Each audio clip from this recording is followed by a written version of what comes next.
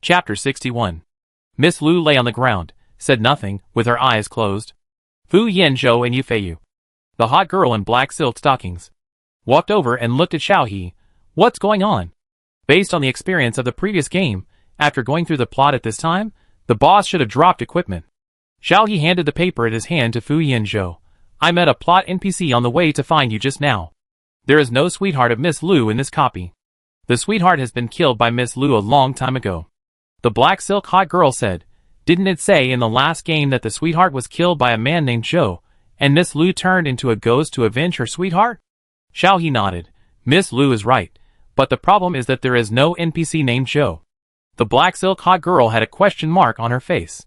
Xiaohe continued, this copy should have different choices to unlock different endings. The ending we saw in the last game was the scumbag's unfaithful version.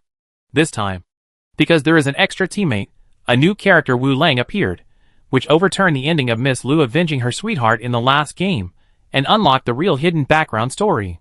It's what I just wrote on the props. This Miss Lu is a schizophrenic. Wu Lang and Zhou are both her. The cause of death was a home robbery. All the family members died tragically. It's true that Miss Lu turned into a ghost to seek revenge. But it's not for her lover, but for her family. After Xiaohe finished speaking, Yufeiyu blurted out, so this Miss Lu likes herself, and is she her love rival? Miss Lu, who was lying motionless on the ground, got angry. Her hair suddenly stood up and spread out. She waited for Xiaohe and others. Since you know my secret, you can't leave here. The blood bar on her head, which was originally emptied, suddenly soared, and all the data reached the peak. A few blood-red words appeared on her head, Miss Lu's complete form. Xiaohe retreated instantly to avoid the attack range. You're so anxious after I said a few words to you. Miss Lu opened her hands and manipulated the branches to summon the little ghost NPC. Guang Yin stepped forward to block the attack, and Xiaohe was assisted by Fu Yanzhou, a hot girl with black silk stockings. Miss Lu's complete form is really hard to kill. Her health bar is super long, and her skills are more powerful than each other. With one move, Xiaohe's health bar will be half cleared. Only Guang Yin, who is agile, will dodge the attack range every time Miss Lu's big move is released, and give Miss Lu a fatal blow.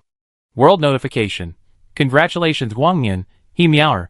The sea is peaceful, and the river is clear. Yufeiyu, the black silk hottie achieved the first kill of the festival dungeon boss Miss Lu's complete form. System notification. Player he meower. Congratulations on the first kill of Miss Lu's complete form. Get experience rewards. First kill title. World channel. I want to beat the big boss? Hasn't the first kill of this festival dungeon boss been announced a long time ago? How come there is a first kill achievement? Melon-eating crowd.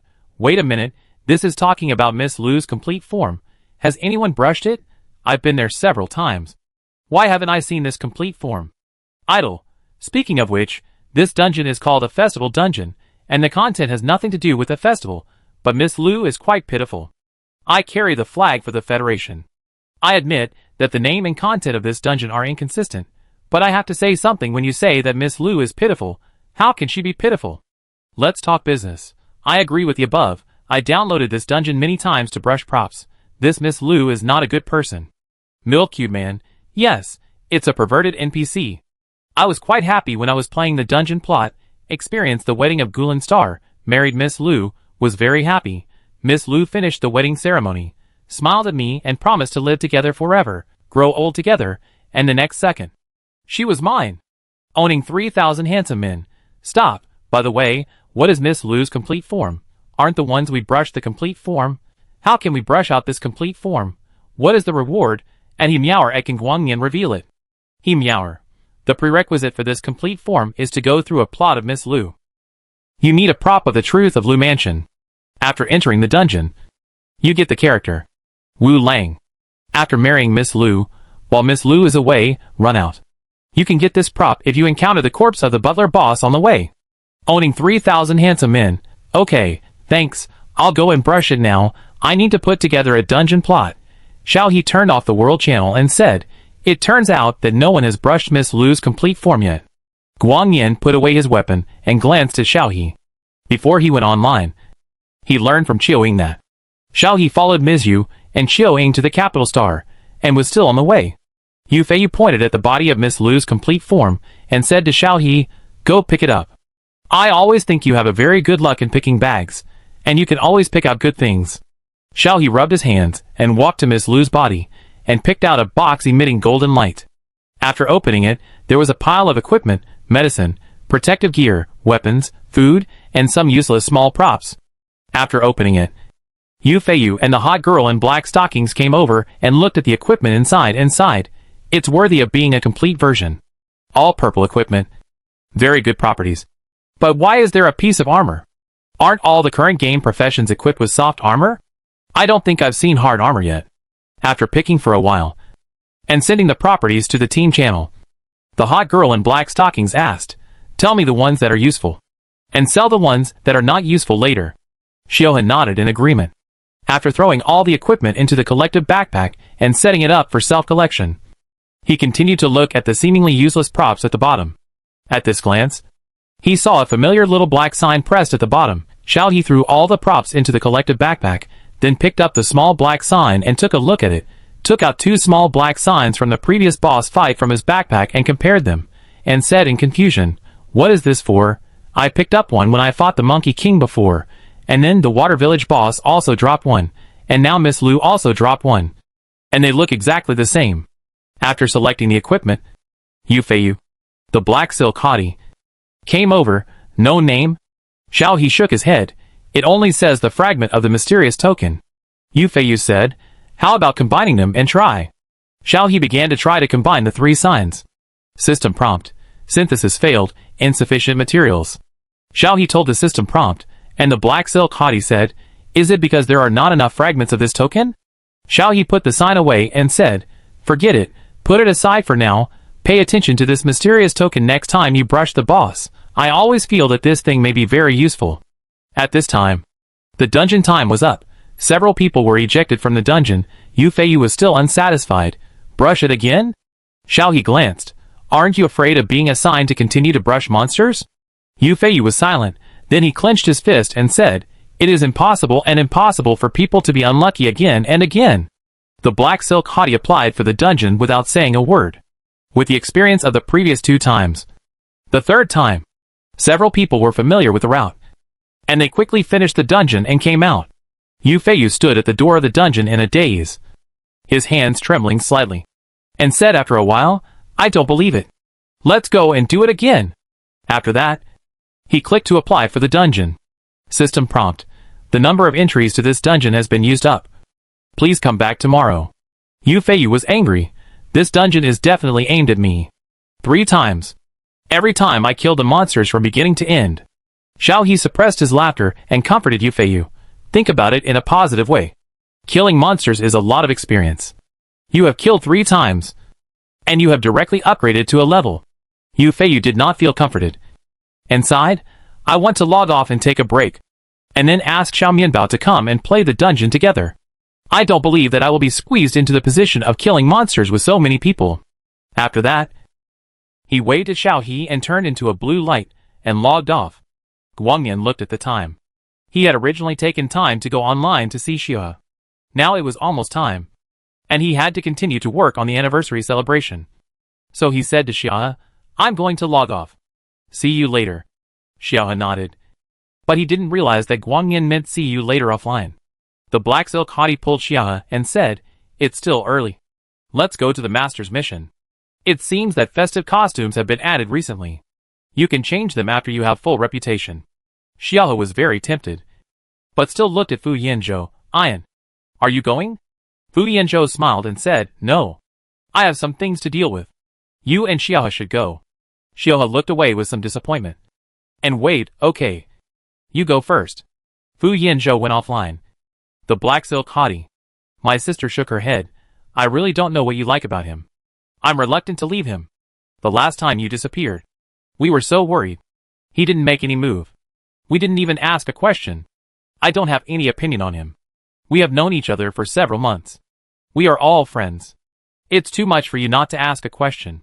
Xiaohe was stunned for a moment, and then said stubbornly, "No, I don't like him. We are all friends. It was an accident last time. Maybe. I didn't ask because I didn't know." The black silk hottie tapped Xiao He's forehead. "You are the legendary love brain. Your eyes are glued to me even if you don't like me. not to mention light years. Even Yufei cares about you more than him. What do you call this? There's a saying about Gu launching. You are just trying to please others. Xiao He leaned back when tapped, thinking of Fu Yanzhou's stunning face that can no longer be seen, sighed. Sister Xiao, hey, you don't understand? The black silk hottie finally realized the trouble of having a love-brained friend. Forget it. Let's go and do the tasks. After saying that, she muttered, I don't understand. My aesthetic taste is normal. What's so good about this face? Mr. Fu from the Research Institute is really stunning. Xiao He smiled. Sister Xiao, what did you say? The black silk hottie shook her head. Nothing. Nothing, let's go. The two went directly to Lunghu Mountain to do the daily tasks of the Master Sect, accumulating reputation in exchange for things. After finishing the game, it was getting late. The two of them hung out in the game for a while. Xiao He was called out of the game. When he was walking with a hot girl in black stockings, he heard someone knocking on the door. Xiao He hurriedly said something to the hot girl in black stockings and quit the game. He went to open the door. It was Qiushi outside the door. He was holding food in his hand. When he saw Xiao He open the door, he said, Don't just focus on playing games. You forgot to eat. Xiao He smiled embarrassedly, took the food Qiushi brought and whispered, Thank you, Brother Qiu. Chapter 62. Qiushi couldn't help but raise his hand and touch Xiao He's furry head. Eat quickly. There is an audiovisual room on the spaceship. You can go there to play. We will arrive at the capital star in 2 days. When we arrive at the capital star, ask the boss to take you to play. When Xiao He heard Qiushi asked Qiuing to take her to play, she unconsciously showed some resistance, and replied reluctantly in a low voice, Okay. Qiushi smiled and still couldn't help saying to Xiao He, Don't be afraid of the boss. The boss is actually a good person, but he is not easy to forgive. Qiushi, do you have nothing to do after delivering the meal? You are talking so much nonsense. Qiushi smiled and responded, I am coming. After that, he blinked at Xiao He and turned and ran away. Xiao He took the meal and turned back to her room. What Qiushi said did not seem to make sense. The next second, Xiao He's mind popped up the scene of Qiuing pointing a gun at her head and smashing her small broken house with one punch. She shook her head and said, It's terrible. How could someone punch through a metal wall? It's terrible. After eating, Xiao He left a message to the black silk hottie and downloaded the game. She turned off the lights and went to sleep. After playing games all day, she was indeed a little tired. Qiuing had a good sense of time. When they arrived at the capital planet, it was exactly 1 day before the anniversary. The spacecraft went through many security checks directly and finally landed at the door of a single-family villa. After arriving, Mizhu, who had been in the dormant chamber, stopped dormant, walked out of the room and stretched, and saw Xiao He coming out of the next room and said with a smile, Are you tired? Next time if you are tired, let Xiaoying get you a dormant chamber. And you can get there after a nap. And you can also beautify your skin. Let's go down. Xiao He nodded, and followed Mizhu out of the spaceship. When they reached the door, they saw Qiuing and Qiushi. Mom, I just bought a house. Do you like it? It's the best villa on the capital planet. Mizhu took a look outside and nodded with satisfaction. Not bad. Not bad. Qiuing went down. And as soon as the spaceship came, an intelligent robot came over. Welcome home, Master. Qiuing pointed at the robot and said, We don't have servants. They are all the latest models of home robots. The food they cook is not very good. Mizhu smiled and said, It's true that I haven't been to the capital planet for a long time. Xiao He looked at everything around her curiously. Music could see that there were other villas far away. They were on a mountain. They looked very luxurious. Qiuing looked back and saw Xiao He's curious look and said, How about it, little mute? Xiao He, you haven't seen it before, right? Xiao He nodded honestly. She really hadn't seen it before. She had never seen such a luxurious house before she crossed over. After entering the house, I found that it was very big and luxuriously decorated, Qiuing said. It was made with reference to the decoration pictures of the Huaxia people on the ancient blue star. Mizhu looked at Qiuing with a frown. It's just a few days. Why bother? Qiuing put his hands behind his head and walked upstairs, saying, Aren't you worried that it would be risky for me to be a star pirate? So I decided to change my career. Maybe I will live in the capital star for a long time in the future. Mizhu was stunned for a moment. And then she became happy. I have always felt that you are too unsuitable to be a star pirate. It will make it difficult for your cheap brother to live. It's better to change your career. But what about that old man? Xiaoying waved his hand behind him. What are you afraid of? If he dares to come, I will beat him up. After that, he disappeared at the corner of the stairs. Ms. Yu was in a good mood and took Xiao He with her. She said to Qiushi, Xiao Qiu, you must be very tired after flying the spaceship for so long. Go and have a rest. We will go to see the anniversary celebration tomorrow. Qiushi smiled and nodded, and chose a room for himself. Ms. Yu took Xiao He upstairs, and they lived next door. Although the spaceship was stable along the way, Xiao He was tired after a long time. After washing up quickly, he lay on the bed and fell asleep. The next morning, Xiao He was awakened by the noise downstairs. She rubbed her eyes and opened the door. She saw Qiuying coming angrily from the stairs. Xiao He was so scared that she wanted to close the door reflexively. Finally, she thought that it was someone else's house. So she held back and shrank back, whispering, Good morning. Xiao. Qiuying's expression softened a little, and he strode to Xiao He and whispered, It's still early. You can sleep a little longer. Don't go downstairs yet. There's a nasty guy downstairs. My mother and Qiushi are downstairs. Xiao He looked at Qiuying in confusion, with red marks on his face from sleep. Qiuying couldn't help pinching Xiao He's face, and said in a slightly better mood, Anyway, don't go down, lest you feel bad when you see the annoying people. After my mother sends him away, I will take you to the capital's central street to watch the celebration. Xiao He nodded obediently, and then looked at Qiuying pinching his hand with dissatisfaction. Qiuying laughed, pushed Xiao He back to the room and said, If you can't sleep, clean yourself up. There are clothes in the cloakroom. Seeing Xiao He close the door, Qiuying's smile disappeared. He glanced coldly in the direction of downstairs, went back to the room to change clothes, pinched his wrist, and when the angry roar came from downstairs again, Qiuying turned around and walked downstairs. Xiao He changed her clothes, tied her hair up, and was startled by the strange roar. She was afraid that Ms. Yu would suffer, so she hurriedly ran down holding her skirt. As soon as I reached the stairs, I saw Qiuying grabbing a middle-aged man by the collar, looking at him fiercely, with his fist against the man's face, and said in a low voice full of anger, Isn't the beating enough last time? You dare to harass my mother. If you don't get out of here, I will throw you to the edge of the star to feed the star beasts. The man looked like a rogue and fearless. Go ahead. Let people see the beast who even harmed his own father. Ms. Yu was stopped by Qiuying behind her. After hearing Bai Laoding's words, she kicked him. She was wearing high-heeled shoes with stilettos. This kick kicked the man 1 meter away. Bai Laoding held his stomach and cried in pain. Ms. Yu looked at Bai Laoding sarcastically. Do you really think I'm easy to control? Don't you see who you are? How dare you threaten my son? Xiuhe hurried to Ms. Yu's side. Pulled you. The lady's hand whispered, Are you okay? Ms. Yu saw Xiuhe's voice slowed down. It's okay. Why did you come down? Did I disturb you? It's too late. You and Xiuqiu stand together. Wait for me to deal with the old thing and take you out to play. Bai Laoding, who was lying on the ground, turned black when he saw Xiuhe, pointed at Ms. Yu and cursed, Bitch, you actually cheated on me. You even had an illegitimate daughter. Qiuying punched him. Watch your mouth. When you were married and lied to my mother, she had nothing to do with you.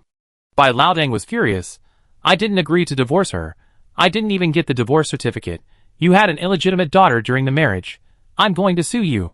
Compensate for my mental damages. Xiuhe was stunned. What's going on? Xiuhe subconsciously looked at Qiushi. Qiushi whispered to Xiao He, This old guy is the eldest brother's biological father. He was married to Miss Ning from the capital star. But he turned around and tricked Ms. Yu into marrying him. He was two-timing, bigamy, and was not good to the eldest brother. He often beat the eldest brother behind Ms. Yu's back.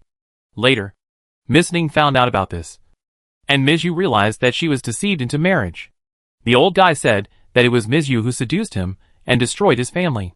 Fortunately, Miss Ning found out the truth. Ms. Yu came to the capital star with the marriage certificate. The two sides confronted each other. I know that this old man is attracted by Miss Ning's family property, and he dislikes Miss Ning for not being gentle enough. So he has many women outside. MS. You married the old man when she found out she was pregnant with the first child. At that time, the old man pretended well. He might be afraid that Ms. Yu would make a fuss. So he coaxed Ms. Yu to get the marriage certificate in a remote star system. Anyway, You just watch. And the eldest and Miz Yu will handle it. Xiao He nodded, and finally knew what the tough battle that Miz Yu mentioned on the spaceship meant. This old scumbag is really a rogue and hard to deal with. Perhaps because he was afraid that Xiaoying would really beat him to death. Bai Laoding jumped up and pointed at Xiaoying and bluffed, "Just wait. Dare to hit your father. I will go find your eldest brother to teach you a lesson." Xiaoying sneered, "Go ahead. I will still beat you in front of my eldest brother." Xiaoxi said to Xiao He at the right time, "The eldest brother of the boss is the child of Miss Ning. 1 year older than the eldest brother. And the current federal general. The youngest general." Xiao He immediately showed a worried look. Xiaoxi added, "Don't worry. The old man is a scoundrel. After Miss Ning died, he abused General Ning. If Miss Ning hadn't kept a backup plan and Miss Yu hadn't been watching over him from time to time, General Ning would have been ruined by the old man. So General Ning would ignore the old man." Xiao He breathed a sigh of relief. And the next second, she noticed a chilling gaze. When she looked up, she found that Bai Laoding's eyes were like a poisonous snake sticking to her. Xiao He subconsciously hid behind Xiaoxi. This look made her very uncomfortable. Xiaoxi frowned and blocked Xiao He. Xiaoying noticed this and immediately grabbed Bai Laoding by the collar and threw him out of the villa. When he came back, he said to Madame Yu, "I don't know where this old man got the information from. Mom, don't worry. I'll take care of the security and tell the guard not to let him in." Then he said to Xiao He, "Don't be afraid. He won't dare to come again." Xiao He nodded and whispered at the end, "He just stared at me. Xiaoying walked up to Xiao He and patted Xiao He on the head. "You are very timid. Not like me at all. If he stares at you, stare back. If he stares at you again, beat him up. Take it." Xiao He felt a sinking in his hand. He looked down and saw a small and exquisite pistol. Xiao He immediately threw the thing back to Xiaoying and looked at Xiaoying without saying a word. Xiaoying looked at Xiao He with amusement. "What are you afraid of? Take it. The shotgun. It won't kill anyone. It's for self-defense." Miss Yu also said, "Take it. The old man is insidious. Next time you see him, use this to hit him." Xiao He then put away the shotgun and carefully put it in her handbag. Xiaoying glanced at the time and said, "Let's go. The celebration is about to start. The elder brother gave me 4 invitations. You can watch it from the back." Miss Yu pulled Xiao He and said, "You are all confused by the old man. Let's go. I will take you to see Xiaoying's cheap elder brother. He is very handsome. Much more handsome than Xiaoying." Xiaoying looked at Miss Yu with dissatisfaction, drove out of the hover car, and drove his family to Central Street. Chapter 63. The anniversary was indeed lively, with lights and decorations everywhere, and the streets were full of people, and the long road was blocked by hovercrafts. With his superb driving skills, and several traffic violation tickets, Xiaoying finally arrived at the inner field before the celebration began, entered in with an invitation, and sat down in the front row. Xiao He sat next to Miss Yu, and not far away was the ceremony platform, where more than a dozen people sat, all in military uniforms. Xiao He had recently learned about this world, so he could recognize that the people on the platform had medals of honor on their uniforms, and they were all generals. The one sitting on the left is the youngest, the most handsome, serious, and looks very steady. Miss Yu pulled Xiao He and pointed at the man and whispered, "Look at the 4th one on the left. That is Xiaoying's cheap elder brother, General Ning. Ning Yu, who is a good kid. He has made countless military achievements in just a few years, guarding the border galaxy and protecting the safety of all mankind." Although Xiao He didn't know what the border galaxy was like, but after thinking about the soldiers stationed on the border before crossing, he immediately showed admiration. Soon the celebration began. Miss Yu stopped talking and took Xiao He to watch the celebration attentively. First, there was the information about humans escaping from the blue planet, and the history of wandering. Then there was a stable place to stay, and finally the rapid development of science and technology, until today. Next, there was the latest warship and mecha display, and finally there were various performances, which were really exciting. After the end, most of the day had passed, and the people in the backstage gradually dispersed. Xiao He also took photos of the performances, and was visibly happy. Miss Yu said as soon as she saw it, "If I had known you were so happy, I should have taken you out more often." Xiao He was stunned for a moment, scratched his head and felt that it was indeed fun to play like this, raised his head, and smiled at Miss Yu. Xiaoying drove the hovercraft over and said, "Let's go. Brother just sent a message to invite us to dinner. Get in the car quickly." Xiao He was stunned for a moment and whispered, "Can I not go?" Mizhu pulled Xiao He. "No. You and Xiao Ying are on the same household registration book now. With the same surname. Go meet Xiao Yu and recognize her face." After that, she pulled him onto the spaceship. Xiao He was very restless all the way. When he thought about meeting a stranger again, saying hello, and facing various questions, Xiao He was very anxious. Ningyu was sitting on the ceremony platform. He saw Qiu Ying and his people come in and sit in the audience. He took the initiative to give Qiu Ying the invitation letter. So before the celebration started, Ningyu had been looking at the audience. He had noticed Qiu Ying since he saw him. Qiu Ying escorted Mizhu to her seat. A strange girl followed Mizhu. She had a high ponytail and wore a moon-white dress. She looked a little embarrassed and her round eyes revealed a little uneasiness. She followed Mizhu closely and seemed to be relieved after she sat down.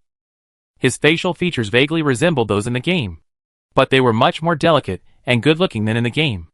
After the celebration, Ningyu declined his colleague's invitation to dinner and sent a message to Qiu Ying to invite Mizhu to dinner. Ningyu sat in the private room waiting expressionlessly, but was actually a little nervous.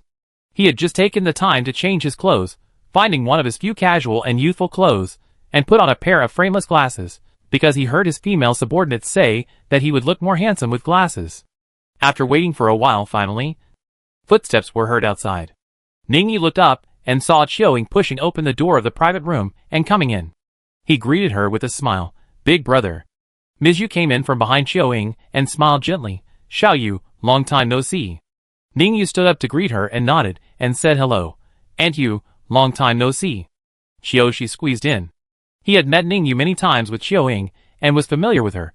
"Hello, General Ning." Ningyu nodded and looked behind Mizhu. Xiao He hid behind Mizhu for a long time and then moved to Mizhu's side with his head down and greeted in a low voice. "Ning. General Ning." "Hello." Ningyu looked very surprised, but soon recovered and nodded and greeted. "Hello." After greeting, he looked at Qiu Ying. The meaning in his eyes was very clear. "Can't speak?" Qiu Ying touched his nose and felt a little embarrassed. This was his own mistake. Qiu Ying quickly pulled Xiao He over and changed the subject abruptly. He unconsciously said to Ningyu in a boastful tone, "I picked her up. My last name is Xiao He." "Xiao He, why call me General Ning? Call me Big Brother with me." Xiao He raised his head stiffly and followed Qiu Ying to call, "Big Brother." Ningyu looked at Xiao He. After a while, he said, "Sit down first. You should be hungry after dinner time. Let's eat first." Qiu Ying pulled Xiao He to sit down unceremoniously. The 5 people didn't even fill the table, but the atmosphere was very harmonious.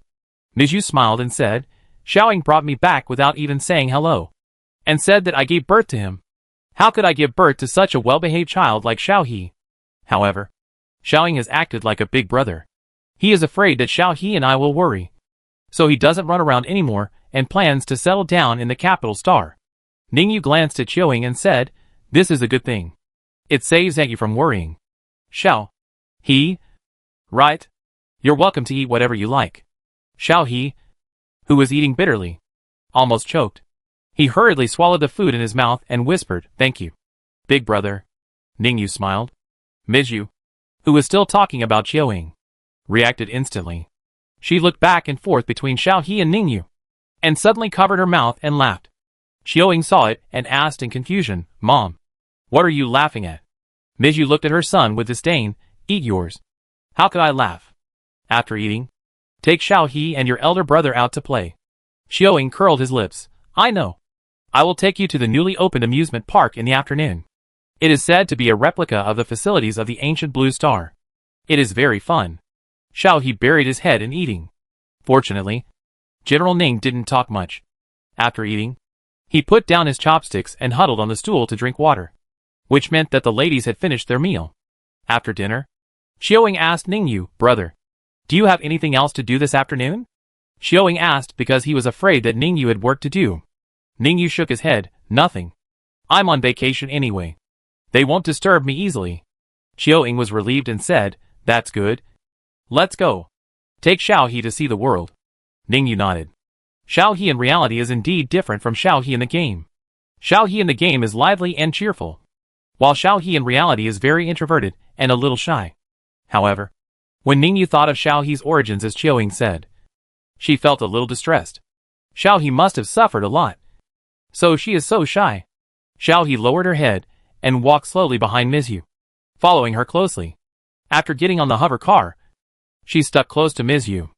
Ms. Yu patted Xiao He's hand and said, "The new amusement park should be fun. Ask Xiao Yu, Xiaoying, and Xiao Qiu to take you there. Ask Xiaoying to buy you anything you like. By the way, I'll take you to Huaxia University later." Xiaoying said that you should take the entrance exam to Huaxia University. You have been learning very quickly during this period, so you should have no problem with the entrance exam. Xiao He nodded, okay. As for school, she should go to school at her age. And I don't know if it's because of a golden finger, but Xiao He really learns very quickly, and can almost remember everything she sees. So when Ms. Yu said that she would have no problem with the entrance exam, Xiao He was not modest. After arriving at the amusement park, Ms. Yu played around for a while, and then found a place to sit down and said, "I can't keep up with you young people. Xiaohe, you play with your brothers. I'll wait for you here." Xiaohe glanced at Ms. Yu and shook her head. "I'll accompany you." Before she could finish her words, Xiaoying pulled her away. "Don't worry. Let's go play." Xiaoxi took the initiative to stay with Ms. Yu, fearing that something might happen. Ningyu followed Xiaoying and Xiaohe slowly. After playing the interstellar version of the suspended roller coaster and the floating pendulum clock, Xiao He's legs became weak. He didn't care about much else. He held on to the people around him and gasped for air. His expression was a little excited. Ningyu, who was tightly held by Xiao He, brought water to Xiao He. Xiaoying asked Xiao He, "Is it fun?" Xiao He drank some water and nodded with sparkling eyes. Then she realized that she was holding Ningyu, and hurriedly let go. "Sorry." Ningyu shook her head. "It's okay. Can you stand steadily? What else do you want to play?" Xiao He subconsciously looked at Xiaoying first. Xiaoying hooked Xiao He's neck and said, "What's the point of asking this? Let's play it all." Ningyu frowned at Xiaoying's actions, pulled Xiaoying's hand away from Xiao He and said, "Xiao He is a girl. You are heavy. Don't crush her." Xiaoying was stunned for a moment, looked at his hand, and looked at Xiao He and asked, "Am I pressing you?" Xiao He nodded slightly. She was not even as tall as Xiaoying's shoulders, and suspected that Xiaoying was 1.9 meters tall. This pressure was like a mountain pressing down on her head. But she didn't dare to say it. Now Ningyu said it. Xiao He was very grateful to Ningyu. Xiaoying pulled Xiao He and said, "Why didn't you say it earlier? How can I know if you are happy or not if you don't say anything?" Xiao He whispered, "Can you really say it?" Xiaoying nodded. "I won't hit you." Xiao He pursed her lips. "Can you please stop pinching my face? It hurts." Xiaoying felt a little guilty, reflexively pinched Xiao He's face. Okay, I won't pinch you." Xiao He looked at Xiaoying in accusation. Ningyu was a little unhappy, interrupting their interaction. "Xiao He, are you hungry?" The three of them played for a long time, and it was dark, but there were lights everywhere. It was no different from daytime. Xiao He touched her stomach, and was indeed a little hungry. Xiaoying said, Let's go to Mom for dinner. There are a lot of food here. Take whatever you want." Xiao He nodded. After playing for so long, her fear of Xiaoying faded a lot. The three of them walked towards Ms. Yu. Ningyu's light rang. After stopping to answer the call, it was a video call. As soon as the call was connected, a noisy voice came from the other side. "Brother, I'm back. Where are you?" Ningyu frowned. "Aren't you a volunteer? It takes at least 3 days for the Empire to get here. How did you get here?" The person in the video laughed. "You don't know. His Majesty the Empire suddenly decided to visit the Federation 3 days ago, and we followed him. We just got home." Ningyu had a headache and hung up the phone directly, and sent a few messages. Xiao He looked at Ningyu carefully. She thought the voice on the other end of the phone sounded familiar. Xiaoying asked, "Brother, do you have something to deal with?" Ningyu nodded. "I'll be back soon. You can play with Aunt Yu and Xiao He. I'll go find you tomorrow. Remember to tell Aunt Yu for me." Xiaoying waved his hand. "It's okay. Brother, you're busy. We'll just play by ourselves." Ningyu nodded, and looked at Xiao He again. "See you next time." Then he turned and left. Xiao He waved at Ningyu's back and whispered, "Goodbye." Chapter 64. Ningyu left. Xiaoying took Xiao He to find Ms. Yu and Xiaoxi, who were watching the lanterns, and the four of them ate outside before going back. After a day of playing, Xiao He was happy and tired, and fell asleep quickly after lying on the bed. The next day was still very lively. Because of His Majesty the Empire's sudden visit, the people of the capital star watched His Majesty the Empire parade, and it was really lively. Xiao He was called up by Ms. Yu early, and followed Ms. Yu, Qiuing and Qiu Shi out to continue playing, and naturally watched what His Majesty the Empire looked like.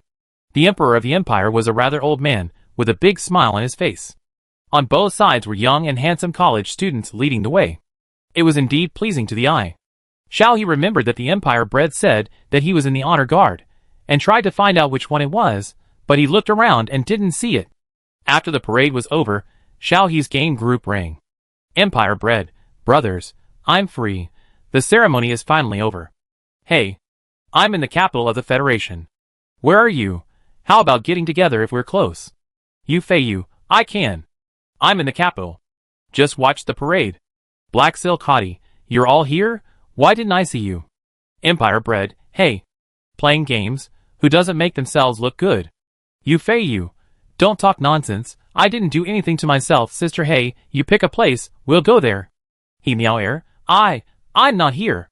Guangyan, I have something to do and can't leave. Empire bred, I know, brother. It's fine if you don't come, but Xiao He, why do I feel like you're lying? Xiao He feels guilty, continues to send messages. He Miao Er, I'm really not here, I'm on a remote star. Yu Feiyu, disappointed. Then Hai Yan He Qing, how about you? Hai Yan He Qing, I can't go today, something went wrong at work, I need to solve it. Black Silk Hottie, it's just the three of us. He Miao, sister Xiaohe, you three can play together.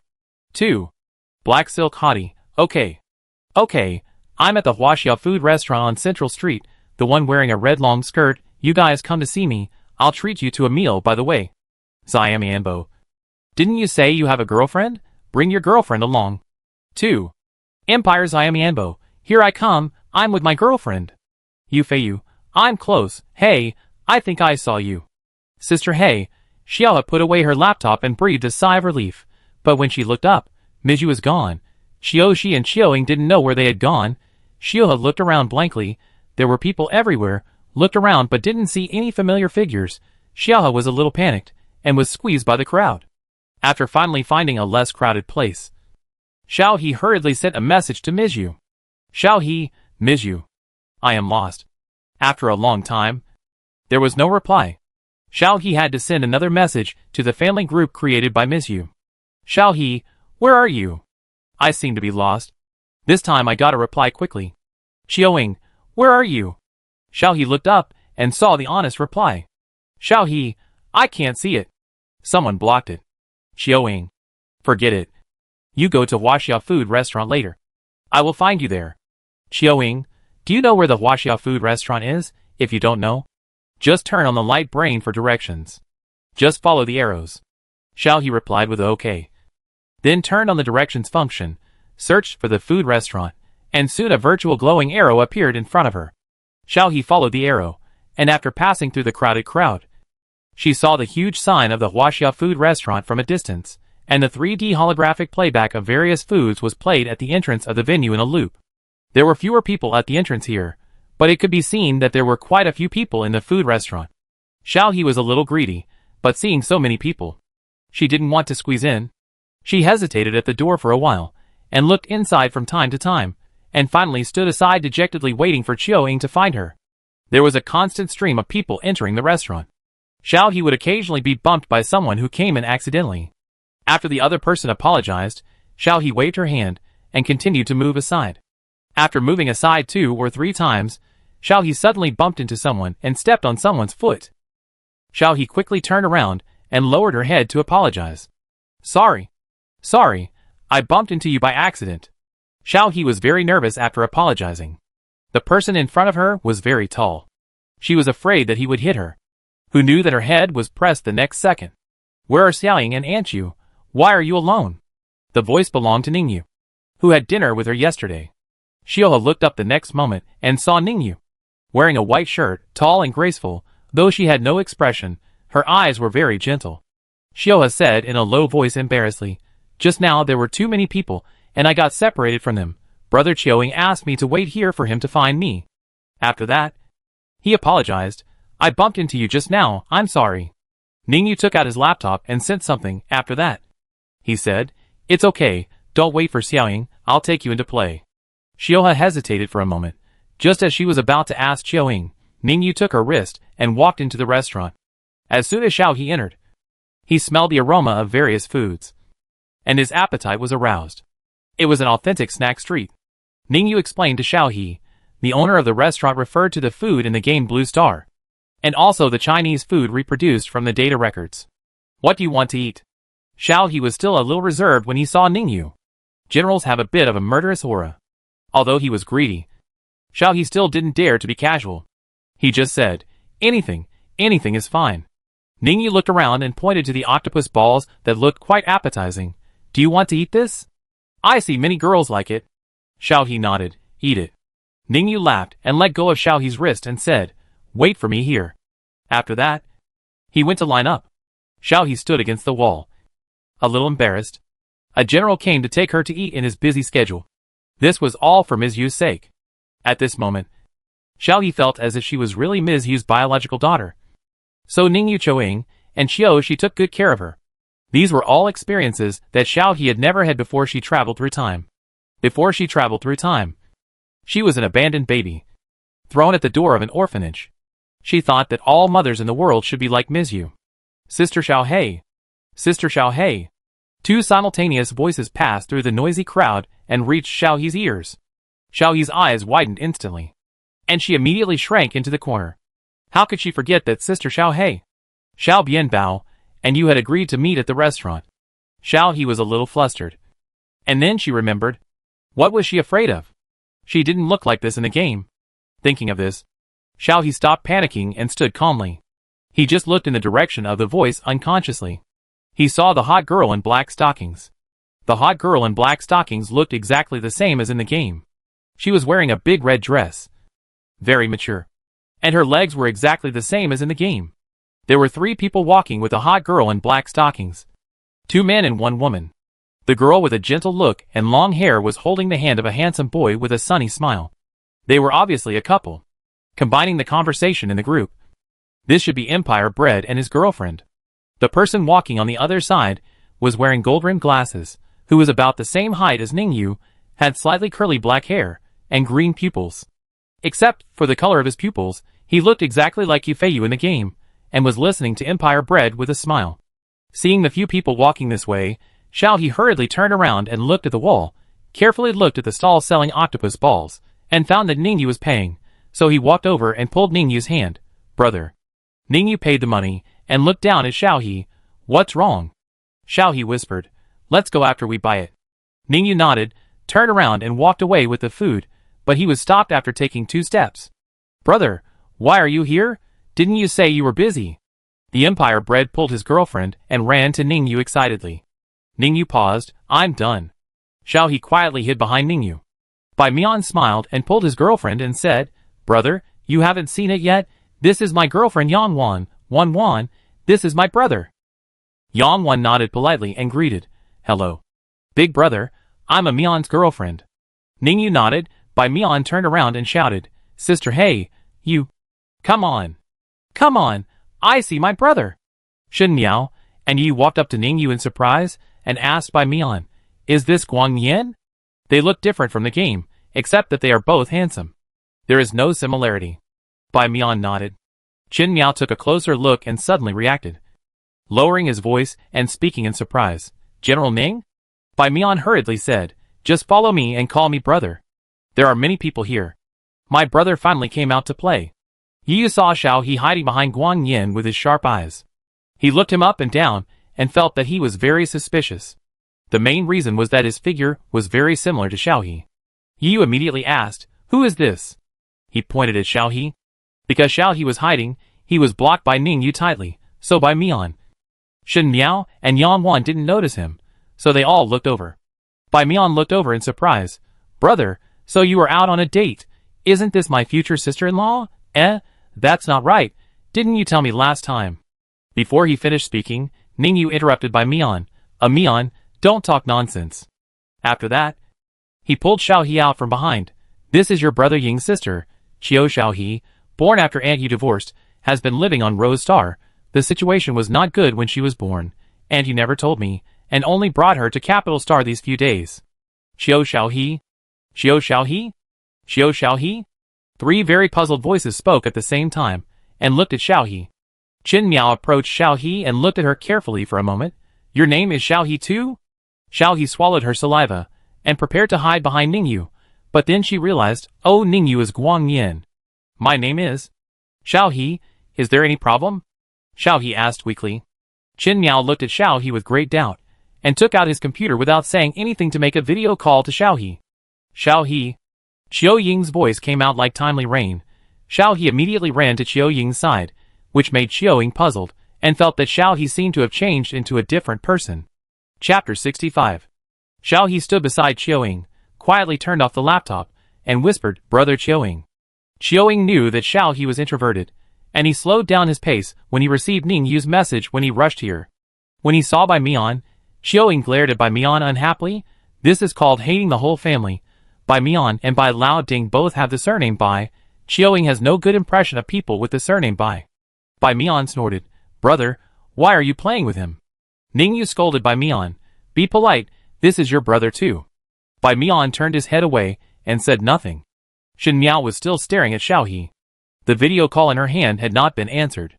There was no incoming call on the computer, but it was possible that the sound could not be heard in the mute mode. It was just that the more Shen Miao looked at Xiaohe, the more suspicious she became. There was nothing else. She had seen so many people, but she had never seen anyone as short as Xiaohe. So the Qiu Xiaohe in front of her was really suspicious. But Shen Miao couldn't figure it out. They were not star beasts. What was there to hide? Qiu Ying said to Ningyu, Brother, I'll take Xiaohe away first. Mom is a little worried about her. Ningyu looked at so many people, and Xiaohe's uncomfortable look, nodded and said, Go. Be careful. Qiu Ying pulled Xiaohe to leave. Ningyu stopped Xiaohe again, handed the octopus balls in his hand to Xiaohe and said, Eat it. It won't taste good if it gets cold. Xiaohe took it and thanked him in a low voice, followed Qiu Ying and left. Xiaohe was relieved after walking away. He didn't get caught. Fortunately, it was okay. Then he thought again, why is she so nervous? It doesn't seem to matter even if she is exposed. Xiaohe despised her own cowardly behavior, and happily ate the octopus balls, which tasted quite authentic. Qiu Ying slowed down his pace, and looked at Xiaohe from time to time, for fear that Xiaohe would get lost again. After walking for a while, at the end of Central Street, he saw Mizhu and Qiushi. Xiaohe ran to Mizhu and raised an octopus ball to Mizhu. Brother bought it for you, it's delicious. Mizhu ate it, and nodded in agreement. It tastes good, don't run around next time. I didn't see you in the blink of an eye, I was scared to death. Xiaohe nodded embarrassedly, and Mizhu took Xiaohe's hand, and continued to play. Qin Miao said after Xiaohe left, I always feel that this Qiu Xiaohe is very suspicious. They are both called Xiaohe, and their figures are so similar. Xiaohe will not lie to me. Right? Bai Mian came to his senses at this time. Looked at Ningyu, and then at the direction Xiaohe went. Scratched his head. But seeing so many people, he swallowed his words, and planned to go back and ask again. Yu also stared at Xiaohe's back as he left, and asked Ningyu directly, that was Xiaohe just now, right? Ningyu did not answer, but asked Bai Mian, did you go home to see your aunt? Bai Mian felt guilty. He did not go, and he came out to play as soon as he arrived here today. Shen Miao was still wondering if Qiu Xia was the seedling Xia in the game, but he ran away. Shen Miao sighed, and came back to his senses to see the others suggested, since we are all here, let's find a place to sit down. Bai Mian immediately raised his hand to agree, to avoid Ningyu's questioning, and pulled Yangwan and said, let's go. There is a tea house nearby, with replica ancient blue star tea leaves. I don't know if it tastes good. Let's go there. There are not many people. Shen Miao had no objection, and the group went to the tea house. Xioha played with Mizhu until very late before Qiu Ying urged him to go home. After arriving home, Mizhu was still looking through the photo of her and Xiaohe in the laptop. She pulled Xiaohe and said with some dissatisfaction, you are too stiff in the photo. No. We both look unharmonious in the photo. Xiaohe, you need to relax when taking photos and strike a nice pose. Xiaohe took a look at himself in the photo. He stood next to Mizhu like a wooden stake. It looked like it was photoshopped. Xiaohe also thought it didn't look good. Xiaoying laughed at Xiao He loudly. You are like a pillar. Who can tell that you are a person if you cover your face? Miss Yu slapped him back and said, Don't talk if you don't know how to talk. Where have you been? Look at the photo of you and me. I thought you were kidnapped by me. Xiaoying shut up. Then pulled Xiao He and said, Let's go to bed. She will probably watch you for half the night. You kept yawning just now. Your eyes are about to close. Go to bed. Xiao He looked at Miss Yu. And Miss Yu waved her hand. Go ahead. Go ahead. I will watch for a while. Xiaoying pulled Xiao He upstairs and threw him back to the room before dealing with other things. Xiao He entered the room, took a shower, changed clothes, and fell asleep as soon as he lay down. It was almost noon the next day when he woke up. Xiao He went downstairs and found that no one was there. It seemed that Miss Yu, Xiaoying and Xiao Shi were not there. There was a meal on the table. Xiao He walked over and ate slowly. There was no one at home. Xiao He adapted well. After eating, he sent a message to Miss Yu. Xiao He, Aunt Yu. Where did you go? Miss Yu, I went to visit an old friend. Xiaoying is at home. I may not come back today.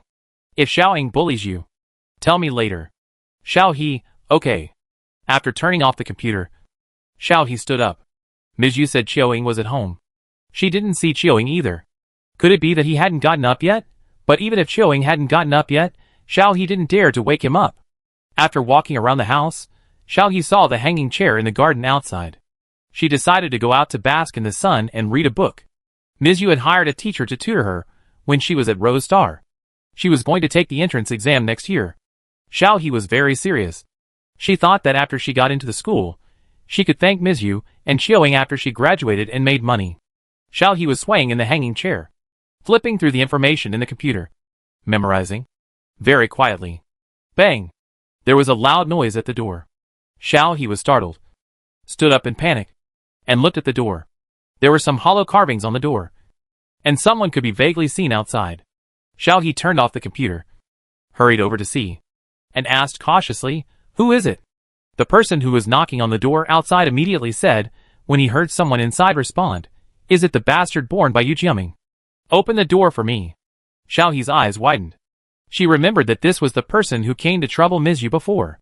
Xiao He immediately stepped back. No. Miss Yu, my mother said that the door cannot be opened casually. Halfway through, Xiao He remembered that she was nominally Miss Yu's child, and immediately changed her words. Seeing that Xiao He didn't open the door, the people outside became more angry. The banging on the door became louder, and they cursed. Xiao He shouted in a bluffing manner, If you don't leave, I will call the police. Bai Lao Ding sneered, Go ahead. I am the father of the federal general. Go ahead. Xiao He bit her lower lip. The people outside were still banging on the door. There was no one at home. Miss Yu went out. Xiaoying and Xiao Shi were nowhere to be found. Xiao He turned around and ran back to the house. He went upstairs to Xiaoying and Xiao Shi's room and knocked on the door. Brother Xiao. Brother Xiaoying. Are you there? After knocking twice, the door opened. It was half closed. There was no one inside. Xiaoying and Xiao Shi had gone out. Xiao He was a little panicked and ran downstairs again. The people outside seemed to be banging on the door with some tools. Xiao He saw that the door was dented. For the first time, Xiao He thought, has StarCraft's technology not improved the door's firmness? It will break if someone hits it. Bai Lao Ding saw Xiao He running back from the gap, laughed loudly and said, No one is here. I just came here because I heard that Yu Jiaming and the little beast are not here. You'd better open the door and go with me. Xiao He panicked, wanted to call the police, but after pressing 3 numbers, she remembered, this is StarCraft.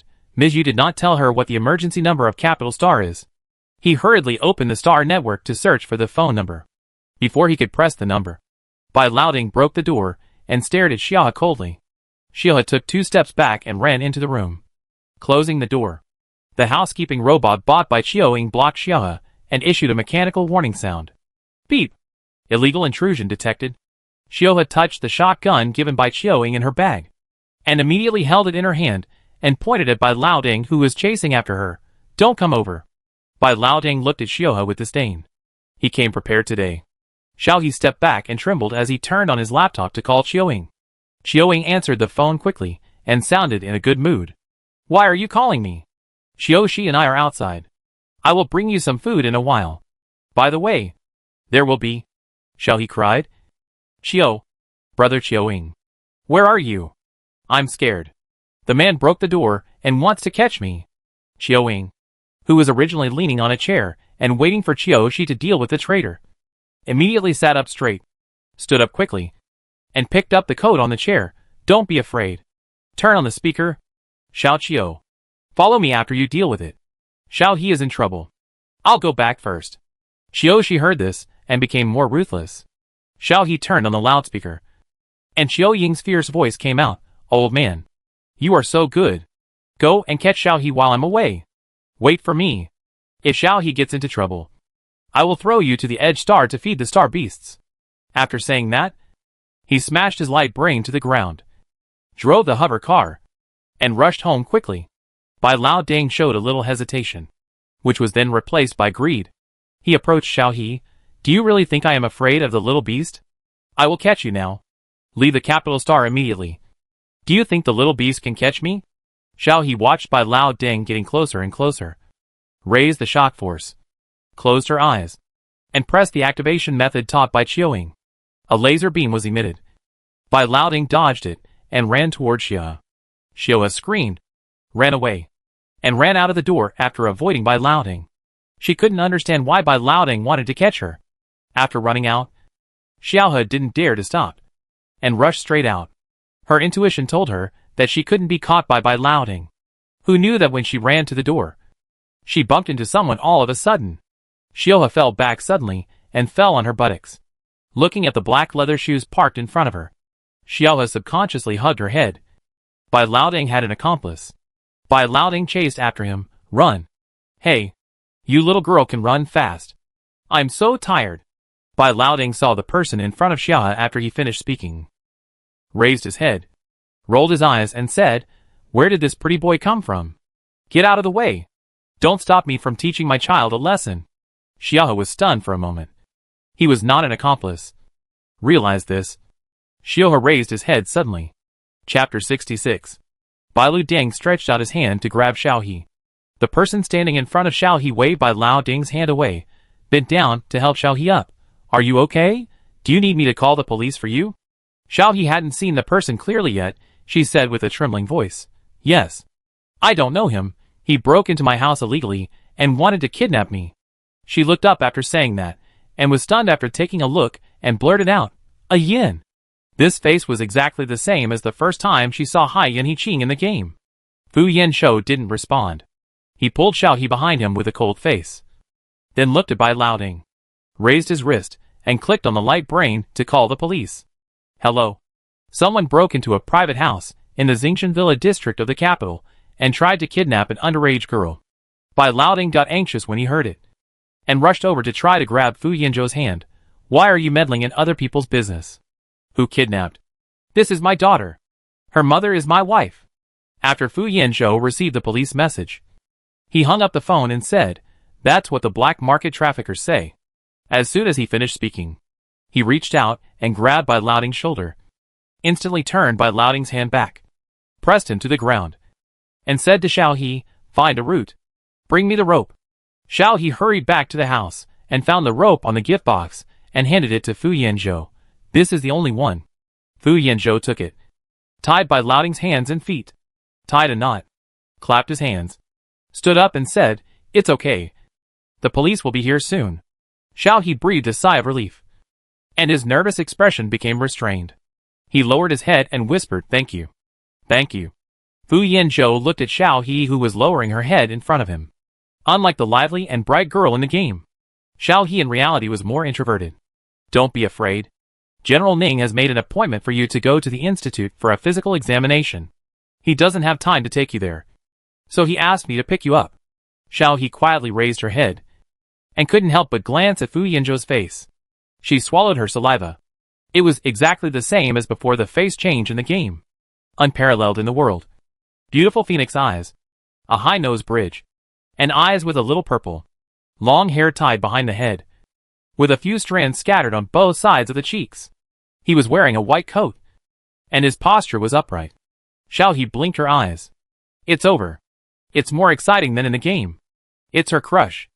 Fu Yanzhou looked at his hand that had been stretched out for a long time without receiving any response, and reluctantly withdrew it, and asked Xiaohe softly, "Are you scared?" Xiaohe came back to her senses, hurriedly shook her head. "No." "You are, Ian?" After hesitating for a long time, Xiaohe finally asked. Fu Yanzhou's mouth corners raised. His eyes were smiling. "Yes. It's our first meeting." "Hello, Xiaohe. My name is Fu Yanzhou." Fu Yanzhou read the group message last night, and knew that Shen Miao and the others had met Xiaohe. But Xiaohe ran away. He thought that Xiaohe would still pretend not to know Xiaohe when he saw her today, but he didn't expect Xiaohe to ask him directly. Xiaohe's eyes lit up. A little shy. Her eyes dodged. I'm He Miaoer. A yin. Her tone couldn't hide her happiness. Fu Yanzhou nodded. "I know. Next time you encounter something like this, remember to call the police in time." Xiao He nodded vigorously, looking at Fu Yanzhou excitedly, but didn't know what to say, so she had to look at Fu Yanzhou nervously and stutteringly. Fu Yanzhou looked at the time and said, "I was going to take you to the institute, but now I have to wait a while." After that, he asked in a teasing tone, "Xiao He, don't you want me to come in and sit down?" Xiao He reacted, and said quickly, "Yes. I'm sorry. Please follow me." As he said that, he showed a little annoyance. "Why didn't you invite a yin to come in and sit down just now?" After entering the house, Xiao He hurried to the kitchen to pour water for Fu Yanzhou.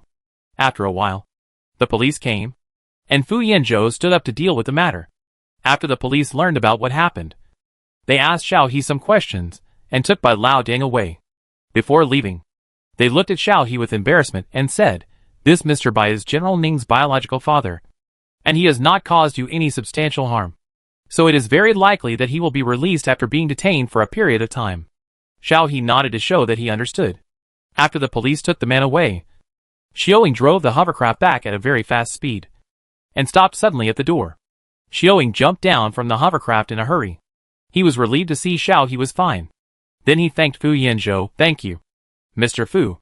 Fu Yanzhou only said, "It just happened to happen. But you were a little careless." When he said carelessness, Fu Yanzhou's tone was meaningful. Xiaoying frowned, obviously realizing something, and said to Fu Yanzhou, "I know. Let's go. Since Mr. Fu is here, take Xiao He for a full body check." This was what Ningyu said to Xiaoying in private. They all agreed that it was difficult to guarantee that Xiao He was in good health after coming out of the S13 laboratory. Xiao He only reacted at this time and asked Xiaoying, "What kind of examination do you want to do?" Xiaoying pinched Xiao He's face and said, "Nothing. Just a routine physical examination. You are a little shorter than your peers. Your elder brother said he would take you for a checkup. I didn't expect to encounter such a thing. Don't be afraid. We will move tomorrow. This place is really too remote." Xiao He unhappily pushed Xiaoying's hand away. He told her not to pinch her. Xiaoying patted Xiao He's head again. "I will stay here to deal with this. You and Mr. Fu go first. I will pick you up later." After that, he looked at Fu Yanzhou. "Xiao He is in your hands. If you need help later, just let me know." Fu Yanzhou said, "You are welcome. Xiao He and I are friends." Xiaoying was stunned for a moment, and looked at Xiao He. "Do you know Mr. Fu?" His tone was obviously unbelievable. Xiao He nodded and whispered, "I know him. I met him in the game. We are friends." He emphasized the last three words. Xiaoying was a little dissatisfied and said to Xiao He, "Forget it. I will settle with you later. You and Mr. Fu go. Call me if you have anything." Xiao He nodded, and for the first time in his life, he took the initiative to pull Fu Yanzhou's sleeve. "A yin. Let's go!" Xiaoying almost wanted to pull Xiao He to ask why he called Fu Yanzhou so intimately. In the end, he swallowed his words, waved his hand, and watched Fu Yanzhou and Xiao He get on the hovercraft. After the people disappeared, Xiaoying's face darkened. He had clearly warned not to let Bai Lao Ding in, but he still made a mistake. Xiaoying turned around and sued the housekeeper of Tianhe Villa, then packed up his things and sold the house, and asked Ningyu for a safer place. The house given to Ningyu by the military was usually left empty, because Ningyu didn't live there alone. When Ningyu learned about this, she agreed without saying a word and asked Xiaoying to send Xiao He there. Xiao He followed Fu Yanzhou to the aircraft parking area in a hovercraft, changed the aircraft and left the capital star. and went to an asteroid near the capital star. This was the address of the Empire Federation Joint Research Institute. When the site was selected, because the Federation had more people and more complete information, the Empire had to agree to choose a location close to the capital star of the Federation. Fu Yanzhou passed the tests and brought Xiaohe into the research institute. Along the way, people greeted Fu Yanzhou and looked at Xiaohe with curiosity. Xiaohe hid behind Fu Yanzhou a little uncomfortably. Fu Yanzhou smiled and nodded in response, and took Xiaohe to the life science laboratory, and said to the researchers inside, "Old Gung, give her a full body check." Gung Tian said without raising his head, "Is it General Ming? I've urged him many times, but he just didn't come, and finally came this time." Fu Yanzhou shook his head. "It's not General Ming." Gung Tian put down the things in his hand, and looked up curiously, and saw Xiaohe behind Fu Yanzhou. After a moment of hesitation, he joked, "Oh, it's a little girl, old Fu, you can do it, quietly." Fu Yanzhou was helpless. "Don't talk nonsense, hurry up, don't scare the little girl." Gung Tian smiled, quickly prepared for disinfection, and then pointed to an instrument similar to a game cabin and said to Xiaohe, "Little girl, come, lie there." Xiaohe looked at Fu Yanzhou, and saw Fu Yanzhou nodded, then walked over, climbed onto the instrument, and lay down, staring at the ceiling nervously. A blue light quickly swept back and forth on Xiaohe's body. Gung Tian controlled the instrument, and looked at it for a while, and said, "There is nothing wrong with her body. She is just malnourished for a long time. She needs to be well nourished. But this height, tisk, it's delayed. If you intervened earlier, she could grow a little. Now she can't grow. Whose child is this? You won't abuse the child, will you? Old Fu, this won't do. If there is such a thing." "Huh?" Gung Tian suddenly became serious. He looked at the light frequency seriously. After a long time, he turned back to look at Fu Yanzhou. "Where did you bring her from? We need to draw blood for further genetic screening. I suspect she may have a genetic disease." Fu Yanzhou frowned. "Is it serious?" Gung Tian scratched his hair that was casually tied up behind his head and said, "It's hard to say. The main thing is that the gene fragments shown in the test are a bit unfamiliar. I have to check it further." The two did not avoid Xiaohe when they talked. Xiaohe said weakly, "Sister, do I have a terminal illness?" Gung Tian looked back at Xiaohe and said, "Don't be afraid. Little girl, any terminal illness can be cured here. And you don't have a terminal illness, come down, let's draw blood for a check." Xiaohe climbed down from the bed, next to Fu Yanzhou, looking at Gung Tian nervously. Gung Tian smiled, and moved a stool for Xiaohe to comfort her. "It's okay. You are healthy. Let's draw blood to check your genes. According to my years of experience, you are fine." Xiaohe breathed a sigh of relief and stretched out his hand according to Gung Tian's instructions. Gung Tian quickly drew a tube of blood from Xiaohe. After the blood was drawn, he stuffed a candy into Xiaohe and said, "Go play with Lao Fu. He has a game room. The results will be out in half an hour." Seeing this, Fu Yanzhou took Xiaohe out without disturbing Gung Tian. After leaving the life science laboratory, Fu Yanzhou took the people to the Blue Star Resuscitation Laboratory, where the game department was, and Fu Yanzhou's lounge was also there. Fu Yanzhou was about to take the people to the lounge, but before they got there, Songin ran to find Fu Yanzhou. "Brother Fu, where have you been for so long? Come on. Come on. The entire game map is open. We plan to have a meeting to see if we need to upgrade." "Eh? Who is this?" After Songin finished speaking, he saw Xiaohe and asked curiously. Seeing this, Fu Yanzhou took the Xiaohe Network game department away, saying as he walked, "Notify them, and gather in the meeting room." Songin ran back with curiosity to notify others, and didn't forget to gossip. Xiaohe was stunned for a moment, and subconsciously asked back, "Ian, Mr. Fu, what game?" Chapter 67. Fu Yanzhou told Xiaohe apologetically, "It's Blue Star, I'm the person in charge." Xiaohe opened his eyes wide. Fu Yanzhou continued, "It's hard to tell you too much about the rest. You play here for a while, there's a game room over there, I'm going to have a meeting." Although Xiaohe was a little confused, she still nodded, "Okay." Fu Yanzhou walked towards the meeting room, walked 2 steps, and then turned back and reached out to touch Xiaohe's head and said with a smile, "Play by yourself for a while, you can play any game over there." Then he pointed to the corner where the game room was placed. After Fu Yanzhou entered the meeting room and closed the door, Xiaohe went to the corner Fu Yanzhou pointed to and sat down. She didn't play games. Xiao He felt that it was not good to play games as a guest at someone's place. So she simply turned on her computer. After reading the chat records in the game group, Xiao He felt a little guilty. Black Silk Hottie and Empire Bred Yufeiyu were discussing whether the person they met that night was her. After a while, a new message came out. Yufeiyu, by the way, why didn't Xiao He come out? Black Silk Hottie, who knows? I must ask her when I see her in the game later. Empire Bred, hey, Miss Xiuhei, don't be so irritable. Xiaohe might have had too much fun these 2 days and didn't check the group. Xiaohe sent a message with a guilty conscience. He meow, I'm here. Black Silk Hottie, you finally came out.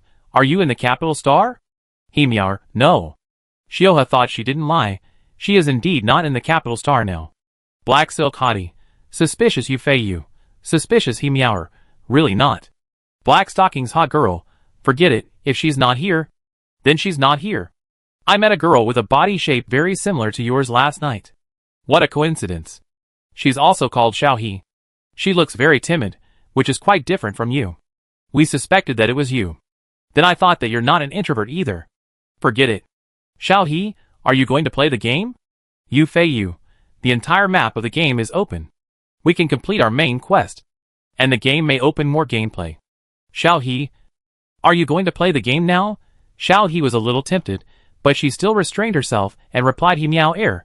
No, I'm outside now. I'll go back to play the game in the evening.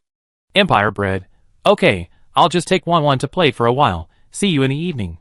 Xiao He put down the computer, seemingly fooled around, but this is not a long-term solution. Xiao He sighed, looked around, didn't know what to play, simply found the information and continued to memorize, and practice questions on the computer. Fu Yanzhou held a meeting for 2 hours, finally decided to upgrade the game to fully open the Ancient Blue Star Chinese ethnic gameplay, various dungeon plots, and the camp mode. After the meeting, Fu Yanzhou walked out, and saw Xiao He sitting quietly in the corner, handed the information in his hand to Xiao Li, and walked toward Xiao He, but before he took 2 steps, he received Gung Tian's message. Gung Tian, old Fu. Come here for a moment. Don't bring the little girl. Fu Yanzhou frowned, and said to Xiao Li and Sungen, I'm going to old Gung's place. You help me take care of the people. Xiao Li and Sungen winked at each other, and said to Fu Yanzhou seriously, don't worry. Brother Fu. Fu Yanzhou walked to the life science laboratory, and Gung Tian asked him to go alone. It is very likely that Xiao He's genetic test results have some problems. Sungen and Xiao Li saw Fu Yanzhou leap, and immediately put down the things in their hands, and walked toward Xiao He. When the others saw this, they also gathered around. Anyway, the game is very stable at present, and there is no need to check it all the time. Compared with work, it is of course more interesting to gossip. Xiao He just finished reading a line of knowledge points when she found that her eyes were dark. When she looked up, she saw a group of people surrounding her. Xiao He was stunned for a moment, and subconsciously looked for Fu Yanzhou, but she didn't see anyone. After a while, she stood up and said awkwardly, Hello? Hello? Xiao Yi leaned in and asked in a low voice, What's your relationship with Brother Fu? Sungen pulled Xiao Yi away. Why do you ask like that? Don't scare people. I'll do it. After speaking, he cleared his throat and said in a voice, Don't be afraid. Little sister. How old are you? What's your name? Where are you from? Xiao He quietly took a step back and said, 19. My name is Qiu Xiao He, and I'm from Rose Star. After saying this, Sungen fell silent, and everyone else fell silent too. Qiu Xiao He, a Rose Star. Was he Meower who helped them carry out the restoration work, and Xiao He who made their brother Fu angry some time ago? Sungen quickly came back to his senses and said with a smile, It's you. Do you want some snacks? Do you want some water? Brother Fu has something to do, and will be back soon. Xiao He shook her head, just as she was about to say that she didn't want to eat. Xiao Yi and Xiao Li each brought a bunch of food to Xiao He and stuffed it into her arms, saying, Why are you being polite? Come on. Tell me how you can draw the topographic map of ancient Blue Star China. Xiao Yi and Xiao Li relied on the fact that they were both women, and sat down with Xiao He between them, one on the left and one on the right, and looked at Xiao He curiously. Xiao He felt a lot of pressure from being watched, and was very nervous. When she was nervous, she couldn't speak, and her expression was a little helpless. Sungen said hurriedly, Okay. Okay. Don't surround Xiao He. Go out and work. He winked as he spoke, realizing that Xiao He was nervous with so many people around, and couldn't get any information. They went back to work first, and let Xiao Li and Xiao Yi ask. The others dispersed and returned to their workstations. Although they still glanced at her, Xiao He was indeed much more relaxed without people surrounding her.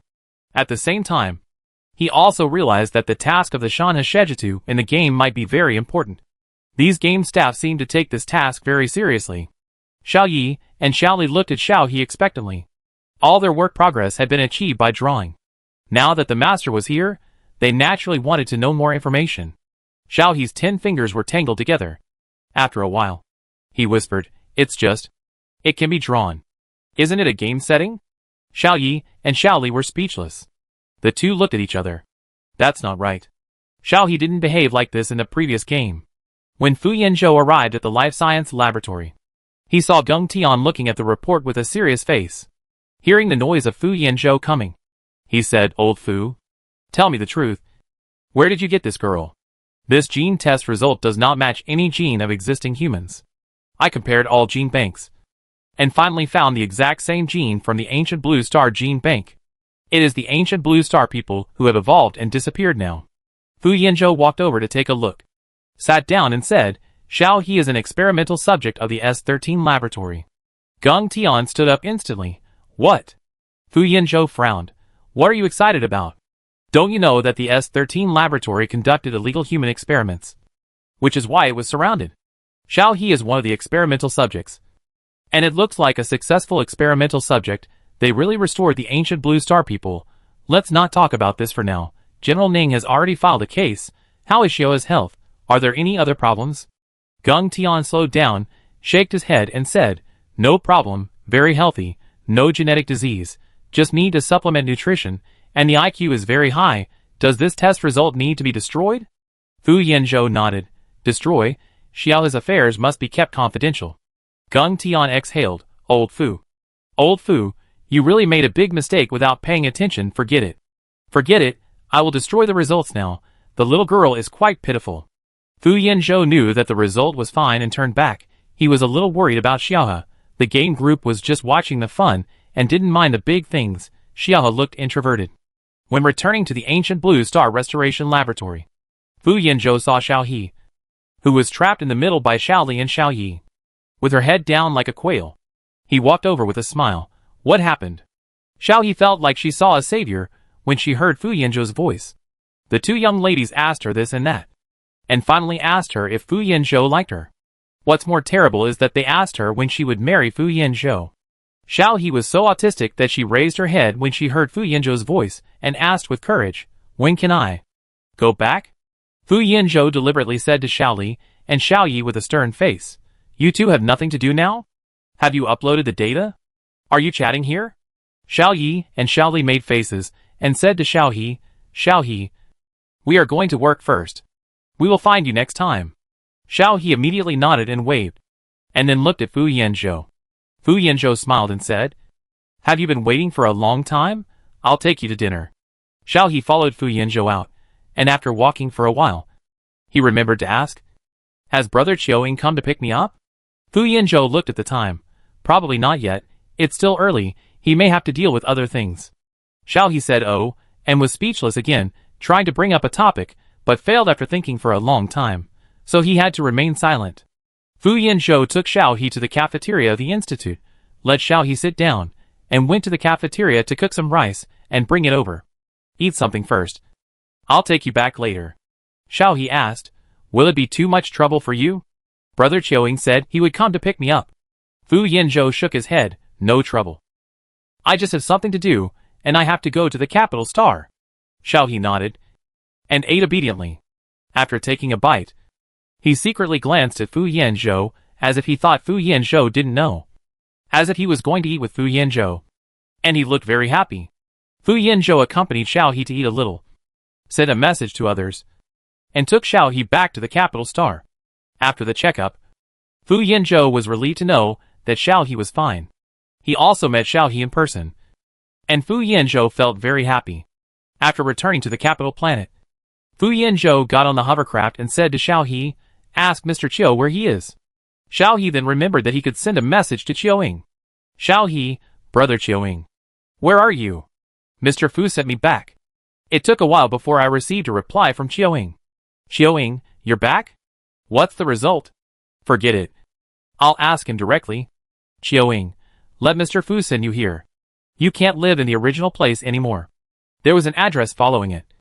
And Xiao He hurriedly showed it to Fu Yanzhou. Fu Yanzhou took a look and said, I know. Sit tight.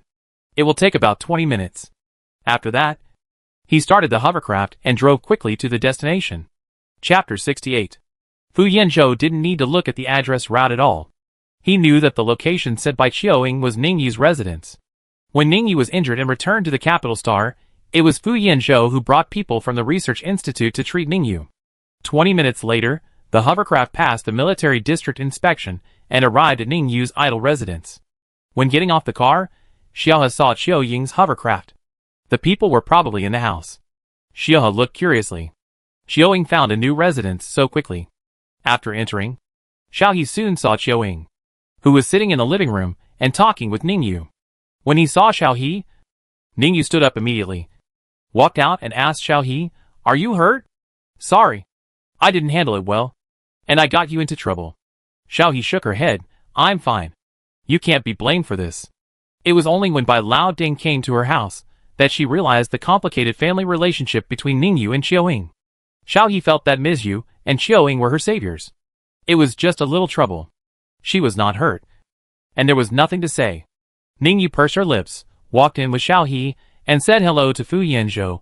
Mr. Fu, please come in. Fu Yanzhou nodded and followed him in. He knew about Ningyu's family, but Ningyu didn't say anything, so he couldn't say anything. Ningyu explained to Xiao He, This is the residence assigned to me by the military district. I haven't lived here much. He can't come in here. You and Aunt Yu will live here for the time being. Xiao He didn't speak immediately, and subconsciously looked at Chiu Ying. Chiu Ying nodded. You live here. My mother may go back to Rose Star in a few days. You don't go back with her. Stay in Capital Star to prepare for the college entrance examination next year. Xiao He was stunned for a moment, but Aunt Yu goes back alone. Who will accompany her? Chiu Ying scratched his head. Mom doesn't like to stay in Capital Star. Anyway, you can read your books first. When you are tired, play games. You don't have to worry about these. After listening, Fu Yanzhou said, It's not right for Xiao He to live here. Ningyu and Chiu Ying looked over together. Chiu Ying was a little unhappy. What's wrong? Xiao He can live in my eldest brother's house. Fu Yanzhou shook his head. That's not what I mean. General Ning's place is naturally safe. But Mr. Bai is General Ning's father after all. If he really wants to come in, I'm afraid the guards can't stop him. Ningyu's expression dimmed instantly. Chiu Ying bared his teeth. I'd better throw the old man to the edge star to feed the star beasts. Xiao He whispered. I can go back to Rose Star with Ms. Yu. Before she finished speaking, she was rejected. No. No. No. The three said in unison. Xiao He was puzzled. Why not? What's wrong with her going back to Rose Star with Ms. Yu? First, she can accompany Ms. Yu. Second, can't she still read books on Rose Star? Third, Bai Lao Ding won't chase her to Rose Star. Right? Fu Yanzhou frowned. Xiao He must not go back to Rose Star. If she had stayed on Rose Star and didn't come to Capital Star, it would be fine. Now he doubted Bai Lao Ding's motives for arresting Xiao He. This time is too coincidental. If Xiao He goes back to Rose Star, it may not be as safe as Capital Star. Ningyu naturally thought of this. No matter how unreasonable Bai Lao Ding was, he would not come to the door and try to kidnap someone after being warned by Chiu Ying. The interrogation at the police station had been handed over to him. Bai Lao Ding insisted that he arrested Xiaohe to retaliate against Ms. Yu, saying that Ms. Yu had a child with someone else behind his back. He was unhappy and wanted to take Xiaohe away to scare Ms. Yu. But Ningyu didn't believe it. Bai Lao Ding was a man who would not do anything without profit. He would not do such a thing that was obviously against the law and thankless. Chiu Ying's reaction was much simpler. He just wanted to keep Xiaohe by his side. When he thought that Xiaohe went to Rose Star, and he could only see her a few times a year, Chiu Ying was very unhappy. Although Chiu Ying didn't realize why he was unhappy at this time, he instinctively rejected Xiaohe's proposal to return to Rose Star. Xiao He looked at the three men who rejected her opinion in unison, and felt very oppressed instantly. She pursed her lips and said nothing. Fu Yanzhou sighed. You really can't go back to Rose Star. Xiao He was sometimes a little stubborn. Why not? Fu Yanzhou didn't know how to tell Xiao He, and finally said helplessly, You live with me. I stay in the research institute all year round and rarely go back to the capital star. My residence is not far from here. If you live with me, Mr. Bai won't dare to come to make trouble. It's safer than here with General Ning. Ning Yu looked at Xiao He in silence. He had to admit that Fu Yanzhou was right. Xiaoying disagreed. No. Xiao He has nothing to do with you. She is my family. What do you think of her living with you? Forget it. I will buy another house for her to live in. After that, he planned to ask Xiaoxi to buy a house. Fu Yanzhou shook his head. Xiao He can't live anywhere else. The military area is the safest. Xiaoying put down the laptop, scratched his head irritably. He remembered Xiao He's problem, and with Ning Yu and Fu Yanzhou's expressions, Xiaoying slammed the table. Okay. Okay. Xiao He, you live with Mr. Fu. Ning Yu acquiesced to this method. The three of them reached a consensus and arranged where Xiao He would live in the future. Xiao He's weak opinions were ignored. Xiao He didn't know why he was a little unhappy and was silent. Fu Yanzhou stood up and said, In that case, you can live at my place today. Ning Yu nodded. I'll take you there, Xiaoying. Let's go. Xiaoying followed reluctantly, turned around and found that Xiao He hadn't moved, walked over and pulled Xiao He up and asked, What's wrong? You don't look happy. Xiao He shook his head. Not unhappy. Xiaoying thought of something, touched Xiao He's head. I don't mean to abandon you, but there are some things that are hard to tell you. You can live at Mr. Fu's place first, and come to me if you have anything. Xiao He blinked, as if something was poked at her heart, and whispered, No. Xiaoying smiled, pulled Xiao He and said, Then let's go. Mr. Fu has been waiting for a long time. Xiao He nodded, smiled, and followed Fu Yanzhou and Ning Yu out the door. Fu Yanzhou's home is not far away. Walk out of Ning Yu's area, and cross the street to the next community, which is Fu Yanzhou's home. It is more quiet here, and the security is more stringent. Fu Yanzhou swiped several gates before he got home. No one was at Fu Yanzhou's home, and the housekeeping robot was also in sleep mode. After turning on the lights, Fu Yanzhou said, I haven't lived here for a long time. If you need anything, just order it on StarNet, and it will be delivered to your door. Xiaoying interrupted. Xiao He doesn't need anything, I bought it all for her. The words were like I just have to live with you temporarily, Xiao He doesn't need you to worry about her. Xiao He watched Xiaoying and Fu Yanzhou talk quietly. At this moment, Xiao He had to admit that, although her acquaintance with Xiaoying was not very good, Xiaoying was indeed very good to her. Mizhu was also good to her. Xiaoxi also took good care of her. It was like a family. So when Xiaoying asked her to live in Ning Yu's house just now, and asked her to come to Fu Yanzhou's house, she was unhappy.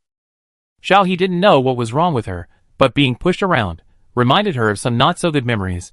But when Xiaoying said he didn't want to throw her away, Xiao He's heart instantly jumped up. Xiao He, you stay here first. If you need anything, tell me, I'll buy it for you. Be obedient.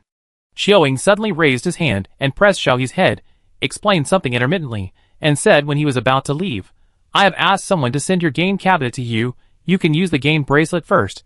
I will talk to Mizhu. You don't have to worry. Xiao He nodded. Xiaoying raised his hand and followed Ning Yu out. Xiao He followed subconsciously.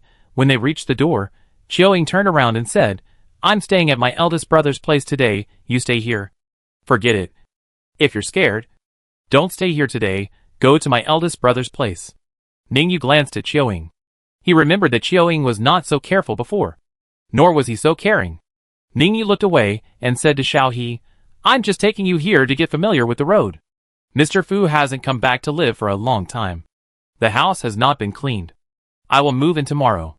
Xiao He stopped and looked at Xiaoying, then whispered, It's okay. I live here very well. Xiaoying thought about it, and thought it was okay. He ruffled Xiao He's hair again and said, Okay.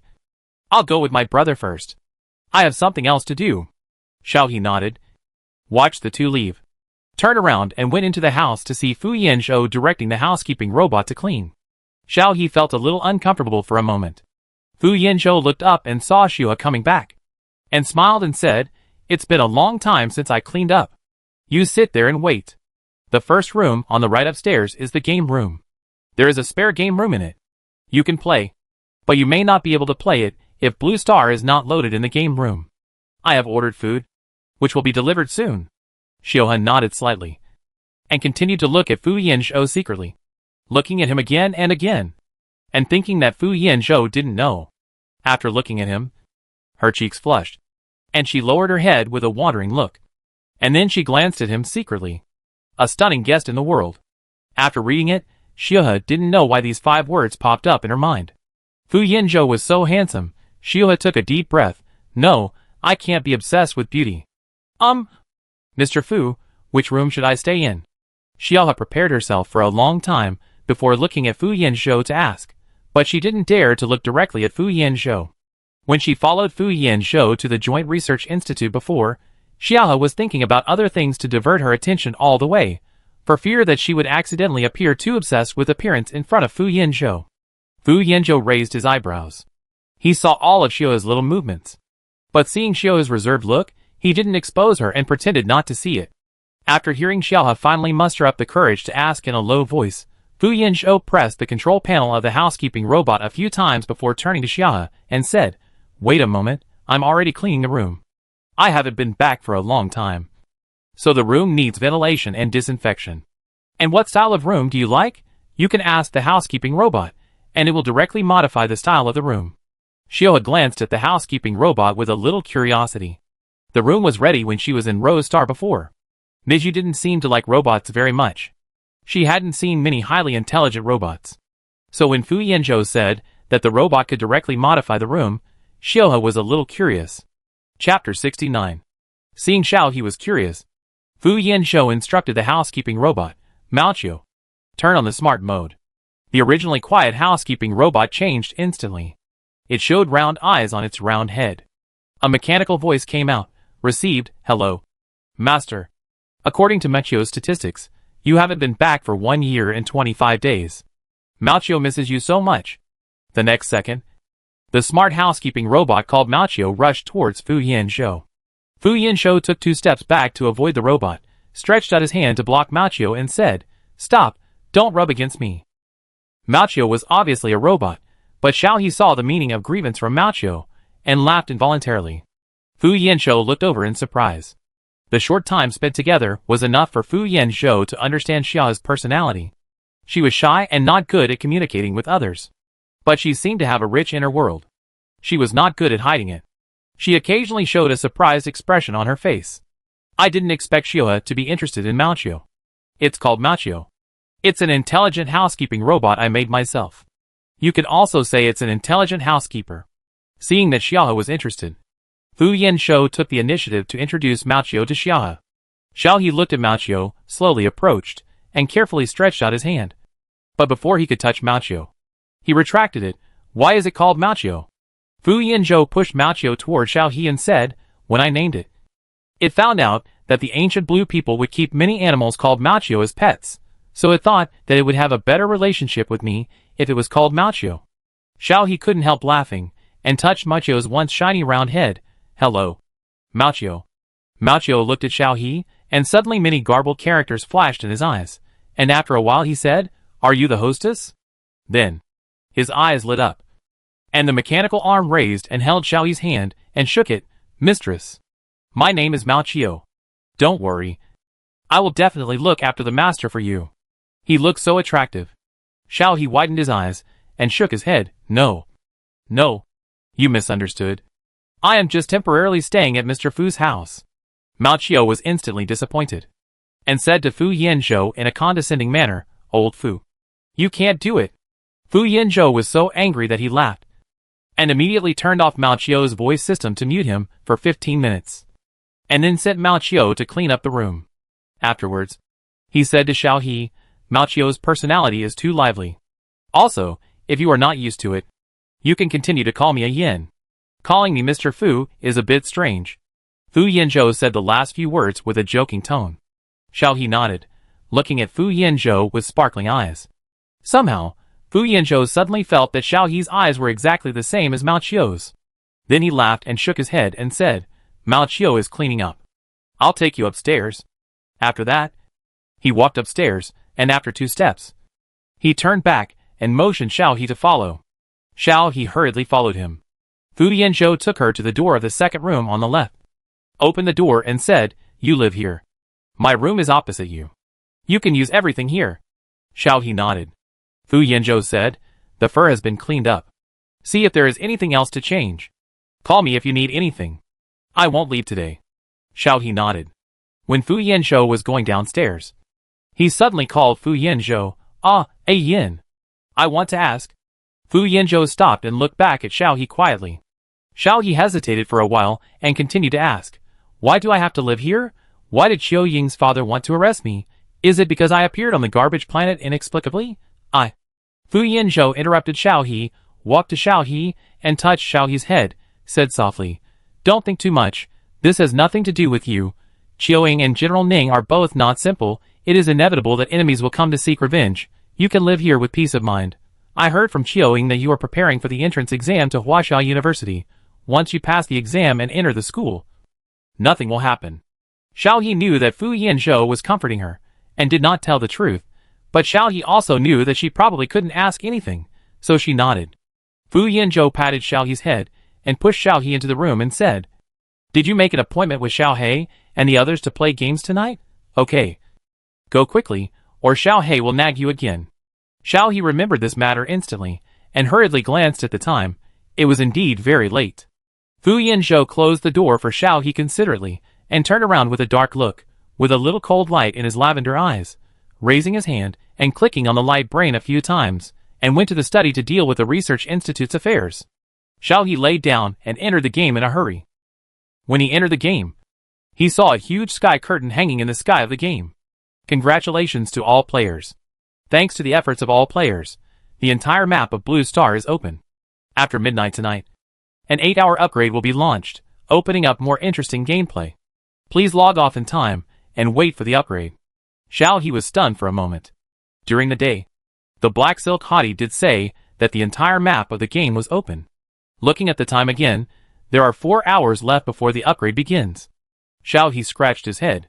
Yufei's team invitation has been sent. After joining the team, he found Yufei Empire's small-bred Black Silk Hottie, and a man named Xiao A1. Team Channel Black Silk Hottie, Xiao He. Yufei, why are you online just now? Empire bred, Xiao He. Come on. Come on, we are helping Wan with tasks and upgrades. Xiao A1, hello He Miao Air, hello. I will be right here. I went out during the day, and it was a bit late when I got home. After sending the message, Xiao He ran to the blue dot on the map where his teammates were. The novice village where Xiao A1 was born into the game is Xinghua Village in Nandu. At this time, he was doing tasks by brushing wild boars in the small woods outside Xinghua Village. The novice tasks in Xinghua Village feature brushing wild boars non-stop. Almost every task requires parts from the wild boar, and they cannot be brushed all at once, and must be brushed once for each task. When Xiao He arrived, Empire Bread was accompanying Xiao A1 to hand in a task. After a quick greeting, he ran back to Xinghua Village. The black-stocking hottie Yufei sat on the stone pier waiting for Xiao A1 to come back, and continue to kill wild boars. Seeing Xiao He coming, the black-stocking hottie immediately stood up, touched her chin, and circled around Xiao He several times. Xiao He felt guilty when being looked at. What's wrong? Xiao Hejia, why are you looking at me? The black silk girl narrowed her eyes, and raised her hand to gesture Xiao He's height, and suddenly asked, where were you the day after the anniversary? I called you but you didn't answer. Xiao He took a breath. I'm in a remote star. The signal is not very good. I didn't receive it, Xiao Hejia. Why did you call me? The black silk girl felt very suspicious. Really? Xiao He nodded vigorously. Of course it's true. The black silk girl raised her hand and pinched Xiao He's face and muttered, the more you look at it, the more it looks like. Forget it, but if I find out, I will feed you 10 hoo-hoo fruits. Xiao He felt guilty, and didn't dare to avoid the black silk girl's hand, and said vaguely, I know. Yufei raised his eyebrows, walked in front of Xiao He and looked at him for a while, and finally said nothing, but smiled at Xiao He. Xiao He felt even more guilty because of this smile.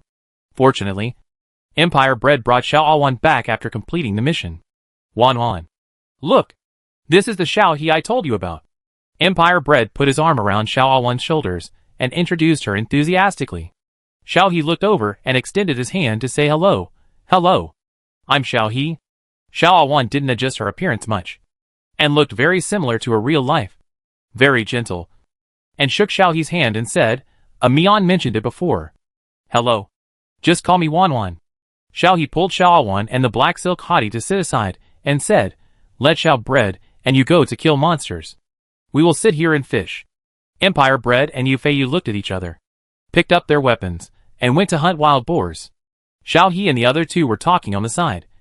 And Xiao A1 talked about the gameplay of the game, and the various interesting professions. After Xiao A1 finished all the tasks in the novice village, they would change the map and go to Nandu. However, after a while, it was not too late. Before the game started to upgrade, several people logged off at the door of the Nandu Black Silk Hot Girl's house, and agreed to log on after the upgrade. When they exited the game, it was very quiet outside. Xiaohe rubbed his eyes, and heard Fu Yanzhou knocking on the door outside. Xiaohe, Xiaoying, sit your clothes over. Xiaohe hurriedly got out of bed and went to open the door, and saw Mao Qiu following Fu Yanzhou and pushing a small box. As soon as Mao Qiu saw Xiaohe, he pushed Fu Yanzhou aside and moved in front of Xiaohe and said, I'm here to bring you clothes, Xiaohe. Xiaohe bent down and touched Mao Qiu's head and said, Thank you. Mao Qiu immediately turned around happily. Its owner never praised it. Fragrant girls are still cute. Fu Yanzhou kicked Mao Qiu away without leaving a trace. Said to Xiaohe, Are you hungry after playing for so long? There are snacks on the first floor. The game will be upgraded soon. The upgrade will be completed at about 8 o'clock tomorrow. You should rest early. Xiaohe nodded, pulled the box. After entering the room, he did not forget to say to Fu Yanzhou, You should also go to bed early. Fu Yanzhou smiled, walked to the opposite side, opened the door, and suddenly turned back and said, I have to go to the laboratory very early tomorrow, and I may not be back at night. You don't have to wait for me. If you have anything, tell Mao Qiu. Xiaohe nodded obediently, and added at the end, Good night. Fu Yanzhou watched Xiaohe close the door, waved at Mao Qiu, opened Mao Qiu's operating interface, pressed a few times, loaded the protection system, and let Mao Qiu charge by himself. The next morning, probably because she was in a strange place and someone else's home, Xiaohe woke up very early, still sleepy. She was confused in bed for a while, and then her eyes gradually became clear. She scratched her head, lifted the quilt, and got out of bed. After washing up, she yawned and opened the door. As soon as she went out, she saw Mao Qiu running from the end of the corridor and shouting, Good morning. Xiaohe, did you sleep well last night? Lao Fu is not here today. What do you want to eat? Mao Qiu is at your service. After that, he bowed to Xiaohe in a funny way. Xiaohe laughed instantly, squatted down, hugged Mao Qiu's round head and rubbed it, saying, Is the yin gone? Where is the food? Let me see for myself. Fu Yanzhou was not there, and Xiaohe was the only one at home. After Xiaohe realized this, she let go. Chapter 70. Mao Qiu dragged Xiaohe downstairs in a daze, and used his high IQ to calculate the possibility of Xiaohe becoming his mistress, and finally concluded that the probability was very high. Although his master sometimes behaved childishly, but based on that face, Mao Qiu thought, there is no other face like his master in terms of human aesthetics, so as long as his master tried hard to be beautiful, the fragrant mistress would definitely stay here forever. Mao Qiu gave himself a cheering gesture, turned around with a crescent smile, and changed to a cute child's voice. Xiaohe, Mao Qiu can make whatever you want to eat for you. After that, Mao Qiu diligently opened the food storage cabinet similar to a refrigerator, which was filled with various foods, semi-finished products, and snacks. Xiaohe took out a bag of instant noodles. Mao Qiu immediately snatched it from Xiaohe, pushed Xiaohe to the dining table and sat down, saying, Xiaohe, wait for me here. It will be ready in 10 minutes. Then he ran to the kitchen to cook noodles for Xiaohe. Xiaohe looked at Mao Qiu with amusement. Before Mao Qiu finished cooking the noodles, the doorbell rang. At the same time, there was a mechanical sound. A visitor has arrived. Should we let him in? Xiaohe became nervous instantly, mainly because he remembered the not-so-good memories caused by Lao Ding. Mao Qiu turned on the surveillance camera in the kitchen and took a look and said, Xiaohe is the deliveryman. Lao Fu sent me a message saying that your game cabinet has been delivered. I will open the door. Xiaohe breathed a sigh of relief. Mao Qiu had already controlled the door to open. The deliveryman outside was a robot, carrying Xiaohe's game cabinet. Xiaoying bought it for her on Rose Star. It was tailor-made, and the data was adjusted to fit Xiao's body. After the robot came in, it stopped in the living room and looked at Xiao. It asked in a not very flexible voice, "Hello? This is a large express from Rose Star. Please sign for it." Xiao walked over to take a look and signed her name. The robot asked again, "Where is it?" Xiao took the robot upstairs and installed the game cabinet in the room. After it was done, the robot raised its hand and saluted before leaving. After sending the robot away, Macho had already cooked the noodles. The eyes on the light frequency on his head stared at Xiao with an inexplicable sense of expectation. Xiao sat down and took a bite. His expression was a little rich. After swallowing, he asked Macho, "Are you cooking noodles?" "It's hard to describe the taste. It's cold and tasteless." Macho shook his head, "Yes. I looked up the cold noodles recipe of the Huasha tribe on the ancient Blue Star. It's very popular." Xiao exhaled. She felt that she seemed to have seen too much. This noodle was endless aftertaste. It was a bowl of noodles without soul. She didn't want to eat a second bite in this life. Ding. Xiaohe's optical computer received the message, and she clicked it and took a look. "Yin, I forgot to tell you, don't let Macho cook food." Xiaohe angrily pressed the reply button. "Xiaohe, you're too late. Yin, hold back your laughter. Don't pour it in front of Macho, it will be sad."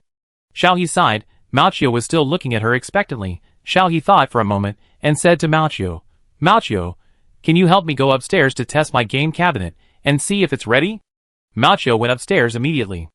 Xiao quickly poured the noodles into the garbage recycling area and then returned to the dining table with the empty bowl. When Macho came back, he said, "Macho is really great." But Xiao was not full and took new noodles from the food storage cabinet and said, "Macho cooked noodles for me. I will cook a bowl for Macho too." Macho was so moved that his eyes turned into a heartwarming look, and he followed Xiao into the kitchen. Xiao cooked a bowl of hot noodles with good color, fragrance and taste, and served it to Macho, saying, "Is it delicious?" Macho took the bowl and nodded vigorously, opened a hatch in his abdomen, poured the noodles in, and said, "Super delicious." Xiao breathed a sigh of relief, and took out the extra noodles in the pot and said, "There is still a little. I will eat some more." After that, he ate the bowl of noodles on the workbench. After eating, Xiao cleaned up briefly and went upstairs to play games. Now that the game was fully open, she could complete her mountain and river map task. After finishing the painting, she could get the game reward, 100,000 gold coins, which was equivalent to 1 million interstellar coins. With this money, she could buy gifts for Mizu, Xiaoying, and Xiaoxi. Before playing the game, Xiaohe told Macho to play by himself. After closing the game cabin, she logged into the updated game. Macho began to move freely and planted flowers in the yard, trying to make Fu Yanzhou's home a little warmer so that Xiaohe would like it more. Fu Yanzhou was a little worried. He took a look at the surveillance at home remotely. He also thought of what Geng Tian said about Xiaohe being a little malnourished. He couldn't let Xiaohe eat those ready-made food all the time. He immediately ordered 3 meals a day from the best Huasha restaurant in the capital star, and had them delivered directly to his door. After ordering, he sent a command to Macho to remember to accept it. Macho refused to accept it, and threw a tantrum. "No! No! I want to cook for Xiaohe myself. Don't buy it outside." Fu Yanzhou had a headache, and patiently explained, "Xiaohe is malnourished. The food you cook is too monotonous. And who will accompany Xiaohe if you cook every day? I will directly order the food and send it over. And you just need to play with her. Okay?" Macho replied unhappily, "Do you think my cooking is bad? But Xiaohe praised me today. And she ate all the noodles I cooked. And even cooked new noodles for me to thank me." Fu Yanzhou paused. "Xiaohe cooked noodles for you?" Macho raised his head proudly. "Yes. It's delicious. Even if you don't install a taste system for me, I think it must be super delicious." Fu Yanzhou hung up the call expressionlessly, and turned off Macho's food digestion function. He hadn't eaten it yet, and Macho ate it first. Macho snorted coldly, "It's closed. It's closed. Their old master is narrow-minded. It's all for old master." After Xiaohe entered the game, he found that the startup animation had changed again. It used to be a river of stars transformed into the 2 words Blue Star. Now it has become a blue planet in the void, and the two words Blue Star appear at the end. After entering the game, it seems that nothing has changed. It's still the same as before going offline. Xiao scratched his head and opened the operation panel to take a look. The attributes have basically not changed and are still the same as before, and the task panel has more categories. Daily tasks, mainline tasks, recurring tasks, sideline tasks, power tasks, master tasks, special tasks. There are more recurring tasks and power tasks than before. The equipment column seems to be more finely classified, with a few more equipment parts and set attribute bonuses. There is also a copy list, which contains all the existing copy names. In addition to the Water Fort copy that Xiao has been to, the government office copy, and the festival copy renamed Liu Fuzhinjin, there are more than a dozen copies that Xiao has not been to. From the name alone, it is hard to tell what the copy is for. So Xiaohe put it aside for the time being. The game has too many ways to play at once. Xiaohe scratched her head. She couldn't play it all now. She should finish the main quest first. Xiaohe clicked back to her home and took out the remaining pictures of the mountains, rivers, and states. There were a total of 35 small maps. And after drawing them all, Xiaohe frowned. She always felt that the pictures in the game were a little different from the pictures in her mind in reality. Xiaohe shook her head and planned to copy them according to her mind after logging off. Since knowing that Fu Yanzhou was the person in charge of the game, Xiaohe realized that the task of this map probably had more important functions. The pictures drawn due to the game restrictions were not right, so she decided to copy them after logging off, as a thank you gift for living in Fu Yanzhou's house. After finishing the painting, Xiaohe put away the magic brush with satisfaction. The map of mountains and rivers on the desktop glowed, and the lines on the map were projected into the air. The next second, the prompt for the completion of the task sounded. Main task: the broken map of mountains and rivers completed. Task reward: 100,000 gold coins have been issued. World notification: a player has completed the main task of the map of mountains and rivers. The game map is being integrated online, replicating the regional division of the ancient Blue Star China. Online players are requested to return to the save zone and wait for the map integration to be completed. Xiaohe was stunned for a moment. The map of mountains and rivers in his hand had turned into blue light and merged into the game code. There were instantly 100,000 gold coins in the package. The string of zeros on the balance made Xiaohe very happy. Let's integrate. We can still play the game no matter how we integrate. The little bread girl in black silk stockings from the non-fish empire, who received the world notification as soon as she went online, immediately sent a private message to Xiaohe. Black silk stockings girl, did you finish the main quest so quickly? He meow, you were not online just now. I finished drawing the map first. Did you receive the rewards for the auxiliary quests? Black silk stockings girl, received. I was watching the update preview on the official website before going online. It seems that there are more faction gameplays. I don't know what the content is. I need to explore the game. Now I have to wait until the map is integrated before I can continue. Yu Feiyu, where are you? Xiaohe. He meow air. In the home, I was just drawing. Yu Feiyu quickly pulled people into the team. Yu Feiyu. I looked at the faction gameplay. Many people speculated that it was open to players to form guild forces. I don't know what the prerequisites are for forming a guild. There should be props. Empire bread? Should we try it out? Black silk hottie. Let's figure out how to form a guild first. Xiao A1. Will we not have enough people? Yu Feiyu. Speaking of which, it seems that I haven't seen Guang Yin and Hai Yan Yiqing online for many days. Empire bread. My brother should be almost done with his work today. He will probably be online soon. He meower. Then wait until they are online. I will send a message to a Yin later. After chatting, the game suddenly vibrated, simulating the phenomenon of the Earth's plates squeezing together. A few minutes later, the sky appeared again, accompanied by a gentle and inclusive female voice. The world is in chaos, and the universe is just beginning. Congratulations to all players for pushing the game to this point. The game map will reproduce the ancient regional division of the ancient Blue Star, making it easier for players to explore the map. The original 35 regions will be divided into Jiangnan, Zhongyuan, Yanqiu, Yuzhou, Nanzhou, Western regions, Liaodong. Outside the division range is a special map, and the ancient Blue Star Huaxia historical process dungeon gameplay has been added. Please enjoy exploring. After the sky curtain disappeared, the game returned to normal. After going out, the terrain also changed. Xiao He's location was displayed as Central Plains. Chapter 71. Xiao He opened the big map and took a look. The overall outline has not changed. The small map division has changed. But it is indeed more convenient for players to run around the map. There is also a small reminder below the map. The game time ratio is adjusted to 1 to 3 of the real game. I wish all players a happy game. Team Channel, Yu Fei Yu. The main storyline has come to an end. Should we go to the dungeon or the daily? Empire Bread. How about studying this player's power first? And the level? The upper limit of the open level is 80. Some dungeons have level restrictions. Should we brush the experience first? Black Silk Hot Girl. I can do it all. If you want to brush the experience, you can run the cycle task. I took a look. This one has a lot of experience. He meower. Should we ask Guang Yin and a Yin if they are coming? Empire Bread, my brother will be here soon. Seeing the message from Empire Bread, Xiao He instantly remembered that Guang Yin was Ningyu. Hai Yan He Qing was Fu Yin Zhou, and he was completely depressed and listless.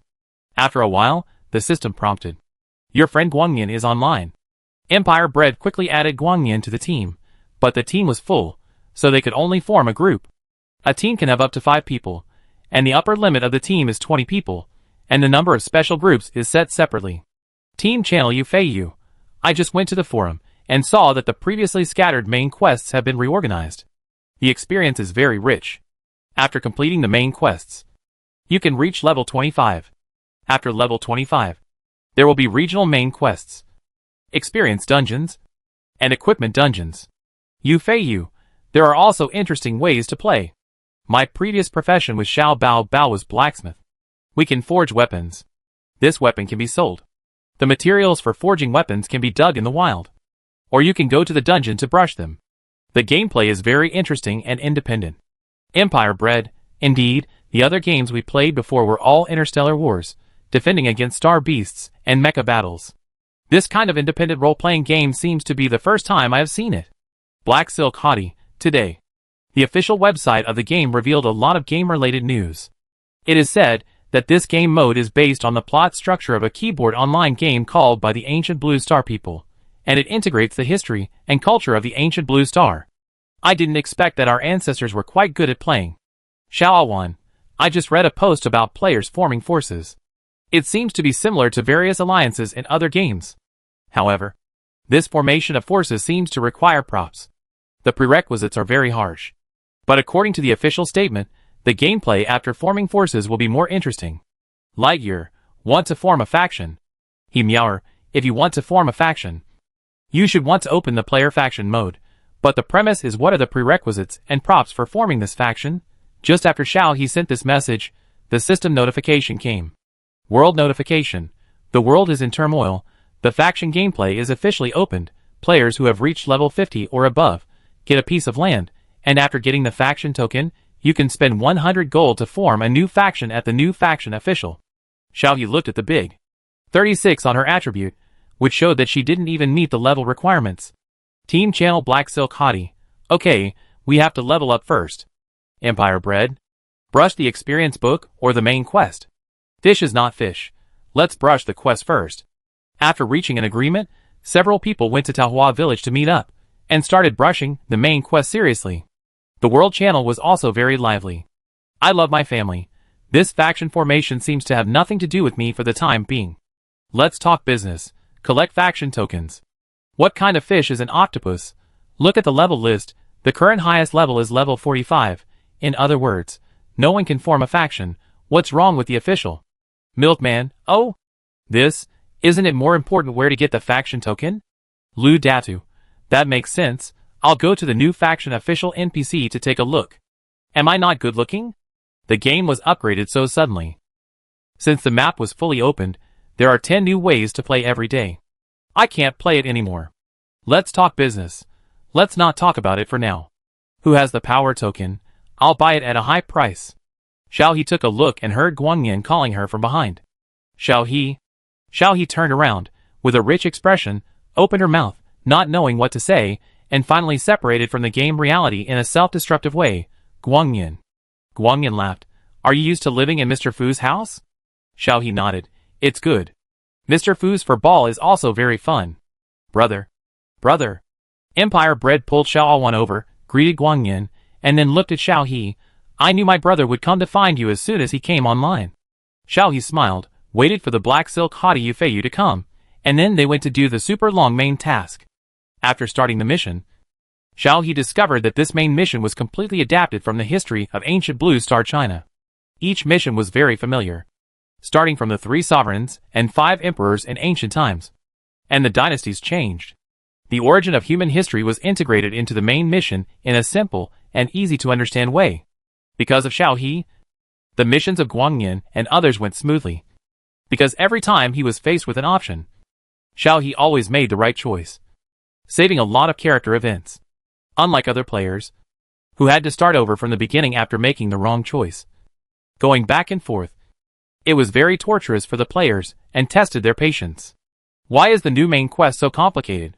Empire Bread wailed, hugging Xiao Wan and crying. Xiao He was still looking at the next round of quests. They had just finished the Pre-Qin historical line and entered the Unified Era line. How long will it take? How do I choose this? What is the unified text? Isn't it Chinese characters? Xiao He glanced at Empire Bread and pressed his hand on Qin Xiaojuan. System prompt.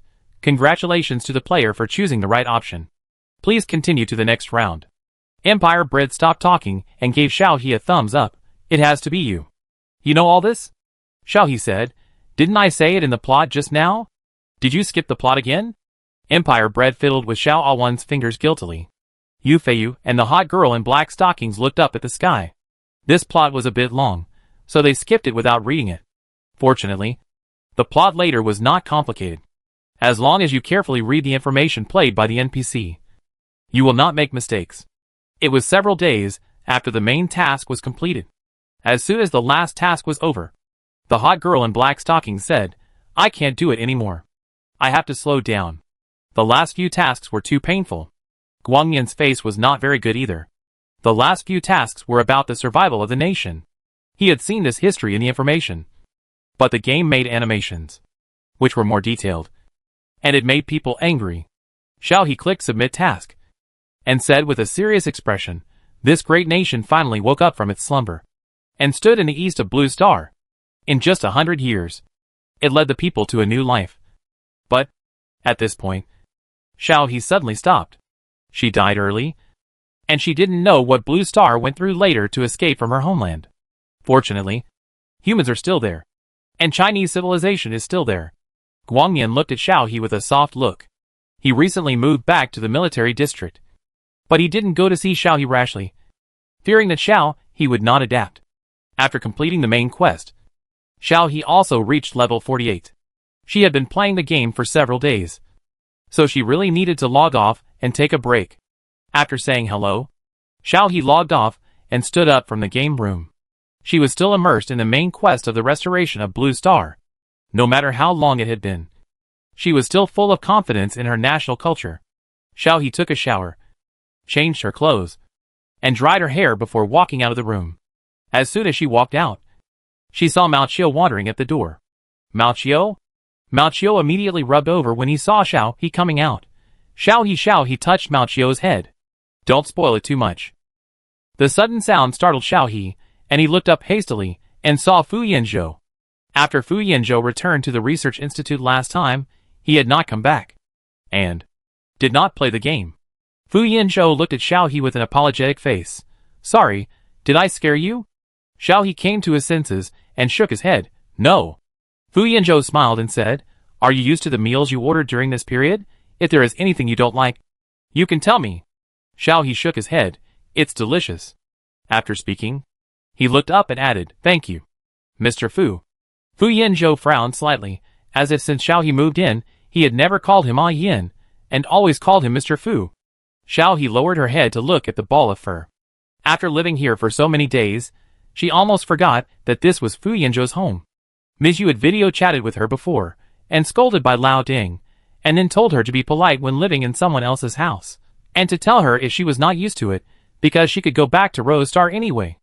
Xiao He didn't want to cause trouble for Ms. Yu, so she said that she lived very well here. At least before Fu Yanzhou came back, Xiao He really felt that she lived very well, and was very comfortable alone. Fu Yanzhou was busy for a while, upgraded the game, and transferred the entire map to the Blue Star archaeological team. Everything went smoothly. After he was done, he remembered Xiao He, who lived alone, and took time to come back and take a look. You haven't been out for a while? Do you want me to take you out for a walk? Fu Yanzhou thought about it for a while, and then proposed to take Xiaohe out for a walk. Xiaohe was a little tempted, but finally refused. No, Qiuing said that if I can't get into Huaxia University, he will take me to be a space pirate. I don't want to stay on the spaceship every day. Xiaohe told Fu Yanzhou honestly that she would study hard to prepare for the exam. Fu Yanzhou was stunned, looking at Xiaohe helplessly. Qiuing was obviously joking.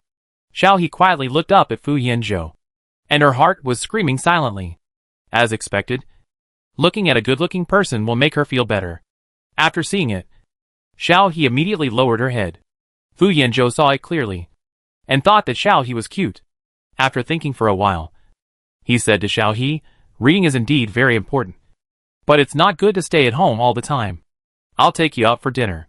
You have been in the capital star for so long, and you haven't really been around except for the anniversary. I'll take you out for a walk. Xiao He hesitated for a moment.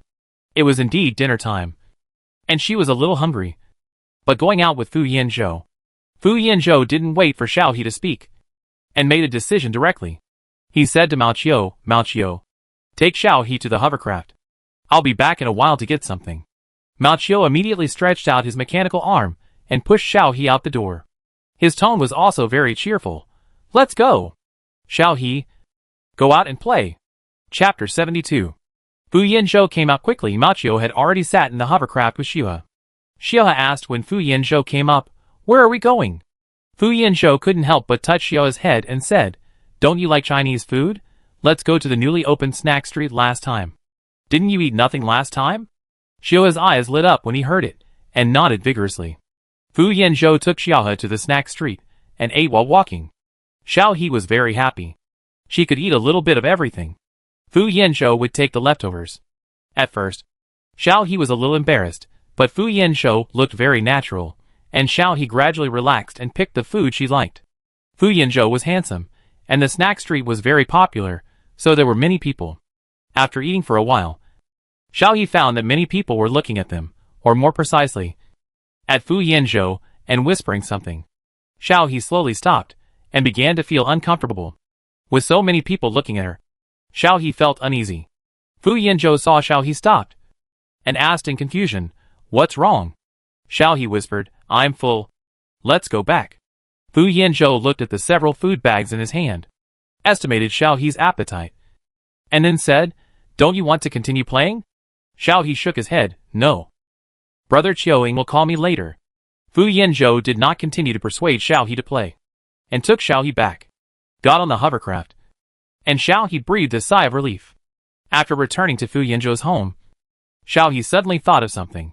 After a while, he asked Fu Yanzhou, Mr. Fu, can the money in the game be exchanged? Fu Yanzhou slowly finished the food he brought back. He nodded when he heard Xiao He's question. It can be exchanged. The exchange channel is open. Go to the game bank and choose to exchange for interstellar coins. However, you need to buy the interstellar coin card. At this point, Fu Yanzhou raised his head. Have you not applied for an interstellar card yet?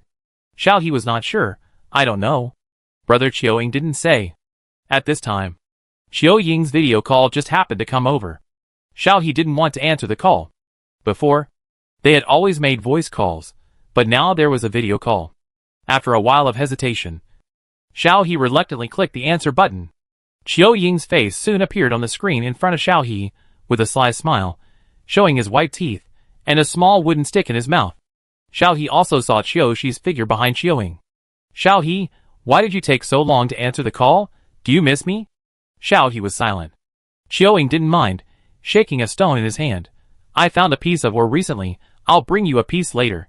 Xiao He said oh, and Qiuing saw Fu Yanzhou next to Xiao He, and his smile gradually disappeared. Is Fu Yanzhou here too? Xiao He nodded and moved the camera to Fu Yanzhou's side. Fu Yanzhou wiped his mouth and greeted with a smile. Mr. Qiu. Qiuing was unhappy. But this was indeed someone else's home. Qiuing endured it. And when he dealt with the old man, Xiao He would naturally not have to live with someone else. after asking Xiao He about his recent situation as usual. Xiao Ying was about to hang up. Xiao He hurriedly called Xiao Ying. Brother Xiao Ying. Wait. Xiao Ying looked at him in confusion. Xiao He asked, Brother Xiao Ying, do I have a star coin card? Xiao Ying scratched his head and turned around to ask, Xiao Shi, did you apply for a bank card for Xiao He when you got her an identity? Xiao Shi quickly answered, no. The card bound to Xiao He's star network number is your secondary card. What's wrong? As he spoke, Xiao Shi's head appeared next to Xiao Ying. Looking at Xiao He had no choice but to say, I have money in my game account that needs to be exchanged. And I need to buy my star coin card. Xiao Ying waved his hand nonchalantly. How much money can that be? Put it aside for now. And I'll get it for you when I return to the capital star. 100,000 gold coins. Xiao Ying paused, and the small wooden stick in his mouth fell. He looked at Xiao He. How much? Xiao He repeated, 100,000 gold coins, according to the conversion, can be exchanged for 1 million star coins. Xiao Ying looked at Xiao He in surprise. Before, Xiao He said she had money. Xiao Ying only thought that Xiao He was in the laboratory before, and later on the garbage star, and had no concept of money. But he also played the game on Blue Star, so he naturally knew the currency conversion rate. But the problem is that Xiao Ying couldn't figure it out. How long has this game been open? How did Xiao He earn 100,000 gold coins? 1 million is not much for Xiao Ying, but in the eyes of ordinary people, it is not a small amount. Fu Yanzhou saw Xiao Ying's reaction from the side and interrupted. It's a task reward. Xiao He completed a very important task in the game. Xiao Ying quickly reacted and praised his child generously. He is amazing. Okay. I will ask Xiao Shi to get you a star coin card and send it directly to you later. Xiao He nodded happily. Thank you, Brother Xiao Ying. Thank you, Brother Xiao. After hanging up the phone, Xiao He was still immersed in the joy of being rich, and he was very happy. Fu Yanzhou said to Xiao He, I'm staying at home today, call me if you need anything. Xiao He nodded, after returning to the room. She tidied up and lay on the bed, feeling happy. After a while, it was still early, thinking that the black silk hot girl Yifeiyu and the others said they would not be online today. Xiao He did not plan to go online, but opened the forum to check. Because the main task was very tight, Xiao He had not visited the forum for several days. The game forum was very interesting. Xiao He usually liked to check the forum when he was not playing games or reading books. The main quest of the game has been very popular recently. The hottest posts on the forum are those related to the main quest, including strategy posts, analysis posts, and discussion posts. Xiaohe didn't read the strategy post, but directly clicked on the discussion post. Title: Who has completed the new main quest? Where did the planner get the information? Player 981263. Who knows? The main quest has been out for so long, I took the quest as soon as it came out, but can anyone tell me where the planner got these quests from? I've been working on it for so many days, and I'm still stuck in the preaching period. Why are there so many options for each plot? They also asked me who Confucius was, what he wrote, how many disciples he had. So funny. If I knew this, I would go to apply for the Blue Star Archaeology Department of Huaxia University. Playing games until my head is bald. Upstairs, same here. I'm a little better than you. 1 point. 7 kingdoms compete for hegemony. Let me choose a country to enter the plot. Take the route of unification. I thought Chu was very powerful, with strong soldiers and horses. This is a new idiom I learned, so I chose to be a Chu citizen, good guy, in the end. It was the barbaric Qin people who completed the great unification. Who is as miserable as me? Come on, who can tell me why the Prime Minister lost? Give him 100,000 troops. Let him march north. From today on, I am a fan of Zhuge Wuhou. Upstairs, me too. Why did the Prime Minister lose? Waltz of Love. I just finished the main storyline of the Three Kingdoms period. Who understands? Why didn't Liang Yang win? Strongly protest. Request the planner to come up with a few more endings. Let him win. I want to borrow the East Wind. 2. Let's discuss rationally. Is it reasonable to borrow the East Wind? I went to the federal database overnight to find the geographical, natural and climatic data of the ancient blue planet. It's impossible to borrow the East Wind. How did the Prime Minister do it? Selfless Lu Luzi. Let's not talk about rationality. Isn't anyone here to complete the entire main line?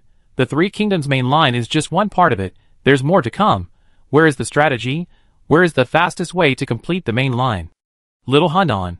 Upstairs, There is a clearing guide pinned to the top of the forum. It is said to be very exciting. The last part is also very tear-jerking. I have already reached Song Dynasty. I can complete it with more hard work. Big orange. The task is very long. I am not in a hurry. So when will the game planner give the Prime Minister a successful script? I can spend money. Xiaohe blinked. She didn't expect to leave Blue Star for thousands of years. Everyone still hopes that the Prime Minister can win. The rest of the post is full of discussions about what would happen if Jingde lived long enough. If the Prime Minister won during the Three Kingdoms period, would there be no later dynasties?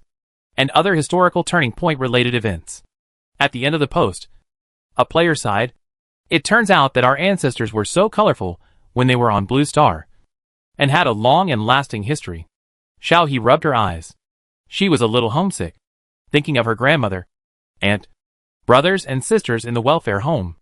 Then Xiaohe laughed again, saying, as long as the culture is still there, the nation is still there. Look, humans have fled Blue Star for so long, and because of the cultural heritage, they still remember their homeland and hometown, and the immortal nation that has been surging in the torrent of history. Xiaohe felt a little sour and swollen in his heart. Someone still remembers these.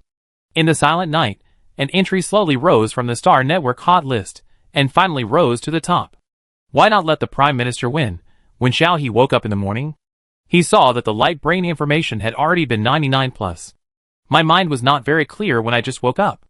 I clicked it in a daze, and saw 99 plus chat records in the game group, all in the middle of the night. You Feiyu, how did this post become a hot search? Xiaohe won, because everyone likes the Prime Minister Black Silk hot girl, who doesn't like a smart, handsome, loyal and capable person like the Prime Minister? Lightyear, Zhuge Wuhou, is a famous military strategist, politician, inventor, literary man, a figure from the late Eastern Han Dynasty to the Three Kingdoms period of the ancient Blue Star Dynasty. Empire bred. Is he so amazing? But isn't it said that there are many talented people in the Huaxia tribe of ancient Blue Star? Why is he so famous? Then there is a series of stories about Zhuge Liang's life. Xiaohe quickly closed the chat, opened the Star Network, and saw the headline, why don't you let the Prime Minister win? At first, many people who don't play games didn't understand. What is a Prime Minister? The following is a popular science for game players. After learning about this character, many people hurried to the Federal Public Database to check. This is the first time that so many people have taken the initiative to open the Federation's long-publicized data library to view historical data. After reading it, more netizens came back to leave messages. At the same time, the game Blue Star has completely gone viral, and many non-player netizens have flooded into the official forum, all looking through the main storyline of the game. At the same time, the Joint Research Institute issued a statement. Official statement. The recent archaeological team to Blue Star has made initial progress, and the Blue Star game will update the data synchronously, and I wish all players to explore it. This statement was not very popular, and it soon sank, and everyone was discussing the history of ancient Blue Star, until a comment suddenly appeared in the Star Network comments. Why is the Huaxia region of your Federation different from the game area of me and our Empire? Chapter 73. The comment area was quiet for a while, and soon someone responded. Then we don't know, we are from the Huaxia region. Counting the family tree, 90% of our Federation is Huaxia. Yes, I recently found my family tree, Family tree? What is this? I know my family has one too, my parents hid it very well. They said that when our ancestors fled, they didn't forget to take out the family tree. It said that my ancestors were emperors. Ah, emperor? Aren't we a federal system? Social ownership. Where did the emperor come from? It is said that the history of Huaxia in the ancient Blue Star has a feudal monarchy for thousands of years. So is the game fun? Wait, answer my question. Why is it the same game? Your Federation Huaxia district is different from our Empire district. Don't get excited. I'm also from the Empire, but I'm in the Huaxia district. Hey, I'm also from the Empire, but when I entered the game, the system determined that I was of Huaxia descent, so I entered the Huaxia district. I really have to say, the Huaxia district is more fun than the Empire district. It is said that the Empire district is still building a map, and the main quest is nowhere to be seen. Don't force me. If you force me again, I'll hang myself at your door. Speaking of which, we have learned so much. Why has no one explained why we left Blue Planet? The school doesn't talk much about it. Did a serious disaster happen? It is indeed a serious disaster. Species are endangered. Humans can no longer survive on Blue Planet. What's the reason? There must be a source. Right? I'm really curious. Blue Planet is said to be a one-to-one replica of Blue Planet. Since it is so beautiful, why do we abandon our home planet? And because of this, we have contracted a serious and incurable mental illness. Xiao He was puzzled when he saw this. Are interstellar humans sick? I checked the federal database. There is only one record. In 2023 AD, a certain country dumped sewage into the sea, causing marine life to mutate, causing serious radiation, human disease finally. Life withered air. The air was thin, and it was impossible to survive. Finally, the Huaxia people used all their resources to build a spaceship called Taoyuan and led the people to leave the Blue Planet. Yes, at that time, people outside the Huaxia people on the Blue Planet built a spaceship called Noah. Following closely, they wandered in the universe for thousands of years. When humans were about to forget where they came from, they finally arrived at this galaxy, completed the integration with the original indigenous people, and settled down. The Taoyuan spaceship established a federation, and the Noah spaceship established an empire. There was a 1,000-year-long resource plundering war. Finally, the two sides split up, each occupying half of the galaxy, and reached a consensus to jointly resist the star beasts. Xiaohe had read the official records in the materials before, which were not so detailed. It only said that humans settled here. I didn't expect there was such a history of war. After turning off the optical computer, Xiao He scratched her head. Only then did Xiao He integrate all the timelines. After she died in her previous life, Blue Star gradually began to die. Humans could not survive, and finally escaped from Blue Star. They wandered in the universe for thousands of years, or even longer, because it is easy to lose the concept of time when wandering in the universe. After arriving at this habitable galaxy, humans were divided into two factions. One faction was probably the Noah spacecraft led by the West, and the other was the Taoyuan spacecraft of the Huaxia people. Due to different ideologies and various reasons such as competition for resources, a war broke out between humans. This war lasted for hundreds or even thousands of years. Later, it was very likely that because of the war aliens, the two sides ceased fighting and reached a peaceful coexistence agreement. This time is not long. According to the current interstellar era, it is only 900 years. Xiao He came out of the bathroom while thinking, tied her hair, and planned to go downstairs to eat. When she went downstairs, she saw Fu Yanzhou sitting at the dining table. When he saw her coming down, he smiled and raised his hand. After a while, he frowned again. Why don't you wear shoes? Xiao He looked down. It wasn't cold. Machio swept the floor very clean every day. Xiao He often forgot to wear shoes. Anyway, she would soon enter the game cabin after eating. Fu Yanzhou turned around and asked Machio, "Is this how you take care of Xiao He?" Machio was in the wrong. The eyes that had been exposed on the display screen on his head were retracted. Fu Yanzhou sighed, got up, picked up a pair of slippers from the shoe rack, put them in front of Xiaohe and said, "Put them on. I'm going to take you to the research institute today. Professor Geng said that he would give you a routine checkup. Last time, you were a little malnourished." Xiaohe was a little reluctant. "Can I not go?" Fu Yanzhou shook his head. "No. It won't be long today. I'll send you back after the checkup." Xiaohe agreed unhappily. After dinner, she changed her clothes and followed Fu Yanzhou out. As soon as she went out, she saw Ningyu coming. Xiao He has lived here for a while. Ningyu has never been here. When Xiao He saw Ningyu for the first time, she was quite happy. Ningyu is Qiu Ying's brother. She and Qiu Ying are now siblings in the same household registration book. Rounding off, Ningyu is also her relative.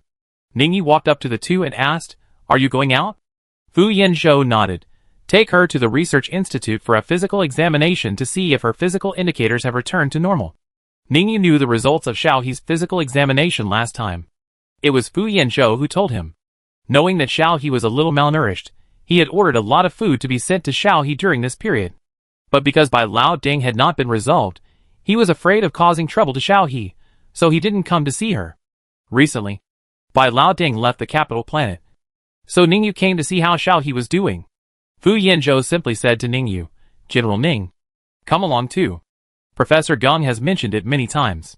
You haven't gone to the physical examination time you set for me." Ningyu paused, nodded and agreed. Got on the hovercraft, went to the spacecraft parking area, changed the spacecraft, and went to the research institute. Xiao He felt a little uncomfortable. and sat with Ningyu for a long time without knowing what to say. Ningyu was not a talkative person, and knew that Xiao He was introverted. So he simply touched Xiao He's head and whispered, "There is still some time. You can sleep for a while."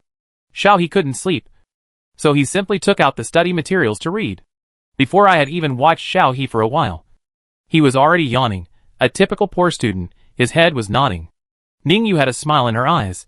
She quietly put Xiao He's head on her shoulder, and took the blanket next to her to cover Xiao He. Fu Yanzhou, who was driving the spaceship, noticed the movement behind him, took a look, and adjusted the temperature in the spaceship to a suitable temperature for sleeping.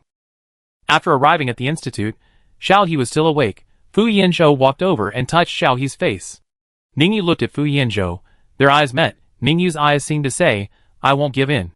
Fu Yanzhou suddenly raised the corner of his mouth, raised his eyebrows, and silently lip-synced, "General Ning, don't be too confident."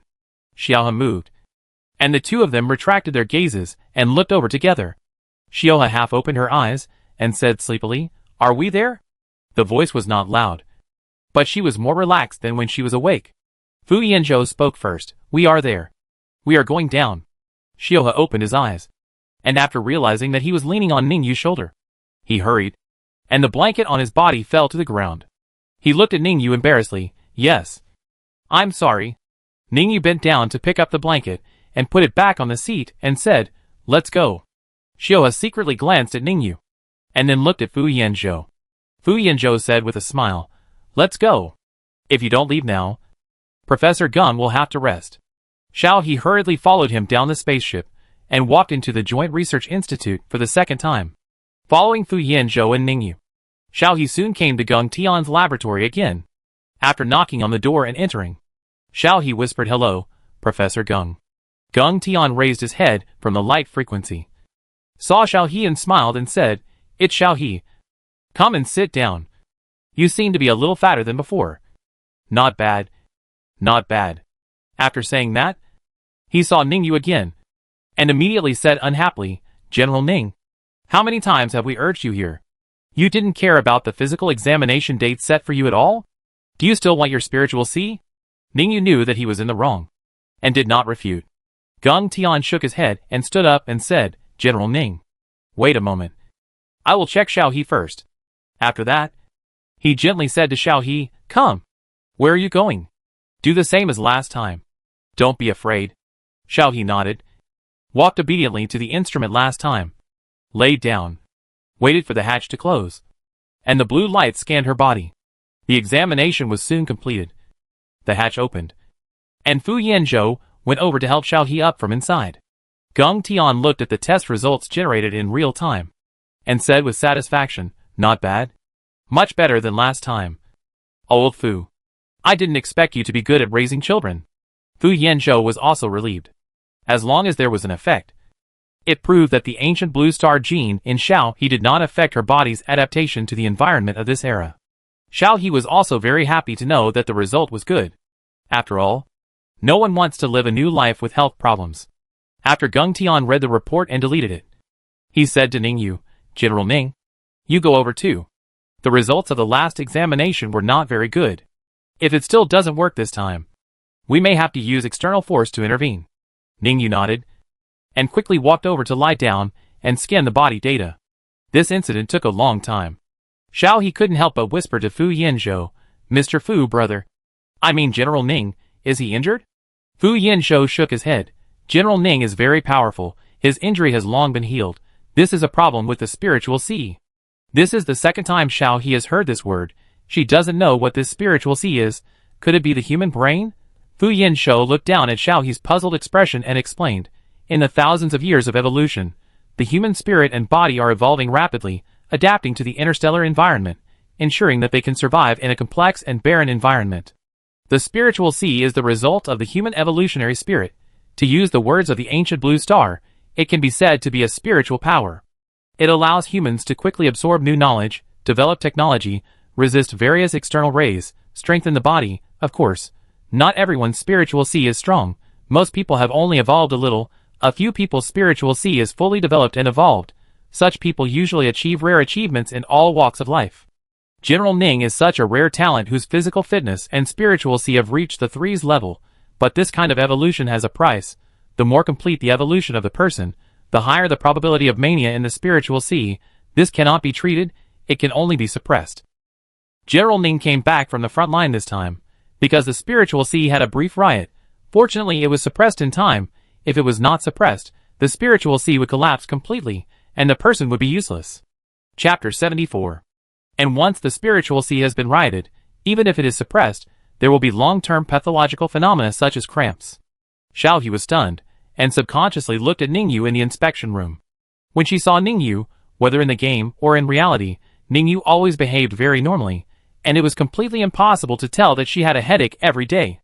If it were her, she would have gone crazy a long time ago. Fu Yanzhou patted Xiaohe's head.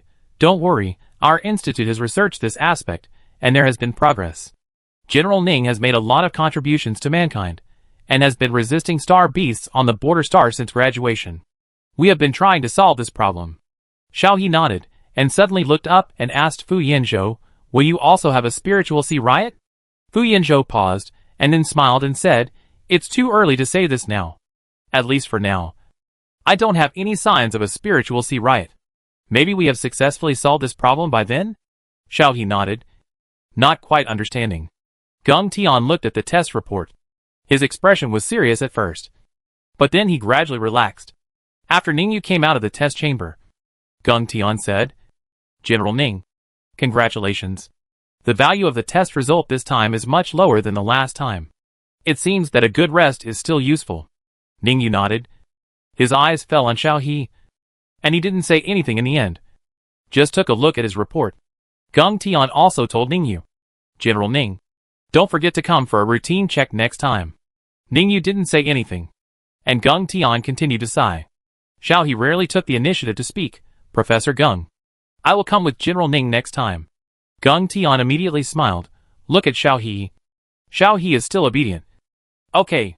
You also need to do routine physical examinations every month. Then you can bring General Ning with you. Xiaohe smiled embarrassedly. Fu Yanzhou looked at Xiaohe with amusement. Childish as expected. After leaving Geng Tian's laboratory, Xiaohe saw a familiar researcher, who was seen in the game department when he came last time. Xiaoyi and Xiao Li's eyes lit up when they saw Fu Yanzhou.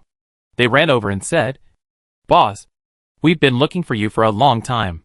Our planning department read today's news and have an idea. We are waiting for you to hold a meeting to discuss it. Huh? It's Xiaohe. Seeing Xiaohe, Xiaoyi smiled and greeted him. Everyone in their game department has a high degree of favorability towards Xiaohe. Xiaohe nodded shyly and greeted him quietly. Seeing this, Fu Yanzhou slightly bent down and said to Xia, I still have some things to do here. If you are willing, wait until I am done and send you back. If you feel bored, you can let General Ning take you back first in my spaceship. Xia hesitated for a while and chose, I want to go back. Fu Yanzhou smiled and said, okay. He then said to Ningyu, then I'll leave it to General Ning. Ningyu narrowed his eyes. Mr. Fu is too polite. This matter should have been my responsibility. It's just that for special reasons, Xiohe is temporarily living in your house. Xiaoli and Xiaoyi, who were listening on the side, covered their mouths, feeling that they had heard something incredible. It turned out that Xiohe lived in their old house. Fu Yanzhou just looked at Xiohe and smiled beautifully. Xiaohe quietly covered her face. If Fu Yanzhou kept smiling at her like this, she would really lose control. Ningyu pursed her lips and said to Xiaohe, let's go. Xiaohe nodded. Before leaving, she glanced at Fu Yanzhou again. This face and this person are indeed a work of Niwa showing off her skills. Ningyu did not come in a spaceship. She called in advance to ask her adjutant to pick her up. The two waited for a while at the research institute. The spaceship to pick up Ningyu arrived. Ningyu took Xiaohe on the spaceship. The one who drove the spaceship was Ningyu's life adjutant. When he saw Ningyu, he raised his hand and saluted, General. Ningyu nodded. Let Xiaohe sit down first.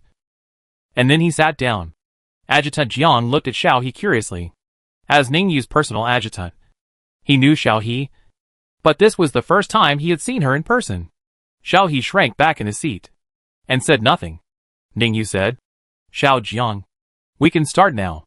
Adjutant Jiang nodded and looked at Xiaohe again before returning to the driver's seat and driving to the capital star. It was already dark when they returned to the capital star. Ningyu took Xiao He directly to his residence. He had recently moved back to the military dependence area. Have dinner at my place, and I'll take you home later. Xiao He nodded and followed Ningyu home. Ningyu's meal was delivered by someone, and Xiao He ate a little bit with her. After eating, someone came to take it away. It was completely dark, so Ningyu got up to send Xiao He back to Fu Yanzhou and took a walk. The two walked slowly to the next area. They met other people walking on the way. They all seemed to know Ningyu. They greeted Ningyu with a smile, and then looked at Xiao He curiously, but did not ask directly out of politeness. After sending Xiao He to the door, Ningyu did not go in. After Xiao He entered the house and closed the door, and the lights inside were turned on, Ningyu turned around and left. Mao Qiu complained to Xiaohe when he saw her coming back. You went out with Mr. Fu today without me. Xiaohe hugged Mao Qiu's round head. I'm sorry, but I didn't know I was going out today. It was Mr. Fu who didn't take you. You can't be angry with me if you are angry with Mr. Fu. Mao Qiu reluctantly forgave Xiaohe, and then happily continued to do housework, followed Xiaohe's bath water, and handed her slippers, which was very considerate. After cleaning up, Xiaohe played the game. Today, Xiaohe said that the planner had new ideas at the research institute. Xiaohe was actually still very curious. After logging into the game, there has been no change. The world channel is still full of players complaining about the abnormality of the main quest, being forced to study, and feeling that their heads have been invaded by knowledge. As one of the first players to complete the main quest, Xiao He saw that her level had not yet reached level 50, and greeted the Black Silk Haughty Yufeiyu online, and went to the bank to check the exchange process. When she came back, Mao Qiu gave her a courier, which was the star coin card that she had applied for her. After finding the bank in the former Chang'an Zion Zongyuan, Xiao He tentatively asked the bank NPC, "Exchange?" The NPC immediately looked at Xiao He. "Dear He Meower player, what service do you need to handle? Recharge game coins, exchange game coins are both okay." After that, a light screen appeared in front of Xiao He. It showed the service options that the bank could handle. There was a game coin exchange for star coins. After Xiao He clicked it, it prompted Xiao He to bind the star coin card. Xiao He entered the star coin card number that he had just received today. After real name binding, he could enter the exchange amount. Xiao He looked at the string of 0 gold coins in his package, exchanged 100,000, and kept the remaining hundreds of gold coins. Hello, players, the game coins you exchanged will be credited within 1 working day. Please pay attention to the information. Xiao He smiled and nodded, thank you. After that, he went to find the Black Silk Hot Girl and the others. At this time, Empire Bread, Lightyear, Xiao Awan were also online. After forming a team, Xiao He sent a message to He Meower. The main task is done. What to do today? Black Silk Hot Girl, let's go to brush the master's task first. Xiao Awan hasn't done the job transfer task yet. Xiao Bread takes Xiao Awan to change his job, and after that, we will meet up to brush the experience book. Xiao Awan, okay. Empire Bread, then Wan and I will go to change our jobs first. After that, the two of them left the team to do the job change task. Yufeiyu, I will go to the wild to dig materials. I will upgrade the blacksmith professional skills, so that it will be convenient for you to make weapons later. He Meow Air, then you go quickly, just tell me what materials you need. I still have a lot of materials in my bag. While sending the message, Xiao He has already taken a carriage to Lunghu Mountain. The Black Silk Haughty is already in Lunghu Mountain. The two of them have done the daily master's mission, and calculated the reputation, and it will take another half a month to change the master's costume. After the mission was completed, several people regrouped. The experience dungeon was in Liaodong. They had to take a carriage to the entrance of the Liaodong dungeon to start the dungeon. They had not been to this dungeon before. According to players who had been there, it was not very difficult, but it was strenuous. They had to kill many monsters. There were 3 big bosses in total. The big bosses were said to be based on famous bandits in the history of Blue Star. After clearing the dungeon from the beginning to the end, players above level 40 and below level 50 could level up by 1 level. The dungeon plot was a simple robber plot, similar to the Water Village dungeon. After entering, standing at the entrance NPC, you can see a dense crowd of monsters not far away. Xiaohe was the first to take the red and blue medicine, took the peach with sword and said, "Let's go." Guangyan said nothing, rushed to pull the monsters and attract hatred. Xiaohe. Black Silk Hot Girl. Fish. Fish. Empire. Small bread. Xiaowan. And a few people just need to use skills. The first layer of monsters was cleared quickly. The first bandit boss was called Lu Haiki. He laughed strangely, waving the Lengia list in his hand, and rushed over with his men. Xiao He dodged to the side. Guang Yin rushed over with a red tassel spear. After several rounds, he stabbed Lu Haiki through with one shot, and a lot of copper coins and equipment were dropped. This boss has a high drop rate, Yu Feiyu said after taking a look at the things that were dropped. Xiao He went forward to pick it up. She was used to playing the role of picking up bags in the team.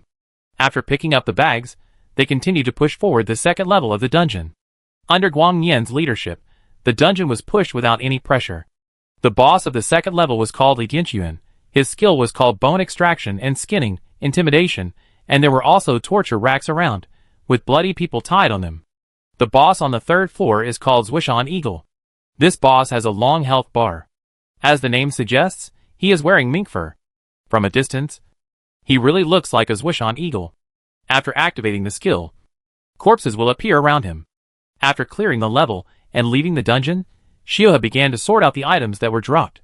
He sold the ones that could be sold, and kept the ones that were needed.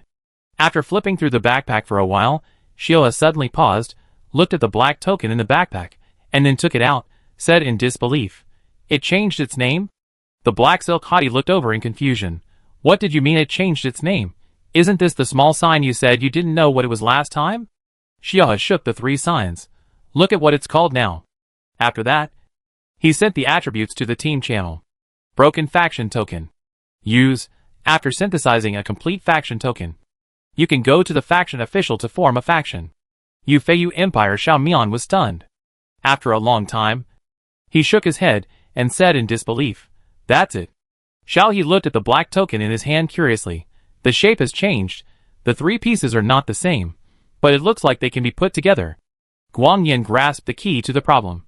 Where did these three tokens come from? Chapter 75. Xiao He scratched his head.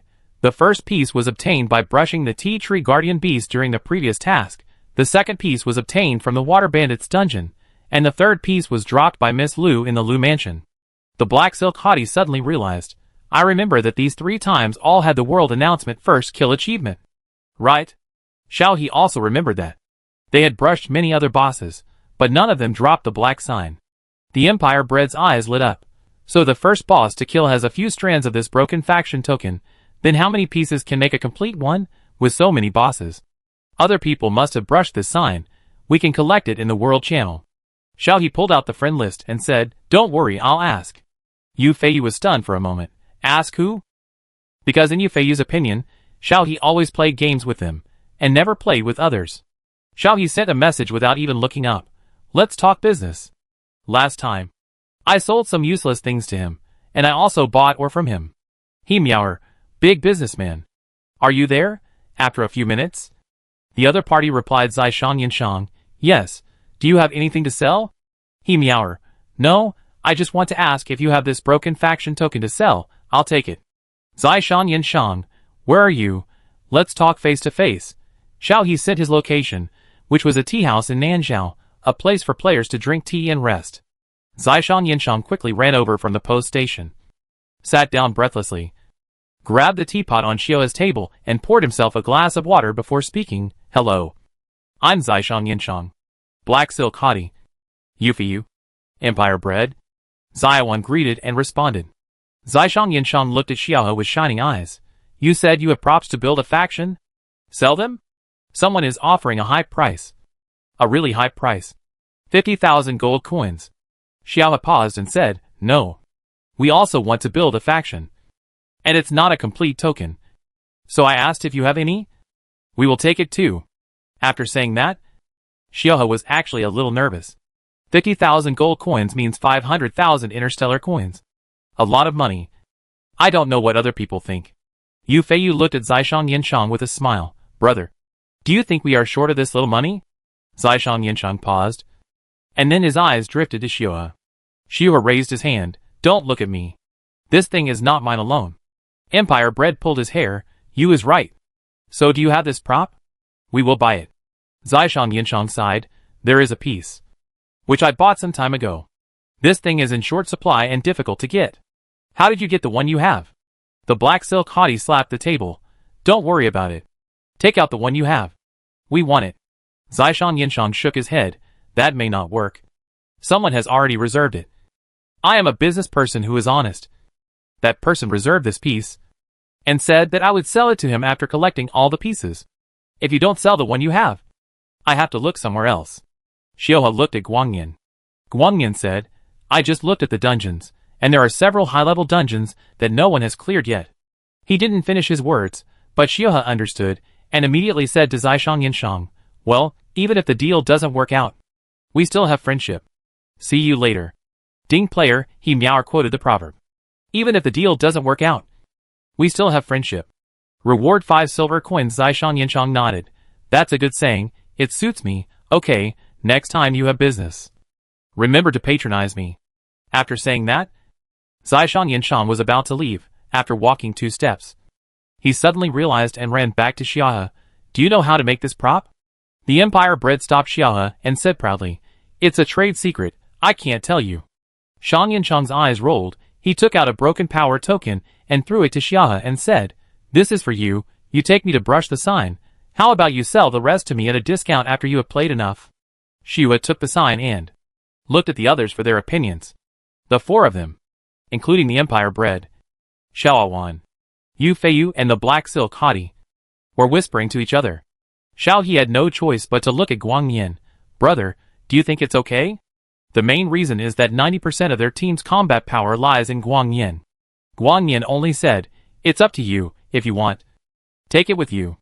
Zishang Yinshang saw that Xiao He had to make the final decision, so he simply looked at Xiao He. Miss Xiao He, we have dealt with each other several times, don't worry, I promise not to reveal it before all the tokens are collected. Okay. Xiao He agreed immediately upon seeing this. The 4 people who were whispering immediately came over. Since Xiaohe agreed, let's take you with us. After discussing it, several people began to study the dungeon. Zishang Yinshang took a look and said, can the dungeon be refreshed? I have refreshed many of these new dungeons, but none of them dropped the broken faction token. Xiaohe was about to speak. Yu Feiyu pulled Xiaohe and said to Zishang Yinshang, don't worry about it. Anyway, if you can't refresh it, I will return it to you. It's not a loss. Empire Bread was already looking at the dungeon area, pointing to a dungeon with a boss level of 60 and said, this dungeon. Brother, can you do it? Guangyan clicked it and took a look. After reading the characteristics of the monsters, the boss skills, and the defense and health bar, he said, okay. It will take some time. Empire Bread immediately stood up. I'll go open the dungeon, and you can teleport here later. After saying that, he ran to the post station and went straight to Jiangnan to open the dungeon. After a while, Xiao Yi's side has a copy collection icon. Click it to teleport directly to the copy door, and then enter the copy. After arriving at the copy door, enter the copy through the vortex-like copy door to enter the copy. This copy is called Huangquan. The first layer of monsters is a gravel monster, which will randomly drop ores, and the boss is a level 59 stone boss, which will drop the stone axe rare, or after being killed. The second layer of monsters is a yellow sand monster, which will drop materials such as cactus juice, which can be added to the production process to increase the defensive properties of equipment and armor. People have cleared these 2 levels, but no one has succeeded in defeating the boss on the last level. Everyone died under the boss's mass-killing skill on the 3rd level. The monster on the 3rd level is called the Lord of the Underworld. It is a pink skeleton. No one has cleared this boss yet, so we don't know what it will drop. We only know that this monster has a mass-killing skill called No Grass Leaves. After it is released, the health bars of all players in the range will be emptied. The skill position is not fixed. There will be a circle of light 2 seconds before the skill is released. If you avoid the attack range in time, there will be no problem. With Guangyan around, Xiaohe's team had no problem clearing the first 2 levels. When they reached the 3rd level, Xiaohe looked at the team's low health and muttered, why is there no nurse profession? No wonder it's easy to wipe out the whole team when clearing the dungeon. It's all about relying on medicine to resist. It would be strange if the whole team didn't get wiped out. The hot girl in black silk stockings was pouring red medicine into her mouth. When she heard Xiaohe talking, she asked, what nurse? Is it similar to a military doctor? But this game should have an auxiliary profession. Xiaohe nodded. Yes, I'll see if anyone has changed their job to a healer or doctor. After recovering to full status, Guangyan stood up. looking at the people sitting on a pile of stones not far away, with yellow sand stretching for thousands of miles under their feet, and wandering skeleton monsters around. Empire Bread complained, "Who came up with this kind of monster? The timid ones will be scared to death. Stop talking nonsense. Get ready to kill the monster. Be prepared for a team wipe the first time. Remember the skill CD time. Adjust the tactics and restart once the team is wiped out." Yu Feiyu Empire Bread nodded. Xiao He stood up. Her attack was actually okay. When the health bar of the skeleton boss dropped to 80%, a halo appeared around it. Xiao He quickly jumped out of the halo. Xiao Wan didn't react in time, and fell in the light circle. He had to wait until all the team members passed the level, or died before he could go out and revive. The hot girl in black silk stockings looked at her half-dropped health bar, patted her chest. It was a close call. Alwan, you lie down first. After that, when the skill was over, several people surrounded him again. Xioha silently began to remember the skill CD time and range. After the boss used skills twice, Xioha said loudly, "The boss's group attack skills start from 80% of the health bar, and will be released once every 10% of the health bar. The CD time is based on the health bar, and the position is not fixed, but the range is within 5 meters centered on the boss." Received. After getting accurate data, several people fought with ease, and avoided the boss's big move very tacitly. Half an hour later, the skeleton boss fell to the ground with a bang, and broke into a pile of skeletons. The first kill notice also arrived as expected. Xiao He quickly went forward to touch the bag. After opening the package dropped by the boss, he really saw the familiar token. Xiao He picked it up and smiled at Guangyan and others. The Empire Bread had already gone out. He was going to the reincarnation place to wait for Xiao Awan. Yu Feiyu ran to Xiao He. It actually fell. "Xiao He, how much do you need?" Xiao He took out the other pieces in the package and put them together, all. The 5 broken power tokens were combined into a complete golden power token. Zai Shan Yanshang reacted. "So the first boss to kill the dungeon has a chance to drop this broken dungeon token?" Xiao He nodded. "We guessed it before. And now it's confirmed. The first boss to kill the wild boss should also drop it.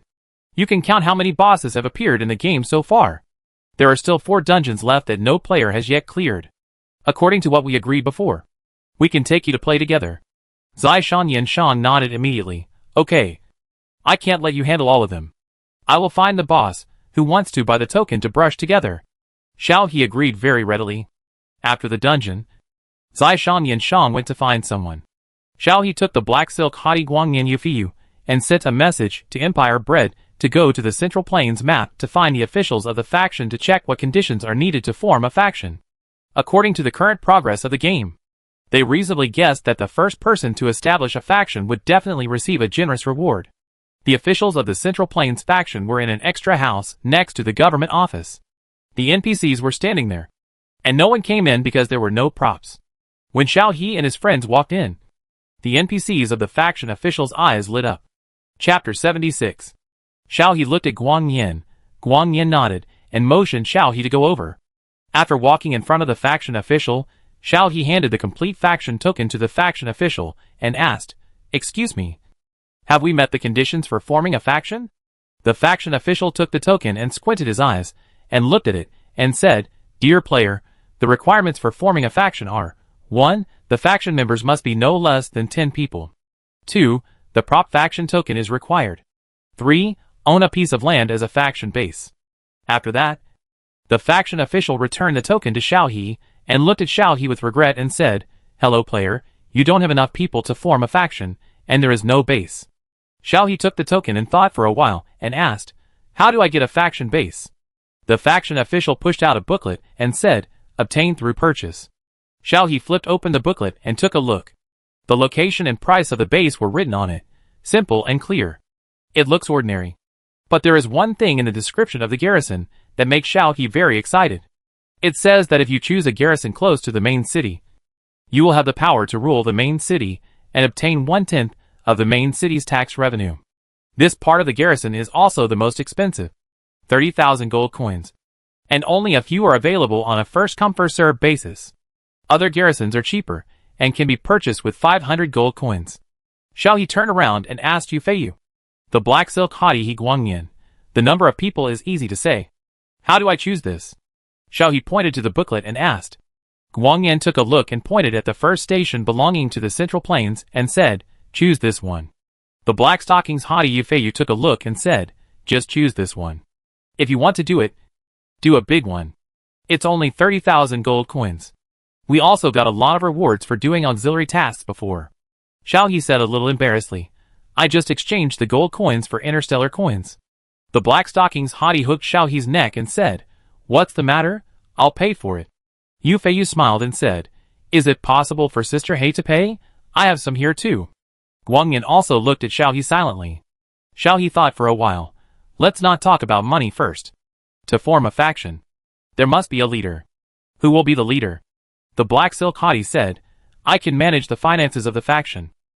She showed that she didn't want to be the leader. Xiao He also said, I can't do it either. I don't know anything. Yufeiyu looked at Guang Yin. How about letting Guang Yin come? Guang Yin frowned. I may be busy in a while. I can't be online often. Xiao He said, that's okay, you just put your name on it, and then we will call you. The Empire Bread, who came with Xiao Wan, agreed as soon as he heard it. That's right. Guang Yin didn't say anything when he saw this, and stretched his hand in front of Xiao He. Xiao He looked at Guang Yin in confusion. Guang Yin said, token? Xiao He, who had reacted, hurriedly handed the token to Guang Yin. Guang Yin lowered his head and turned on the light frequency. He didn't know what he did.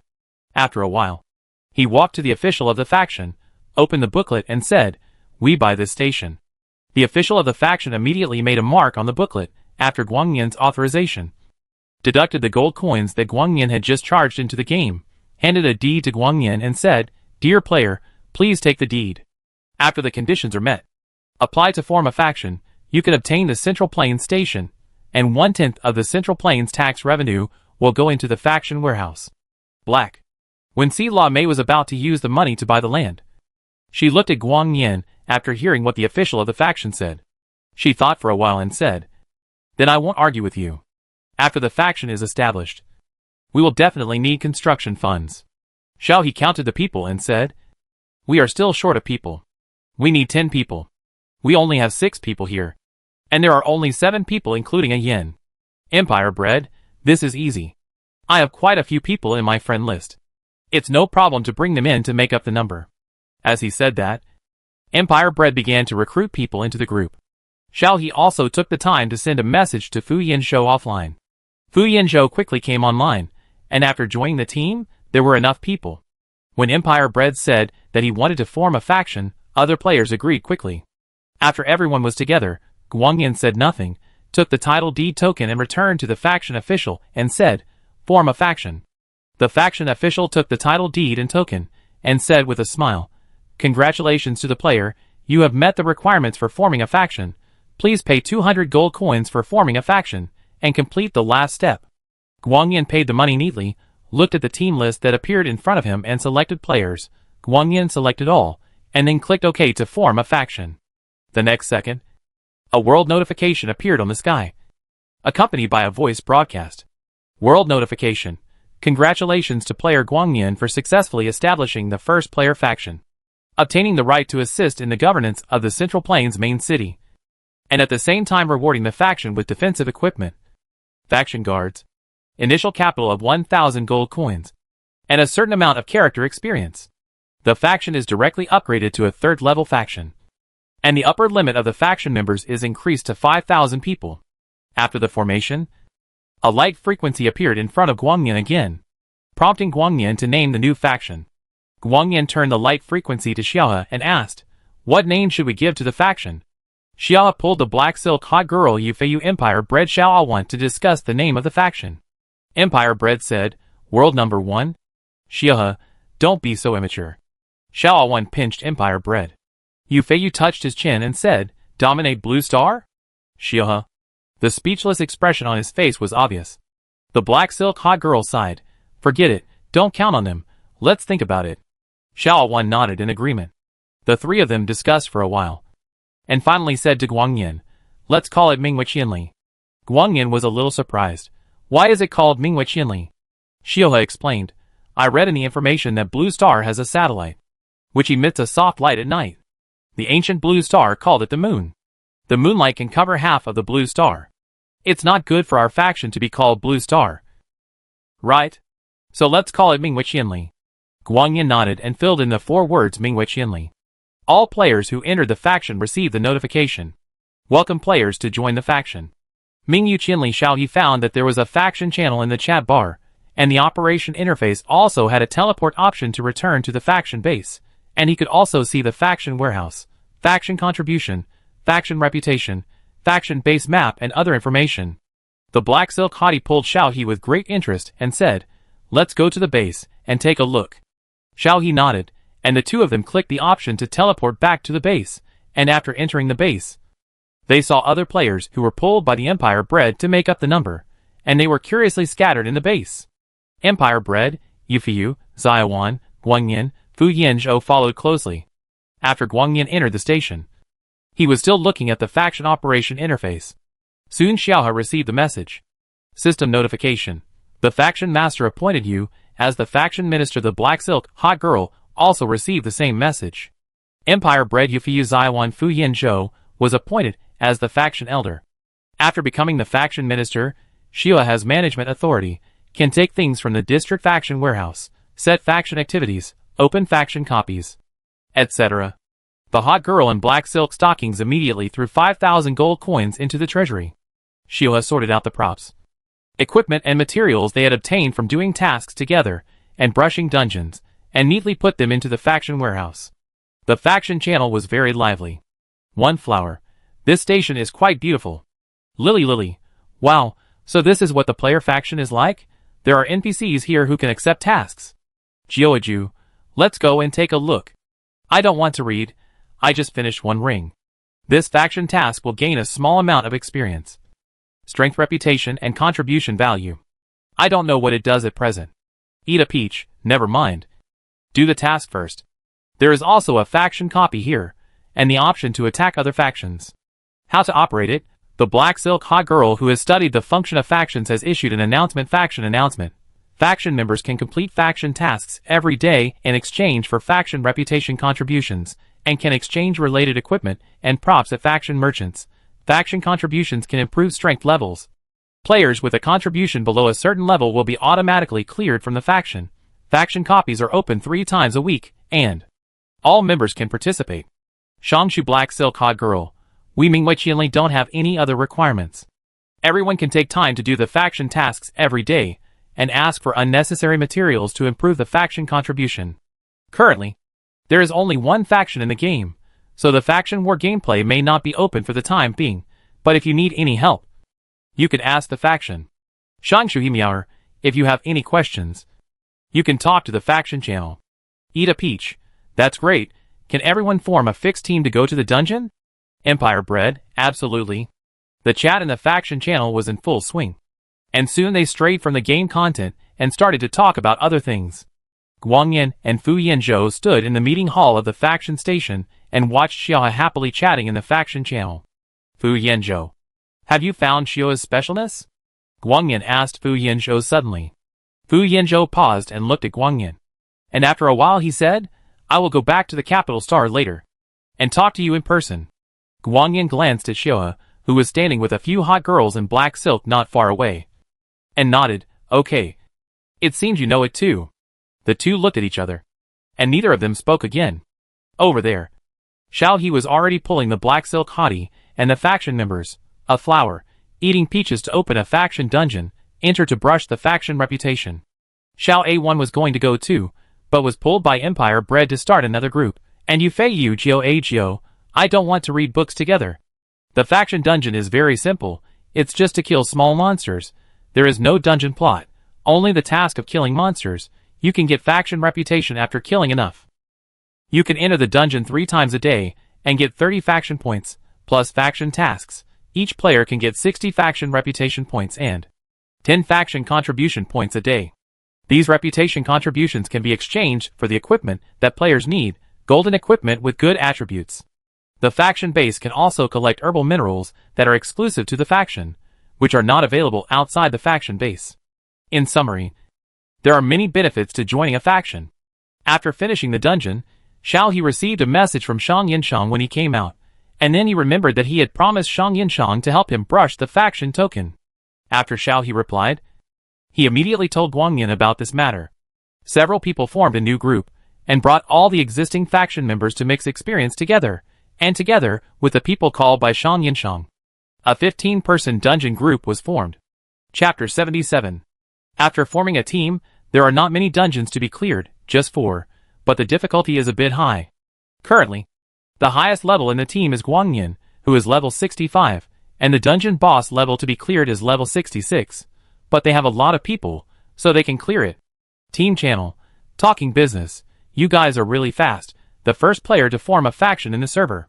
Empire Bread, of course, our Xiaohe is really good. Ugly love showing off. Brother Yin, are these all your friends? Talking business, yes, Xiaohe and I have reached a deal, and he will help us to brush enough token fragments needed to form a faction. Blood Shadow Assassin, can these copies drop items? The Empire Bread, who was about to open a copy, saw it, and typed Empire Bread, 90% probability. We summarized the source of the token fragments we got before, but the official must have more than one channel to swipe out items. Talking business, don't worry. Blood Shadow, I am the most honest person in business. If the copy can't be swipe out, I will definitely find another way to get it for you. Seeing this, the Blood Shadow Assassin said nothing. Empire Bread changed the team distribution plan, changed it to be distributed by the team leader. Before, when they were farming by themselves, the items were distributed freely. You can get it if you want it, but it's different now. This is to help others farm things. It's better to change the distribution method just in case. After agreeing, Empire Bread opened a dungeon. The name of this dungeon is Snowy Land. The introduction is about saving NPCs lost in the snowy mountains. So far, no one has cleared this dungeon. They are all stuck at the first level. Because the extremely cold environment in the dungeon causes continuous blood loss, they can't fully attack the boss in the end. Before preparing to play the dungeon, several people read the existing strategies on the forum. However, the strategies only provide up to the first boss, and the rest are waiting for someone to open up the wasteland. After the dungeon was loaded, all 15 people in the team went in. When Jean entered the dungeon, he faced a world of ice and snow. In front of him were endless snow-capped mountains, and there was only a small path that went into the mountains. Several people appeared in a basketball hoop, which was considered a sacred line in the dungeon. Only after stepping out of this range could they officially enter the dungeon. Xiao He glanced at the snowy fantasy outside, and the howling cold wind, and shuddered subconsciously. This scene reminded her of when she was on the garbage planet, and she was almost frozen to death. Yu Feiyu was the first to leave the circle, walked a few steps outside, and then retreated and said, "No. As soon as I go out, I will be given a frostbite buff, and I will continue to lose blood. This dungeon requires cold-resistant equipment." Xiao He looked up and saw Yu Feiyu's health bar.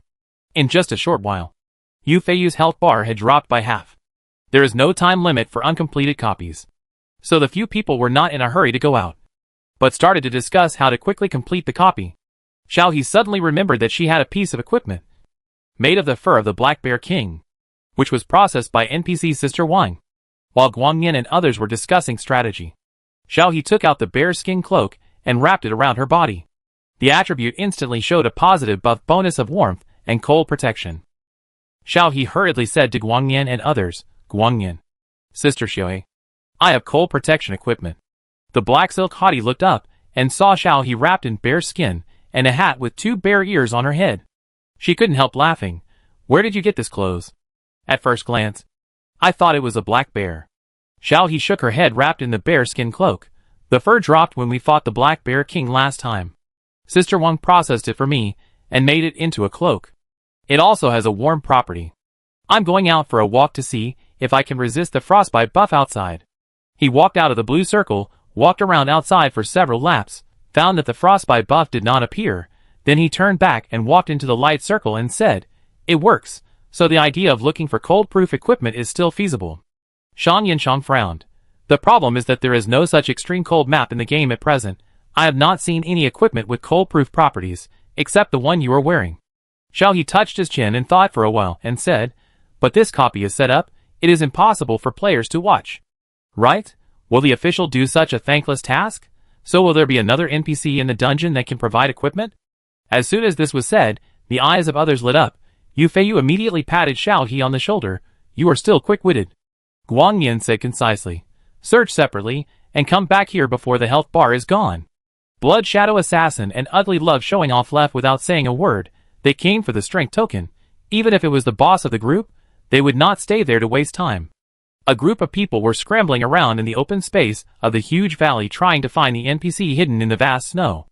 They searched for a long time, went back to the blue circle to rest 3 times, and turned the entire valley upside down. But there was no NPC. Xiao He was a little frustrated. Maybe I guessed wrong.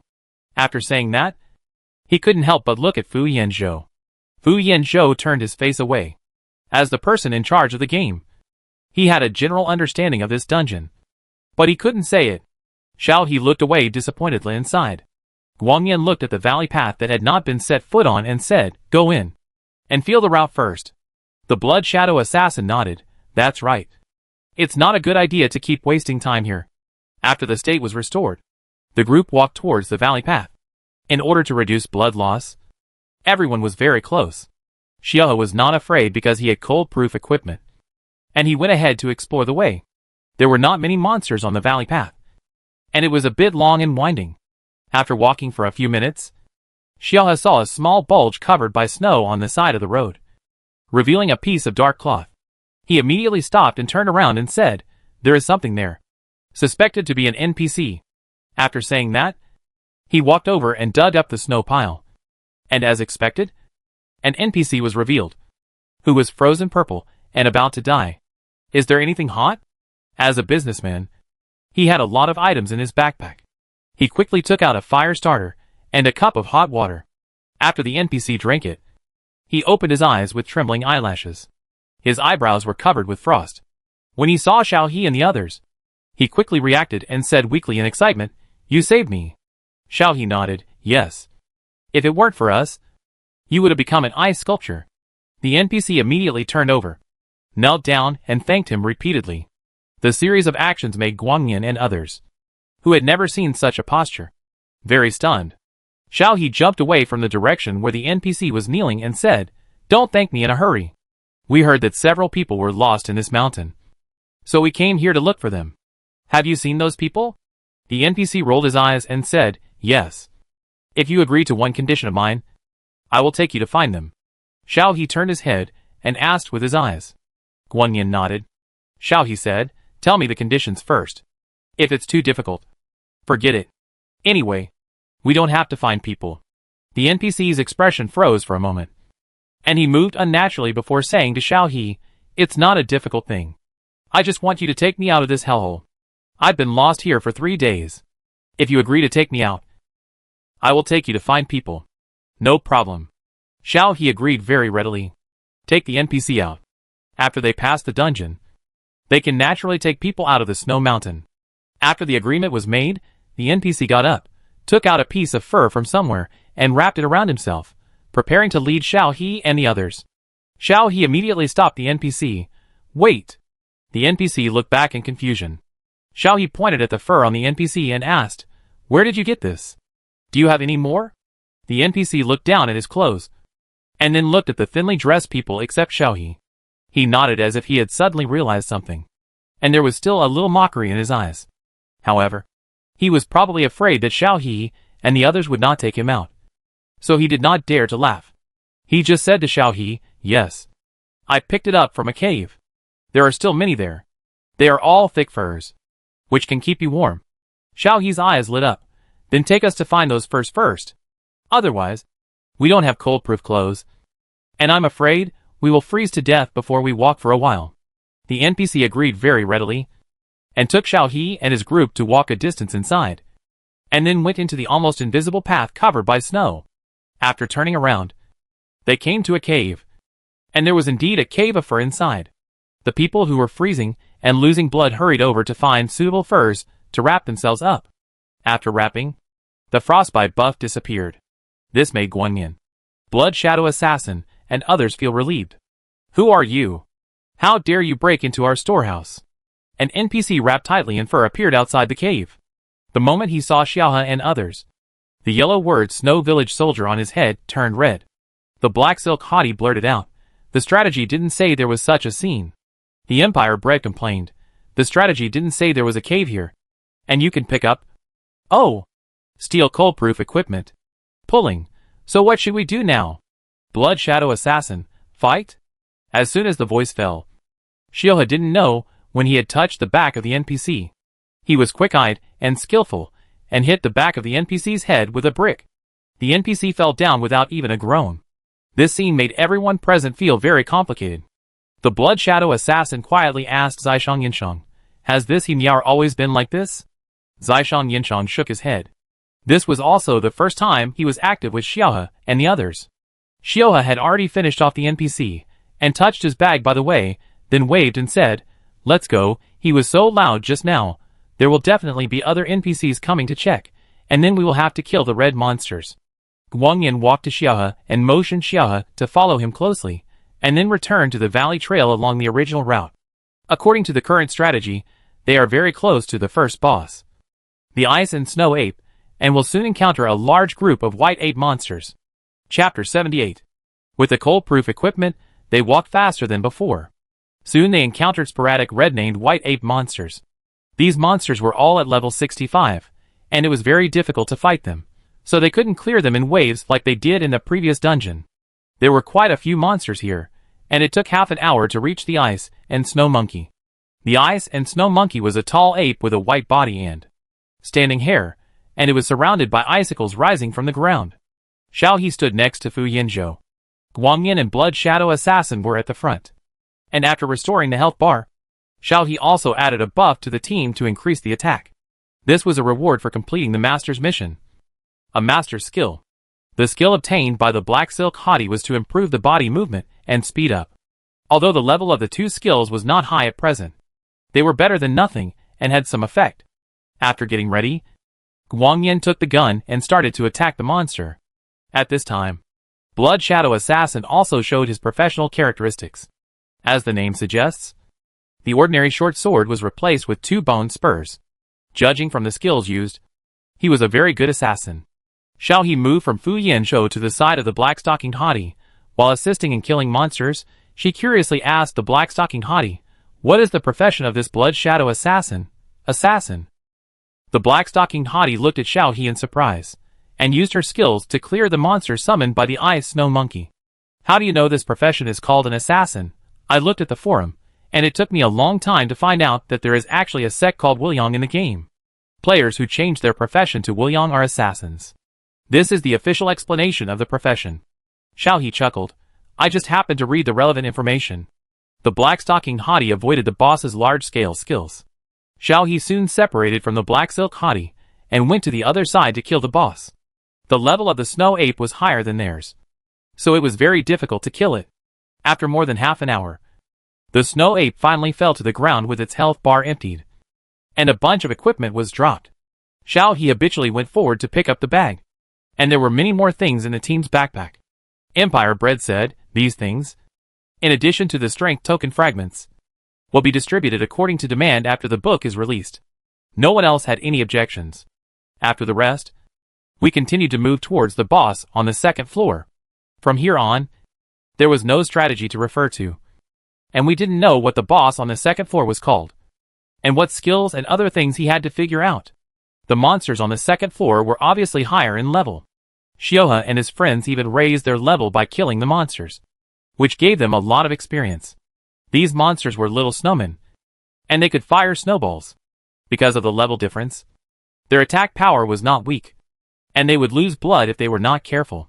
It took more time than the first floor. The boss of the second floor is a snow monster, which looks like a giant snowman. A snowman as tall as a 3-story building. Empire Bread blurted out, "What the hell is this? It looks so weird." Xiaohe looked up at the snowman in front of him and said, "What a big snowman. Eat a peach. This is called a snowman? It's quite descriptive. I'll build one for fun next time I go to the ice planet." Black Silk Hot Girl, let's not talk about building a snowman in advance. We have been fighting in this dungeon for more than 2 hours. Let's quickly defeat the monsters and pass the level. The skill of the snow monster is to freeze thousands of miles. If you are hit, you will become an ice sculpture for 1 minute, and continue to lose blood. If you lose all your blood before getting rid of the state, you will die. At the beginning, when we were not prepared. Almost everyone was frozen. Only Fu Yanzhou, the Blood Shadow Assassin, avoided freezing, which prevented the team from being wiped out. The defense of the snow monster was also high, and it was difficult to fight. After fighting for a long time, the health bar did not drop much. Xiaohe was a little annoyed. The time to go to the dungeon was too long, which affected the game experience. Looking at the various ice and snow buffs on the snow monster's head, Xiaohe quickly thought of the attribute Restraint, and used fire skills directly to fight against the ice and snow. There was nothing wrong with this idea, but the problem was that they did not have fire skills at present. The black-stockinged hottie thought quickly, and immediately found a piece of talisman paper from her backpack. Is the fire talisman useful? It's the daily reward given by the master. Xiaohe's eyes lit up. It should be useful. Sister Xiaohe, try it. The black-stockinged hottie nodded, stretched her legs a little, and jumped to the blind spot of the snow monster, activating the fire talisman and throwing it over. A burst of fire instantly covered the body of the snow monster, and it went out again in a few seconds. After the fire went out, the effect was also very significant. The snow monster's body was directly reduced in size, and its body was still wet and oozing water, and its attack power was also weakened a lot. Everyone looked at the black silk hottie in surprise and asked, "Do you still have this talisman?" The black silk hottie shook her head regretfully. "No, only this one." Xiaohe rummaged through his backpack and found two and said, "I still have two, but I don't know if it can be used on the monsters on the third floor." Guang Yin was still releasing skills to attack the snow monster. After hearing what Xiaohe said, he said, "Keep it for now. The defense of this snow monster has weakened. We can deal with it. Everyone attack with all your strength. We can solve it within 15 minutes. Xiaohe put away the fire talisman as soon as he heard it, and began to besiege the snow monster with reduced defense with all his strength. The snow monster with reduced defense was indeed much easier to deal with. It was just as Guang Yin said, and it was solved within 15 minutes. After checking the bag as usual, Guang Yin led the way and continued to walk in. There were no monsters on the third floor, and no wind and snow. What Xiaohe saw was a palace built of ice and snow, with carved beams and painted buildings, and upturned eaves, and it was cold. The door of the palace was open, and there was an ice throne inside, and a person was sitting on it, with long white hair dragging on the ground, wearing a light long gown, and leaning his head on the armrest with one hand, with his eyes closed, and his eyebrows and eyelashes were white, and the whole person looked like an ice sculpture. Guang Yin stopped and asked Xiaohe to follow him. The Blood Shadow Assassin said, "Is this the final boss?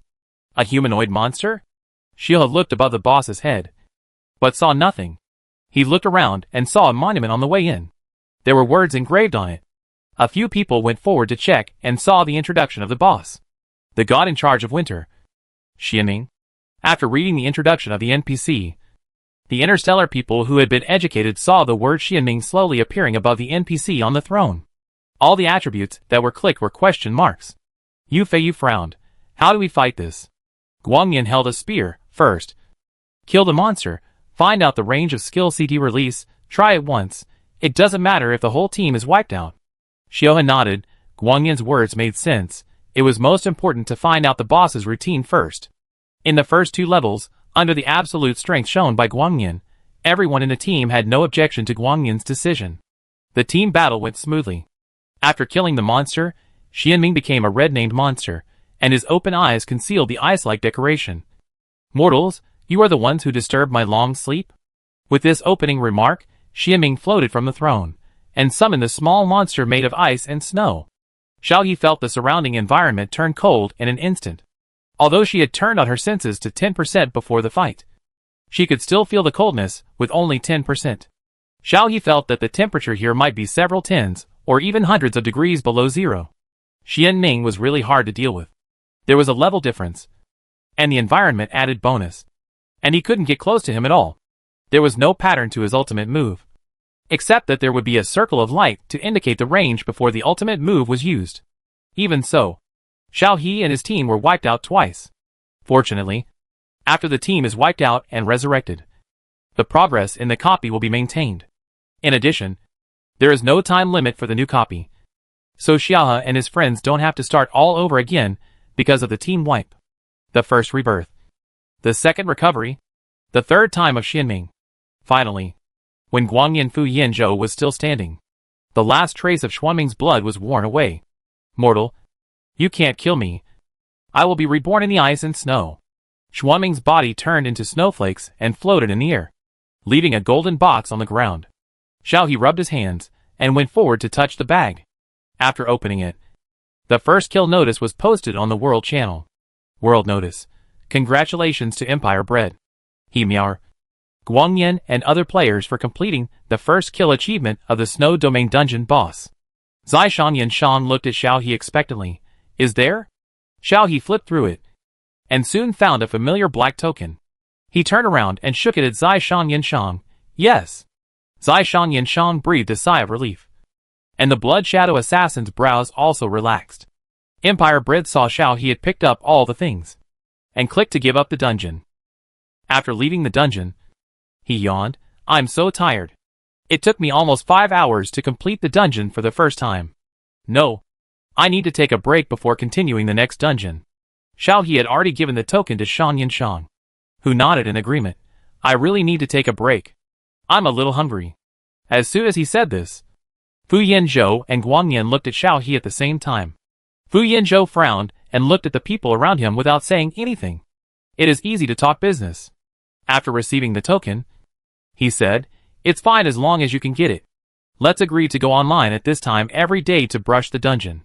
After you have finished brushing, you will be compensated with gold coins according to the market price. Xiao He had no objection. He divided the things he got from the dungeon and threw the rest into the faction warehouse. After saying hello, Xiao He went offline and got up from the game cabin. Xiao He rested his head on the edge of the game cabin. His eyes opened and closed, and he looked like he could fall asleep at any time.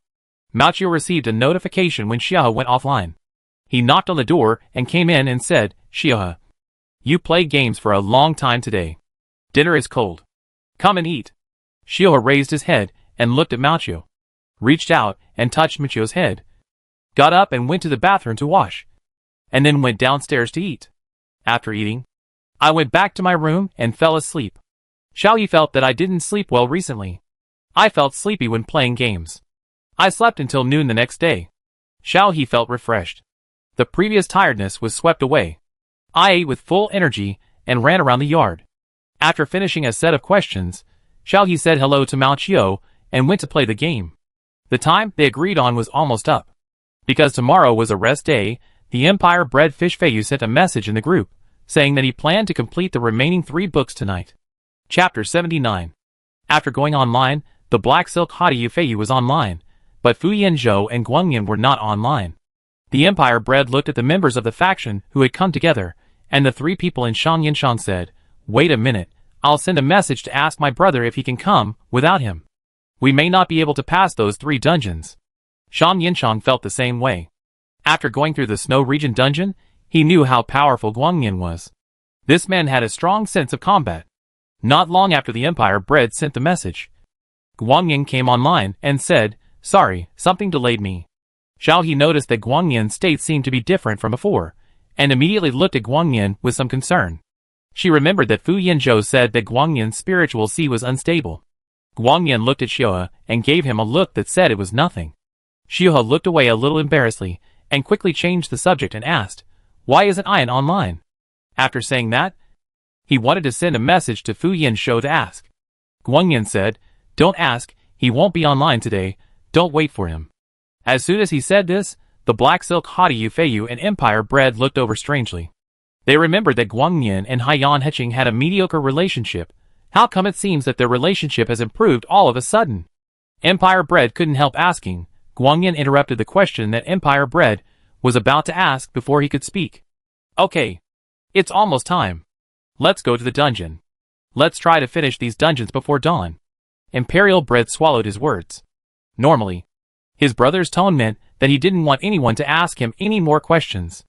The remaining 3 dungeons were as difficult as the snowy land. Fortunately, the game development team didn't intend to make it difficult for the players. The level of the dungeon monsters was not set too high. Otherwise, even if Guangyan led the team to the dungeon, it might not be possible to pass it smoothly. The 3 dungeons took a whole night to play. We were wiped out several times in the middle. However, we finally passed the dungeon smoothly. won the first boss kill achievement, and obtained 3 faction token fragments. After leaving the dungeon, Zai Yanshang smiled and thanked him. Xiao He said, "You're welcome, but the dungeons have been cleared. You can collect the remaining faction tokens. There are more than 10 or 20 dungeons in the game, and players will definitely have fragments." The Blood Shadow Assassin nodded, "Thank you." Zhou Ai Shui also thanked him. Then he completed the transaction with Zai Yanshang and left. Zai Yanshang turned around and gave Xiao He some hard work fee, 100 gold, the 4 tokens just now. The reward given by the Blood Shadow Assassin was very generous. "Xiao He, I'll give you some money. Although it's not much, you've worked hard." Xiao He didn't refuse. He took the money and threw it into the treasury of the faction. After thinking for a while, he asked Zai Yanshang, "Do you want to join our faction?" Zai Yanshang was a little tempted, but soon shook his head, "No. I want to build my own faction. I heard that the faction warehouse is very large. I want to build a merchant faction. Remember to patronize my business when the time comes." Xiao He didn't continue to persuade him after hearing this. He just nodded. Zai Yanshang is a person who is honest and fair in doing business. Pull, Lily, a few people who love eating peaches yawned and said, "Let's go offline. We haven't slept all night. We need to take a nap." Xiaohe and the black silk hot girl nodded quickly, and soon they went offline. The Empire Bread was still full of energy and asked, "What are we going to do next?" Zaiwan immediately grabbed a handful of the soft flesh on the waist of the Empire Bread and gritted his teeth and said, "Don't you see that everyone is very tired?" Yu Feiyu shook his head, then looked at Xiaohe and said, "You kept yawning when you were going to the dungeon just now, go to sleep." Xiaohe was indeed sleepy, and nodded immediately, and waved to the black silk hot girl and others one by one, and then went offline. As soon as I logged off, I saw Machio wandering around the room. Machio saw Xiaohe coming out of the game cabin and said, "Xiaohe, you are too addicted to games. You don't sleep at night. The anti-addiction system sent me many warnings." Xiaohe blinked. "Anti-addiction? But I'm an adult." Machio shook his round head. "I don't know." It was Lao Fu who turned it off remotely. Xiaohe yawned. "Forget it. Never mind. I'm going to take a shower." After that, he took his clothes and went to the bathroom. After coming out of the bathroom, Xiao He was not so sleepy anymore. He wiped his hair, thought for a while, and finally mustered up the courage to go to Ningyu. After all, Ningyu was a friend, Xiao Ying's brother, and lived nearby. Xiao He tied her hair into a ponytail and said to Mao Qiu, "I want to go to General Ning. Can you accompany me?" Mao Qiu immediately patted his chest. "No problem. Lao Fu told me that I would follow Xiao He wherever he went. I couldn't let the bad guys hurt Xiao He."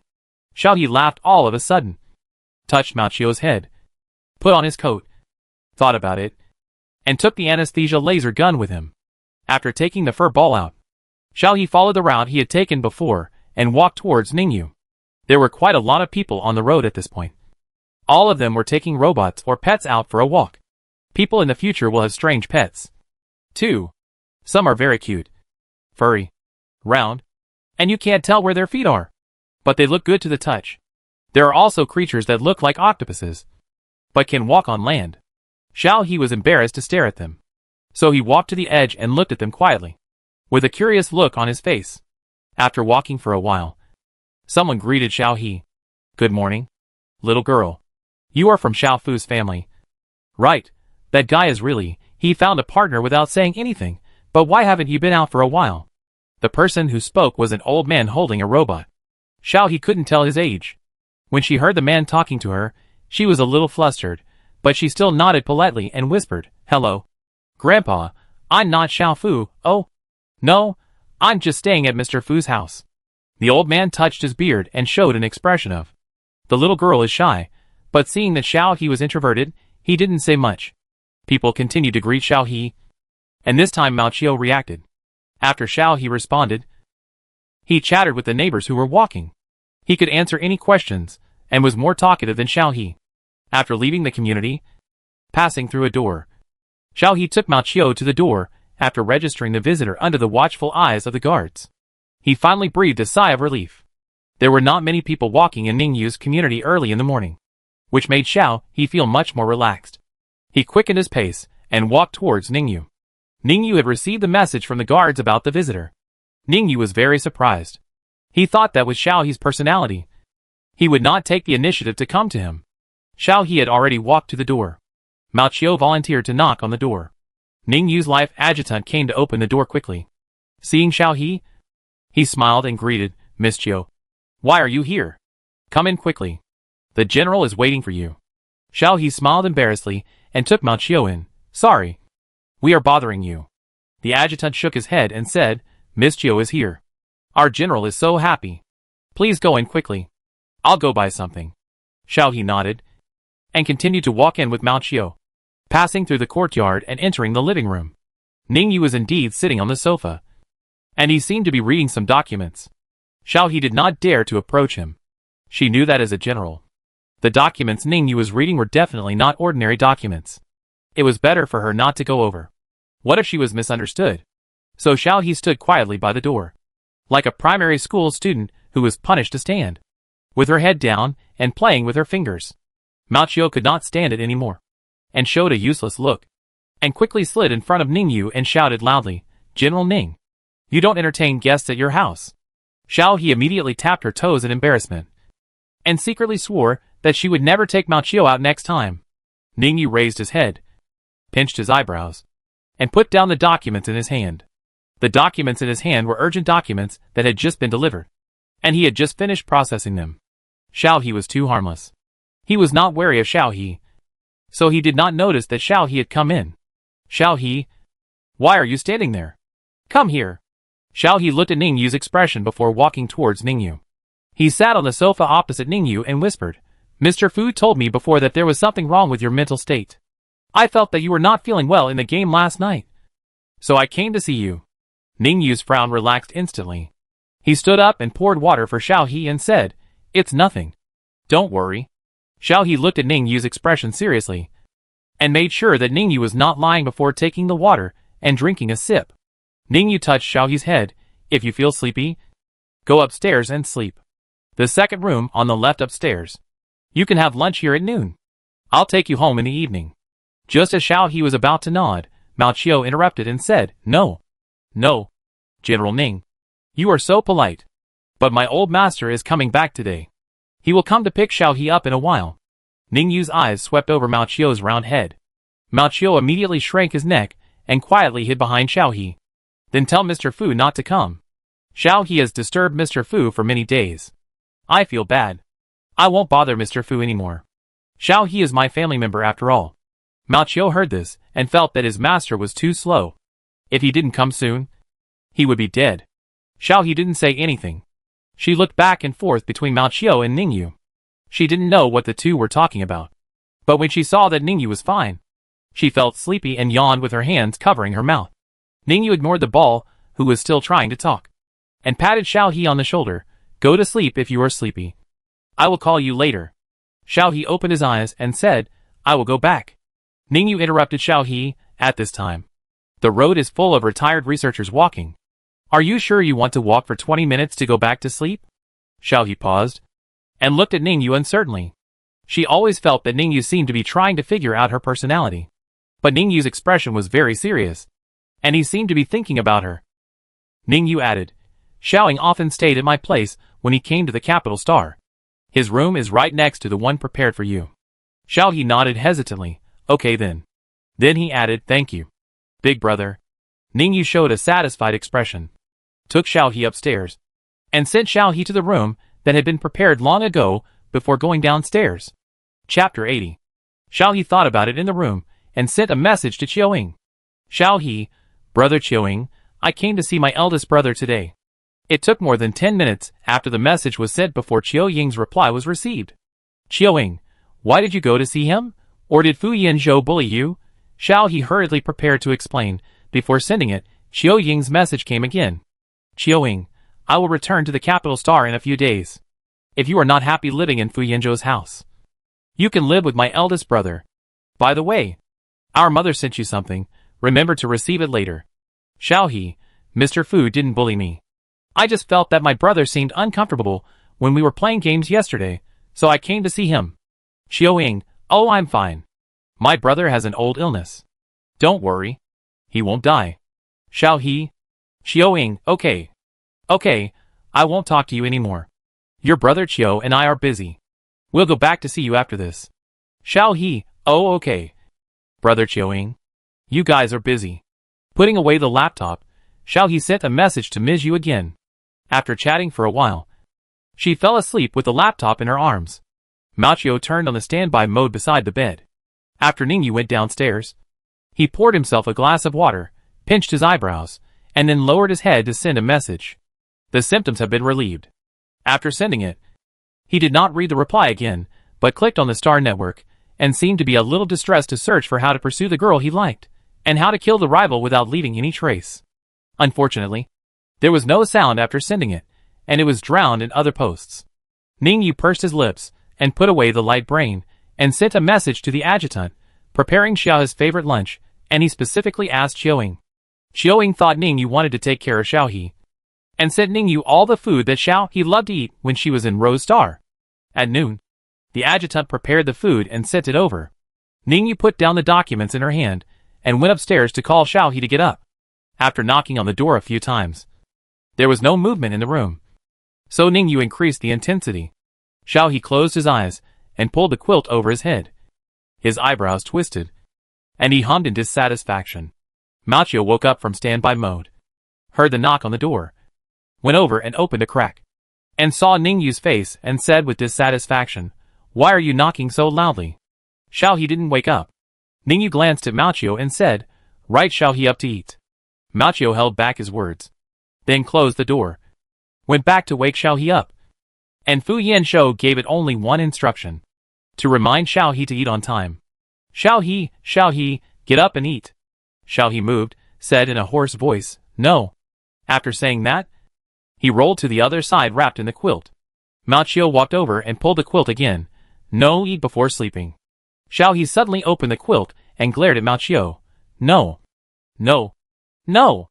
After saying that, he scratched his head, suddenly remembered that this was in Ningyu's house. His expression froze, covering his face and whispering to Mao Chiu, "Wasn't it General Ning knocking on the door just now?" Mao Chiu rubbed his hands. It was him. He's still waiting outside. Xiao He's face was wrinkled. "Then is the sound insulation here good?" Mao Chiu looked at Xiao He sympathetically. "I don't know." Xiao He shouted silently, then got up quickly to tidy up his clothes and hair, found the bathroom to wash his face, and then reluctantly opened the door with his head down. Ningyu was waiting for her nearby.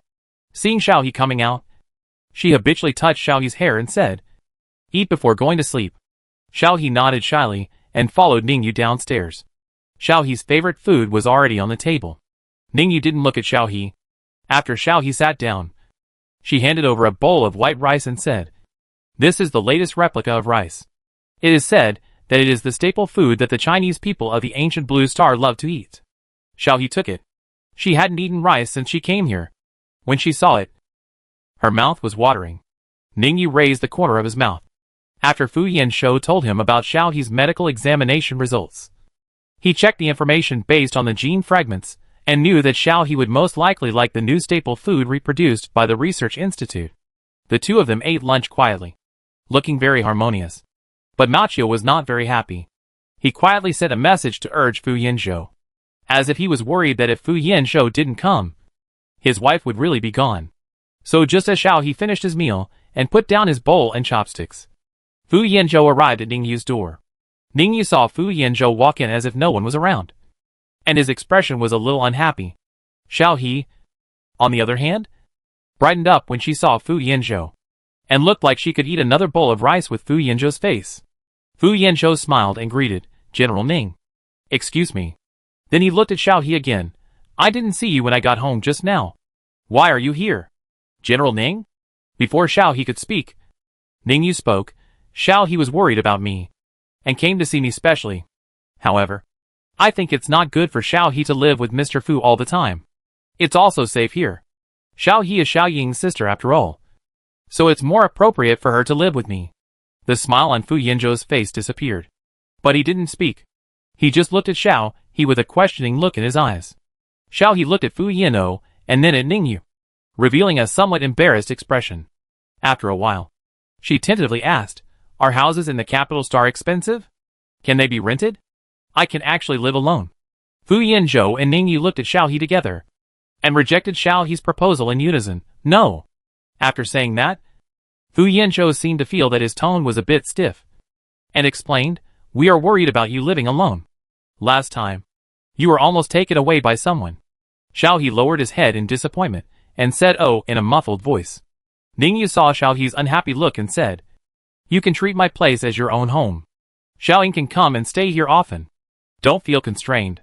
Fu Yanzhou sneered. Why didn't General Ning say that Mr. Chiu lives in his own house most of the time? Then he said to Xiao He, "I don't go home often, so you can live with me. After a few months, when you finish your exams and are successfully admitted to Huaxia University, you can apply for campus living." Ningyu pursed her lips, and after a while, she suddenly thought of something and said to Xiao He, "I was admitted to the Federal Military Academy with the first place. You can live with me and ask me anytime if you don't understand something." After saying that, Ningyu seemed a little embarrassed to say that her grades were the same, and slightly looked away. Xiao He was confused for a while. She didn't know how it suddenly developed into Ningyu and Fu Yanzhou asking her to live in their house. This made Xiao He very embarrassed. Finally, Xiao He saw the light brain in her hand and had an idea. She whispered, "I'll ask Brother Chiu-Ying." Then she made a holographic call to Chiu-Ying in front of the two of them. After a while, Chiu-Ying answered the call. Just like a real person appeared in front of Xiao He. He bent down and put his hand on Xiao He's head and scratched it. However, he did not ruffle Xiao He's hair like a real person. He asked with a smile, "Why are you calling me at this time? Didn't your brother give you food?" Xiao He subconsciously made a dodging motion, and pouted in dissatisfaction, "Don't touch my hair." Chiu-Ying snorted and stood up. Only then did he see the confrontation between Fu Yanzhou and Ningyu. He immediately asked, "Huh? Brother, are you and Mr. Fu arguing?" Ningyu frowned. "No." Fu Yanzhou laughed and briefly explained the situation. General Ning wants Xiao He to live with him. Chiu-Ying reacted and looked at Xiao He. "So you didn't know what to do? So you called me? You are really a little heartless. You don't even know to call me on video when you have nothing to do."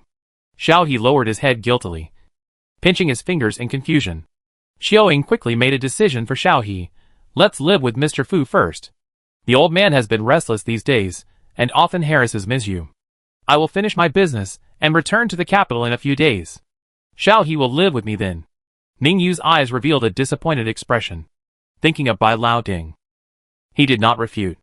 Bai Lao Ding became more and more confused as he got older. He could do almost anything. Fu Yanzhou smiled and said to Xiao He, "Let's go. Let's go back together."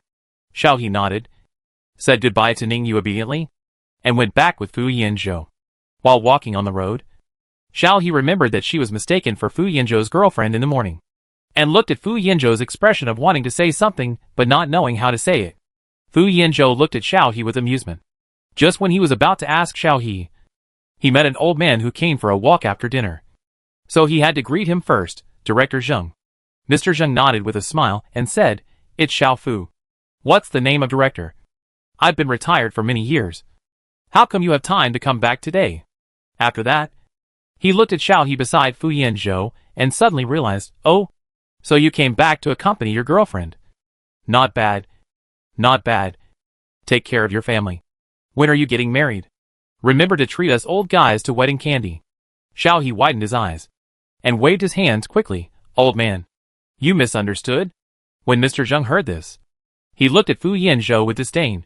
"Your progress is not good. It's too slow compared to the speed of your experiments."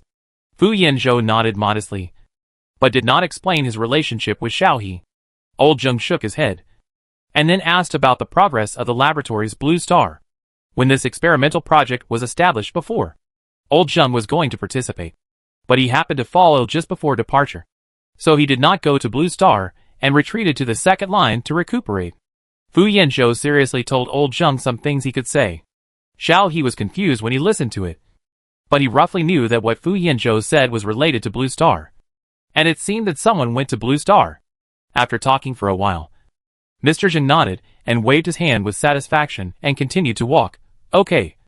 Then I won't bother you anymore. Xiao Fu, remember to say hello to old man when for me later." Fu Yanzhou nodded, and took Xiao He to continue walking home. When they got home, he asked Xiao He, "What did you want to ask me just now?" Xiao He's voice was as soft as a mosquito. It's just you. Don't you want to explain it? Fu Yanzhou almost didn't hear it clearly, and asked again, explain what? Xiao He closed his eyes, and said loudly, explain our relationship. I met many people asking this morning. What if your girlfriend misunderstood? Fu Yanzhou couldn't help laughing after hearing this, and his voice was very pleasant. And Xiao He looked confused. Chapter 81. Fu Yanzhou stopped laughing, and said to Xiao He with a hint of meaning, no girlfriend. Xiao He quickly reacted, and wanted to find a crack in the ground to crawl into, and always felt that his previous question seemed to be probing something. The fur ball was spinning around Fu Yanzhou and Xiao He's feet, and seeing Xiao He looking at a loss, it shook its head, and ran to the side to play by itself. Fu Yanzhou said again, so don't worry. Xiao He said him in a muffled voice. Seeing Xiao He standing there, with her head almost down to her chest, Fu Yanzhou stopped teasing Xiao He and whispered to her, just now I saw the news. Xiao He and the others said they would go online to explore the map in the afternoon, and asked if you would like to go. Xiao He immediately turned on his computer and took a look. Sure enough, he saw a few girls in black silk stockings talking about exploring the map. They said that the official released the full map of the Chinese region of the game, which was a one-to-one replica of the territory of the ancient Blue Star. After reading the news, Xiao He quickly replied with a request, and then looked up at Fu Yanzhou. Fu Yanzhou said, go ahead, I'll go online and take a look later. Come with me to the Research Institute tomorrow, you still need to do a routine physical examination. Xiao He nodded, returned to the room, changed into comfortable home clothes, and entered the game cabin. Fu Yanzhou checked the home's smart security system, did an inspection and upgrade, then went upstairs to the room. After Xiao He went online, he saw the black silk hot girl in the friend list, Yu Feiyu, Empire bred, Xiao A Wan, in business and business. There are also new members of the faction, Ai Chi Tao Tao, Jiu A Jiu, Li Li Li Li are all online. The faction channel is also very lively. Jiu A Jiu, I saw the promotion of the whole map, what a magnificent mountain and river. Black silk hot girl, I don't know when I can go to Blue Star, I can't wait, forget it, I can have fun in the game. Yu Feiyu, Xiao He is online. He Meow Air, you guys are so early. Empire bred, I'm ready, I just bought the official limited edition transportation tool. The official seems to call this item a mount in the game. The mount I bought can seat 6 people, it's called Agarwu Chariot, and it can fly. Black silk hot girl, is there such a thing? Where can I buy it? I want to buy one too.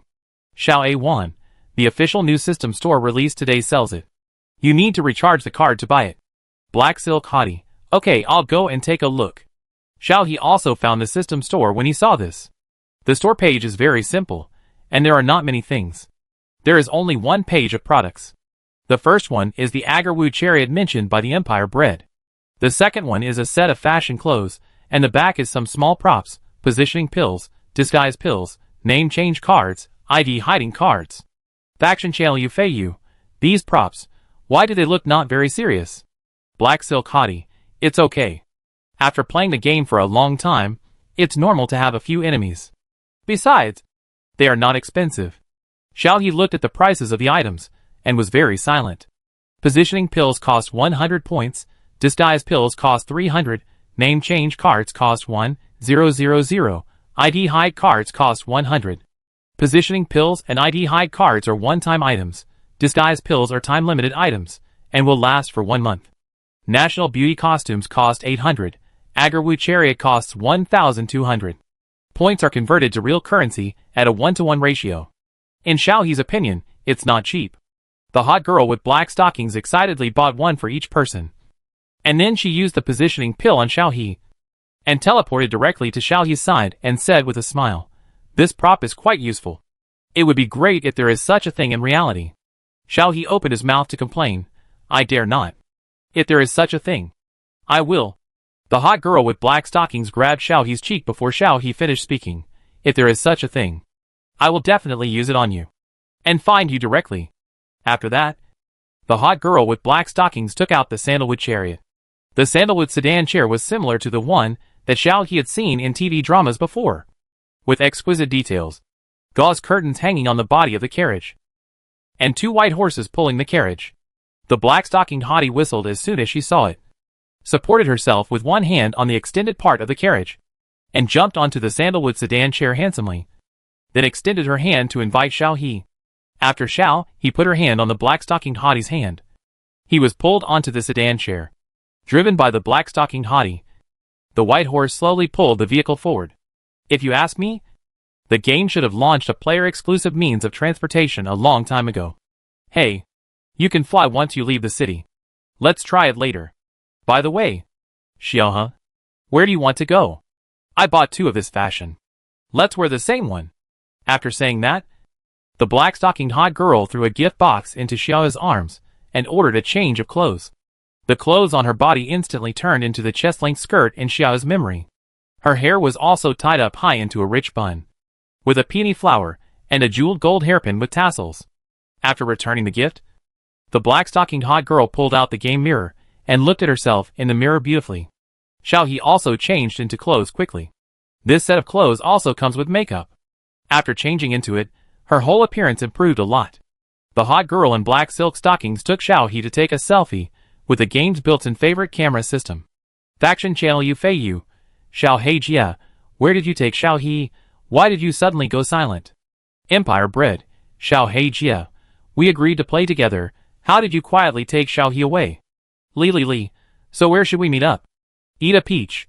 Scratching his head Yi Hua, we have stepped on the entire Central Plains map. I don't want to read. Go see the snow-capped mountains? Black stockings hot girl, come see the sea. Xiao He and I are watching the sunset at the beach. Xiao He, come on. Come on, there are few people here, the sun will set soon. Xiao He and the black stockings hot girl flew directly to the beach, golden sandy beach. There is also a wooden bridge extending out. There is also a thatched pavilion next to it. The sun is moving towards the western coastline. Yu Feiyu was the first to come over, walked to Xiao He, and looked at the sunset. It's really beautiful. We can't see such scenery in our galaxy. I heard that people in the ancient blue star can see such sunsets every day. Xiao He shook her head. Not every day, you can't see it when it rains. The black-stockinged hottie leaned against the pillar and sighed. I have to work hard to live longer. I will definitely go to see the blue star after it is repaired. Xiao He immediately looked at the black-stockinged hottie curiously. Sister Xiao He, can the blue star be repaired? The black-stockinged hottie nodded. Of course, this matter has been prepared for many years. The professor team and the repair personnel have already gone to the blue star. This game is also developed for the repair of the blue star. Xiao He instantly became energetic. She also wanted to go back and take a look, even if there was no one there. Yu Feiyu saw it, and said to Xiao He, do you also want to go to Blue Star? Xiao He scratched his head and asked back, is it obvious? Of course. Your thoughts are written on your face. The person who spoke was not Yu Feiyu, but the Empire minivan that had just arrived, pulling a car full of people in a sandalwood chariot. He and Xiao Awan sat in the first row, and in the back 2 rows sat Lily, Yizihua, Eat a Peach, Jioaju. There was also a sandalwood chariot following behind, and Guangyan sat on it. Fu Yanzhou. I don't like reading. Xiao He then realized that Fu Yanzhou and Guangyan were both online. All the members of the faction were present, and the black silk hot girl immediately became interested, and organized everyone to take pictures of the sunset. After the sun completely set, the black silk hot girl said with a sense of satisfaction, we can organize this kind of activity more often in the future, which will help to increase the friendship between the faction members. Chigu Tao Tao pointed to the darkening sky and said, it's good, but if we don't leave, we will have to kill wild monsters. As soon as this was said, everyone got on the car and returned to the safe zone. On the second day of the game, after the master's mission was updated, Xiao He and the black silk hot girl went to brush the master's mission together. After brushing, they organized to brush the faction dungeon, do the faction daily, and strive to raise the faction level as soon as possible. Faction channel Xiao A1. I seem to have received a strange mission. Empire Bread? When did you get a new mission? I just walked away for a few seconds. Yu Feiyu. What mission? I don't like reading. Strange mission? He Miao Air. What mission? Let me join the team. Xiao Awan. I got a book from an old lady while doing daily tasks. This book seems to be a prop, called Compendium of Materia Medica. When I clicked it, I automatically accepted a task called Helping the World. He Miao. Oh, good task.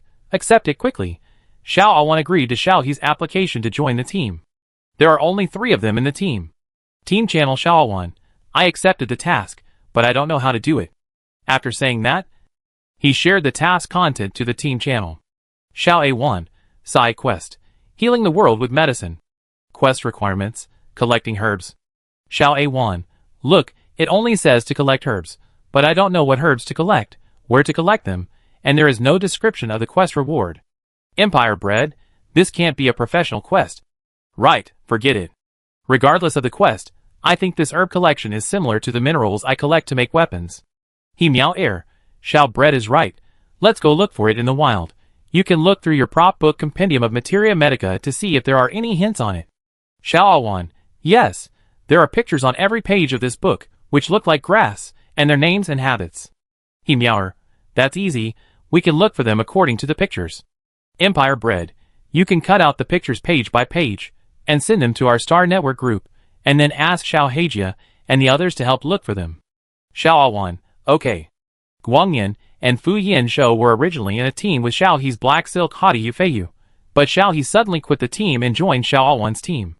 The hot girl with black silk stockings reacted very quickly, and followed the team to join Xiao He's team. When Guangyan, Fu Yanzhou, Yufeiyu and the other three were pushed out to apply again, it was shown that the team was full. Jiuaju had already joined the team, and spoke. Jiuaju, I know where the herbs on the map are.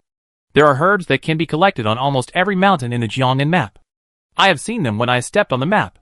Xiao A1, that's great, let's go to Jiangnan first. Power Channel Yijihua, the herbs on the map look familiar to me. I have encountered a strange grass in the snow mountain before. It can run. Hi Yin Hiqing, did you go to Jiangnan? He meow air, yes, a yin, come quickly, it's raining in Jiangnan, so beautiful. Hot girl with black silk stockings, be serious, we are here to help Awan with the task, not to date. He meow air, oh? Okay. Xiao Heijia. Chapter 82. After seeing the faction channel, Fu Yanzhou went to the Jiangnan map to find Xiao He. Xiao He was looking for herbs in the compendium of Materia Medica with the Empire bred Xiao A1 on the mountain. There were a lot of grass on the mountain, and a lot of wild monsters. The good thing was that these wild monsters were not active red name monsters, so it was okay if you didn't touch them. The difficulty of collecting herbs was that many grasses looked similar, and Xiao He had never been exposed to Chinese medicine, so the three of them stood on the hillside covered with weeds and looked at each other. Xiao He squatted down and picked a handful of grass, and a system prompt appeared. System prompt, collection failed, please use the medicine hoe to collect. Xiao He's eyes lit up, and he looked up at Empire Bread and Xiao Awan and said, the system prompts me to use the medicine hoe to collect. Let's go to the city's medicine shop to see if there is a medicine hoe for sale. Xiao Awan hesitated for a while, and took out a small hoe from his backpack and said, is this it? It appeared in my backpack after I accepted the task. Xiao He took it and took a look, and the name attribute of the small hoe appeared in front of him. Name, Medicine King Hoe. Attributes, increase the success rate of collection by 30%. Sect restriction, Yaxian Valley sect not yet open, then, there was a system prompt. System prompt, this item is sect limited equipment, you cannot use it. Xiao He scratched his head, and returned the medicine hoe to Xiao Awan. This should only be used by you, your task should be an open task of Yaxian Valley sect, it's a special profession, I'll go to the medicine shop to see if there are other sects that use the medicine hoe for collection. Xiao Awan nodded, picked up the hoe and dug at a grass at his feet. System prompt, player successfully collected, get useless weed *1. A weed soon appeared in Xiao Awan's hand. Useful, but the system prompts that this is a useless weed. Xiao He hurriedly said, then you collect first, dig those that look like the ones in the picture, I will go back to the city to buy a universal medicine hoe for the sect. Xiao Awan nodded, and continued to collect herbs with Empire Bread. Xiao He quickly returned to the main city, found the medicine shop to ask if there was a medicine hoe, and also told others in the faction channel that a medicine hoe was needed to collect herbs. The owner of the medicine shop is an uncle. After Xiao He entered, the owner asked, hello? Customer. What can I do for you? Xiao He looked around the shelves and asked, do you have any medicine hoes for sale? No. The owner answered very straightforwardly. Xiao He was stunned for a moment, scratched his head, and continued to ask, uncle, then do you know where to buy medicine hoes? The owner looked at Xiao He and said, you look festive. If you want to buy medicine hoes, you have to go to the craftsman's shop, which is at the end of this street. Xiao He thanked him again and again. Thank you, uncle. After getting the information he wanted, Xiao He ran to the craftsman's shop. The craftsman's shop was located in a remote location, and not many players came. After entering, Xiao He saw props such as hoes, pickaxes, sickles, and chisels on the shelves. The shop owner was dozing off with his head propped up in front of the counter. Xiao He walked over and knocked on the table. The shop owner pointed at the shelf without raising his head and said, "The things are there. Take them yourself. The prices are marked." Xiao He saw that the boss didn't mean to pay attention to her, so she went to the shelf and took a few hoes, and other props as well, and then paid according to the prices marked on them. After leaving the store, she threw all the extra hoes into the faction warehouse. After doing all this, Xiao He went out of the city without stopping to meet up with Empire Bread and Xiao A1. As soon as he left the city gate, he saw Fu Yanzhou in a white Taoist robe. Xiao He hurriedly stopped and raised his hand to greet him. "A yin!" Fu Yanzhou was about to go into the city to find Xiao He. When he saw Xiao He coming out, he naturally stopped and walked side by side with Xiao He to the mountain outside the city. Xiao He was about to give Fu Yanzhou a medicine hoe. He wanted Fu Yanzhou to collect herbs together. But then he remembered that Fu Yanzhou was the main person in charge of the game. At this time, Xiao He also realized why Fu Yanzhou was not interested in the task before, and he did not ask for equipment when going to the dungeon. Fu Yanzhou lowered his head and asked Xiao He, "Why are you staring at me?" Xiao He tilted his head and said, "Can't you play the game as freely as we do?" Fu Yanzhou nodded. "Yes, I know most of the main or side quests and set quests of the game. For the fairness of the game, so this account cannot accept quests, and cannot obtain game props and equipment. I came into the game to find game loopholes, to prevent bugs from appearing in the game." Xiao He didn't notice the pause in Fu Yanzhou's middle, still full of curiosity, pointing at the ruby necklace she gave to Fu Yanzhou's neck. The necklace said, "What about this one?" Fu Yanzhou looked down, looked at Xiao He with a smile and said, "Because you gave it to me, I was partial to you for a while, and kept the data of this necklace." Xiao He was a little embarrassed, covered her face with her hands, and said with her head down, "Hey, you are embarrassing me like this." Fu Yanzhou's mind popped up. Xiao He, in the real world, who was very shy, did not dare to speak loudly, and did not like to go out. Yes, through Michio's report, Fu Yanzhou learned that Xiao He had not left the house since she came to his house, except for the 2 times he took Xiao He out. However, Xiao He in the game has a lot of fun chatting with NPCs, likes to run around and is very friendly. But whether in the game or outside the game, Xiao He has one thing in common: he likes good-looking people, and his eyes light up when he sees good-looking people.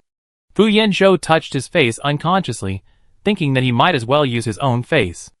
"Ian?" Xiao He said a few words, but didn't get a response from Fu Yanzhou, so he stopped and called out. Fu Yanzhou came back to his senses and said, "What's wrong?" Xiao He repeated what he had just said. "I just asked you. We will help Xiao A1 collect herbs for the task. What will you do if you are bored?" Fu Yanzhou looked at Xiao He with a smile. "I won't be bored. I just want to check the bug of this map." Xiao He was relieved, stretched out his hand to hold Fu Yanzhou's wrist and said, "Let's go quickly." Xiao Mian Bao and A1 are waiting anxiously. After reaching the mountain, they searched the mountainside for a while before finding Empire Xiao Mian Bao and Xiao A1, who were seriously comparing the herbs dug from the ground in Compendium of Materia Medica. When Xiao He walked over, Xiao A1 was holding a blade of grass with a frustrated expression. Seeing Xiao He coming, he said, "We have been digging all the way, and found many similar-looking grasses, but only 2 were successfully included in the task." Empire Bread complained with mud on his hands. "This task looks easy, but it will take a long time to complete." Xiao He let go of Fu Yanzhou and walked to Xiao A1 and asked, "Let me see." Xiao A1 handed Xiao He the Compendium of Materia Medica in his hand. "Look!" Xiao He got Xiao A1's authorization, and could successfully open the book and see the contents inside. This prop Compendium of Materia Medica is not the same as what Xiao He knows. This prop book has 1 picture per page, and the description of this medicinal material is below.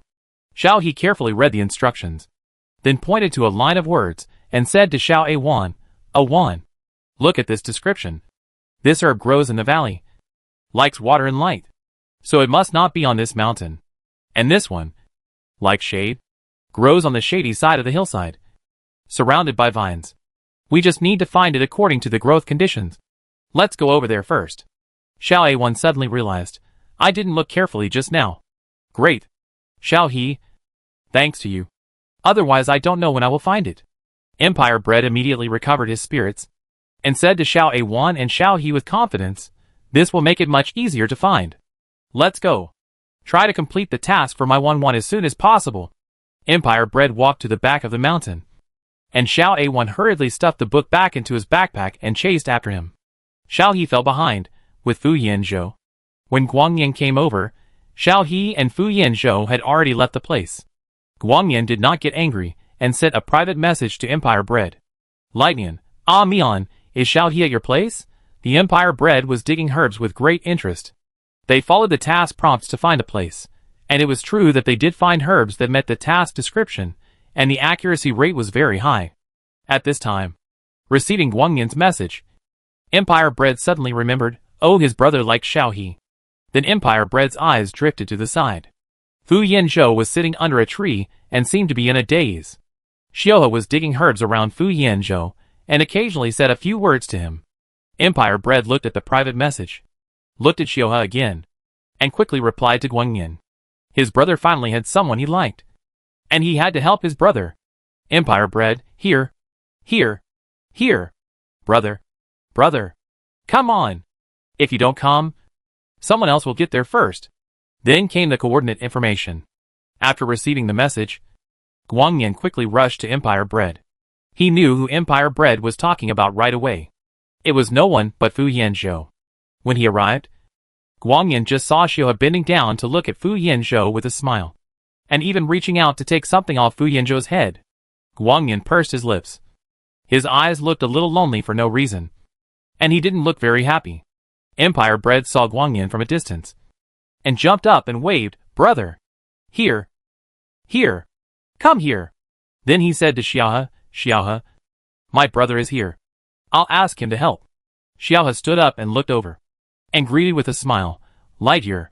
Xiaohe clearly distinguished between the game and real names.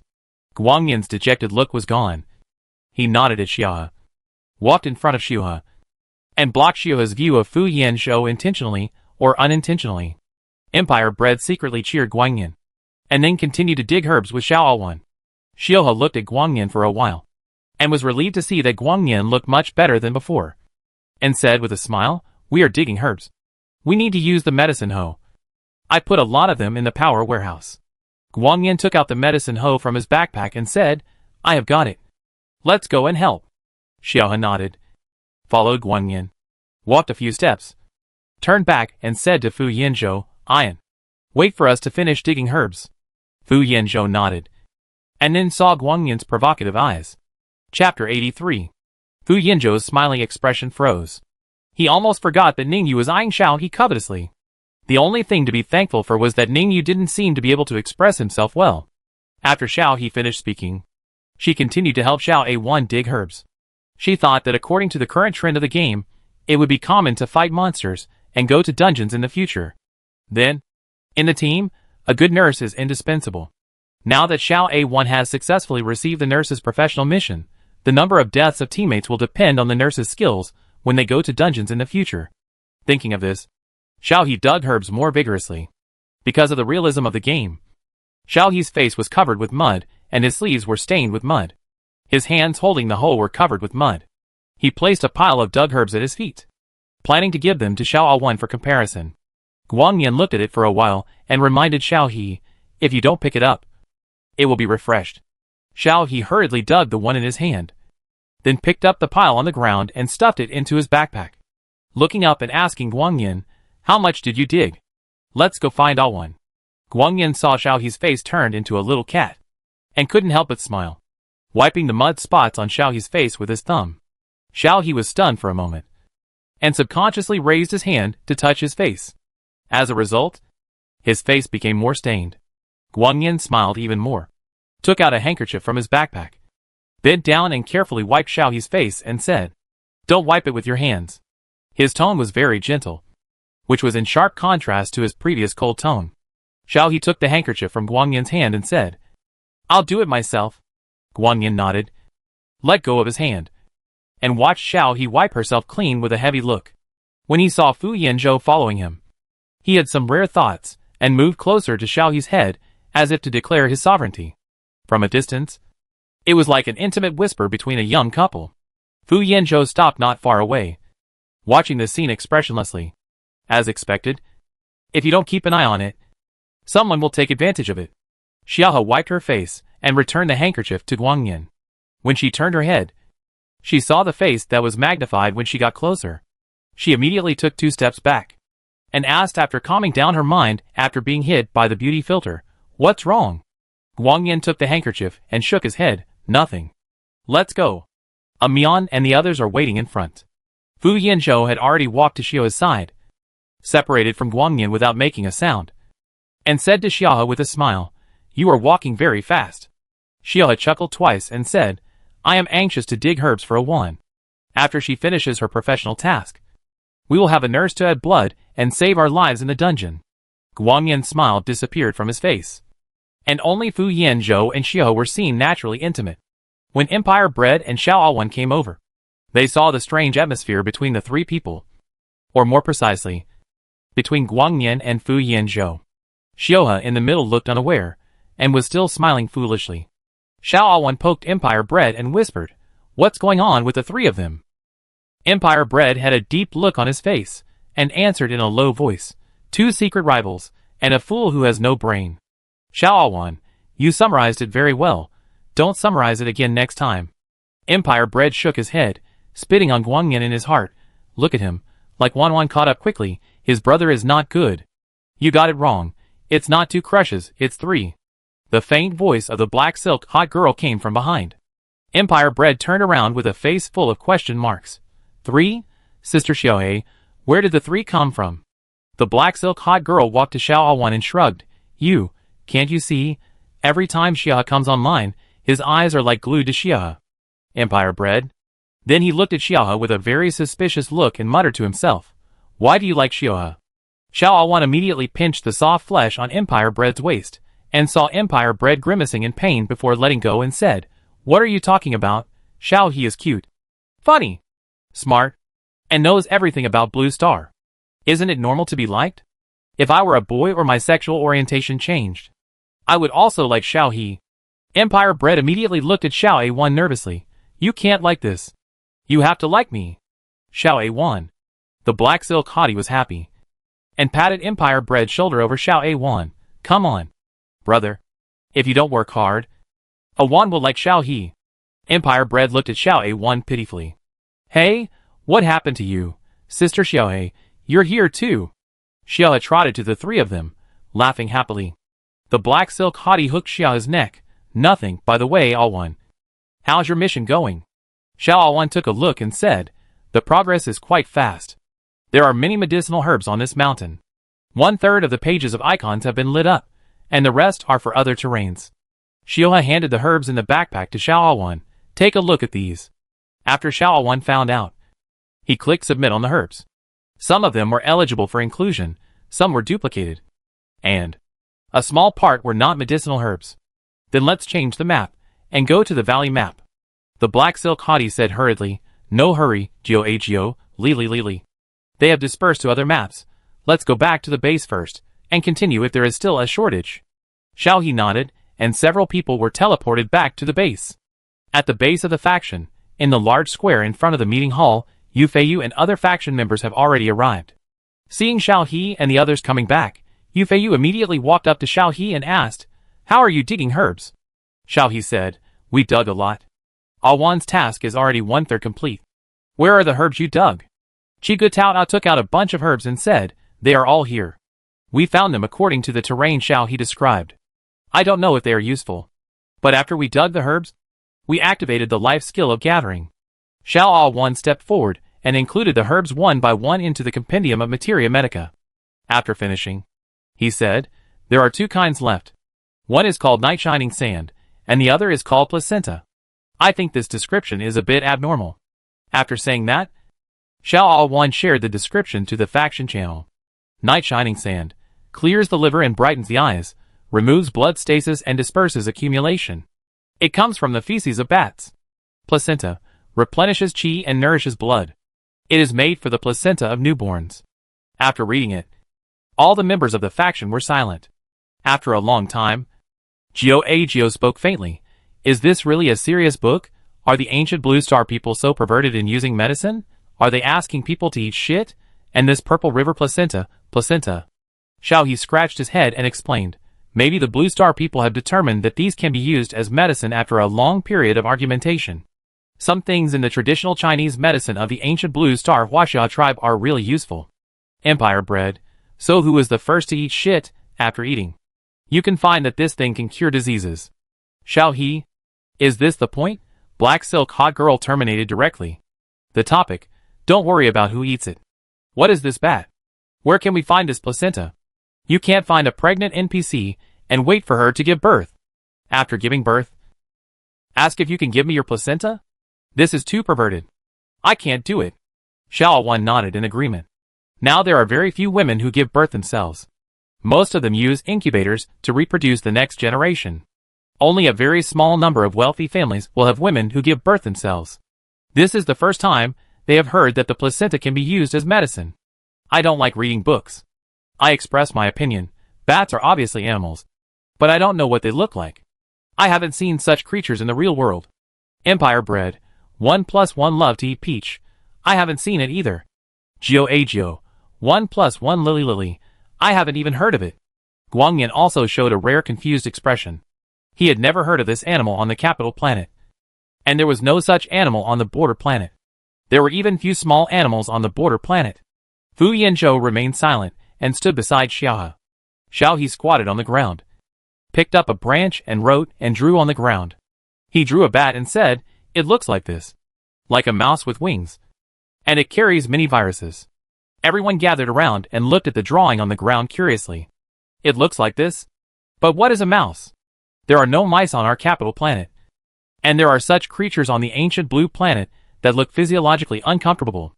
Xiao Wan frowned and said, the hot girl with black silk stepped back. This game won't restore this creature. Right?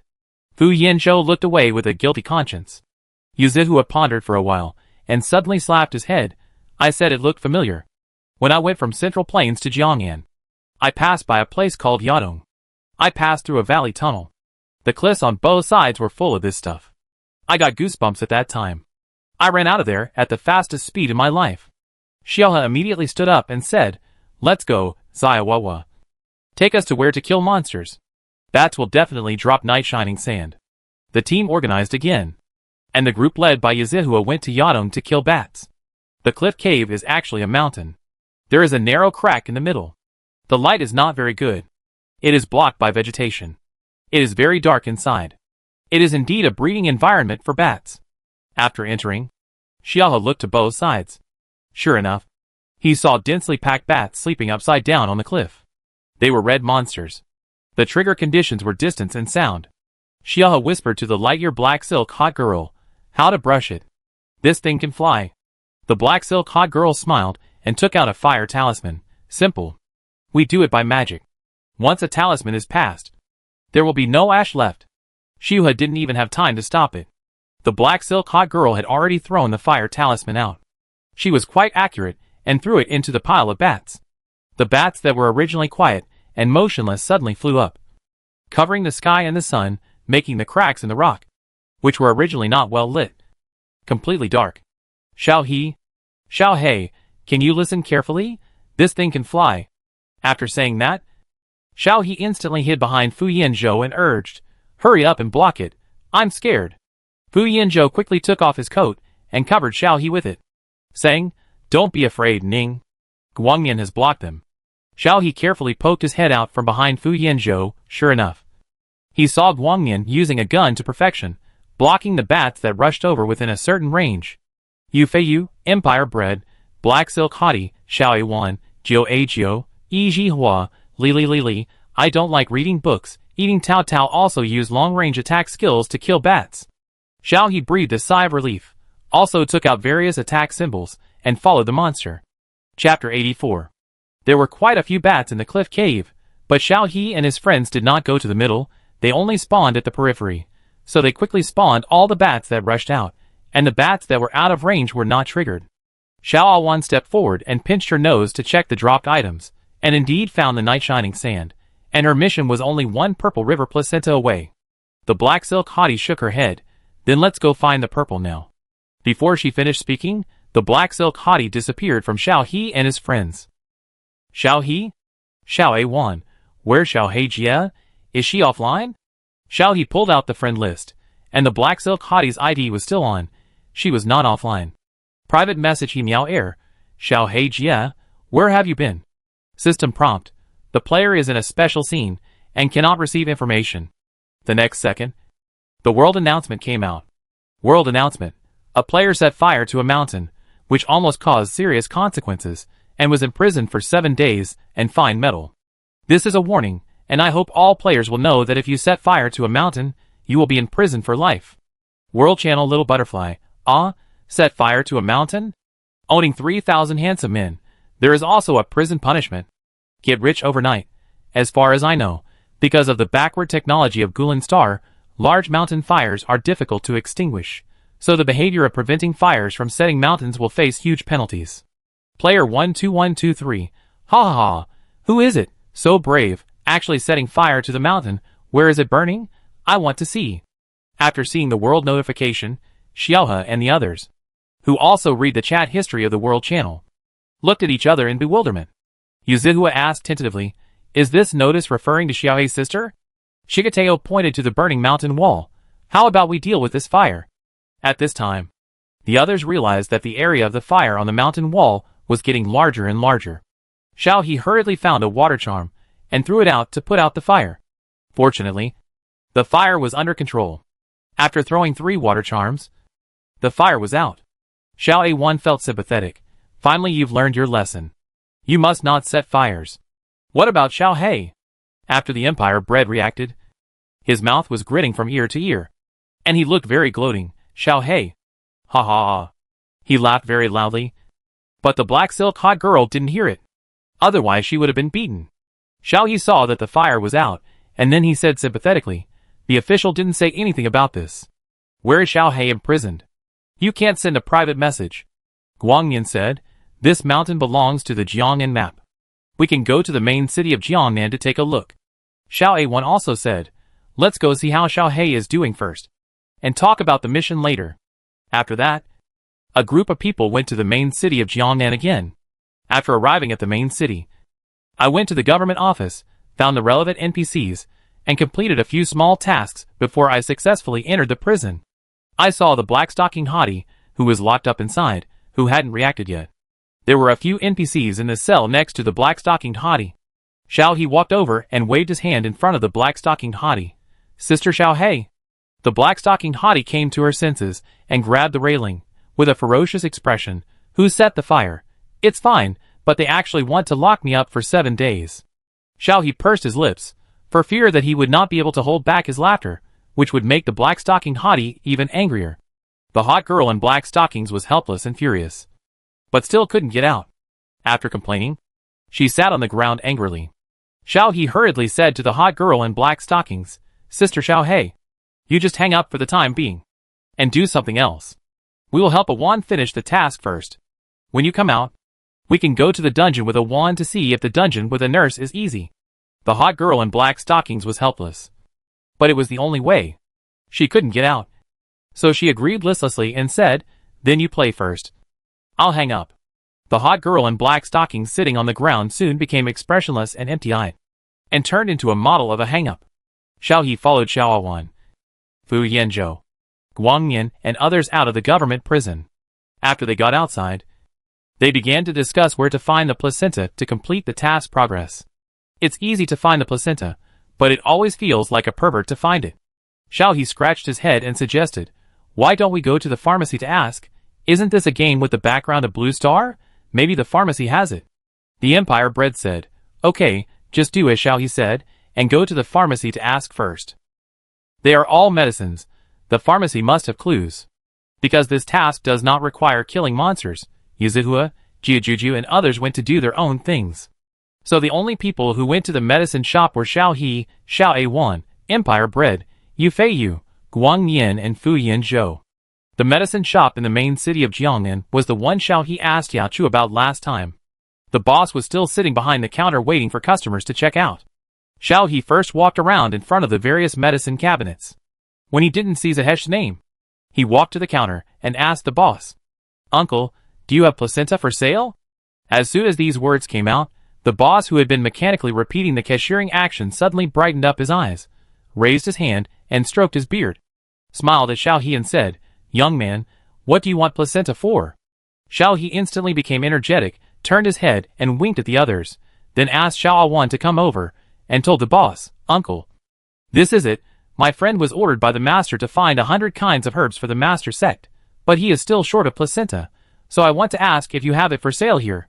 Xiao Wan was a little confused, quietly pulled Xiao He's sleeve and whispered, "What master?" Xiao He pulled back his sleeves calmly, and winked at Xiao Wan. Empire Bread had seen Xiao He's ability to talk nonsense before, and hurriedly pulled Xiao Wan to his side and said, "Don't worry about it. Remember the character Xiao He gave you now." The owner of the medicine shop seemed not to see the people in front of him winking at each other, and continued to stroke his beard, showing a thoughtful look, and then said to Xiao He, "This placenta, it's a coincidence. My store also needs it recently, but it's out of stock. I was just looking for someone to go to Chui Wenpa's house in the east of the city to ask if there are any women who have given birth recently. I will collect the placenta. If successful, I can give you some of the placenta after I make the medicine." Ding congratulations to player Xiao Wan and others for accepting the task of the Gate of Yaoxin Valley. Side quest: run errands for the owner of the medicine shop. Mission reward: some mission experience, a set of placenta. Xiao He grinned, "Maiden. Okay." Signed to the owner of the medicine shop, and then turned to Xiao Wan and the others and said, "Okay, let's go to the east of the city to find Chui Wenpa, the NPC. This mission seems to be a serial mission." Xiao Wan nodded, and Empire Bread walked out of the medicine shop first. After arriving in the east of the city, the others were in trouble again. They didn't know Chui Wenpa, and the game NPCs wouldn't walk around with their names on their heads. Unless they knew each other, the NPCs would show their names. Xiao He was missing his keyboard friends at this time. After all, there were task instructions after accepting the task, and he could find the relevant NPC quickly. Yu Feiyu asked at this time, "So what is the profession of a midwife? Should we first find out what a midwife does, and then ask the NPC?" Xiao He nodded, "You are right. A midwife is a midwife, who is specially responsible for delivering babies in ancient times on Blue Star." Yu Feiyu suddenly realized, and said to Xiao He with a smile, "Then let's go and look for them separately, you and me, Xiao Mian Bao, and Awan together, Guang Yin and Hai Yin Qin together. It will be faster this way." Xiao A1 hesitated to speak, and finally chose to shut up. Although Guang Yin and Fu Yanzhou didn't want each other to be alone with Xiaohe, they tacitly agreed to Yu Feiyu's grouping. Xiaohe didn't think much about it. There were exactly 6 of them, and Guang Yin always had a cold face, so it was normal for Yu Feiyu to be in the same group with her. After they separated, Xiaohe followed Yu Feiyu to the residential alley in the east of the city. They walked for a while without meeting any NPCs. Yu Feiyu said, "Xiaohe, last time I met Xiaohe and the others in the Federal Capital Star. You were the only one who didn't come." Xiaohe was stunned for a moment, and looked at Yu Feiyu. "I didn't have time last time." Yu Feiyu looked at Xiaohe for a while, and suddenly laughed, shook his head, and suddenly approached Xiaohe. "Really?" His tone was much longer, and he felt like he had exposed the truth. Xiaohe lowered his head with a guilty conscience, and then looked at Yu Feiyu confidently. "I was in a remote star system at that time. It's such a pity that you and Xiao Heijia met and played together. After returning to school from the capital star, Yu Feiyu compared the model of Xiao He in the game with the Xiao he met at that time based on his memory, and finally determined that the person he met at that time was Xiao He himself. But he didn't know why Xiao He didn't recognize them. Forget it. If we missed it, we missed it. Next time, we will make an appointment during the new year when the school is on vacation. By the way, it seems that the excavation of Blue Star has achieved great success, and a lot of information has been transmitted back. So the federal officials have spread the word that they will hold a retro event during the new year this year to restore some New Year customs of the ancient Blue Star Huaxiao people." Xiao He showed a surprised expression, and didn't expect there would be a New Year event. Yu Feiyu smiled and said, "I don't plan to return to the Empire this year. I will play with Xiuhei and the others when the time comes." I will organize offline gatherings for members of the faction. Will you come? Shieha's surprise turned into a variety of complex emotions such as guilt, panic, and anxiety. The class stammered. We'll talk about it when the time comes. Hey! There's an NPC in front. Let's go ask her if she knows Chui Winpa. Shieha ran forward quickly, obviously avoiding Yufei's topic. Yufei stood there and watched Xiao He's back running away in panic, sighed, and then thought that Xiao He seemed to be preparing for the school entrance examination. And suddenly he had confidence. There were only a few universities in the capital star, and Xiao He was in the capital star. No matter how many exams he took, he would never be able to get out of the university town. Thinking of this, Yufei temporarily put aside the thoughts in his mind and caught up with Xiao He, who was asking the NPC about Chui Winpa. However, in the end, they did not get any useful information in this alley, but found a clue from Xiao A1 and sent a message in the team channel. After seeing this, Xiao He and Yufei walked toward Xiao A1. After arriving, Fu Yanzhou and Guangyan also came together, but the atmosphere between the two seemed a little off. Chapter 85. Xiao He was so thick-skinned that he didn't notice it, but everyone else noticed it. Guangyan's face was colder than before they separated. Fu Yanzhou was relaxed, and even had a smile on his face, but the smile didn't quite reach his eyes. Awan, did you and Xiao Mianbao get any clues? Xiao He got straight to the point and asked directly. Lil Awan withdrew his gaze from between Fu Yanzhou and Guangyan, looked at Xiao He and said, We got it, and they said Chui Winpa lives at the end of this alley, let's go take a look. Xiao He nodded, and pulled little Awan to the end of the alley. Fu Yanzhou still had a smile on his face. When he saw Xiao He leaving, he strode after him, and occupied the empty space on Xiao He's right. Guangyan's eyes revealed some annoyance, and he followed with a cold face. At the end of the alley, there is a small courtyard with a closed door. Xiao He went forward and knocked on the door. No one answered after knocking several times. Xiao He leaned close to the door and looked inside through the crack. After a while, he turned back and said, It seems that there is no one inside. Xiao Awan asked, What should we do? At this time, an NPC came over with a basket of vegetables. Seeing Xiao He and his friend standing here, he asked with a vigilant look on his face, What are you doing here? After a while, he thought of something, and his vigilant look disappeared. He suddenly realized and said, Someone in the family is having a baby, and is looking for Chui Winpa to deliver the baby. You came at an unfortunate time. Chui Winpa was invited by Man Yangzi from Liujia village outside the city early this morning. Man Yangzi had booked Chui Winpa to help her deliver the baby half a month ago. If you are in a hurry, go there and have a look. Side quest, go to Liujia village to find Chui Winpa. The Empire Bread shrugged and said, Then let's go to Liujia village. Xiao He looked happy and said to Xiao Awan, The mission can be completed. Chui Winpa is going to deliver the baby. There is a placenta ready here. Let's go. Let's go. Hurry up. Don't go too late, and it will be gone. As he said that, he signaled those who had mounts to take out their mounts, and they got on their mounts and headed straight for Liujia village outside the city. After arriving at Liujia village, the NPCs in the village were all working in the fields. Only a family at the east end of the village seemed busy with people coming in and out, and there were faint cries of pain. After Xiao He ran over, he saw the NPCs inside looking anxiously at a room, where a woman in labor was screaming. Xiao Awan and a few others followed. There were so many people at the door all of a sudden, an NPC came out of the yard and looked at Xiao Awan in confusion. Who are you looking for? Xiao He hurriedly said, Oh, we are looking for Chui Winpa. The NPC nodded and said, Please wait, my wife is still giving birth. Chui Winpa can't spare her time for the time being. Of course, we are not in a hurry. The NPC went in again when he saw this. At this time, the door opened, and a middle-aged woman with blood on her hands came out anxiously and said, Is there any ginseng at home? Madam Ma has no strength, and the child is not born yet. The NPC who was talking to Xiao Awan and others just now immediately panicked. No! We farmers don't have such precious things. What should we do? Chui Winpa stamped her feet. Alas! We can only leave it to fate. Make some sugar water quickly, and make preparations. Who should we save? The adult or the child? The male NPC immediately showed a pleading expression. Chui Winpa, you are the best midwife. Please save my wife and the child. Chui Winpa sighed. If there is ginseng, there is nothing to say. But the unfinished words are obvious. System prompt. Side quest completed. Side quest. Give 2 pieces of old ginseng to Chui Winpa. Xiao Awan immediately took out the ginseng he dug to complete the quest from his backpack and asked Xiaohe, "There is a quest for me to give Chui Winpa ginseng. Is it this one?" Xiaohe nodded and urged Xiao Awan, "Go and get it to Chui Winpa." Xiao Awan nodded, took the ginseng and said loudly, "I have it. I have it." The male NPC's eyes lit up. The worry on Chui Winpa's face disappeared instantly. Took 2 or 3 steps to Xiao Awan. "This is great. Give it to me." Xiao Awan handed the ginseng to Chui Winpa. The system prompted that the quest was completed. The next task was to wait for Man Yangzi to give birth smoothly. The male NPC wiped his sweat and looked at Xiao Awan gratefully. "Miss. Thank you so much. This ginseng is not cheap. How much is it? I will give you the money."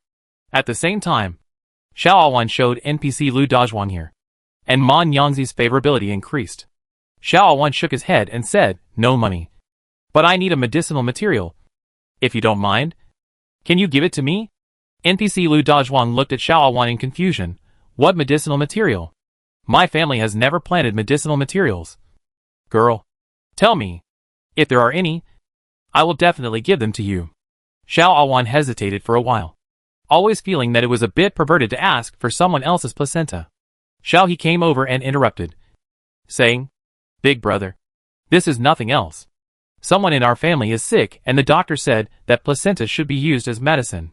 Big brother, if you don't mind, when your wife gives birth smoothly, you can just give us the placenta." NPC Lu Dazhuang laughed when he heard it. "I thought it was something else, but it turned out to be this. If you want it, just take it." It was originally going to be disposed of by Chui Winpa. Xiao Awan breathed a sigh of relief. This mission was basically completed. Soon, the sound of a baby crying could be heard in the room. Mother Chui came out holding a swaddling cloth and said with a smile, "Congratulations. It's a daughter." Lu Dazhuang was immediately at a loss. He wiped his hands on his clothes, carefully took the child from Mother Chui's hands, and took a look at it. He said happily, "Looks like my wife." Mother Chui took a look at Lu Dazhuang and took the child back to the room. Lu Dazhuang hurriedly shouted into the room, "Mother Chui, please clean up my wife's placenta and give it to this girl." Mother Chui responded, and soon came out with a package and handed it to little Awan. Xiao Awan was a little hesitant to reach out. Xiaohe had already prepared a bamboo basket and said to Chui Winpa, "Grandma Chui, put it here, we won't bother you anymore. The doctor at the medicine shop is waiting for us to take the things back to make medicine." Chui Winpa nodded. Xiao Awan's task was completed. The next task was to hand over the placenta to the doctor for preparation. After returning to the main city, Xiaohe took Xiao Awan to hand over the things to the doctor at the medicine shop. After waiting for half an hour, the doctor at the medicine shop took a portion of the prepared placenta and gave it to Xiao Awan. Xiao Awan's compendium of Materia Medica Progress was also filled up. And after it was filled up, a new task appeared. Professional task. Go to Yaoxian Valley to become a disciple. Got it, Xiao Awan said in surprise, and told Xiaohe Empire Xiaomian. The next task is to go to Yaoxian Valley to become a disciple. Yu Feiyu looked at the happy people and pointed out the key to the problem. So you know where Yaoxian Valley is? Xiaohe and Xiao Awan were both stunned.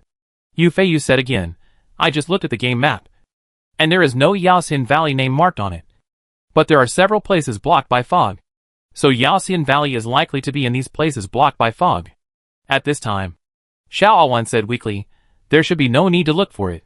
Yu Feiyu looked over. Xiao Awan continued, "There is a guide route on my mission." Yu Feiyu was silent, then he coughed and said, "In this case, let's follow the mission guide route." Xiao He nodded repeatedly, and several people followed Xiao Awan to Yaoxian Valley. Yaoxian Valley is on the Nanzhao map. Xiao Awan followed the mission guide route and walked to a place dozens of kilometers away from the main city of Nanzhao. This is a misty forest, which gives people a very dangerous feeling. Stopped in front of the misty forest, Xiao Awan looked at the guide on the map and then looked at the misty forest in front of him, said uncertainly, "It should be behind this forest." Xiao He looked up. Behind the misty forest were overlapping mountains. This forest was wrapped in the mountains. If you want to go in, you can only pass through this forest. It should not be difficult to pass through the forest. But the problem is that Xiao He saw many red monsters in the fog. This mission is not easy. Xiao He sighed after taking a look with his hands on the pergola. Xiao Awan looked at the Empire Bread. The Empire Bread patted his chest and said, "Don't worry. My brother is here. We can definitely get through. Guangyan didn't say anything, but he had already taken out his weapons. Xiao He quickly stopped him. Don't worry. Let's see if there are any NPCs around. Let's ask around. This place is humid and hot. And there are probably a lot of fog. Poisonous miasma. Birds. Beasts. Snakes and insects. Maybe they are poisonous. Let's prepare before going. Fu Yanzhou glanced at Xiao He. This map was set up based on the data from Blue Star. It was exactly the same as what Xiao He said. There were fog. Poisonous miasma. Birds. Beasts. Snakes and insects. And poisonous grass swamps. Once the player enters or is poisoned, he will get a poison buff, and then die without the player noticing. Guangyan walked to Xiaohe and asked, there are no NPCs around, and there are no people within a radius of 10 kilometers. Xiaohe looked at Guangyan in surprise. How do you know? There is a skill that can see the distribution points of players, NPCs, and monsters within a certain range on the map. There are no players here. Only dense red dots in the forest. As if afraid that Xiaohe didn't understand, Guangyan added, red dots represent red-named active monsters. Xiaohe nodded to show that he knew. Yufeiyu said, in that case, then let's go in directly. Guangyan glanced at the forest and said, okay. In the face of absolute military power, nothing is scary. The Empire Bread immediately took 2 steps forward and said, then I'll go in front and lead the way. You, please stay behind. Yufeiyu said no problem, and walked at the end of the team. The group stepped into the fog. As soon as they entered the forest, a system prompt appeared in front of everyone. System prompt. Player enters a special scene. After playing for so long, Xiao He also knew that in the game, once you are prompted to enter a special scene, it means that in this scene, you cannot contact the outside world. The fog behind him became thicker, and in front of him was a monster waving a mace, with a number 58 on its head, and a long health bar. Guangyan rushed forward, and with one skill, he cleared the monster's health bar. The monster fell to the ground, and gold coins burst out, which were automatically picked up by the team. Although Guangyan usually didn't like to use game skills when killing monsters, but in the current scenario, using skills was obviously more time-saving and labor-saving.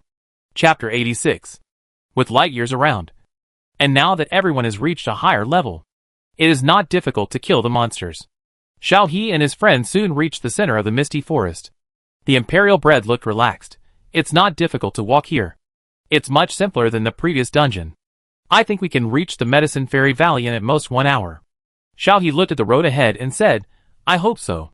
After killing the monsters at hand, the Imperial Bread continued to move forward. After walking a few steps, he slapped the back of his head and said strangely, what's going on? Wan, come and help me. My neck is a little itchy. Is there a bug? Xiao Awan hurriedly stepped forward and tiptoed, pulled the hair behind the Imperial Bread, prepared to see if there was a bug. Who knew that before he saw it? The Imperial Bread in front of him fell to the ground without any warning and became a corpse. Xiao Awan, who was about to check the situation, was stunned.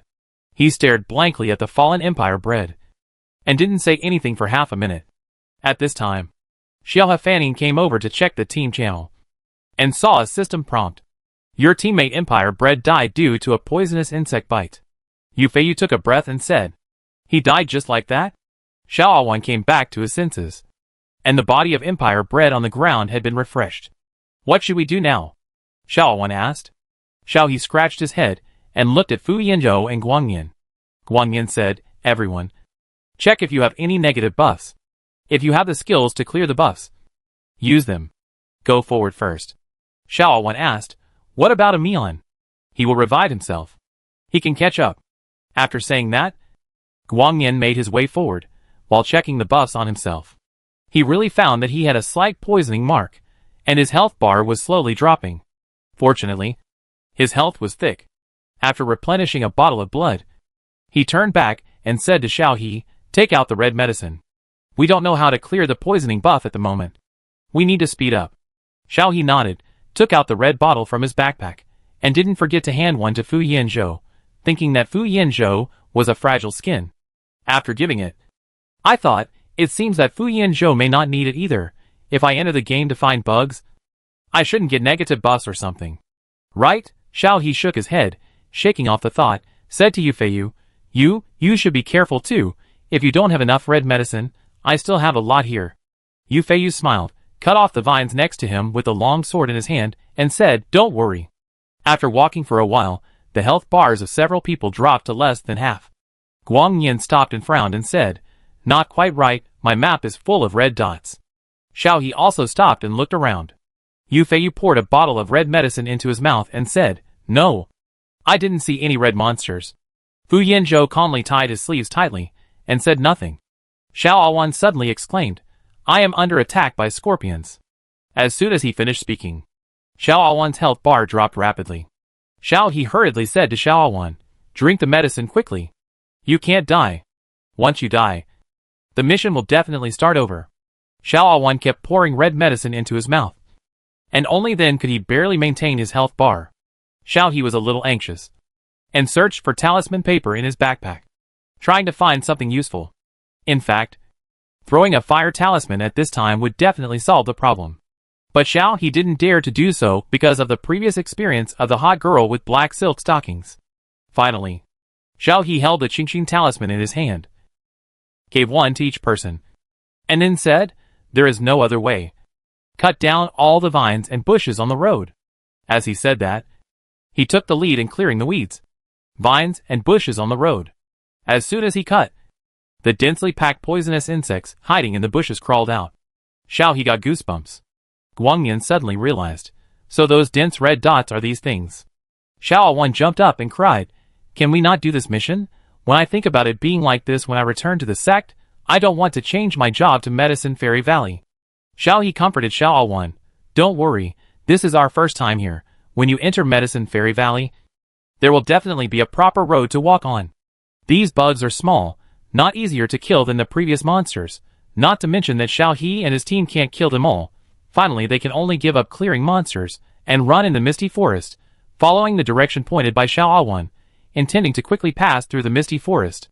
However, the further they went, the faster the health bars of several people dropped. Fortunately, Xiao He had enough red medicine in his backpack, which allowed them to pass through the misty forest before their health bars were exhausted. After stepping out of the misty forest, Xiao He breathed a sigh of relief. Although the negative buff was still there, at least the health bars were stable, and would not drop completely in a short time. After taking a breath, Xiao Awan said, "I'll see if I can contact Amion." Then he sent a message to Empire Bread. Private messages could not be sent, but team messages could be sent. I just don't know if Empire Bread can receive it. After Xiao He rested for a while, he looked back at the misty forest with lingering fear, and then looked forward. There was a winding path in front of him. He didn't know where it led to, but it looked much safer than the misty forest. "Guang Yin, are there any monsters ahead?" Xiao He asked. Guang Yin took a look and said, "No, but there are NPCs." Xiao He got excited and said to Xiao Awan, "Awan, let's go. We will probably reach the Medicine Fairy Valley after walking this mountain road." Xiao Awan nodded and simply stopped thinking about what happened to the Empire Bread. After the negative buff lasted for a long time and disappeared automatically, the health bar was full, and he followed Xiao He to the mountain road. This road is quite beautiful. There are flowers planted on both sides. They don't look like wild flowers growing naturally. They seem to be planted by someone on purpose. Xiao He said with longing on his face, "It's so beautiful. When I get old, I will find a place like this to live in." As soon as he said this, Guang Yin, Fu Yanzhou, and Yu Feiyu all looked over. Xiao He was unaware, and even picked a beautiful lavender flower in his hand. After going around a few bends, he reached the end of the mountain road. Inside was a large open valley with cliffs on three sides, crisscrossed with several small roads, and wooden houses scattered throughout the valley. There were even houses on the cliffs. In the middle of the valley, the largest and most exquisite house stood there.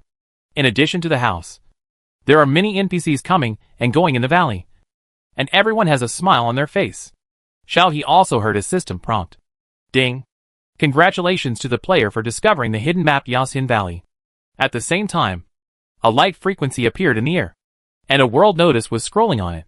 Congratulations to the player Xiao Awan. He, Meower, and others successfully passed through the misty forest and reached Yaxian Valley. The Yaxian Valley map is open, and players can explore ways to join Yaxian Valley on their own.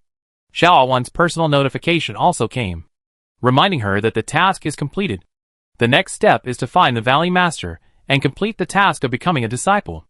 This is a personal task. There are no red name monsters in Yaoxin Valley, so Xiao He and others don't need to follow. Xiao He asked Xiao A1 to do the task first, and they would see if they could contact Empire Bread. Xiao A1 ran to find the employer to complete the apprenticeship task, and officially became the first nurse in the game. Xiao He sent a message to Empire Bread. However, before the message was sent, Empire Bread ran out of the Medicine Fairy Valley with a big smile on his face. Xiao He was stunned for a moment, and subconsciously asked, "Why did you come out?" Empire Bread looked around, and did not answer Xiao He, but asked first, "Where is 1-1?" Xiao He said, "I went to hand in the task." Empire Bread then answered Xiao He's question, "I wanted to send you a message just now, but the system prompted that I could not send private messages in special scenes. We don't need to hang around in the misty forest for so long. Just die once, and you will appear at the resurrection point in the Medicine Immortal Valley." Xiao He, turning his face towards Fu Yanzhou. Xiao He still had an accusing expression on his face. Fu Yanzhou coughed dryly. He couldn't tell the players about this. At this time, an NPC in white clothes suddenly turned and walked toward Xiao He. He was shocked when he saw Xiao He. When he got close, he scolded Xiao He loudly, "Who are you? Who told you to pick this flower?" Xiao He was a little confused by this sudden incident. He asked weakly, "Can I pick this flower? I just think it looks good." The NPC stretched out his hand to avoid the flower in Xiao He's hand, and just as he got close, he suddenly retracted it, then lowered his head and took out a pair of gloves of unknown material from his sleeves and put them on carefully, and then took the flower in Xiao He's hand, and immediately took out a porcelain bottle, poured out the powder from it, and sprinkled it on the purple flower. The purple flower quickly turned black, turned into powder, and disappeared. After doing all this, the NPC heaved a sigh of relief, his expression returned to calm, and he looked at Xiao He very seriously and said, "This flower is not impossible to pick, as long as you are lucky enough." Xiao He paused, slowly pulled out her attribute interface, and then found that she was only a little bit of blood left, and there was a purple and black poisonous buff. When Guang Yin heard this, his brows knitted up, and he looked at Xiao He, and he paused at this sight. In just a few seconds, Xiao He's game modeling image turned blue, and her lips turned black, and she looked like she was going to die soon, which was a bit scary. After solving the poisonous flower problem, the PC walked around Xiao He with his hands behind his back, and was very interested. He touched his chin and said, "You are very talented. You are a good candidate for medicine. You have been holding this flower for so long, and you are not dead. TSK TSK. Xiao He clenched his fists, and felt that he was about to face his first death in the game. But he felt that he could still be saved. Especially the appearance of the NPC in front of him. He looked like a miraculous doctor. "Handsome guy. I think I can still be saved. How about you give me an antidote or something?" Xiao He looked at the NPC sincerely. The NPC smiled kindly, and looked at Xiao He and whispered something. 8, 7, 6, 5, 4. Xiao He didn't react and asked, "What?" The next second, Xiao He felt a black screen in front of her eyes, and a current passed through her brain. When she opened her eyes, she saw an old woman who was making soup holding a bowl of soup and saying to her, "Drink the soup to be reborn." There were also various dead players waiting to be resurrected around her. Xiao He. So the NPC countdown was a countdown to her death. Chapter 87. After Xiao He took the bowl of soup and drank it, the resurrection location options appeared in front of him. There was a resurrection point in Yaoxin Valley on it. Xiao He chose Yaoxin Valley without hesitation. The resurrection point of Yaoxin Valley is in the northwest corner. After the resurrection point appeared, Xiao He's health bar and blue bar were only 1/3 left. After coming out, he saw the information in the team. "Hi Yin He Qing, Xiao He? Guang Yin, Xiao He. Are you at the resurrection point?" Xiao A1, "Huh? Why did Xiao He die?" "You Fei Yu. I'll come to the resurrection point to find you." Empire Bread, ha ha ha ha. "I was so impatient that I picked the flower and got poisoned." Empire Bread, "Wait, 1-on. Did your sister touch that flower?" Xiao A1, "No. No, I still have one last mission to complete. I will come to you guys soon." He Meower, "At the resurrection point, this is my first time seeing the reincarnation place. It's quite novel." After sending this message, Xiao He looked up and saw Fu Yanzhou Guangyan and Yu Fei walking towards this side, followed by the NPC, who who was counting down for her. Xiao He patted his sleeves and walked out of the resurrection point. He found that the durability of his equipment was almost scrapped, and he was thinking about going back to get new equipment. The NPC quickly walked to Xiao He and observed him. He still had a familiar smile on his face. Seeing that Xiao He was getting more and more interested, he opened his mouth and counted down again. 8, 7, 6.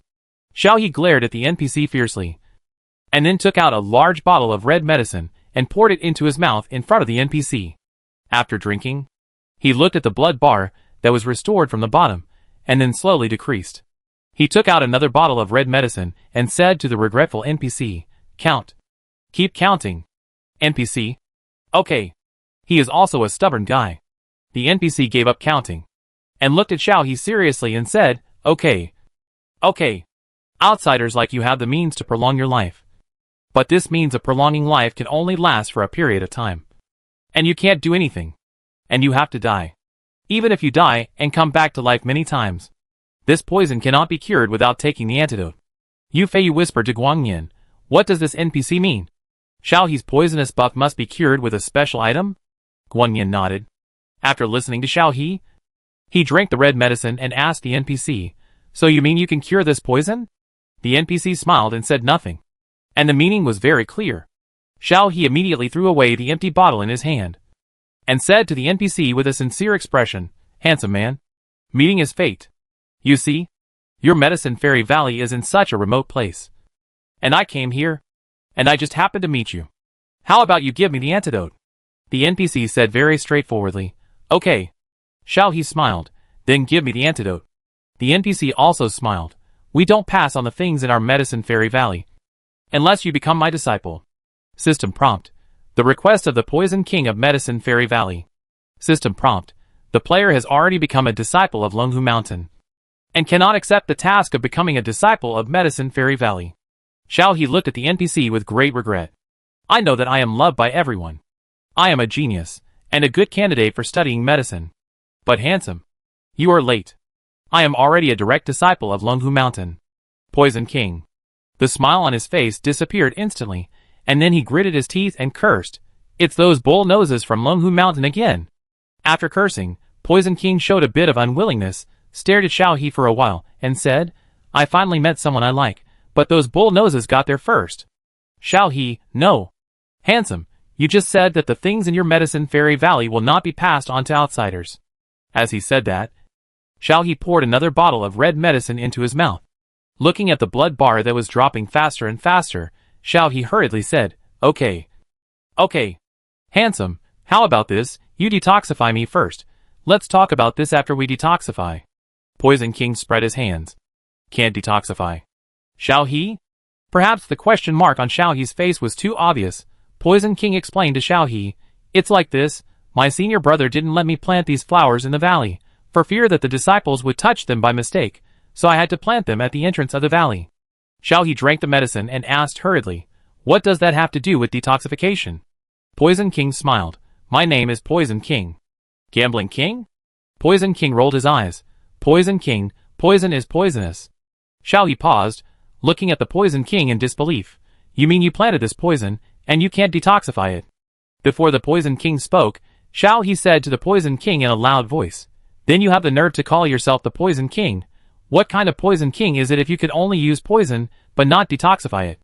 This shout, the disciples of Yu Valley who came and went not far away all looked over. The Poison King's face turned black, and he lowered his voice and scolded, "Shut up." Xiao He pouted, and said louder, "What? You haven't learned your skills yet, and you don't let people say anything?" The next second, a small porcelain bottle was thrown into Xiao He's arms. The Poison King said with disdain, "Antidote." After that, he turned his sleeves and walked away. Xiao He smiled and clicked on the small porcelain bottle to check the properties. Yuanling pill can cure all poisons. After Xiao He ate the pill inside, the poison buff on his body disappeared. His health bar stopped decreasing, and he also gained a detoxification buff, which lasted for 3 hours. That is to say, within 3 hours, Xiao He was not affected by the poison buff in the game. After realizing this, Xiao He instantly looked up at the back of the Poison King, who had already walked away, and said to himself, "Good stuff. I'll go find this Poison King NPC and get some. Yu Feiyu was no longer surprised by Xiao He's actions. Xiao He thought for a while and said, let's go.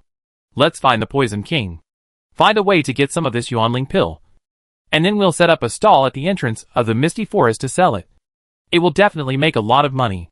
Yu Feiyu almost couldn't keep up with Xiao He's thinking, and instinctively followed Xiao He's footsteps and walked forward.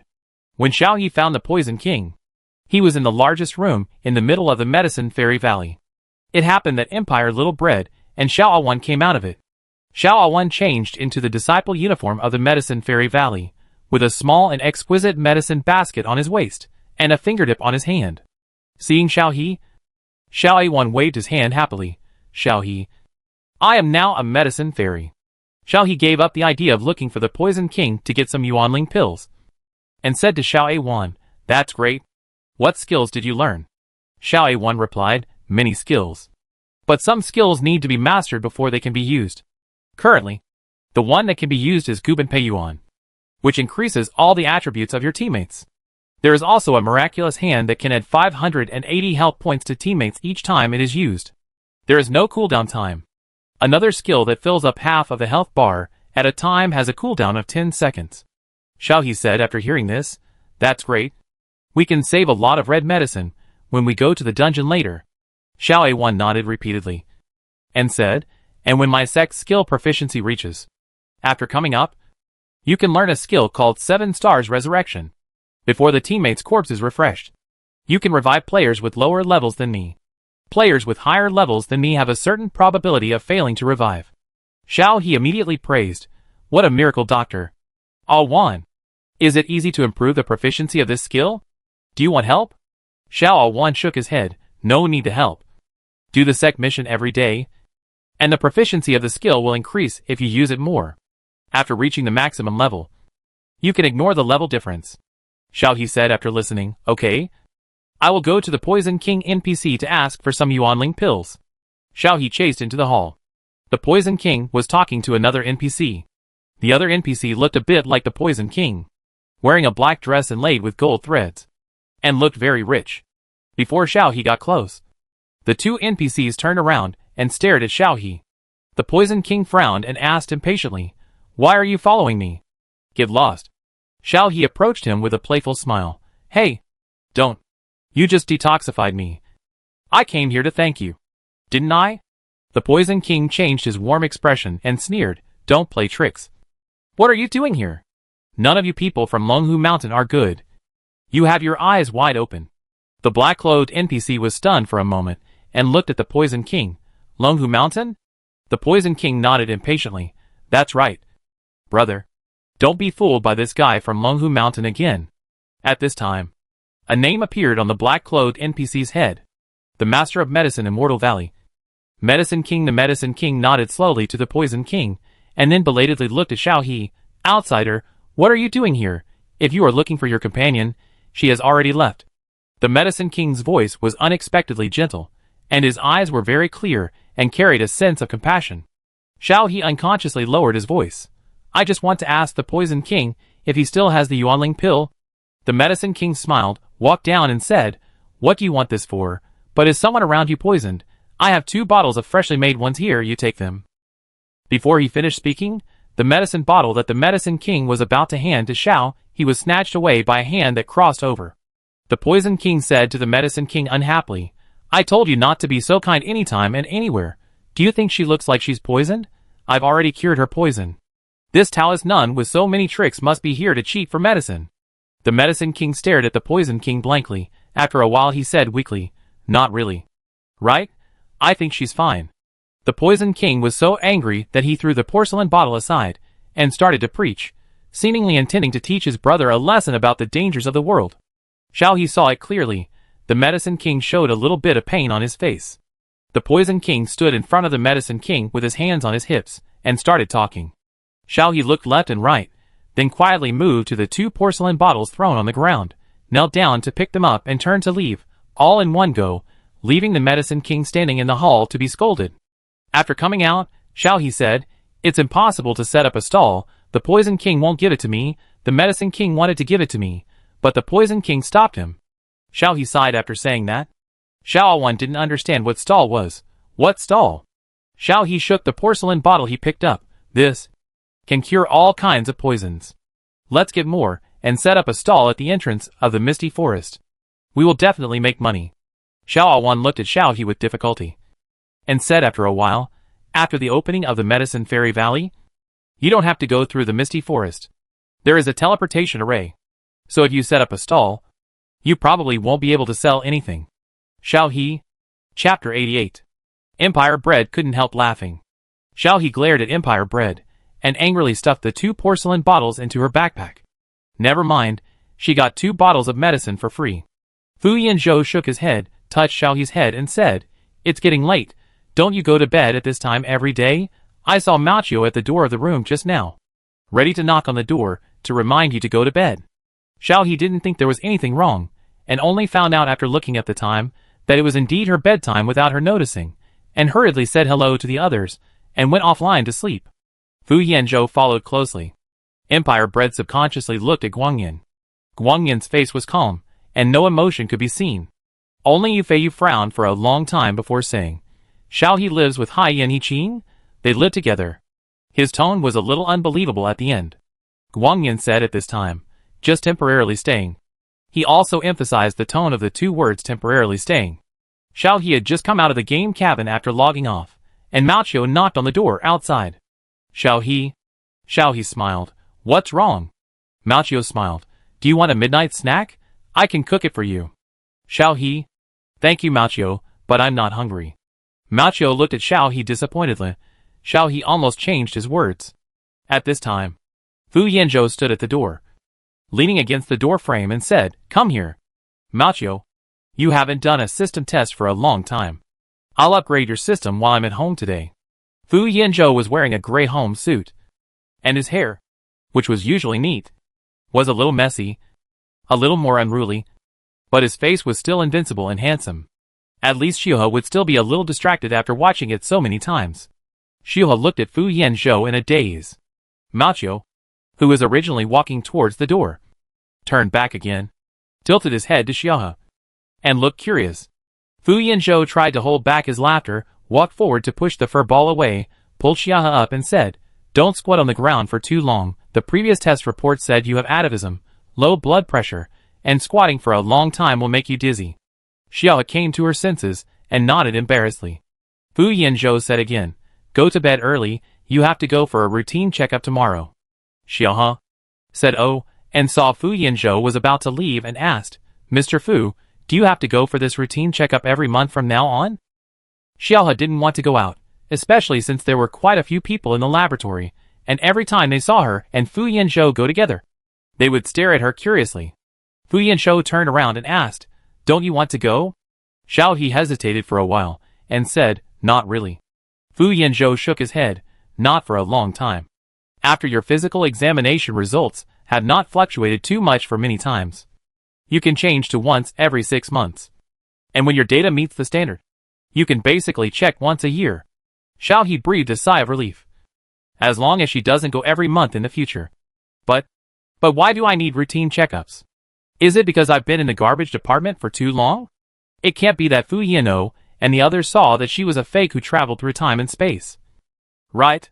Thinking of this, Xiao He's heart was a little nervous, and there was a trace of guilt on her face. Fu Yanzhou paused. After discussing with Ning Yichou, they unanimously decided not to tell Xiuhe that she was an S-19 experiment subject. If Xiuhe didn't know about this, she would live more easily.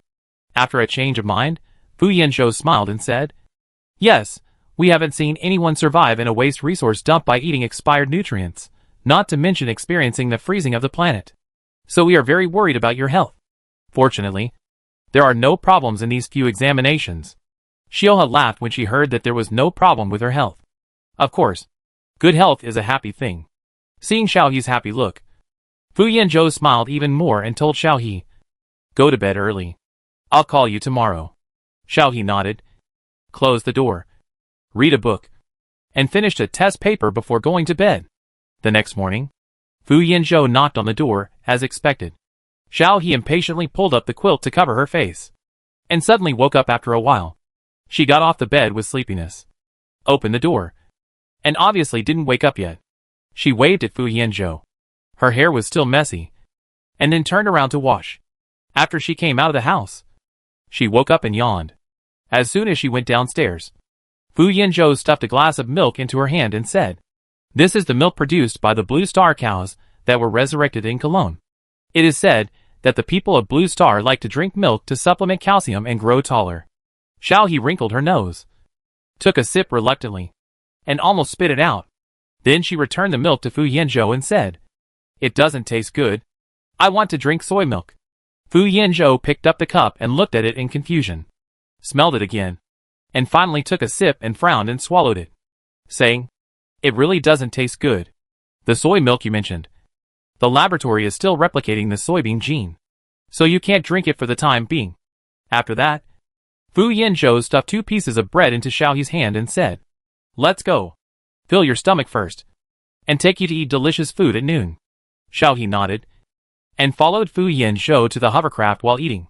Arriving at the laboratory, Xiao He followed Fu Yanzhou to Geng Tian's laboratory for a routine physical examination. As soon as they entered the laboratory door, Ningyu's voice came from behind. "Xiao He." Xiao He turned around and saw Ningyu and greeted, "Brother." Ningyu nodded, walked up quickly, looked down at Xiao He and asked, "Why didn't you tell me you were here today?" Fu Yanzhou stood beside Xiao He and said, "I went back yesterday, and it was just right to bring Xiao He here." Ningyu glanced at Fu Yanzhou, did not respond to Fu Yanzhou's words, but continued to say to Xiao He, "I will take you back after the examination. Xiao Ying will be back tonight." Xiao He was about to agree when she remembered that Fu Yanzhou said he would have lunch with her later, and suddenly looked at the two of them with some embarrassment. Fu Yanzhou said to Ningyu, "That's not a coincidence. Xiaohe and I have an appointment to have lunch later. If General Ning is willing, we can go together." Ningyu's face darkened. He clearly heard the meaning of asserting sovereignty from Fu Yanzhou's tone. Ningyu sneered in his heart. Fu Yanzhou was too confident in himself. Even if he had a good-looking face, Xiaohe was not the kind of person who looked at appearance superficially. Xiaohe looked at Fu Yanzhou and then at Ningyu. She didn't understand why the two of them seemed to be at odds with each other. They had a good relationship before. "How about we 3 go back together after lunch? Since we live so close," Xiao He tentatively proposed. Fu Yanzhou retracted his gaze and said to Xiao He, "Let's talk about lunch later. Professor Geng has been waiting for us for a long time.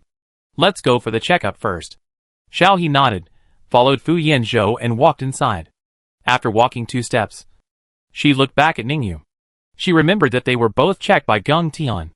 Geng Tian smiled and stood up when he saw Xiao He and said, "Not bad.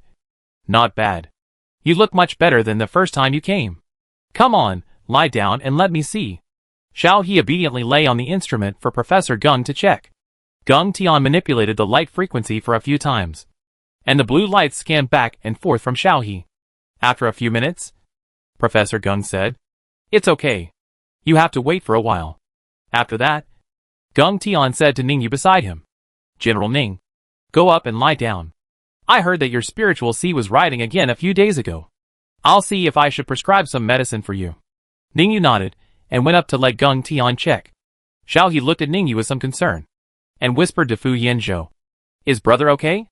In Xiao He's cognition, the problems in his mind are very complicated, and if they go wrong, people will die. Fu Yanzhou said, "Don't worry. It will be fine for now. Let's go, and I'll take you out." Xiao He looked at Ningyu again, and followed Fu Yanzhou out. Fu Yanzhou let Xiao He play in his lounge, and turned back to Geng Tian. After Geng Tian checked Ningyu's spiritual sea, he reminded Ningyu, "General Ning's spiritual sea riot this time is not serious," and it calmed down quickly. From the results of the examination, it has improved. It seems that letting General Ning rest more is indeed a good suggestion. I hope General Ning will keep it up. The people of the Federation need you." Ningyu nodded, took a look at his own examination report, and asked Geng Tian, "How are Xiaohe's examination results?" Geng Tian called up the report with the generated results and read it carefully for a while. Frowning slightly, "The values fluctuate, and the fluctuation range exceeds the standard line. But this standard line is set by us. Xiaohe is a restored ancient blue star. I am not sure whether this fluctuation range standard line is applicable. There has never been such an example before. Therefore, It is best to have someone watching Xiaohe at all times during this period, so that if there is a problem, it can be solved in time. Reaction. Fu Yanzhou, who had just arrived, also heard these words, and said directly, I will live at home during this period, and I can always watch it. Old Gung, do you have any spare testing equipment in your laboratory? I will borrow a set to take home, so that it can be tested at any time. Gung Tian nodded, yes. I will ask someone to find it for you later. Fu Yanzhou said to Ningyu, General Ning, you take Xiaohe back first, and I will handle the work here. Ningyu raised the corner of her mouth and looked at Fu Yanzhou and said, since Mr. Fu is busy, Xiaohe will not bother Mr. Fu. She is my family, and I will take care of her. Fu Yanzhou, General Ning, why don't you finish your family affairs first before saying this? Ningyu, Gung Tian said to the two impatiently, don't be sarcastic in front of me. If you want to quarrel, go outside and quarrel. After that, he drove the two out. Xiaohe was a bit bored in Fu Yanzhou's lounge, so she simply turned on her computer and started to browse the news on the Star Network. After reading some entertainment gossip on the Star Network, Xiaohe clicked on the game forum again, and then she found that there were several more copy strategy posts in the forum, all of which were copies they had played before. The strategy posts were very complete, and there were also equipment and drop rates dropped by each copy boss, which made playing more labor-saving. The most popular one at present is the newly released sect Yaoxin Valley. At present, there are already 4 sects discovered by players in the game. The first one is Longhu Mountain. The later one is Jianzong, Yinzong, and the newly released Yaoxin Valley. From the post, Xiaohe figured it out. The fragile mage of Longhu Mountain, the physical warrior of Jianzong, the mental attack of Yinzong, the nurse or poison doctor of Yaoxin Valley. The Jianzong has the most players at present, because according to the feedback from the players who joined, this sect has a function of flying with a sword. Although flying is a daily routine for people in the interstellar world. But the players who joined the Jianzong said, I don't know what's going on. This skill of flying with a sword gives people a sense of freedom. In other words, once you fly up, your DNA moves, and you feel that you can sweep the world with one sword. Chapter 89. Xiaohe browsed the forum for a while, and saw that the official homepage had refreshed an announcement. Game update preview. The game will be upgraded soon, new dungeons will be added, the faction hostility mode will be turned on, equipment set skills will be added, exclusive weapons for each sect will be added. Players please look forward to it. Xiaohe read the update preview, but did not see what the new dungeon was. Xiaohe was still more interested in the new dungeon. After closing the forum, Xiaohe opened the chat software and sent a message in the group. Xiaohe, the game is going to be updated. Yu Fei Yu, it will be updated tomorrow. Will you play the game today? Black Silk Hottie, I will be released tonight. Empire Bread, update the faction hostility mode. I will check how many factions there are in the game. Xiao A1, less than 10 factions. Li Li Li Lu, then won't we have the strength to fight in the future? Yi Ji Hua, we have to recruit faction members. Otherwise, if they attack us, we will be wiped out. Black Silk Hottie, that makes sense, then recruit more members of the faction to expand the faction. Xiaohe, I will play the game later today. I am doing a physical examination. Xiao A1, huh? Are you sick? Black Silk Hottie, sick? Yu Fei Yu, why do you need a physical examination? Empire Bread, my brother also went for a physical examination today, and said he would play the game later. Xiao A1, don't interrupt, we are asking Xiaohe. Xiaohe, I am not sick, it's just a routine physical examination. Black Silk Hottie, I am glad that you are not sick. Guangyan, Xiaohe, where are you? Daiwi Xiaomian, brother, have you finished the physical examination? What's the result? Why are you asking Xiaohe? She doesn't want to talk to you. Wait, Xiaohe, in the lounge. Daiwi Xiaomian and Xiaohe sent messages at the same time. There was a silence in the group. These few sentences contained a lot of information. After Xiaohe sent the message, he felt something was wrong. He tried to withdraw it, but he couldn't find the withdraw button, so he had to play dead and not read the group message. Ningyu sent another message in the group. Guangyan, I'll come to see you. The next second, the Black Silk Hottie's voice message came. Black Silk Hottie, Xiaohe, I felt something was wrong last time. That was you. Right. How dare you lie to me? Just wait. I'm going to the capital star now. Empire Bread. Xiao Heijia, calm down. I don't like reading, eat a peach. So now our leader and Xiao He are having a physical examination in the same place, a flower. But if they are having a physical examination in the same place, why is Xiao Hejia so excited? Empire bred, you don't understand, Xiao Hejia is probably on the aircraft to the capital star now. Empire bred, why should I come to Empire to study, miss the chance to watch the fun? You Feiyu, at Empire bred, excuse me, where did your brother have his physical examination? Empire bred, I can't tell you, you can't go even if I tell you. Lily, I'm such a gossiper you guys, alas. Xiao He turned off the computer with a guilty conscience, so he didn't see the black silk hottie saying that she was going to the capital star. After turning off the computer, Xiao He began to look around Fu Yinzhou's lounge curiously. The lounge was simple, with a strong sense of technology. A single bed was placed against the wall. Next to it was a table extending from the wall. The table was very tidy, with a few books on it. Xiao He sat in front of the table, and her hand accidentally touched something, and a light frequency was projected on the table, and a complex key appeared on the table. Seeing this, Xiao He was a little flustered and wanted to turn off the light frequency, but he couldn't find the place to turn it off. He was also worried about damaging Fu Yinzhou's things, so he had to sit there with a bitter face, planning to wait for Fu Yinzhou to come back. After sitting for a while, he remembered the knock on the door, and Xiao He hurriedly stood up and opened the door. Standing at the door was Ningyu. Xiao He looked behind Ningyu, and when he didn't see Fu Yinzhou, he looked away and asked, "Brother?" Ningyu nodded and said, "Fu Yinzhou has to deal with work matters, and may be back later. I'll take you back to the capital star first." Xiao He arrived early. Xiao He nodded, hesitated for a while, turned sideways, pointed at the light channel that was accidentally turned on behind him, and asked, "But what about this? I turned it on accidentally." Ningyu took a look and said, "It doesn't matter. Fu Yinzhou will handle it himself." Xiao He followed Ningyu and left. When he reached the door, he sent a message to Fu Yinzhou.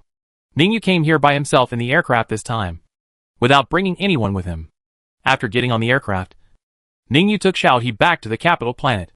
The planet where the Joint Research Institute is located is not far from the capital planet.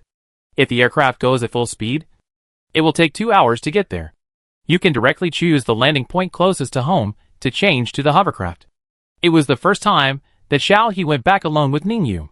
He didn't know what to say for a while. The silence in the aircraft was awkward.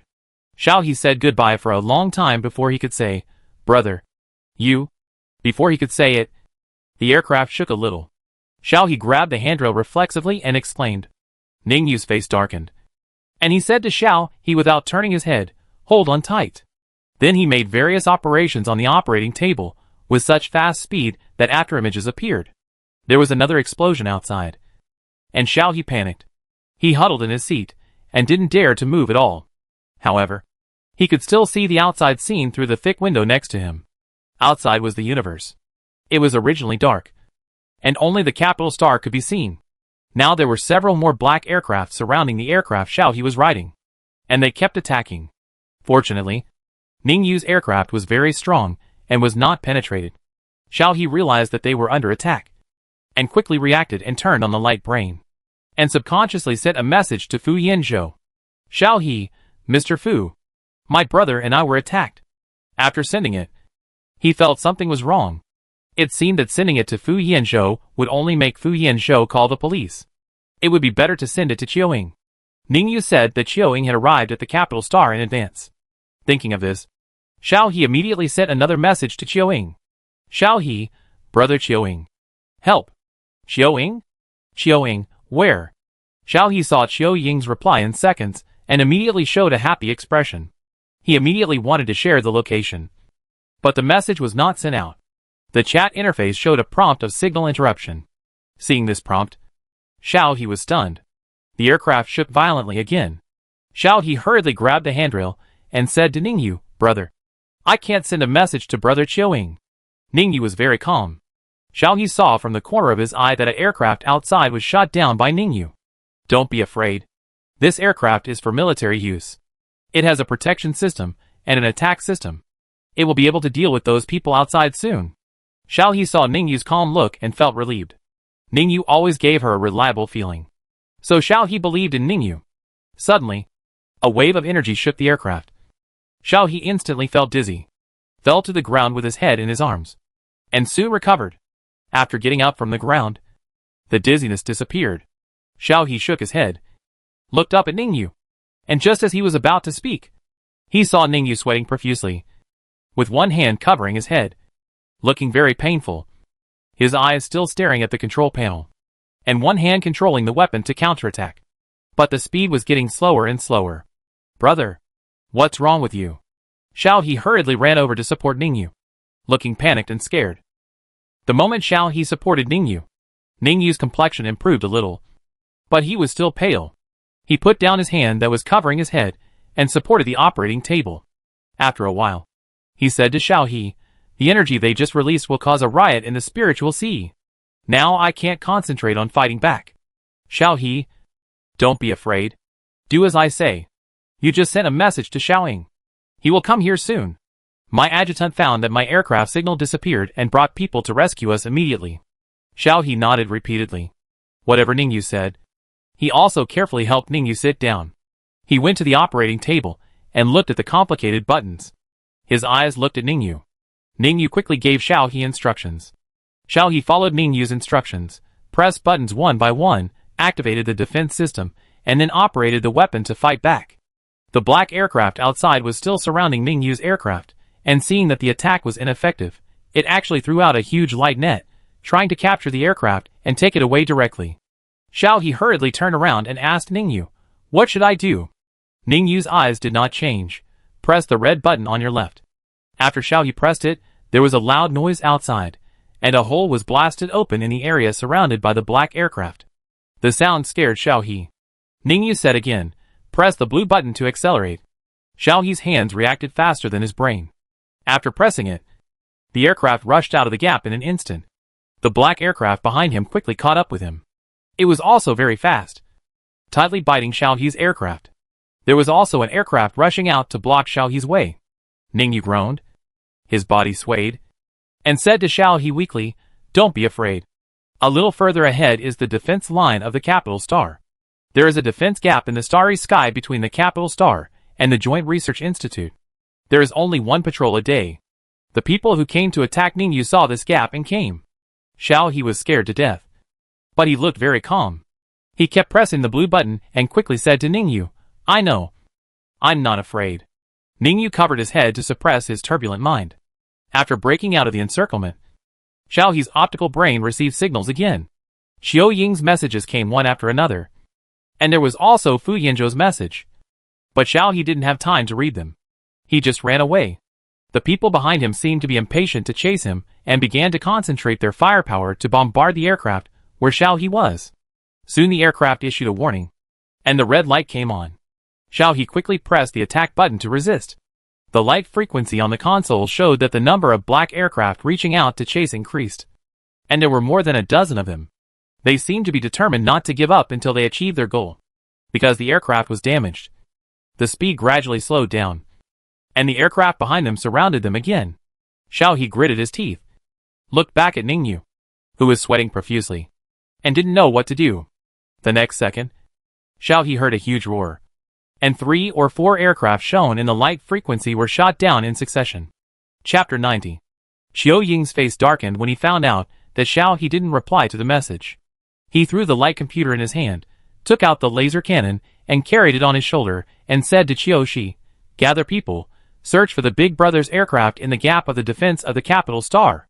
His tone was filled with uncontrollable anger and murderous intent. Qiu Shi was stunned for a moment, and immediately jumped up from the sofa after reacting, and issued orders on the light computer while walking out. Qiu Ying had already boarded the aircraft, and Qiu Shi hadn't sat down firmly when the aircraft suddenly took off. During the flight, Qiu Ying kept trying to call Xiao He, searching for the signal, and went to the fixed point where Xiao He's optical brain signal appeared last. The members of Guiyuan, who were originally scattered near the capital star, also gathered together to look for people, and soon found the besieged Xiao He Ningyu. Fu Yanzhou just came out of the laboratory, and saw the message about Xiao He.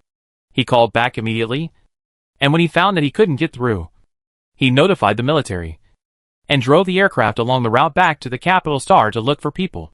Xiao He saw the familiar aircraft behind him, and a look of joy appeared on his face. He put down the operating table, helped Ningyu up and said, "Brother Chiuying is here. Brother, are you okay?" Ningyu closed his eyes, and did not respond. His brows were furrowed, and veins on his forehead were bulging. Xiao He was a little panicked. She had never seen Ningyu like this. He was fine before, but now he looked like he would die at any time. "Brother? Brother? General Ning? Ningyu? Don't scare me." Xiao He did not dare to touch Ningyu casually. He did not know where to put his panicked hands. He called Ningyu, but there was no response. Fortunately, he remembered that Chiuying was here. The people chasing them outside should have been repelled. The optical brain could send a signal. After realizing this, Xiao He opened his computer without thinking and called Fu Yanzhou. Fu Yanzhou answered the call immediately. The first thing he said after the call was, "Xiao He, are you okay?" He couldn't hide the anxiety and worry in his tone. Xiao He shook his head and said, "I'm fine. But Big Brother is in trouble." Xiao He's words were full of tears, full of worry and fear. Fu Yanzhou opened the holographic video. He was still on the aircraft, and directly instructed Xiao He remotely, "Don't be afraid. Go to the rest room of the aircraft to see if there are any medical equipment. There should be medicines that Ningyu often uses. And don't be too far away from Ningyu." Xiao He wiped her tears, quickly stood up and ran to the rest room, and saw a very conspicuous box, and took out the medicine from it, and showed it to Fu Yanzhou, and asked Fu Yanzhou, "A yin, is this it?" Fu Yanzhou took a look and said, "Yes, give it to Ningyu, and then stay by Ningyu's side and don't leave, I'll be there soon." Xiao He nodded, and didn't hang up the call. She was a little scared. The sound of artillery fire outside stopped at some point. Xiao He looked out and saw Chiuying, wearing a spacesuit, knocking on the window. Xiao He blinked, and was a little confused. He couldn't hear what Chiuying was saying. Chiuying raised his wrist to signal Xiao He to read the message. Xiao He hurriedly turned on the light brain, and saw that Chiuying had sent her an operating guide. He also said that the aircraft she was riding was about to be scrapped, and she had to quickly dock the aircraft and transfer it to Chiuying's side. Chiuying was relieved when he saw Xiao He read the message, and made a gesture to Xiao He, then returned to his own aircraft and started docking. The two aircraft could communicate with each other. "Xiao He, follow the steps I sent you, and leave the rest to me." Chiuying's voice came. Xiao He quickly operated the aircraft according to the method given by Chiuying, and soon the two aircrafts came close together, forming a passage between the hatches, and the hatches opened, and Chiuying quickly walked in from the other side. Seeing Ningyu with her eyes closed, and Xiao He standing in front of the operating table with a panic on her face, Chiuying went straight forward and grabbed Xiao He's head, pulled her into his arms, and said with a sigh, "Fortunately you are okay, otherwise Miz you would not know how to skin me." Xiao He struggled in Chiuying's arms and whispered, "Let me go, brother Chiuying. I don't know what happened to my eldest brother, I'm scared." Chiuying let go of Xiao He, and there was a smile on his face again, touched Xiao He's head and said, "Don't worry, you won't die, let me see." Xiao He took 2 steps back, but those people just released the energy waves of the sea riot. Only the eldest brother would do this. Chiuying's expression became a little serious, walked to Ningyu and squatted down, looked around and said, "But I can't treat diseases." Xiao He, "Boss, stop talking nonsense. Bring Xiao He and General Ning here quickly. General Ning's aircraft has reached the bottom of energy." Chiuying carried Ningyu with one hand, and with the other hand put the energy gun back into the bag on his waist, pulled Xiao He's hand, and said, "Let's go." Back to Chiuying's aircraft. She quickly closed the hatch, then disconnected the connection channel between the two aircraft, and moved away from Ningyu's aircraft. After a while, Xiao He saw the aircraft exploding silently in the universe from the window of the aircraft. Ningyu's adjutant also came with a team of people, captured the black aircraft shot down by Chiuying, and then asked to talk to Chiuying's aircraft. Chiyoshi breathed a sigh of relief and said to Chiuying before the call was connected, "Fortunately, the brothers retreated quickly enough. Otherwise there would be trouble." Adjutant Ningyu's face appeared on the light screen, saluted Chiuying and said, "Mr. Chiyo, is the general with you?" Chiuying resumed his nonchalant attitude and said, "You said he is? Or you can go to the ruins over there to look for him?" Adjutant Yin. Xiao He appeared from behind Chiuying. She had seen this Adjutant Yin before when she went to Ningyu's house. "Hello, brother. General Ning is here. But the situation is not good." Adjutant Yin looked at Xiao He. His face looked much better, and said to Xiao He, "Thank you, Miss Chiyo. We have brought medical personnel here. And after the connection is completed, we will transfer the general here. Xiao He nodded. When Adjutant Yin brought people to transfer Ningyu, Xiao He remembered what Fu Yanzhou told her not to stay too far away from Ningyu, and hurriedly followed. Xiaoying didn't have time to hold Xiao He, so he had to follow. Adjutant Yin ordered people to put Ningyu in the medical cabin. When he turned around, he saw Xiao He and Xiaoying following him. He said, "Don't worry. Mr. Fu is coming. You can go back first. I will notify you when the general is fine." Xiao He shook her head, walked to the medical cabin and said carefully, "I want to stay here. Mr. Fu told me not to stay too far away from General Ning." Adjutant Yin was stunned for a moment, and soon realized that Fu Yanzhou probably told Xiao He to do so because he was worried that Xiao He would be attacked. Therefore, he didn't say anything, but just nodded. "In that case, Miss Chiu, please do as you please." After that, he looked at Xiaoying. Xiaoying looked back and said nonchalantly, "Why are you looking at me? One of them is my elder brother, and the other is my sister, who is on the same household registration book." "What? Are you worried that I will kidnap my elder brother to become a space pirate?" Adjutant Yin. "Forget it. Xiaoying is here, and their generals are safer." Xiao He stayed next to the medical warehouse and sighed after watching Ningyu soaking in the nutrient solution for a while. Xiaoying came from behind and said, "Why are you sighing?" "Don't worry. Elder brother is very powerful. It's just a mental riot. He has survived many times. Not to mention that our Federation has achieved initial results in the treatment of mental riots. And I believe that people like Elder Brother who suffer from mental riots will soon be cured." Xiao He didn't say anything. She didn't understand the principle of this mental riot, because they, the Blue Star people, have never had this problem. And this mentalcy sounds very mysterious. So Xiao He didn't know what to say, but instinctively followed Fu Yanzhou's instructions, and didn't stay too far away from Ningyu. Xiaoying approached Xiao He and rubbed Xiao He's head vigorously, messing up Xiao He's hair. He then pulled Xiao He to sit on the ground and said, "Don't worry. Don't be afraid. I'm here. What happened just now was just a coincidence. As the youngest general in the Federation, my brother has made countless military achievements and has a high reputation in the army. Naturally, some people will dislike him and want to assassinate him. So, you were just implicated today. I will stay in the Capital Star for a long time this time. In the future, don't go out alone with my brother, so as not to be accidentally injured by blind guys again." Xiaoying's tone was unusually gentle, and there was a soothing atmosphere. It was obvious that he saw that Xiao He was still a little frightened, and he said it to comfort Xiao He. Xiao He nodded in a not very happy mood. Ningyu was like this. The situation must not be as simple as Xiaoying said. After all, she came from a garbage planet, and had only a few close friends. She didn't want Ningyu to get into trouble. Xiaoying touched Xiao He's head, and said to her with a tough attitude, "Big brother told me this morning that you got up early this morning. You also slept late yesterday, and were attacked just now. Big brother won't be able to get better for a while, if you keep your eyes open. You should sleep for a while. I will call you when Big brother wakes up." Xiao He was immediately embraced by Xiaoying. She struggled to get up awkwardly, but Xiaoying pressed Xiao He's head and said, "Don't make trouble. I have been flying the aircraft all night, and I need to rest." There was still some fatigue in her voice. Xiao He didn't move. In her understanding, there was no difference between flying an aircraft all night and driving a car all night. Both were exhausted. The two of them were close together. At first, Xiao He felt Xiaoying's presence all around him. She couldn't sleep. She waited and waited until her head nodded. She soon fell asleep. After Xiao He fell asleep, Xiaoying opened his eyes and glanced at Xiao He. He took her to his arms and leaned on the medical cabin to take a nap. When Fu Yanzhou and Geng Tian hurried over, they saw Xiao He nestled in Xiaoying's arms. She didn't look very peaceful when she fell asleep. Xiaoying held Xiao He in his arms with his eyes closed. It was unknown whether she fell asleep or not.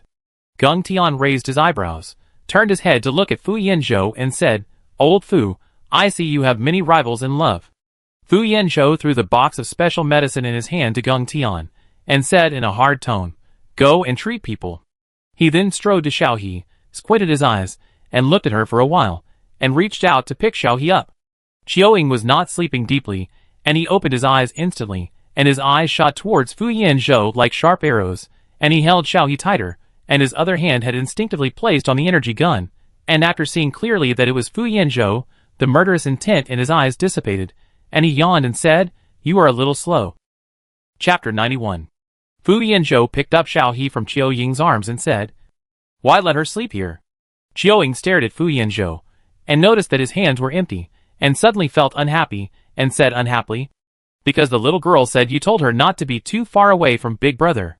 Then he tried to snatch her from Fu Yanzhou's arms. Disturbed by the noise, Xiao He woke up rubbing her eyes, and saw Fu Yanzhou's gorgeous face when she opened her eyes, and was in a trance for a moment, revealing a silly and lustful smile.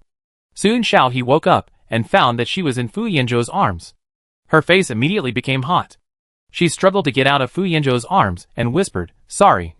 Sorry." After that, she remembered Ningyu, who was still in the medical cabin. She turned around and saw Geng Tian was already operating the medical cabin, injecting some medicine into the nutrient solution to start treating Ningyu. Xiao He breathed a sigh of relief.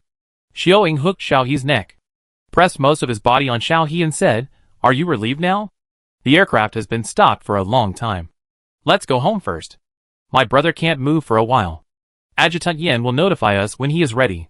Xiao He hesitated and asked, "Can I stay here? I'm a little worried about my brother." As soon as these words came out, the two men present were not very happy. Soon Fu Yanzhou realized that he would have to stay here with Geng Tian for the next few days to make sure Ningyu was okay before leaving. In addition, he and Ningyu had come to the conclusion that Xiao He had a certain calming effect on the mental sea riots. So Fu Yanzhou thought about it and said, "You can stay here and wait for Professor Geng to finish the treatment." Xiao He's eyes lit up, and his expression became cheerful. Then he thought of something and turned on the light brain to send a message to Empire Bread, Yu Feiyu and others in the group.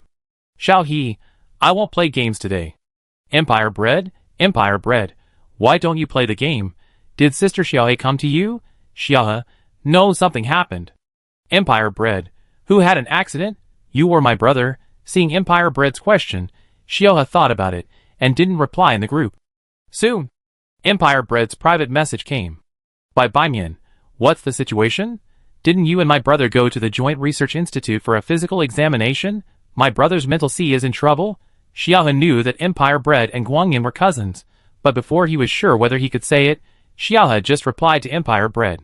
Xiaohe, I don't know if I can say it, but my brother did have some problems with his mental sea, and now Professor Geng is treating him. By Baimian, okay, let me know when my brother wakes up. Xiao He, okay. After replying the message, Xiao He looked up and saw Fu Yanzhou had gone to help Geng Tian. The operation of the medical warehouse was very complicated. Xiao He didn't understand it very well. She had to stand with Qiu Ying and look at Ningyu in the medical warehouse. Qiu Ying looked at Ningyu in the medical warehouse, with a frown on his face. Although he had comforted Xiao He and said Ningyu would be fine, it was just that Ningyu's mental turmoil seemed to be more serious than before, so that he hadn't woken up yet. After a while, Geng Tian stopped, put away his things and said, "Now it's up to General Ning himself. The medicine has been injected into the nutrient solution." Fu Yanzhou asked Geng Tian, "What's the situation? How is General Ning?" Xiao He also pricked up his ears to listen. Geng Tian touched his chin, looking a little puzzled. This time, General Ning's spiritual sea exploded due to external interference, which is more serious than any previous time. This is very strange. It should be more complicated than before. But I just checked the data and found that General Ning's spiritual sea seems to be automatically sorted out. The overall situation is getting better than before. Xiao Yi's eyes lit up. Does it mean that the spiritual sea is recovering? Geng Tian shook his head. It's just sorting out. It's hard to draw a conclusion if it recovers. We need to observe it again. Fu Yanzhou seemed to think of something, frowned, glanced at Xiao He, and said nothing in the end. Qiu Ying asked, "Does that mean the new drug you developed is effective?" Geng Tian spread his hands. "This is the first time General Ning has used this drug, so I'm not sure if it's the effect of the drug, but other patients who have used this drug have shown significant improvement. It's just that General Ning's condition is more complicated, so I can't make a conclusion." After saying that, Geng Tian took the box and went out. Fu Yanzhou walked up to Xiaohe and said, "Are you scared today? It's my fault, don't be afraid." Xiaohe shook her head. "I'm fine, it's just that my elder brother." Fu Yanzhou touched Xiaohe's head. "Don't worry, the situation has stabilized, it's okay." Xiaohe nodded. Fu Yanzhou said, Let's go back first. Ningyu will probably stay here for a few more days. You won't have anything to do here. Xiaoying also said. Mr. Fu is right. Although this spaceship is big, it's not as comfortable as home. Let's go back first. Xiaohe thought about it and agreed.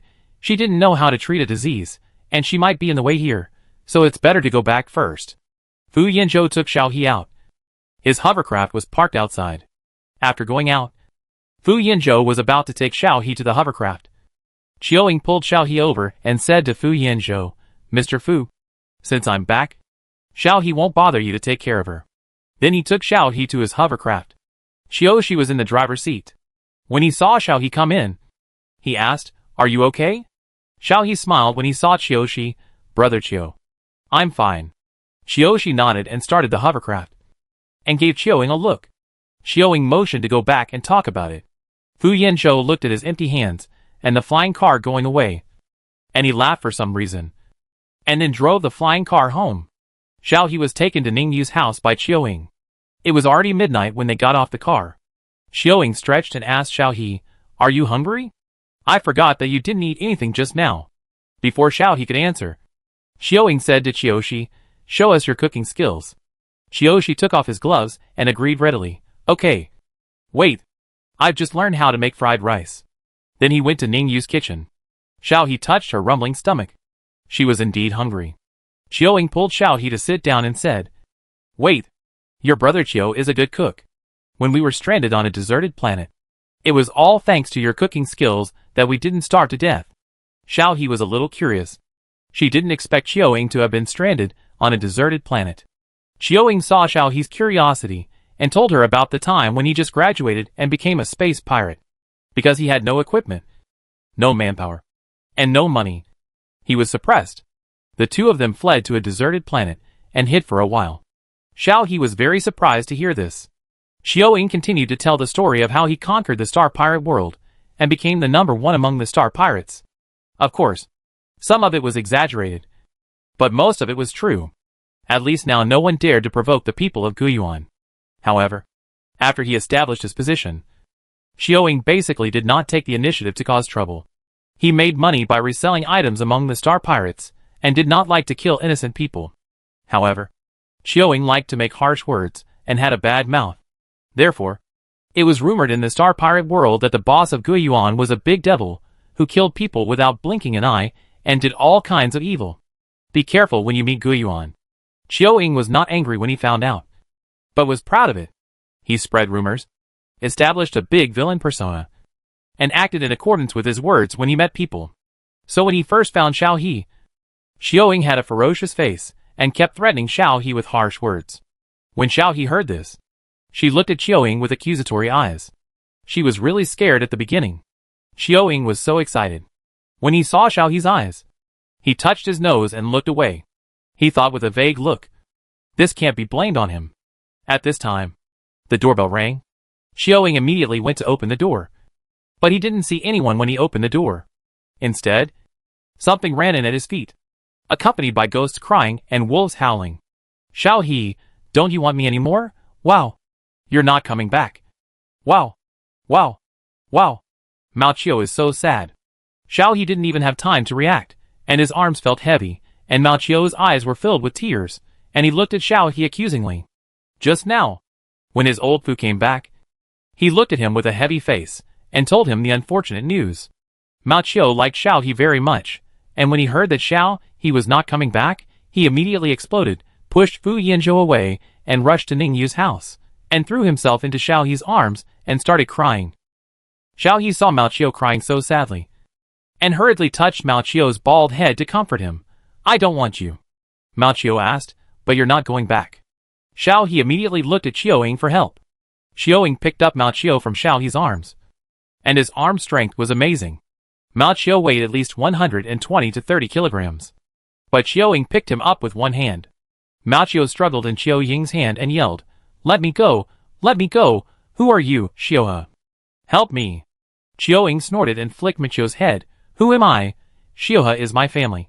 You know, if you want to go home, you should go back to my house. What does it have to do with you, you stupid robot? Don't try that. Did Fu Yanzhou ask you to come, you sinister guy? Why don't you come here yourself and let a stupid robot come out? Mao Chiu immediately retorted, No. No, Xiaohe is not your family. Chiu Ying turned on the light brain, showed the household registration booklet, and shook it in front of Mao Chiu and said, Look. Do you understand? My home of... Mao Chiu looked at the scene in disbelief, and looked at Xiaohe pitifully. Xiaohe. Is this true? Is this unreasonable guy really your family member? Xiaohe nodded and rescued Mao Chiu from Chiu Ying and said, Yes, this is me, my brother. Mao Chiu can't do this.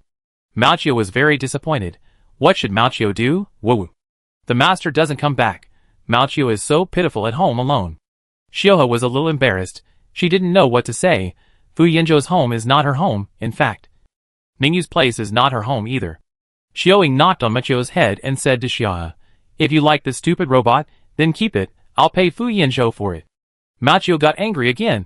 Can I buy it with money? I made it by my master. I'm unique. You can't buy it with money. Chiu Ying ignored Mao Chiu. Xiaohe couldn't help laughing, holding Mao Chiu's head and said, Okay Mao Chiu, where's Mr. Fu? Did you come here alone? As soon as he finished speaking, Fu Yanzhou came in from outside, smiling and said, Did Mao Chiu come here? Just now you told it that you wouldn't go back. It ran out directly. Chapter 92. Chiu Ying sneered. He had seen all kinds of people. This Fu Yanzhou pretended to be quite similar. No matter how similar he pretended, he could not hide his ambition to covet his Xiaohe. Xiaohe stood up embarrassedly and said, Mr. Fu Mao Chiu. Fu Yanzhou had a perfect smile on his face, and waved at Mao Chiu. Mao Chiu. Come back. Don't cause trouble for Xiaohe. Mao Chiu stretched out his arms, hugged Xiaohe's thighs tightly, and shook his head. No, if Xiaohe doesn't go back, I won't go back either. Xiaohe was a little embarrassed, as if he had kidnapped someone else's child. Fu Yanzhou looked at Xiaohe with a somewhat embarrassed expression. Xiaohe had to persuade Mao Chiu in a low voice. Mao Chiu, that's Mr. Fu's house. I'm just staying there for a while. Now my brother is back, so I can't live there anymore. Before he finished speaking, Mao Chiu shouted, Why can't I live there? You can live there forever after you marry Lao Fu. When these words came out, Chiu Ying's silence was deafening, and the question mark on his face was visible to the naked eye. How could he not know that there was such a risk in staying there for a while? Marry? What a joke. Chiu Ying grabbed Mao Chiu, torn Mao Chiu off Xiaohe, and threw him out the door. Don't talk if you can't speak. After throwing Mao Chiu out, he turned around and said to Fu Yanzhou, Mr. Fu, it's getting late. I won't keep you.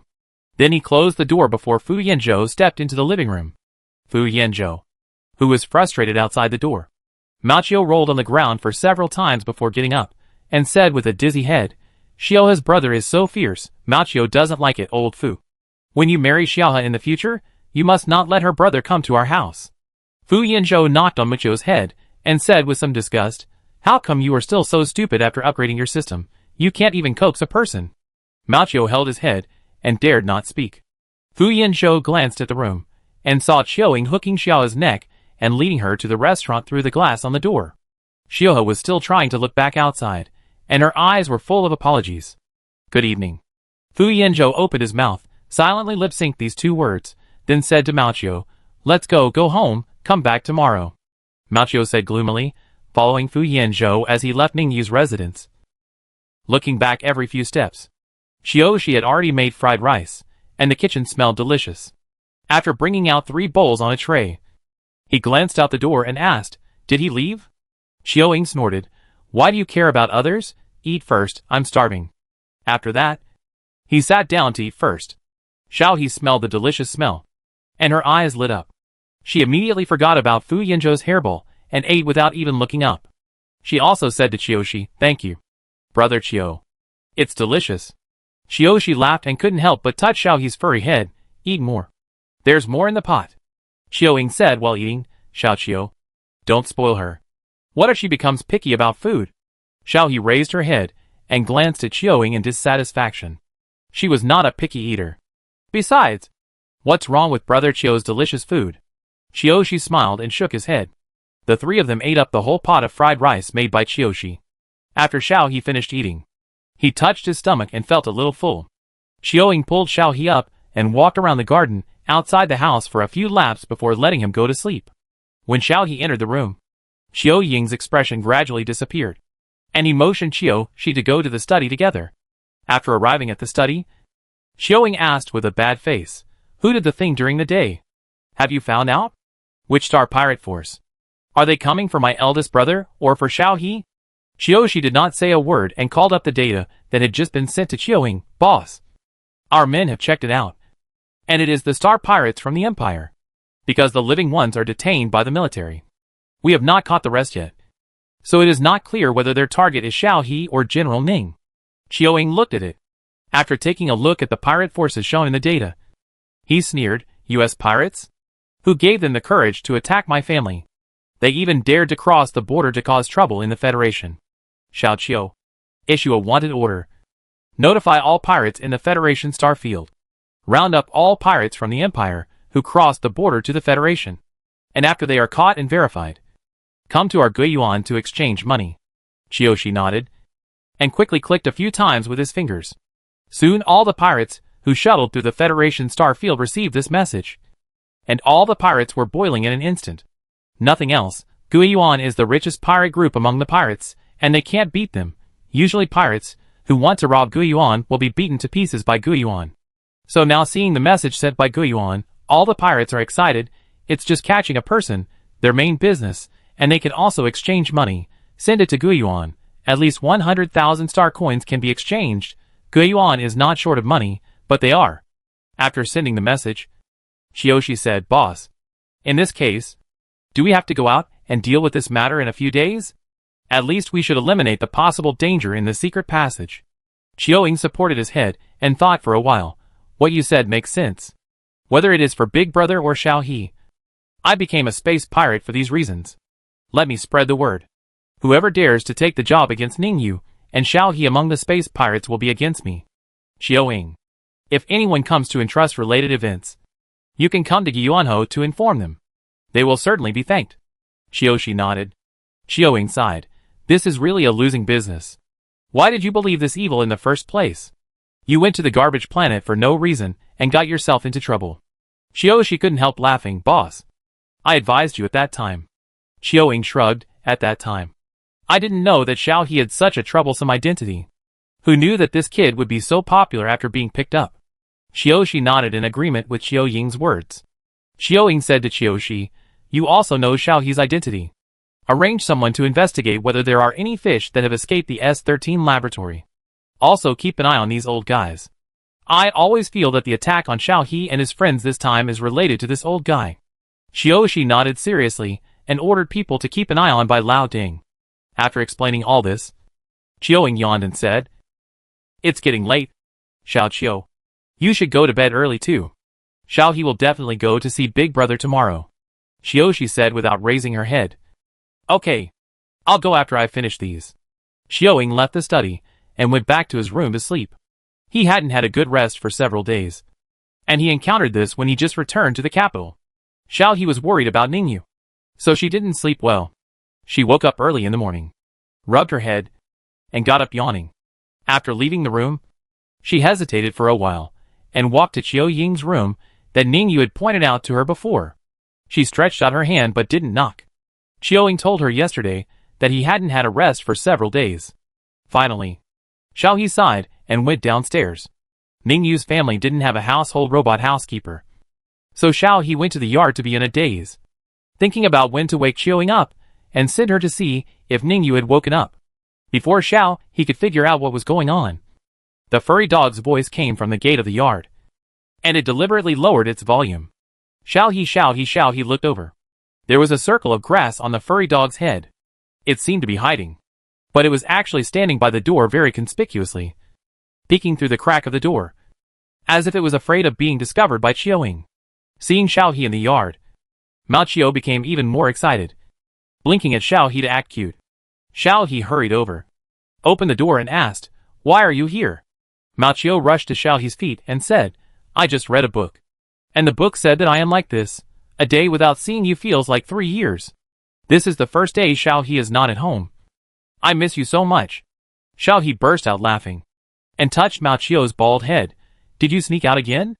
Did you tell a yin? Mr. Fu? Mao Qiu lowered his head guiltily and crossed his fingers without saying anything. Fu Yinzhou's deep laughter came from above. Xiao He looked up and saw Fu Yinzhou wearing a white lab coat, standing at the gate with a pair of gold-rimmed glasses she had never seen before, looking at her and Mao Chiu with a smile on his face. Xiao He felt a little embarrassed to be looked at, and stood up and whispered, "Mr. Fu." Fu Yanzhou walked in and asked Xiao He, "Do you want to go see Ningyu?" Xiao He immediately looked up. "Can I?" Fu Yanzhou nodded. "I just happened to be going over to collect Ningyu's pathological data." Xiao He was so happy that she said to Fu Yanzhou, "Yes, Mr. Fu. Wait a minute. I'll go change my shoes." Then she ran into the house. And when she came out, she changed her shoes, tied her hair up, and wore a pink sweater. She walked up to Fu Yanzhou and said, "I left a message for Brother Chiuing. Let's go." Fu Yanzhou nodded and walked out of the door. Xiao He found that Fu Yanzhou's hovercraft was parked outside the door. After getting on, Fu Yanzhou said to Mao Chiu, "You go home first. It's not convenient to take you to where we are going." Mao Chiu didn't make a fuss, and whispered to Fu Yanzhou, "Old Fu, you have to work hard. I think that General Ning and this brother Xiao He are not easy to deal with." Fu Yanzhou smiled and patted Mao Chiu's head.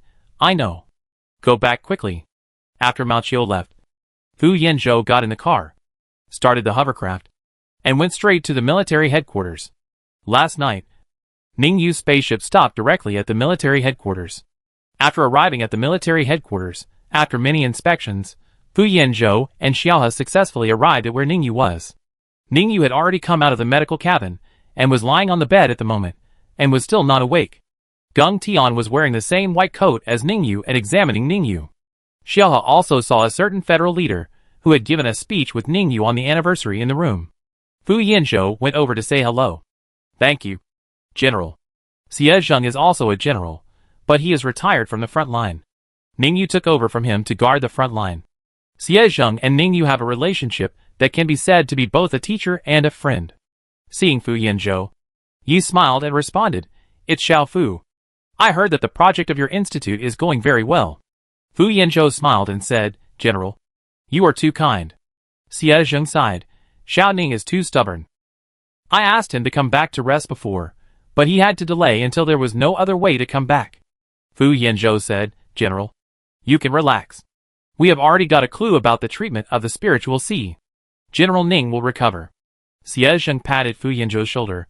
"That's good. Thank you for your hard work. You should take care of Xiao Ning here. I have something else to do. I'll leave first." Fu Yanzhou nodded. "General, take care." Xie Zheng left the treatment room with his hands behind his back. Xiao He and others left before he approached the bed to see Ningyu. Chapter 93. Ningyu closed her eyes. Her long eyelashes fluttered under her eyes like a small fan. She looked a little sicker than when she was awake. Her face was a little pale, and her lips were pale. Xiao He couldn't help but ask Fu Yanzhou and Geng Tian worriedly, "Mr. Fu, Professor Geng, will my brother really be okay?" Geng Tian smiled without raising his head and said, "Don't worry. The situation has stabilized. It's a small scene. How do you say it in the words of the ancient Blue Star Huaxia people? Yes, we are professionals in snatching people from the King of Hell." Fu Yanzhou walked behind Xiao He and put his hand on Xiao He's shoulder. "Don't worry. Professor Geng is an expert in dealing with spiritual problems." Xiao He laughed. Although Fu Yanzhou and Chiuing told him that the people who attacked yesterday were all here to assassinate Ningyu, Xiao He had a hunch that if she was not on the spaceship, Ningyu would not have encountered this attack. So when she saw Ningyu unconscious, Xiao He felt very guilty. Now that she heard Fu Yanzhou and Geng Tian say Ningyu was fine, Xiao He gradually felt relieved. Fu Yanzhou saw Xiao He's happy look, and he felt a little unhappy. No matter who it was, seeing the person they liked worry about another person, they would be unhappy. Even though their relationship was not yet clear, Xiao He was so happy that he looked down and saw Ningyu opened his eyes. He looked at him quietly. Xiao He said in surprise, "Brother, are you awake?" Ningyu sat up from the bed and said in a hoarse voice, "Sorry. I scared you." "Don't worry. I'm fine." Geng Tian was collecting things on the side. Hearing Ningyu's words, he said, "Don't be so stubborn. Although it's really not a big deal this time. If it happens again, your spiritual sea will be in danger." Ningyu thanked him seriously. "Thank you, Professor, for your hard work." Geng Tian shook his head. "There's nothing to thank me for. The data collected from you this time is very useful. Combined with the current research, Perhaps in the near future everyone can really get rid of the dilemma of spiritual sea riots. After saying that, Gung Tian left with the medicine box. Xiao He brought a small stool and sat beside the bed, looking at Ningyu. After a while, he asked, "Brother, do you want some water? I'll go get you some water. Are you hungry?" Ningyu sat on the bed and looked at Xiao He. His eyes were gentle, and he shook his head and said, "No. Just stay with me for a while." Xiao He stopped talking, looked at Ningyu seriously, and after a while he said, "Brother, why don't you lie down and rest for a while?" Ningyu looked at Xiao He with a smile. "I've been lying down for a long time, and I don't want to lie down anymore." Xiao He smiled embarrassedly. Fu Yanzhou, who was standing by the door, was very unhappy.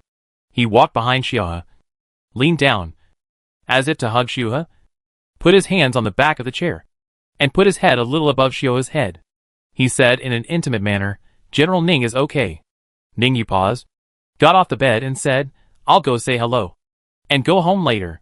Xiao He really stood up to help Ningyu, leaving the intimate circle created by Fu Yanzhou. "So soon?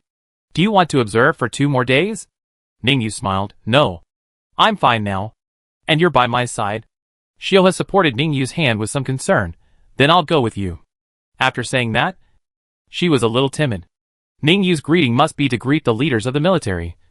But seeing Ningyu's pale appearance, Xiao He mustered up courage again, supported Ningyu, and walked out without looking away. Ningyu was actually fine, not to mention that he only had a mental problem, and his physical strength was still there.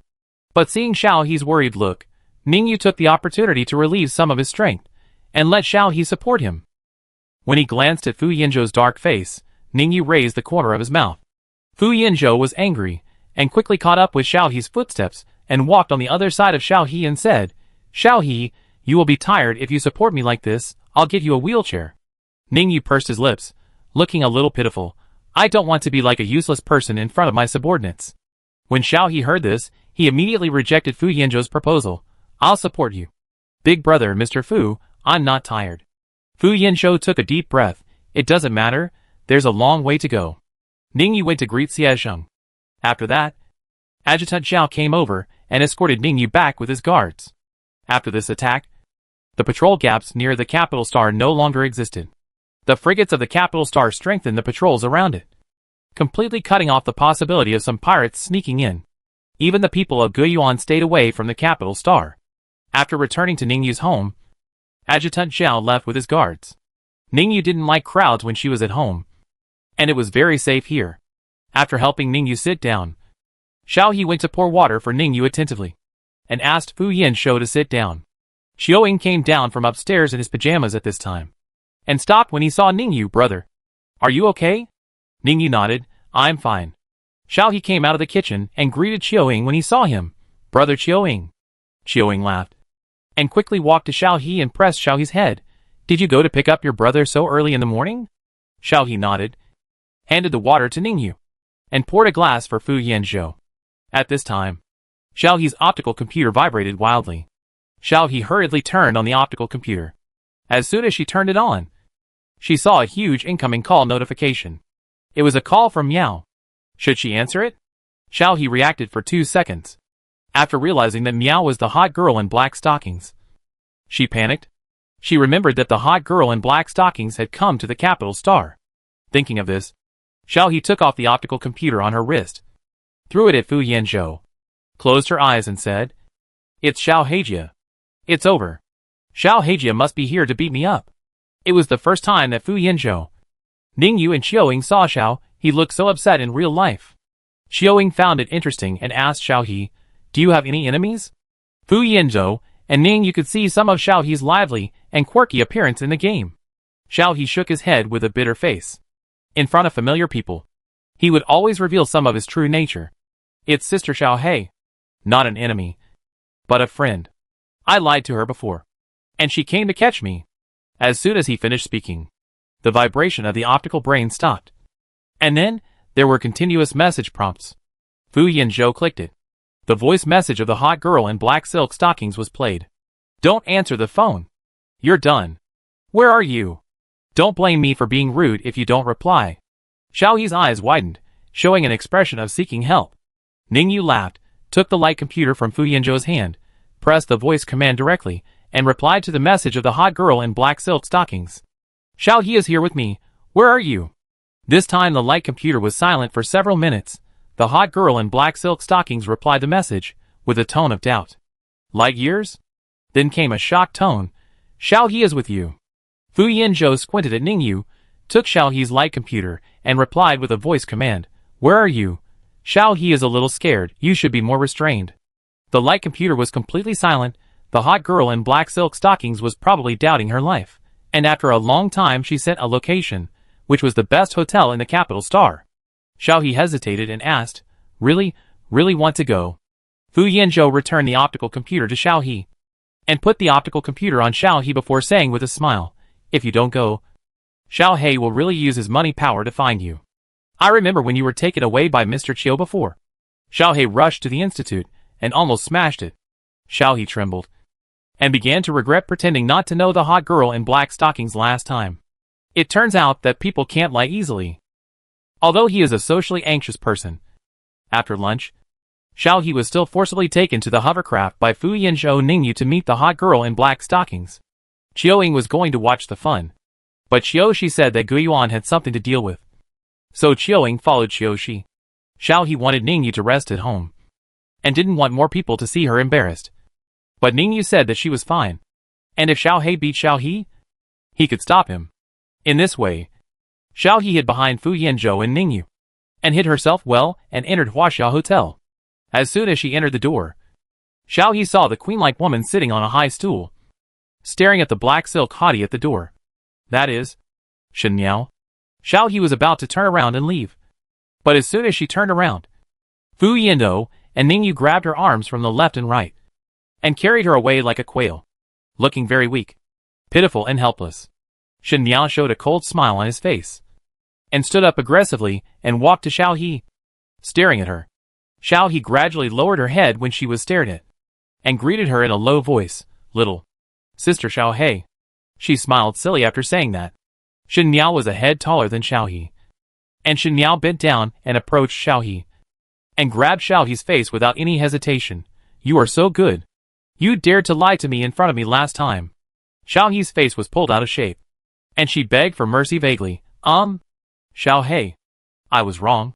Shen Miao let go of Xiao He, hugged her arms and said, Forget it. I forgive you. Xiao He immediately smiled shyly. Shen Miao then looked at Xiao He in surprise. So you are really that young? Are you an adult? Xiao He looked at Shen Miao with dissatisfaction, and emphasized in a low voice, I am an adult. Shen Miao didn't quite believe it, and then looked at Ningyu and Fu Yanzhou, showing doubt for a moment. Mr. Fu? The person in charge of the game department in the institute? Fu Yanzhou nodded, and stretched out his hand. Hello, let me introduce myself. Fu Yanzhou, the sea is peaceful, and the rivers are clear in the game. Shen Miao widened his eyes, looked at Fu Yanzhou, and then at Xiao He, and blurted out after a long while, Damn! You look different from the game. Fu Yanzhou smiled. For work. Shen Miao looked at Ningyu again. Light years? On the last anniversary, she only heard Empire Bread say that this was light years, and it was not quite the same as in the game. Guangyan nodded.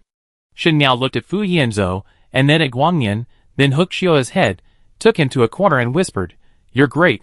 Last time I thought you were lying to me. It turns out Haiyan Hiching is really so good looking, and Guangyan, there are so many top handsome guys. How come you caught two at once? Xiao shook his head and denied, I'm not. I don't have any. Guangyan is my brother Ian. Mr. Fu, And the relationship with Fu Yanzhou, Xiao didn't know how to explain it for a while, after holding it in for a long time. He said, Mr. Fu is a friend. He nodded seriously. Chapter 94. Qin Miao teased and poked Xiao He's arm with her elbow, said in an ambiguous tone, Brother? Or lover? Oh. Friend, you don't say that in the game. Xiao He's face turned red all of a sudden, feeling like her secrets were exposed all of a sudden. Qin Miao looked like a female gangster at the moment, and she didn't forget to give Xiao He bad advice. If you ask me, you are an adult, what is there to choose? Only children make choices. We adults of course want both, just two. Xiao He quickly covered Qin Miao's mouth. Sister Xiao He, in public, I want to save face. Qin Miao blinked to indicate that she knew. She understood. The little girl was shy. What's the big deal? She would take Xiao He to see the world in the evening. Ningyu frowned. Although he didn't hear what Shen Miao said, he saw Xiao He blushing instantly. He felt that Shen Miao didn't teach Xiao He anything good. Shen Miao looked back at Ningyu and Fu Yanzhou, and said while touching his chin, "It's true. These two look like ordinary handsome guys in the game, but they are actually top handsome guys in reality. Fu Yanzhou is slightly better, but Guangyan has a high combat power and gives people a sense of security. If I were you, I would find it difficult to choose." Xiao He was convinced. Her sister Xiao He was indeed consistent in appearance and heart. She said whatever she wanted, even as the object of ridicule. In reality, Xiao He felt that she had almost dug out a courtyard house. "Sister Xiao He, please stop talking. It's not what you think. Others will misunderstand if they hear it." Xiao He tried hard to explain to Shen Miao. Shen Miao responded perfunctorily, and then changed the subject. "I'm here now. Play with me for 2 days." Xiao He nodded obediently. If she didn't nod, she would be afraid that Shen Miao would continue to talk about adult topics. Shen Miao was satisfied, relying on her height being taller than Xiao He. She patted Xiao He's head, raised her chin, turned around and walked to Fu Yanzhou and Ningyu, and said very coldly, "Xiao He belongs to me for the next 2 days. You can go back." Fu Yanzhou and Ningyu looked at each other. Ningyu suddenly frowned, covered her chest and whispered, "Xiao He." Xiao He looked at it and immediately panicked. Ran over to support Ningyu. "What's wrong? What's wrong? Are you having a headache again? Mr. Fu, call Professor Geng." Fu Yanzhou and Ningyu looked at each other. Ningyu suddenly frowned, covered her chest and whispered, "Xiao He." "Zhou." Chen Miao was confused, stepped back 2 steps to distance himself and clarified repeatedly, "It's none of my business. It has nothing to do with me. I didn't touch him." Xiao He hurriedly explained, "Sister Xiao He, it has nothing to do with you. Big brother has been sick these 2 days." Chen Miao saw Ningyu covering his chest and asked, "Heart disease?"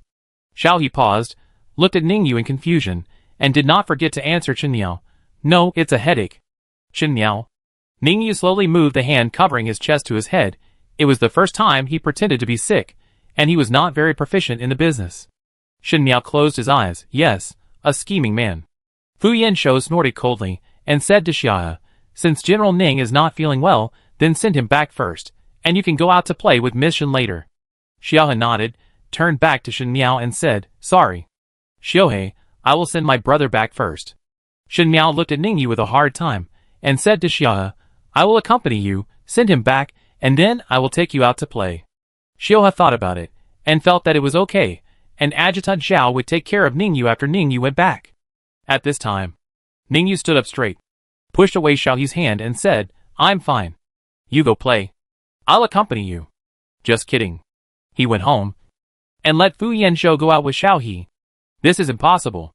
Xiao He looked at Ningyu worriedly. "Are you really okay?" Ningyu smiled, "Really?" Xiao He hesitated for a while, and wanted to tell Shen Miao that he would not go out to play today. Shen Miao pulled Xiao He out of the hotel before Xiao He opened his mouth, without giving Xiao He any chance to refuse, and got on the hovercraft directly, leaving behind Fu Yanzhou and Ningyu, who tried to follow behind. After getting in the car, Xiao He wanted to get off, but Shen Miao forced her to sit on the seat, fastened her seat belt and said, "Don't worry about those 2 people. Let's play our own games. Last time, I asked you to pretend that you didn't know me. Today, I can't let you run away. I'll take you to broaden your horizons." After that, she told the driver to go directly to the private image designer studio she had arranged. Fu Yanzhou and Ningyu were not there. Xiao He suddenly became restrained, and she didn't dare to move at all when sitting in the seat. Shen Miao seemed to be in a good mood.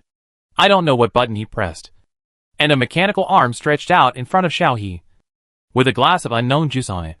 Xiao He suddenly shrank back. "You are so different from the one in the game. Aren't you?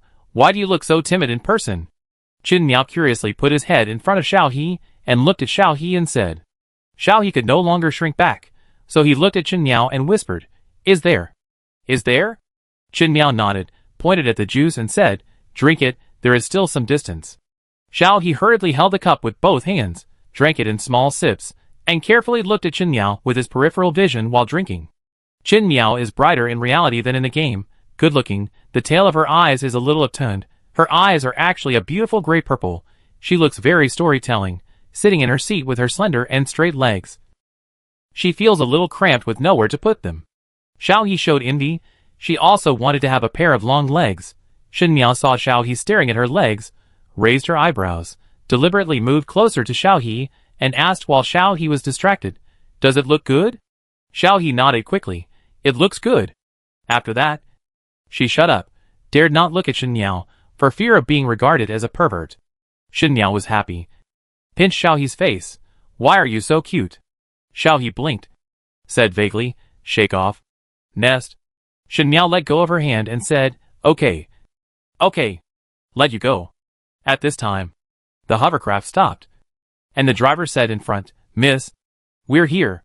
Shen Miao stood up, picked up her handbag, unfastened Xiao He's safety buckle, pulled Xiao He out of the car and said, "Come on. Let's go. I'll take you to see the world today."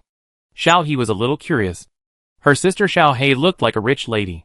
Was she going to see the rich and luxurious life of the rich people in the Interstellar today? Shen Miao took her to the Opinion Studio located in the Capital Star Business Center. It looked ordinary. There were not many customers inside. There were clothes and skirts hanging in the glass windows on both sides that were obviously worth a lot of money. As soon as the clerk saw Shen Miao, he came up with a smile and served tea and water. He took the bag from Shen Miao and greeted her warmly. "Miss Shen, you are here? Our boss is waiting for you." Shen Miao nodded and said, "Change her clothes. We are going to see you at tonight." The clerk smiled and said, "Okay. Please come with us." Mississippi. Then he took Xiao He to change clothes. Xiao He tried to refuse, but Shen Miao pushed her into the fitting room. When Xiao He came out, she found that Shen Miao had changed into a dark red suit, revealing a small slender waist, a diamond chain around her neck, tight shorts, and over-the-knee boots. Xiao He stared at her.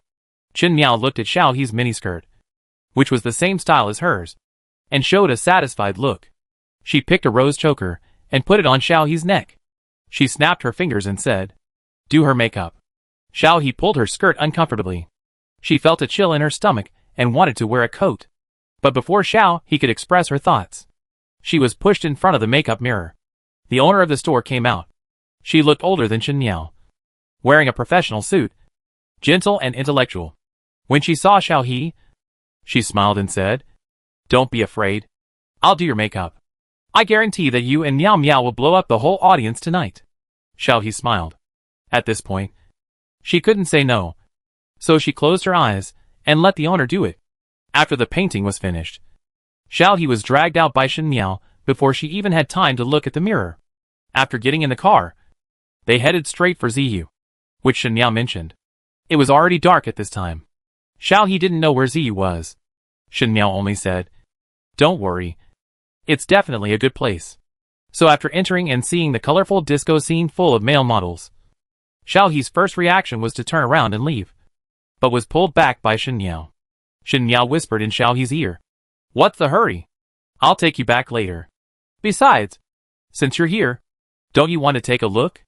I've been curious about this place for a long time, but no one has ever accompanied me. Let's go. Let's take you to the private room to play. How about ordering 8 male models for you?" Xiao He widened her eyes, although she was really a little curious. So Xiao He followed Shen Miao in with curiosity and fear. There were many people playing inside, both men and women, and the only thing they had in common was that they all looked very rich. Xiao He held Shen Miao's hand tightly and followed Shen Miao, but couldn't help but look around curiously.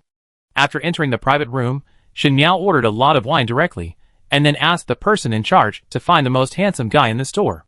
The person in charge smiled so hard that his mouth was grinning to his ears, and immediately found the 10 most handsome male models in the store according to Shen Miao's request. Tall, handsome, long legs, and most importantly, then when dressed and muscular when undressed.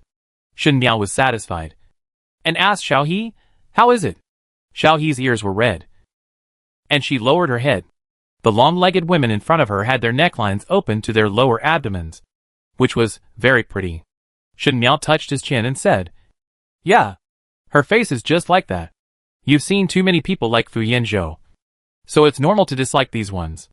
But it doesn't matter." Shen Miao said to the male model in front of him, "Show your unique skills. Open my eyes. Those who can dance, do it. Don't worry. I have plenty of money. The 10 male models looked at each other, and then 4 of them came out and sat on both sides of Shen Miao and Xiao He respectively. The others started dancing in unison. Well, the movements were a bit exposed, and Xiao He watched secretly. Sister, can you drink? The male model sitting next to Xiao He asked Xiao He with a charming smile and peach blossom eyes. Xiao He nodded, and the male model poured Xiao He a glass of wine. The male model on the other side was not to be outdone. He pinched a small red fruit and put it to Xiao He's mouth with an unusually gentle tone. Sister, try this. Xiao He drank the wine and ate the fruit. After drinking a glass, she showed a silly smile.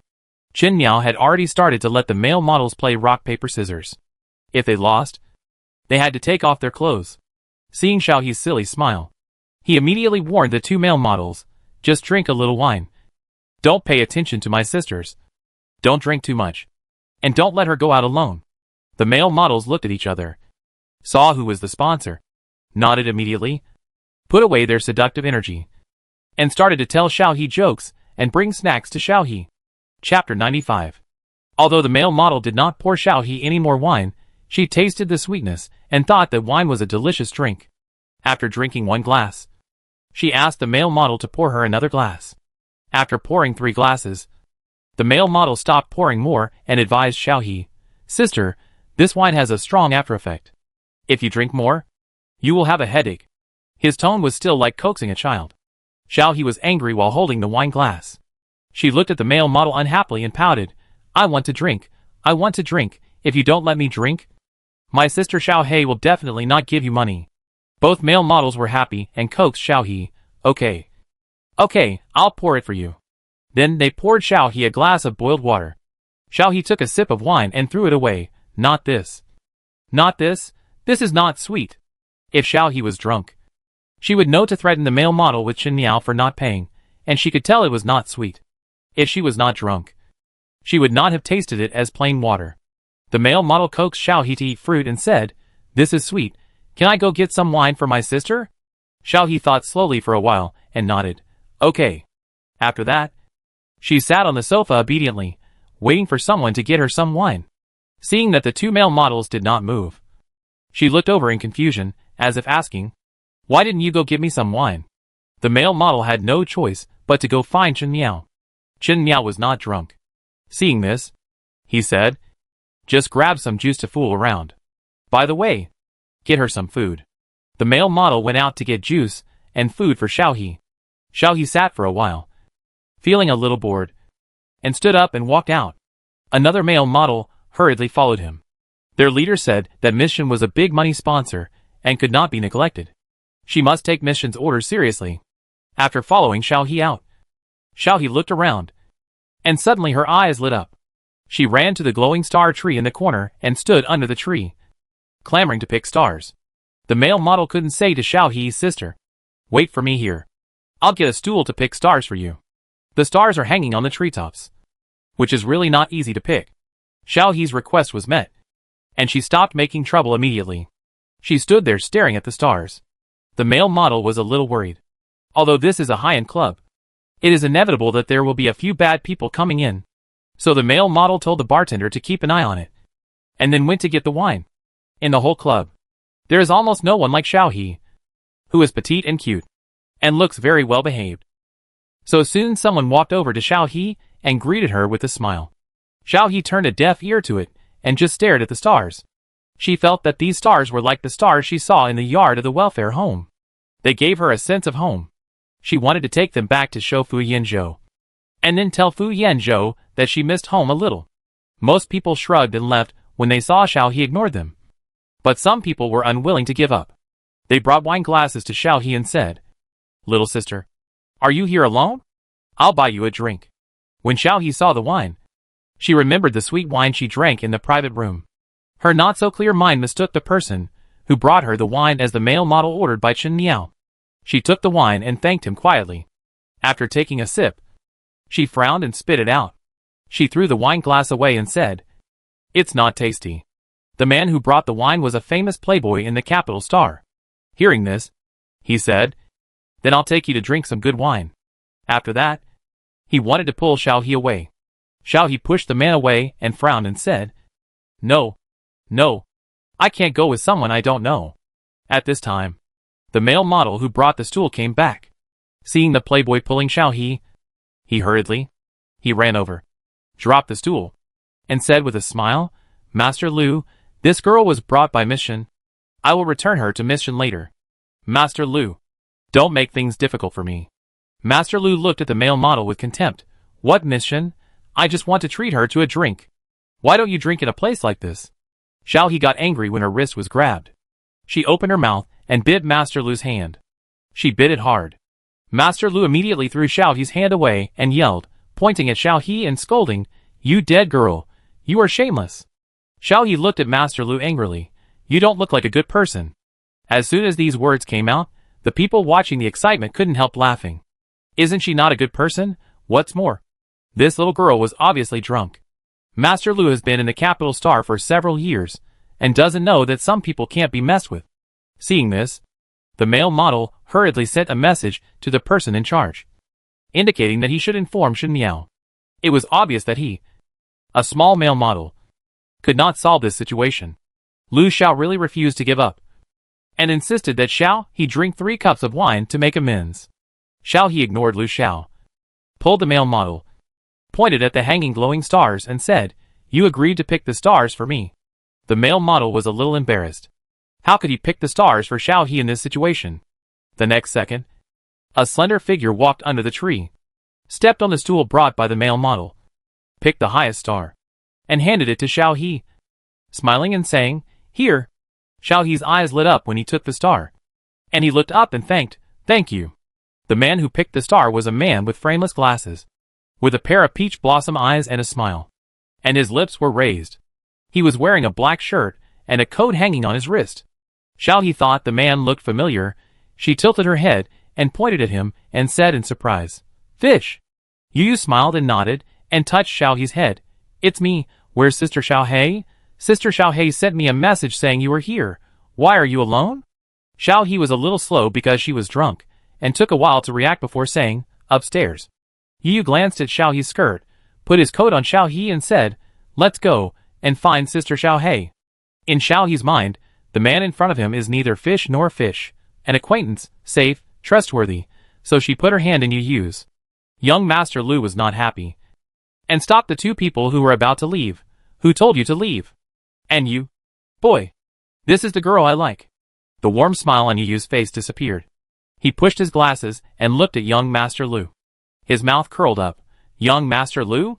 Relying on his sister to be a lover. He got a border star trading route. What do you think would happen if someone found out that there were some things that shouldn't be mixed in your things? Young Master Lu broke out in a cold sweat instantly. His mind cleared up, and he looked at Yu vigilantly. "Who are you?" Yu smiled politely and said nothing, and took Xiao He upstairs. After walking 2 steps, he turned back and asked the male model accompanying Xiao He, "Please lead the way." The male model came to his senses, and hurriedly trotted forward to lead the way, and took the people to the private room. After pushing open the door, Shen Miao was holding a bottle of wine in his hand with a fierce momentum, and he was yelling, "Who dares to embarrass my sister? I will open his head." Seeing Xiao He coming in, he dropped the bottle instantly, and hugged Xiao He and rubbed him. "My He, I'm so glad you're okay. It's all my fault." "Forget it. There's nothing fun here. I'll take you home." As soon as he finished speaking, he saw Yu behind Xiao He. His eyes lit up immediately, and pointed at Yu and said, "Oh, this male model is good. What's wrong with the boss here? He doesn't let me have the good-looking ones. Is he afraid that I don't have money?" Yu held his forehead, pulled the drunkard out of the drunkard's arms. "Sister Xiao, it's me." "You?" Shen Miao thought for 2 seconds, and looked away disappointedly. Oh, Yu sighed, and said to the male models who were still dancing, "It's almost done. Check out." The male model immediately took out the bill, and gave it to Yu. Yu took a look, tooted his head, signed the bill and said, "Sister Xiao, you are really good. You have spent 1 million in such a short time." Shen Miao didn't listen, took out the specially changed cash from the backpack, stuffed it into the male model's arms one by one, and touched his muscles, and said, "Not bad. Not bad. I am happy today. You should be happy too, hee hee." Yu paid the bill with a headache, held Xiao He, who was standing there obediently with his eyes wide open, held Shen Yao's collar with one hand, and said, "Go back to sleep." When Shen Yao left, he waved to the male model reluctantly, said that he would pay them back next time, and blew a few kisses. When they reached the door, Yu sent Shen Yao to his own hovercraft, and told the driver to take him back. Then turned around and asked Xiao He, "Where do you live?" After Xiao He came out, it was obvious that her face was a little red, and she looked at Yu blankly. Yu asked again, "Where do you live?" "I'll take you home." This time Xiao He understood, raised her hand to open the light brain and muttered, "I live at a Yan's house," and asked a Yan to pick me up. "Mao Chiu, brother Chiuing." "Whoa, I can't open it." Xiao He felt that the light brain was shaking, and she cried anxiously when she couldn't click it. Yu looked at Xiao He with amusement, grabbed Xiao He's wrist, suddenly realized something, stopped and asked Xiao He, "Are you really living with Hai Yan He Qing?" Xiao He didn't understand what Yu said, but was stubborn to call a Yin. Yu sighed, and was about to call the person marked as Big Brother in Xiao He's contacts. No matter what, the one marked as Big Brother must be a relative. Before the call was connected, Xiao He suddenly squatted down, covering the position of her heart, and said, "It's so strange, my heart seems to be jumping out." Yu hadn't reacted yet, but saw Xiao He squatting on the ground fall forward. Yu was instantly startled, quickly picked up Xiao He and held him in his arms. Xiao He closed his eyes, his originally red cheeks turned pale, and even his breathing became a little weaker. Yu panicked, and his first reaction was to go to the hospital. At this time, the call to Ning Yu was connected. Ning Yu's voice came from the light brain. "Xiao He? Have you finished playing with Xiao He? Where are you? I'll pick you up." Yu calmed down and immediately said to Ning Yu, "Xiao He is unconscious. I'm going to take her to the hospital now." There was a sound of something falling from the light brain, and soon Ning Yu's voice came again. "Who are you?" "Xiao He." "Where is Chen Miao?" Then came Fu Yinzhou's voice. "Location. Can't take you to the hospital. I'll pick you up now." For the first time in his life, Yu's mind was a little confused. He didn't even think about why he couldn't go to the hospital. He just sent the location first, and then carried Xiao He to his aircraft. After waiting in the aircraft for a while, Yu felt that he couldn't just wait. What if he was too late to take her to the hospital? Thinking of this, Yu planned to go to the hospital. At this time, Yu's light brain lit up, and it prompted a message from Light Years. "Go here. Don't go to the hospital." Then there was a location and route. Yu then realized that the voice in the optical brain just now was from Light Years. Yu no longer hesitated, and quickly started the hovercraft according to the route given by Ning Yu. Chapter 96. Yu was driving very fast, and there were few cars in the middle of the night, so he was soon stopped by another floating car on the way. Just as Yu was about to swear, he saw two people get off the floating car, knocking on the car door with a stern look. "Open the door, it's me, Guanyin." Yu swallowed his words, and after opening the car door, he saw Ning Yu get in the car instantly, and another man followed him up and walked to Xiao He with a serious expression, without turning his head, and ordered, "Drive faster, according to the address I just sent you." Yu knew that this was not the time to ask questions, so he started the car directly, and continued to drive to Fu Yinzhou's house. Fu Yinzhou knelt on one knee beside Xiaohe, took out the simple treatment device he carried with him, and scanned Xiaohe. But the scanned data was garbled. Ning Yu was stunned for a moment, and said anxiously, "What's going on?" Fu Yinzhou looked solemn, and immediately sent a message to Geng Tian, and then remotely ordered Mao Chiu to start the treatment device that had just been sent home. After arriving home, Fu Yinzhou immediately picked up Xiaohe and rushed into the temporary medical room that had just been built, put the person in the medical cabin, and started the maintenance status healing system before coming out to ask Yu, "What's going on?" He and Ning Yu originally wanted to follow Xiaohe and Shen Miao in the afternoon, but later thought that Xiaohe didn't have many good friends, and now he finally had someone to play with. So the two didn't follow him, but they still located Xiaohe's movements, so that they could find him at any time. It was just that I didn't check the location at night. Something happened in the blink of an eye. Fu Yinzhou had a cold face. For the first time, he was not as gentle as usual. Yu shook his head. "I don't know. Just when I was about to send Xiaohe back, she suddenly fainted." After that, Yu frowned and asked, "Does Xiaohe have atavism? For example, alcohol allergy?" Fu Yinzhou looked at Xiaohe in the medical cabin. It was not sure what the problem was, but thinking of the numerical changes that Gung Tian mentioned before, Fu Yinzhou regretted letting Xiao He out of his sight today. Ningyu shook his head. I'm not sure. Xiao He's situation is a bit complicated. Don't worry. Professor Gung will be here soon. Before that, tell me what Xiao He did in Ziyue. Yu replied. Xiao He was already drunk when I went there. Someone wanted to force Xiao He to drink, but I stopped him. Then we went to find Xiao He to leave Ziyue. After Xiao He left, Xiao He suddenly fainted. Ningyu was upset at this time, and could not extract useful information from these words. Fu Yinzhou was already operating the medical warehouse to analyze the data in Xiao's body. The data results were not out yet, but Gung Tian had already passed. To be honest, being dragged out of sleep in the middle of the night was not a good feeling. When Gung Tian came in, his face was very sour. He put the box he was carrying on the ground, and went directly to the medical warehouse to ask Fu Yinzhou, what's going on? Fu Yinzhou pointed to the data results just generated and said, Xiao went to Ziyue, and suddenly fell into a coma. The current cause of the coma and location, the analyzed data is here. Gung Tian took a quick look, and just as he was about to speak, he saw Yu from the corner of his eye, and swallowed the words that were on his lips, and signaled Fu Yinzhou with his eyes. Fu Yinzhou reacted, and said to Ningyu, General Ning, take Mr. Yu out to sit for a while. Professor Gung and I need to do a physical examination and data analysis on Xiao He. Ningyu was about to refuse when he saw Fu Yinzhou's eyes, and immediately reacted, and turned to Yu and said, let's go. It's not convenient for us to stay here. Let's go out, and have a cup of tea and rest. Yu hesitated, glanced at Xiao He who was still unconscious, and finally followed Ningyu out. As soon as the person left, Gung Tian said, didn't I tell you during the physical examination? Xiao He's values fluctuated a bit. How come it became like this? The current values show that in just half an hour, Xiao He's body values fluctuated greatly, which could easily cause body failure and cardiac arrest. Didn't I tell you to follow Xiao He at all times during this period? After saying that, Gung Tian lowered his voice again. Xiao He is different from us after all. She may be the only living ancient blue star. Fu Yinzhou fell silent, and after a while he said, what's the situation now?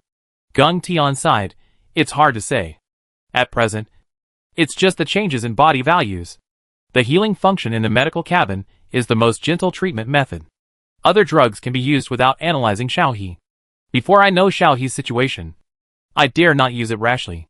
Fu Yinzhou thought for a while, and said, can I use my authority to retrieve the DNA and physical data of the ancient blue star people in the database? Gung Tian touched his chin. It should be possible. If these things are retrieved, a medical warehouse specifically for the ancient blue star body can be made, which can provide precise treatment. Fu Yinzhou nodded, okay. I will retrieve the data now, and the medical warehouse will be made tomorrow at the latest. Old Gung, please take the trouble to help me take care of Xiao He every day these days. Gung Tian patted Fu Yinzhou's shoulder and said with a smile, don't worry. Xiao He is a girl I like very much. At this time, the data panel of the medical warehouse jumped again, and Gung Tian hurried forward to control it. Xiao He in the medical cabin suddenly struggled violently, covering his mouth and looking at the nutrient solution around him in horror, looking like he was about to suffocate. Fu Yinzhou noticed something was wrong, immediately snatched the control panel from Gung Tian's hand, emptied the nutrient solution inside, and then opened the medical cabin. Xiao He fell to the ground in the medical cabin, gasping for air, covering his neck with his hands, looking unfamiliar. Fu Yinzhou hurried over to help Xiao He out of the medical cabin. Xiao He, are you okay? Xiao He glanced at Fu Yinzhou, looking dazed, shaking his head. After a while, he reacted, stared at Fu Yinzhou for a few times, then slowly and tentatively said, a yin? Fu Yinzhou paused, nodded. It's me. How do you feel now? Xiao He shook his head.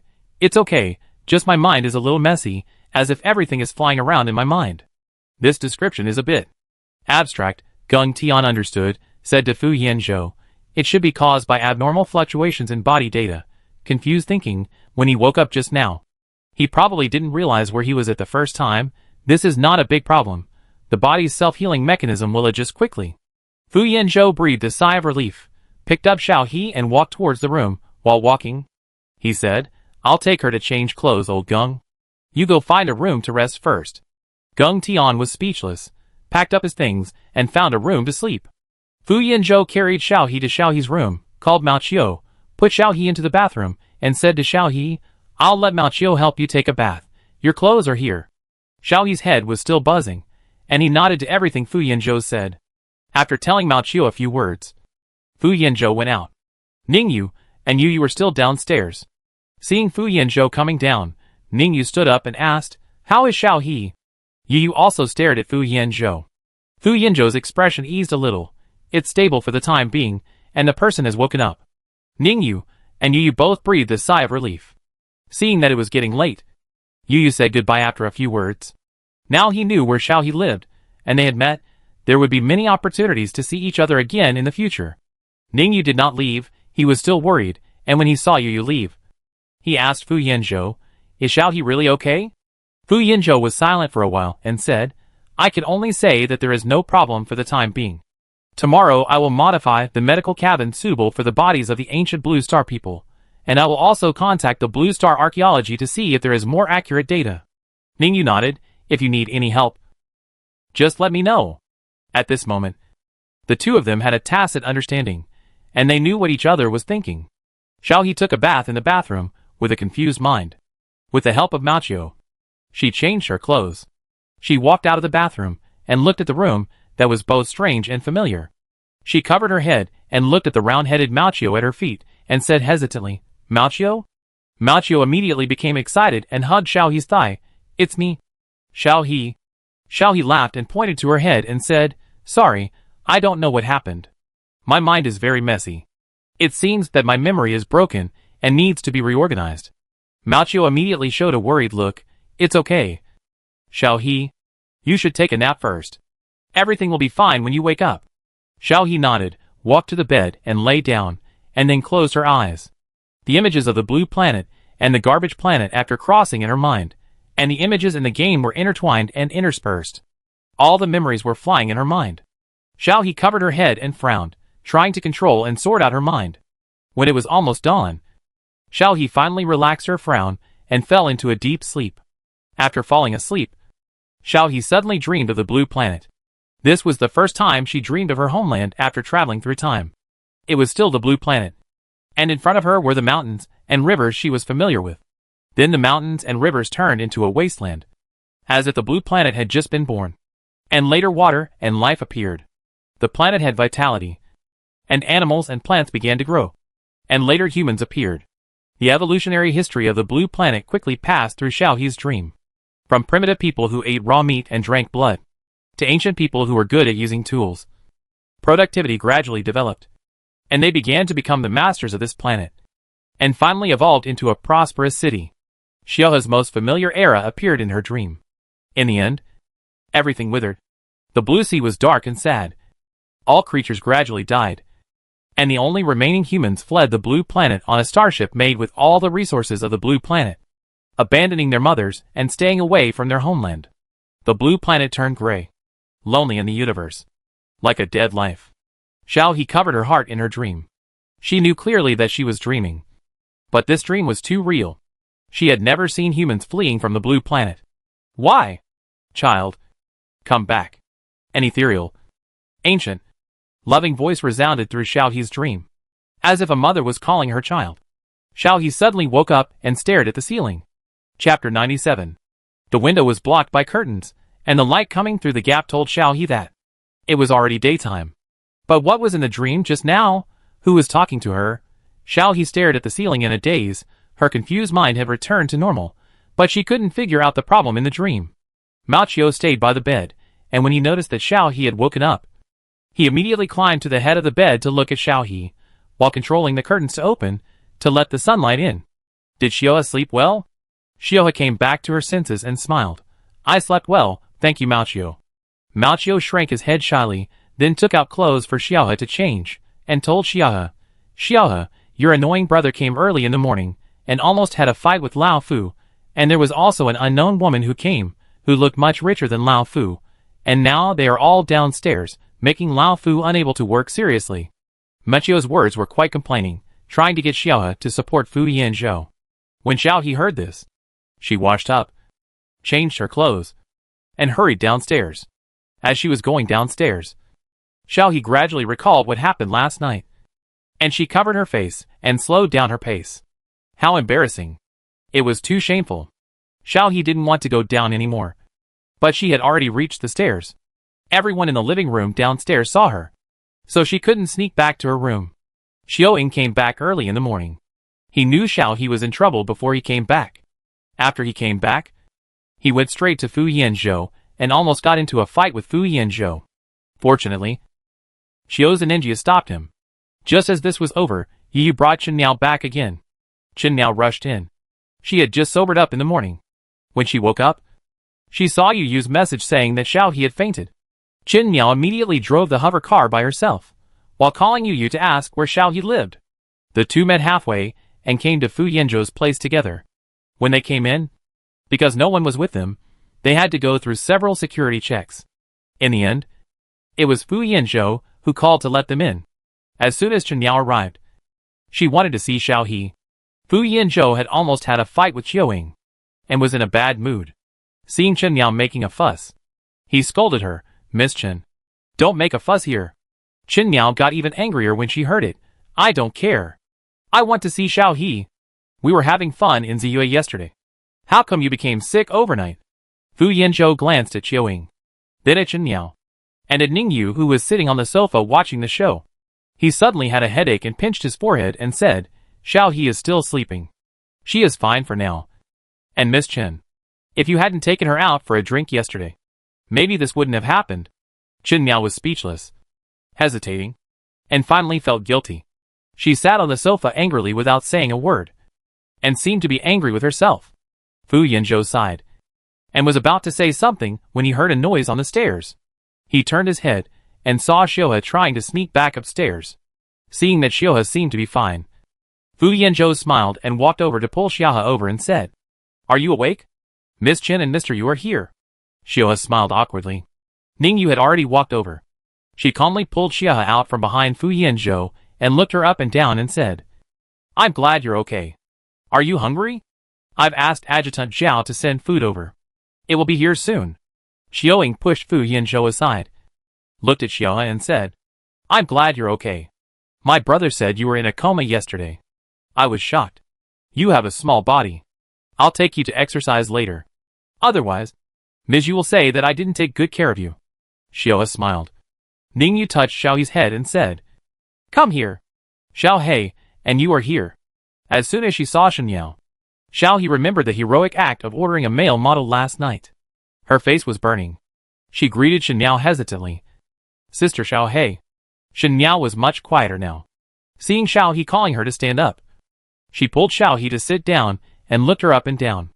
After a while, she said self-reproachfully, "It's all my fault. I wouldn't have taken you to drink if I had known." Xiao He hurriedly comforted Shen Yao. "I'm fine. Besides, how can you blame Sister Xiao He? And I had a lot of fun yesterday." Shen Yao looked at Xiao He suspiciously. "Really?" Xiao He nodded vigorously, with a very sincere expression. Shen Yao was happy, and took Xiao He's hand and said, "That's great. Let's go play again next time." As soon as these words came out, Ningyu immediately stopped him. "You are not allowed to go." Shen Yao asked back, "Why can't we go?" Fu Yanzhou looked at the two of them with a headache. Xiao He is not in good health, and can't drink. Shen Yao suddenly realized, "Then don't drink. Give Xiao He juice next time. The male models there are all good, and they can play games with Xiao He to relieve boredom." Yu shook his head, took out the crystal star that he picked for Xiao He and Ziyue yesterday from his pocket, gave it to Xiao He and said, "This is for you." Xiao He took it, and looked at Yu blankly. Yu smiled and said, "Did you forget? Yesterday you stood under Ziyu's decorative tree and stared at this star and had to pick it off." Xiao He vaguely remembered it. It seemed that when she saw this star, she remembered the time when she was in the orphanage. "Huh? It seems so, thank you. I troubled you yesterday." Xiao He pinched the star and thanked him embarrassedly. Yu said, "If you want to thank me, just treat me to dinner next time." Chen Yao looked at Yu instantly, and quietly gave a thumbs up. "Okay. Yu, let's make an appointment to meet next time." Xiao He nodded. "Okay. I'll treat you to dinner next time." Xiaoying was not happy, and walked over to look at the 5-pointed star in Xiao He's hand and said, "You look useless. Isn't it just a star? If you want to tell me, I'll get you a car." Xiao He pursed his lips and retorted Xiaoying, "It's different. This one is red when it's on." Xiaoying didn't understand. "What's wrong with red? I'll get you a red one." Xiao He shook his head. "This one is enough." There was some stubbornness in his tone, and he didn't know what he was stubborn about. Fu Yanzhou touched Xiao He's head. "If you like it, keep it. You can put it in your room and let Machio pack it for you." Xiao He looked at Fu Yanzhou with sparkling eyes and nodded vigorously. After having lunch at Fu Yanzhou's house, Shen Miao saw that Xiao He was fine. So he said goodbye and made an appointment to play together next time she came to the capital star. Yu also had to go back to school, so he left. Only Qiuying, Ningyu, Fu Yanzhou, and Xiao He were left. Fu Yanzhou checked Xiao He's physical data and found that the fluctuations returned to normal. So he coaxed Xiao He to take a nap. Xiao He was indeed a little sleepy, and rubbed his eyes, and went back to the room. After Xiao He fell asleep, Fu Yanzhou returned downstairs. Qiuying sat there expressionlessly. Seeing Fu Yanzhou coming down, he asked, "What happened?" Ningyu said, "It's Xiao He's own problem." Qiuying frowned. "After Effects?" Fu Yanzhou came over. "It's most likely that we don't have the experimental data of S19. Because Xiao He is a clone that completely replicates the genes of the ancient blue star. And our current medicine cannot be used for Xiao He. But the medical cabin has been modified. And the data has been adjusted. For now, the situation can still be stabilized." Qiuying pondered for a while, and suddenly said, "S19 must still have loopholes. Fish in the net, I will find a way to catch him later." Ningyu said, "The military is also tracking the fish that escaped from S19, there is no clue yet." Qiuying punched Hassan on the table, gritted his teeth, and said, "What a bunch of crazy beasts." Fu Yanzhou was reading the information, without raising his head. He said, "Now there is good news." Ningyu and Qiuying looked over at the same time. Fu Yanzhou continued, "There has been great progress on Blue Star. The area of the ancient Huaxia tribe on Blue Star has been basically excavated. With the assistance of the main brain of Blue Star, the repair is in progress." It went smoothly. Once the data dug out there is sorted and analyzed. Xiao He's physical condition should be relieved to a certain extent. Qiuying breathed a sigh of relief. "That's good." Fu Yanzhou said again, "For the sake of convenience, Xiao He should continue to live with me. I have equipped a full set of medical facilities here, and any problems can be treated in time." Ningyu frowned, thought about it, and nodded and agreed. "Then I'll trouble you." Qiuying messed up his hair, sighed, "Forget it. Forget it. Then I'll trouble you." Fu Yanzhou. He smiled. "It's a bit troublesome, after all. Xiao He is used to living here." Qiuying picked up his coat and stood up and said, "Okay, that's it. If there is anything, let me know. I will arrange for someone to check the S19 matter first. Although there is progress on Blue Star, it won't hurt to check here." After saying that, he waved and walked out. While walking, he said, "Remember to tell Xiao He when she wakes up. I will be back in a few days." After Qiuying left, Ningyu said, "Could Xiao He's condition yesterday be related to her being by my side?" Ningyu's voice was not loud. Fu Yanzhou was stunned for a moment before realizing what Ningyu meant. Although the two were currently rivals in love, Fu Yanzhou did not need to resort to trickery in these matters. "You think too much. Your spirituality has indeed improved because of Xiaohe. But Xiaohe's condition has nothing to do with this. Don't worry." Ningyu did not speak, but stood up and walked out. Fu Yanzhou watched Ningyu leave, turned around to deal with work, and made a health monitoring bracelet for Xiaohe to wear. Xiao He woke up feeling energetic after a nap.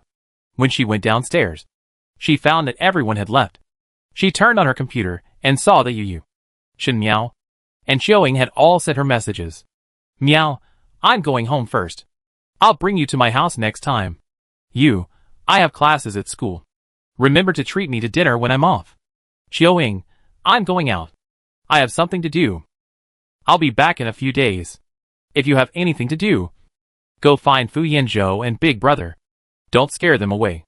If I find you going to a nightclub again, I'll complain to Ms. Yu." Xiao He grinned and replied one by one. Xiao He, "Okay, have a safe trip." Xiao He, "Yes. Yes, I remember." Xiao He, "Got it. Be careful on the road. Give my regards to Brother Qiu." After replying the message, Xiao He poured herself a glass of water. Only after going upstairs did she slowly remember the strange dream. Usually, she would forget her dream soon after waking up, but this dream, she still remembers it clearly, all the details in the dream, especially the last strange sentence in the dream. Where to go back? Xiao He didn't quite understand. Walked into the room with a thoughtful look, walked a few steps and bumped into a soft wall, quickly stopped, covered her head and looked up. Fu Yanzhou was standing in front of her, looking at her with a smile on his face. Chapter 98. Xiao He stepped back and apologized. Sorry, I didn't notice. Fu Yanzhou made way and said helplessly, I called you just now, what were you thinking about? Xiao He moved her mouth, hesitated for a while, but still didn't tell her dream, just said, nothing. Fu Yanzhou's expression suddenly softened, he leaned forward, bent down to look into Xiao He's eyes, reached out and pressed Xiao He's head. Don't be afraid, I'm here, if you don't want to say it. Don't say it, just remember, no matter what happens, I'm here.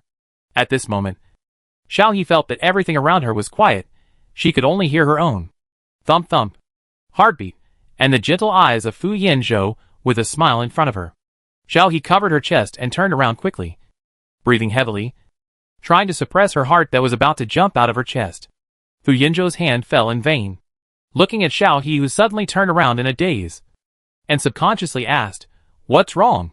Then he became nervous again. Are you feeling uncomfortable? Xiao He shook his head quickly. No. Fu Yanzhou frowned, stretched out his hand to grab Xiao He's shoulders, trying to make Xiao He turn around. Xiao He quickly broke free from Fu Yanzhou's hand, covered her face and ran into the room, saying as she ran, I want to play games. I haven't been online for 2 days. I don't know how one's task is going. Then, there was the sound of the door closing. Fu Yanzhou opened his mouth, looked at his hand that had not been withdrawn, and suddenly laughed. Machio climbed up the stairs, walked to Fu Yanzhou, and shook his head. Old Fu, you can't do it. Look at me. Xiaohe likes me so much. There was a little pride in the electronic voice, and he walked slowly to Xiaohe's room with his hands behind his back. Fu Yanzhou was so angry that he laughed, pretending to beat Machio up. Machio slipped into Xiaohe's room, and didn't forget to make faces at Fu Yanzhou.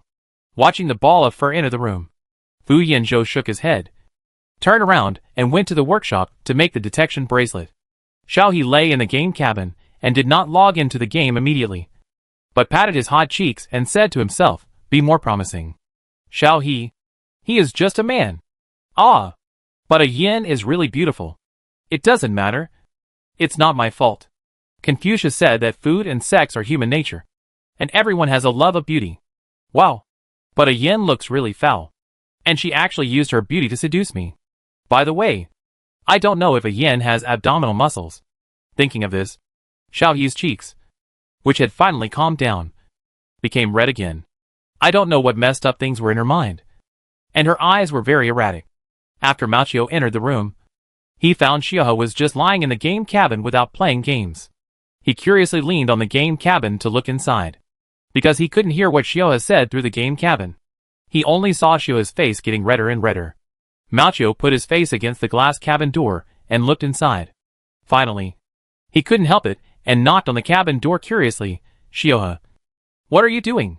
Xiaohe didn't hear what Machio said, but Machio's action of knocking on the cabin door brought Xiaohe back to his messy thoughts. He hurriedly opened the cabin door. Machio almost lost his balance and fell into the game cabin. Xiao He reached out and supported Machio and said, What's wrong? Machio steadied himself and said, It's okay. It's okay. I just saw Xiao He didn't log into the game, and I wanted to see what happened to Xiao He. Xiao He was too embarrassed to say that she coveted Fu Yanzhou's beauty, and she casually perfunctorily said to Machio, Nothing. I'm logging into the game now. Machio touched his shiny head, a little puzzled, but still considerately closed the game door for Xiao He and said, Then you play. Machio will play something else. Xiao He smiled, lay back, and waited for the game cabin to close before closing his eyes and logging into the game. It was still the familiar login interface. After entering the game, Xiao He now turned around in a circle. After clicking on the friend list, he found that only Shan Yinshang was online, and Yizihua from the faction, Lily. No one else was in the game. Xiao He clicked on the faction, and found that the faction had updated one faction task after another, escorting the faction's materials to the destination, and after success, he could get 2 gold coins as rewards, and faction contribution, faction reputation. Faction channel Yizihua, Xiao He Meower, Wawawaha Lily. Xiao He, This task of escorting materials seems to require faction officials to start. He meower, wait, I'll see how to open it. After Xiao He replied, he clicked on the faction operation page, found the task of escorting supplies, and after clicking to open it, a prompt appeared. System prompt. During the task of escorting supplies, there will be a way to intercept supplies. Once the health bar of the supply vehicle is emptied, the task fails, and the player who successfully intercepts it will receive the task reward. This prompt appeared in the faction channel. Yuzihua, huh? Does this mean that the task of escorting supplies is risky? Lily, who cares? Let's take a task first, the three of us together. He meower, okay, let's team up. This task seems to have been released in the past 2 days. Let's take a look first. Yuzihua, there are quite a few forces now. All the major cities have been occupied by forces. We should be careful. The leaders of the forces are not online. Lily, join the team first. Lililai's team invitation appeared in front of Xiaohe. Xiaohe clicked to join the team, and then teleported back to the base of the forces. After arriving at the base of the forces, he found the NPC tasked with escorting supplies according to the task instructions. Lily and Yuzihua were also here. After the captain accepted the task, the team members could also receive the task at the same time. The mission was accepted successfully. The 3 people were teleported to the border of Jiangnan and Zhongyuan at the same time. In front of each person was a supply truck, pulled by cows. You can't be too far away from the supply truck. The mission will fail if you exceed the specified distance. So you can only follow the supply truck slowly to complete this mission. The supply truck was already moving forward slowly. Xiao He hurriedly followed it, jumped onto the supply truck and sat cross-legged. Anyway, you can't be too far away. It's a full system game. Sitting on the supply truck is also okay. Lily and Yuzihua followed suit and sat on the supply truck. The 3 supply trucks moved forward along the set route. There were not many people on this road in Zhongyuan, because it was a junction, and there were mountains on both sides. Walking through this mountain road, you will reach the border of Jiangnan. Hey, it seems quite safe. Yuzihua looked forward with her hands on the pergola, and did not see any players. She turned her head, and said to Lily and Xiaohe. Xiaohe was watching the World Channel, and said without raising her head, it's probably too early to say this. There is a quarrel on the World Channel. Yuzihua and Lily immediately turned on the World Channel. Who doesn't like to eat melons these days? World Channel Mech Warrior. *I***** you. You love to get something for nothing. You have gone back to your roots, intercepting supplies. Cup, what's wrong? What's wrong?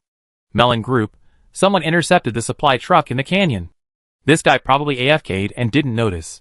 When he came back, the mission failed, the supplies were gone, and there was a red-named enemy in the enemy list. Counting, yes, that's right, the supply truck has a lot of HP, if someone intercepts the supplies, the person who robbed the supplies will be killed, the mission will not fail. Mech Warrior, I just love to get something for nothing, just wait for me. Little Pink, you are sick for getting something for nothing, woo. My money I am for the Federation flag. Damn, what's wrong with this guy's fighting power? He must be cheating. Where's the GM? Check it out. Xiao raised his head. It seems that there are many victims. This guy who just loves to get something for nothing is blocking the way ahead to intercept the supplies. Yuzihua and Lily picked up their weapons at the same time. If he dares to intercept us, we will kill him together. Xiao grinned, and also picked up the brick in his hand. After crossing the border and arriving in Jiangnan, Xiao saw a bunch of supply trucks blocking the way ahead, and light effects from various skills. And then one by one, supply trucks smashed open packages and dropped them. Xiao was sharp-eyed, and saw in the crowd the player with a red and black ID. Just loved getting nothing, who seemed to have killed a lot of people. At this time, the world notice was rolling on the sky. World notice, player just loved getting nothing killed innocent civilians. And the sin value reached 100, which attracted the punishment of thunder. Please evacuate nearby players as soon as possible to avoid accidental injuries. Xiaohe's eyes widened, and the action of rushing over stopped, reaching out to grab the reins of the supply cart. Dui Yuzihua and Lily said, Sisters, stop and don't go over, or you will be struck by lightning and the mission will fail.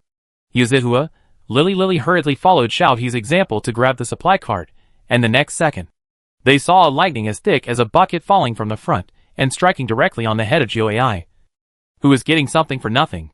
World notice. The villain who loves to get something for nothing has been executed. After resurrection, he will be imprisoned in Jiangnan prison for 7 days. Mech warrior, ah. This little pink. Can it be like this? Love to get something for nothing. I fight for the Federation. Oh no! The melon-eating group has no crowd. So you have to go to jail for intercepting supplies? Isn't this mission setting wrong? Talking business. I studied it. It's not that you have to go to jail for intercepting supplies, but that you have to go to jail for killing people. When this guy intercepted supplies, did he not only attack the supply truck, but also kill the players escorting the supplies? Little pink? That's right. I've been hacked 3 times. 3 times. The durability of my equipment has all dropped cup. Oh, I see. So intercepting supplies is fine, because it's a gameplay setting, but you can't kill people. If you kill people you'll be marked as a red name, and when your red name reaches a certain level, that's what this guy will end up with, everyone. Remember this. Xiao He looked at the big pit in front of him that was blown out by the mine, and the packages that fell from the supply truck that was destroyed by the pit, and immediately called Lily Yuzhua to rush over to pick up the packages. Pick them up now while no one is around. After picking them up, continue to escort the supplies. Yuzhua looked at Xiaohe, who had already started to pick up supplies. Still. Can you still do this? Lily pulled Yuzhua over and quickly swept the packages. It would be a waste if you don't pick them up. The 3 of them swept away all the dropped packages, and then continued to escort the supplies as if nothing had happened, because a bolt of lightning took away those who intercepted the supplies, and those who escorted the supplies, so the 3 of them successfully completed the escort mission, and also obtained additional packages of supplies dropped by innocent people, making a net profit of more than 10 gold coins. Chapter 99. The task of escorting supplies can be done twice a day. After completing one, Xiao He asked Yuzhua and Lily, continue? Yuzhua and Lily looked at each other, and said in unison, continue. The 3 of them happily returned to the base, accepted the second task, and teleported to the starting point of the task again. This time there were many more players escorting supply vehicles around. Probably because those who intercepted the supplies were detained for getting something for nothing. There were also many more people escorting supplies, and they were very happy. No one will come to intercept the supplies now. Right? Hee, I got a limited title of unlucky guy when I was hit by the thunder just now. Me too. Xiao He and the other 2 followed slowly behind. The people in front had the single characters of the faction's name on their heads, because they were doing faction tasks, while Xiao He and his friends had the red wordly on their heads. The people escorting the supplies were quite friendly, talking and laughing all the way, and soon they arrived at the interception point that they had enjoyed for free before. Everyone was a little nervous, worried that someone would intercept them here again. Fortunately, no one intercepted the supplies this time. This group of players escorting supplies successfully completed the task. After completing the task of escorting supplies, the black silk hot girl Yu Fei Yu Empire Xiao Bread Xiao A1 came online. The faction channel prompted the players' online information. Xiao He was preparing to go to the faction dungeon with Lily Yuzhua. Seeing the black silk hot girl Yu Fei Yu Empire Xiao Bread Xiao A1 online, he hurriedly greeted him Yaoer. Xiao Hei Jia, are you online? Are you going to brush the faction dungeon? Black silk hot girl, yes, I was finally released from prison. I'm going to brush a dungeon for fun. Empire bread, oh, you are online today. Where is my brother? Why is my brother not online? He Yaoer, well, how do I know whether Guangyan is online or not? You could ask him yourself. Yu Feiyu, yes, how can Xiaohe know? Hurry up and form a team to go to the dungeon. I don't like reading. What are you talking about? Eat a peach, huh?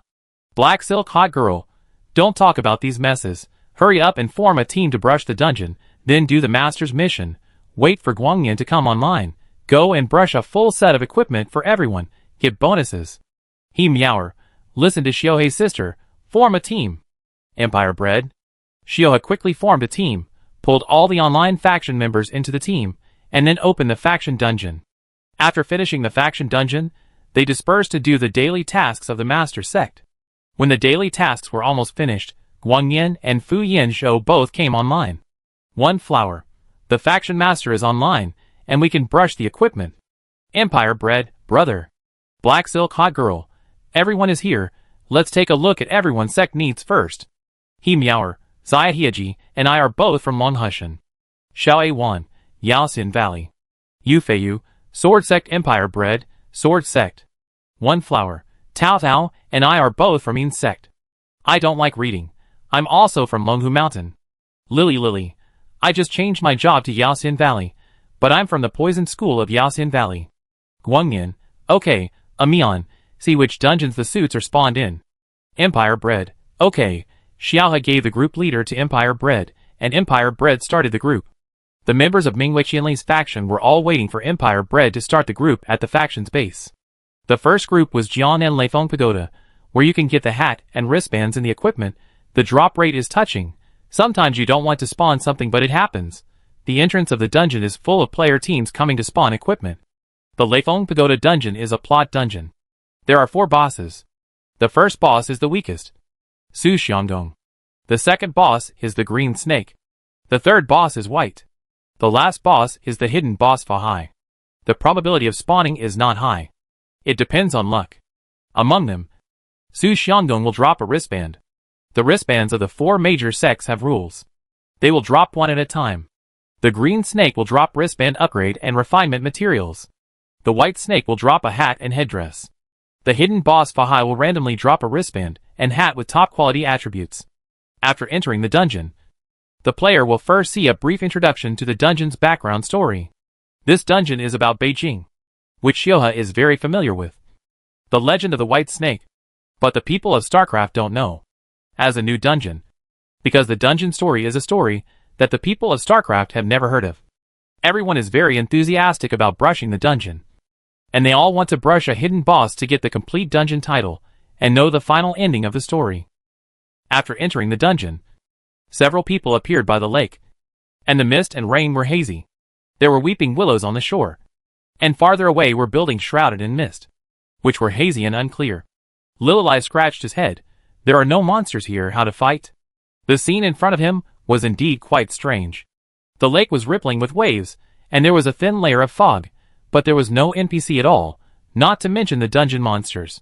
Xiaowan looked around and said, the background story when we entered the dungeon just now said that Mr. Su was from Qiantang, and was an apprentice doctor in Bowen Hall. He met the heroine white snake at the broken bridge of West Lake, so this lake is West Lake. Right? As soon as the voice fell, a bridge appeared on the lake, and 2 figures walked to the center of the bridge. One on the left and one on the right, and one of them handed an umbrella to the other, and then left. Xiaohe took a look and said, we met on the broken bridge. The one holding the umbrella is Mr. Su. The black silk hottie snapped her fingers. Very good. Since the boss is out, let's go. At this time, there was no movement on the bridge. Xiaohe and the others were instantly teleported to the bridge. Not far away was Mr. Su holding the umbrella. He looked like a refined scholar. Because they were close, they could hear Mr. Su's lines, accompanied by the bubble box above their heads. The beauty of West Lake is intoxicating. And the people are even more intoxicating. I will ask for leave and go home to tell my sister that I am getting married. He said it with a bit of embarrassment. The hot girl in black stockings, who was about to kill the monster, stopped and turned back to ask in confusion, is this the boss? The little bread of the Empire looked at the dungeon map uncertainly. The map shows that this is indeed the boss. The hot girl in black stockings. I can't do it. If I do, I feel like a murderer. Guangyan has already rushed up and said while killing the monster, this is a dungeon monster. Don't waste time. Mr. Su, who was holding an umbrella, looked at Guangyan, who was rushing over in panic, and fell to the ground. You? Who are you? It is illegal to kill civilians in the street. Guangyan frowned, and his hand movement paused. I don't like reading books. Behind me had already killed him. Mr. Su screamed, and the umbrella in his hand fell. The next second, the panicked Su Xiangdong suddenly changed his appearance. His neat hair was disheveled. His eyes were bloodshot, and his lines changed. Why won't you let my wife go? What did my wife do wrong? She's almost turning into a human, and will soon become an immortal. Why won't you let her go? She has never hurt anyone. Why won't you let her go? After the lines were finished, Su Xiangdong suddenly jumped up from the ground, looking like a human or a ghost, with black hair all around him. The umbrella on the ground also appeared in Su Xiangdong's hand, and he attacked Xiaohe and the others with his skills one by one. As a dungeon boss, Su Xiangdong's attack was terribly weak, because Xiaohe was hit because he couldn't dodge in time. Xiaowan had even prepared to add blood, but Xiaohe's blood bar didn't move at all. Xiaohe, the black silk hot girl, threw a talisman paper. and Su Xiangdong's blood bar dropped by 1/5. Lily asked, "Is this really the boss?" Su Xiangdong's face was full of grief and anger, and his body was covered with wounds. He was protected tightly by the umbrella in his arms. He never stopped releasing skills, but it was almost ineffective when hitting the players. After discovering this, they stopped dodging their skills and directly used their skills on Mr. Su. In less than a minute, Mr. Su fell to the ground, looking into the distance unwillingly, still holding the umbrella tightly in his arms, finally saying a line, "My wife, I have done everything I can for you." Finally, the body disappeared, leaving a blue box in its place. Yu Feiyu motioned Xiao He to touch the bag. Xiao He rubbed his hands and stepped forward, opened the box, and a wrist guard of the sword sect exploded from it, with very good properties, and some other equipment refining and upgrading materials, low-quality equipment. After picking up the items, they were put into the team bag, and they were distributed after the dungeon was over. After touching the bag, Empire Bread said, "Is this dungeon too easy?" Chigu Tao Tao said uncertainly, "I haven't been to this dungeon before. Will the next two bosses be more difficult?" Xiao He touched his chin. "It's possible. Is the next boss a green snake?" Guang Nian nodded. "It's a green snake." At this time, a teleportation aperture appeared where Su Xiangdong disappeared. Xiao He was the first to pass through. There was still a lake on the other side of the aperture. The difference was that the lake was covered with lotus leaves. As soon as you enter, you can see a beautiful woman with a snake tail lying in the middle of the lake. The beauty had a charming figure, leaning softly on the stone in the lake. The name on her head was Green Snake.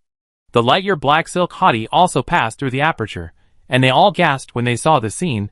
They had never been to this dungeon before, and thought the dungeon boss Green Snake was just a name, but they didn't expect it to be a real green snake. Empire Bread blurted out, "Our ancestors also had this half-human, half-beast race." Xiao He said without turning his head, "Be more rigorous. Didn't you read the background of the story? This is not called half-human, half-beast. This is called a demon, a product of the myth and folklore of the ancient Huaxia people." Empire Bread held it in for a long time before saying, "Then our ancestors had a rich imagination. I can't think of such a strange and beautiful creature." Xiao Awan pinched the soft flesh on Empire Bread's waist.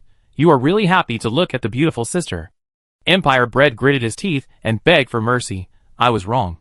I was wrong, Wan. There are so many people. Besides, you are the most beautiful in my heart." Xiao Awan was embarrassed, turned his face away from Empire Bread, but his face turned red quietly. Xiao He showed an expression of being full of dog food, turned to ask Guang Yin, "Are you going to attack the monster now?" Guang Yin nodded, but the place where they were standing was a little far from the green snake. There was a lake in the middle, and no bridge. If they wanted to attack the monster, they could only use long-range attack skills. The black silk hottie also realized this, took out an attack talisman paper, and threw it to the center of the lake. The next second, the green snake in the center of the lake moved, and quickly approached Xiao He and the others before they could react. Until the green snake approached, Xiao He realized that the green snake was simply a behemoth. The snake's tail was as thick as her, and the black silk hottie Xiao Awan eating peaches together, looking up and visually estimating the height to be 10 meters, staring at them with a cold expression. The pupils were vertical pupils that belonged exclusively to snakes. Chapter 100. Xiao He took a breath of cold air. Fu Yino and the others made it too realistic. Even the scales on the green snake's tail, there is no fake at all, and it shines like a gem. The modeling is very careful. Guang Yin pulled Xiao He behind him. "Be careful, this boss has a strong attack power." The green snake's tail was still dragging on the lake. Looking down at the few people, he asked coldly, "Have you seen my sister?" The black silk hottie quietly pulled Xiao He's clothes. "Why is she asking this?" Xiao He shook his head to indicate that he didn't know. Who knew that the green snake saw Xiao He's action and immediately got angry. "You didn't see my sister, liar. You killed my sister. Die." Before Xiao He and the others could react, the green snake opened its mouth, and spit out green mist with a hideous face, and ran straight to Xiao He. "This fog is not a good thing." Guang Yan quickly pulled Xiao's arm, jumped out of the poisonous gas range, put Xiao on the tall stone next to him, and then turned around and shot directly at the green snake. The tip of the gun touched the armor of the green snake, and made a sound of entering jade. Guang Yan was also repelled by the green snake's own protection. The black silk hot girl Yu Feiyu and others failed to escape the poisonous fog range in time, and were all hit by negative buffs. Fortunately, Xiao Awan's master skill learned in Yaoxian Valley has the skill of clearing buffs. After the poison dissipated, he cleared the buffs of the members in the group one by one, and then filled up the blood, and filled up the buffs by the way. Guangyan steadied himself, looking at the green snake that had already started to kill people, and quickly checked the properties of the green snake, and found that the green snake had amazing defense, and it was difficult to break the green snake's defense. Xiaohe took out her brick and looked at the talisman engraved on it, thinking that since the green snake was a demon, the talisman of their Taoist priests should have the function of subduing demons. The green snake saw that her attack did not kill the mortals in front of her, and immediately got angry, swinging her tail on the lake, stirring up a pool of water, and soaking Xiaohe and the others. Xiaohe wiped the water off his face, and directly printed the talisman on the green snake's tail. The next second, the green snake screamed wildly, "What did you do?" Guangyan saw that the green snake's defense attribute dropped a lot in an instant, and immediately stabbed at the position where Xiaohe had stabbed the talisman. This time, he successfully penetrated the green snake's defensive scales, and successfully reduced the green snake's health bar by 1 level. The green snake was completely furious and opened his hands, revealing sharp claws. A long sword with a green glow appeared in his hand, and he shouted, "I want you all to die." After that, he flew into the air in front of Xiaohe and others, and began to attack indiscriminately. "I don't like to read books and swear. Fuck. This boss can fly. No. It's out of the attack range." Yu Feiyu's attack skill prompts that the target is out of the attack range, and immediately reminds others. Xiaohe said to the black silk hot girl, "Sister Xiaohe, throw the talisman. We Taoist priests have a restraining effect on monsters, and the talisman paper should not have a distance limit." The black silk hot girl nodded, threw out a handful of attack talismans, and said, "There is a distance limit, but it is within the attack range, and it is almost beyond the range. The attack is now effective." Guangyan glanced at the green snake, and didn't know how he did it. He stepped on the stone next to him, and jumped onto the tail of the green snake, and climbed up along the tail of the green snake, and the skills in his hands were also constantly released. The green snake's defense was broken, and Guangyan was very agile, and he attacked the green snake in a blind spot. So even though the green snake knew there was someone on its back, it could not do anything to Guangyan. Guangyan finally stabbed the green snake's heart from its back, delivering a fatal blow, emptying the green snake's heart. The green snake froze in midair, then slowly landed on the lake, looking at the sky with green eyes, and murmured, "Sister, Qinger is here to see you." Guangyan returned to the shore from the green snake's body, put away his weapon, and said nothing. Xiaohe hurried over to search the bag, and the drops were not bad, with 3 wristband upgrade materials. After picking up the package, a portal appeared at the location where the corpse was refreshed. After passing through the portal, he arrived at the last level of the dungeon. The last level was not a lake, but a mountain. A road at the foot of the mountain led directly to the top of the mountain. There was a tower on the top of the mountain. A white snake was wrapped around the tower. From a distance, it looked like white silk was wrapped around the tower. There were many monk monsters holding sticks on the way up the mountain this time. They were all ferocious. As long as you set foot on the mountain road, you will be besieged by these monsters. If you want to kill the white snake, you must first clear these monsters on the road. The monk's single attack was nothing, but when a bunch of monks attacked at the same time, Xiaohe and the others lost blood very quickly. Xiaohe's hands left after images after releasing the blood replenishing skill, and Lily helped to replenish the blood bar from time to time. After that, several people successfully cleared the monsters and reached the top of the mountain.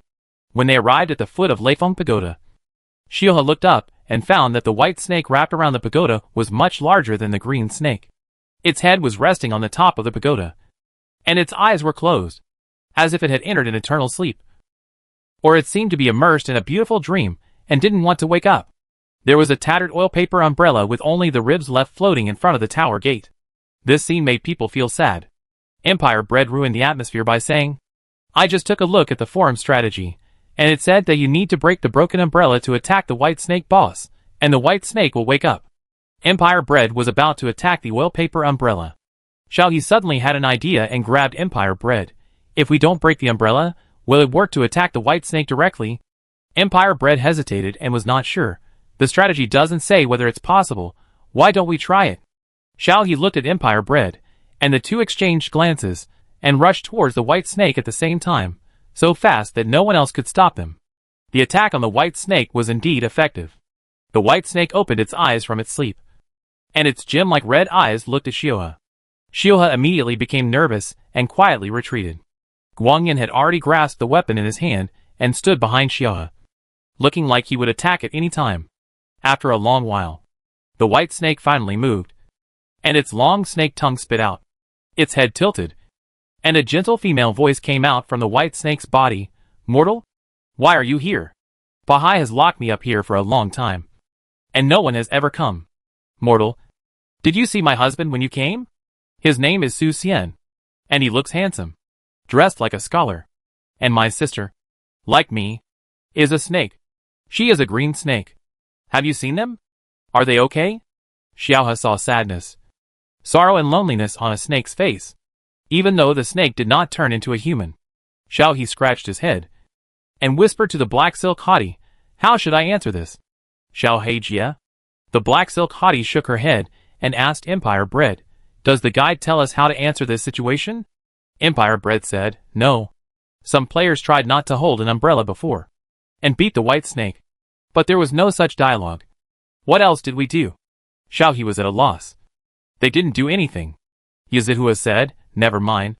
Let's see how to answer this question first, and then kill the monsters." Xiaowan also nodded in agreement, and Xiaohe tentatively said to the white snake, "We have never seen the Su Xian and the green snake you mentioned." The white snake sighed, "Never seen." Just after saying 3 words, the white snake's eyes suddenly condensed, looking at Guangyin, and asked, "You smell like my sister." "The smell of blood." The white snake's eyes widened instantly, and the head that was originally on the top of the tower appeared in front of Guangyin the next second. "You heard my sister." Guangyin remained calm, facing a snake head that was as big as himself. His eyes did not change at all. Xiaohe got nervous first, and hurried over to pull Guangyin back bravely, and said to the white snake, "No, no, no. Sister, you misunderstood. When we came here, we only saw your sister, the green snake, waiting on the lake to bask in the sun. We didn't do anything." The white snake looked at Xiaohe suspiciously. "Then what's the matter with the bloody smell on you?" "No. There's also the blood of my husband. You lied to me." As a few words fell, the name on the head of the white snake began to change from green, friendly to red, hostile, and a strong wind began to blow around. Half of the white snake's body was suspended in the air, and the lower half was wrapped around the tower.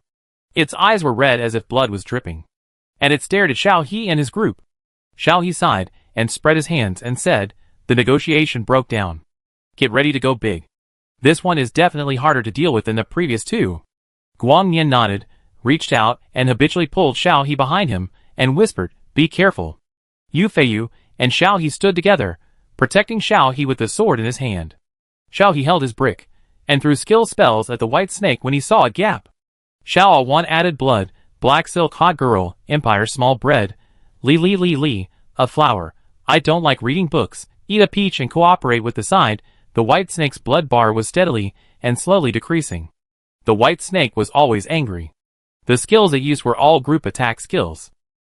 It knocked off half of their health at once. Fortunately, Xiao 1 was a very competent nurse. She kept the health of all the team members stable at more than 80%. After fighting for a long time, the white snake's health only dropped by 20%. Xiaohe took the time to slap the demon subduing talisman on the white snake, but it didn't work very well. It was probably because the white snake had long escaped from the spirit's control, and had become a fairy halfway. It was not a good idea to keep fighting like this.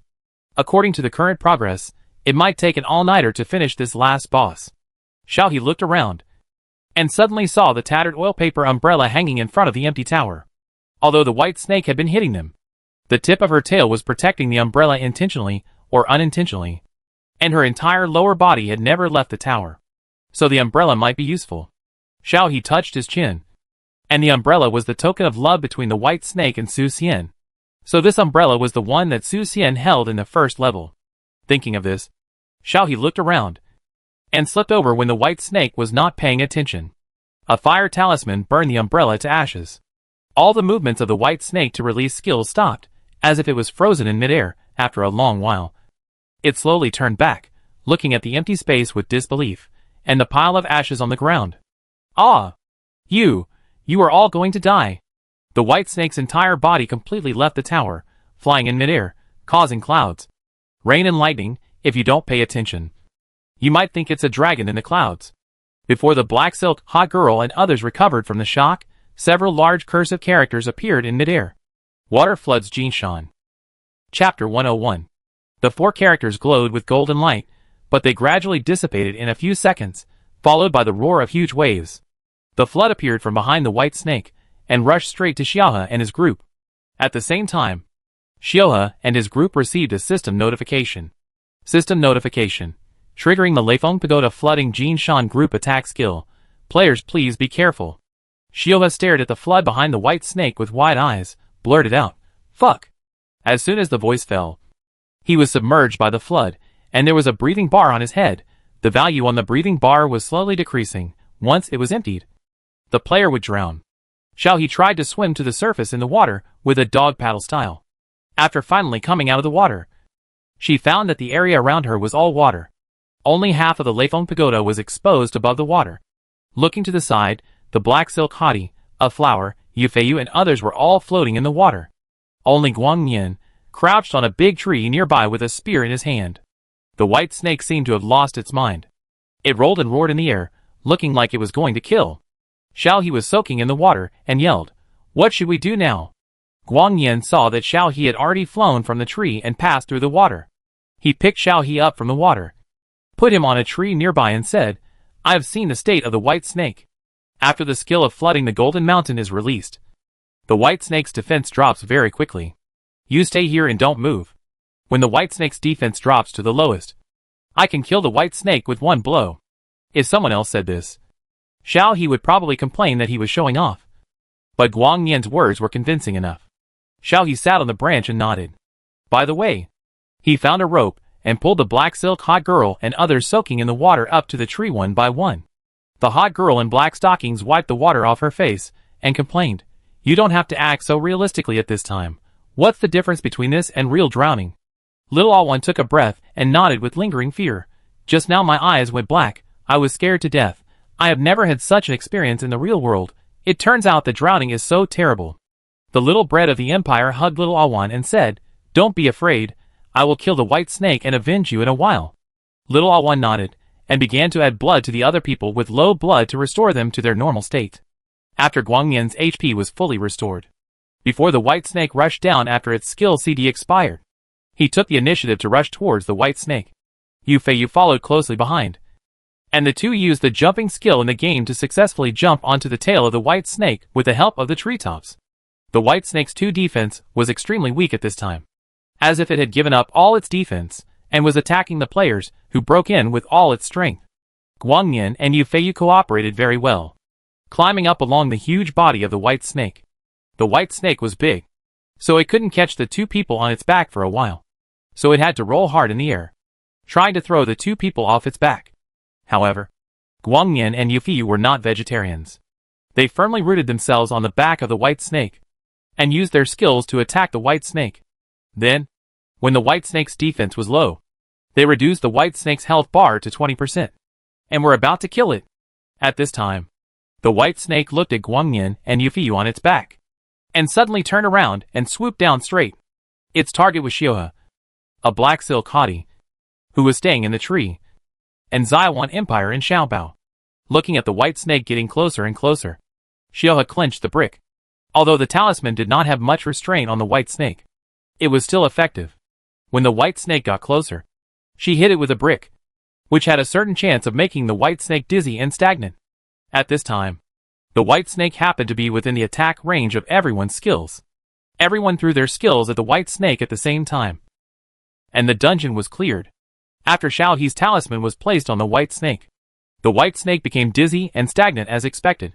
Xiaohe hurriedly shouted, "Use your skills quickly. Use the skills with the highest attack power." The others reacted and quickly used their skills on the white snake. Guangyan and Yufeiyu on the white snake's back also seized the opportunity to give the white snake a fatal blow. Soon the white snake's health bar was emptied. The flood on the ground disappeared, and the white snake fell from the air to the ground in front of Leifeng Pagoda. Its eyes regained calmness.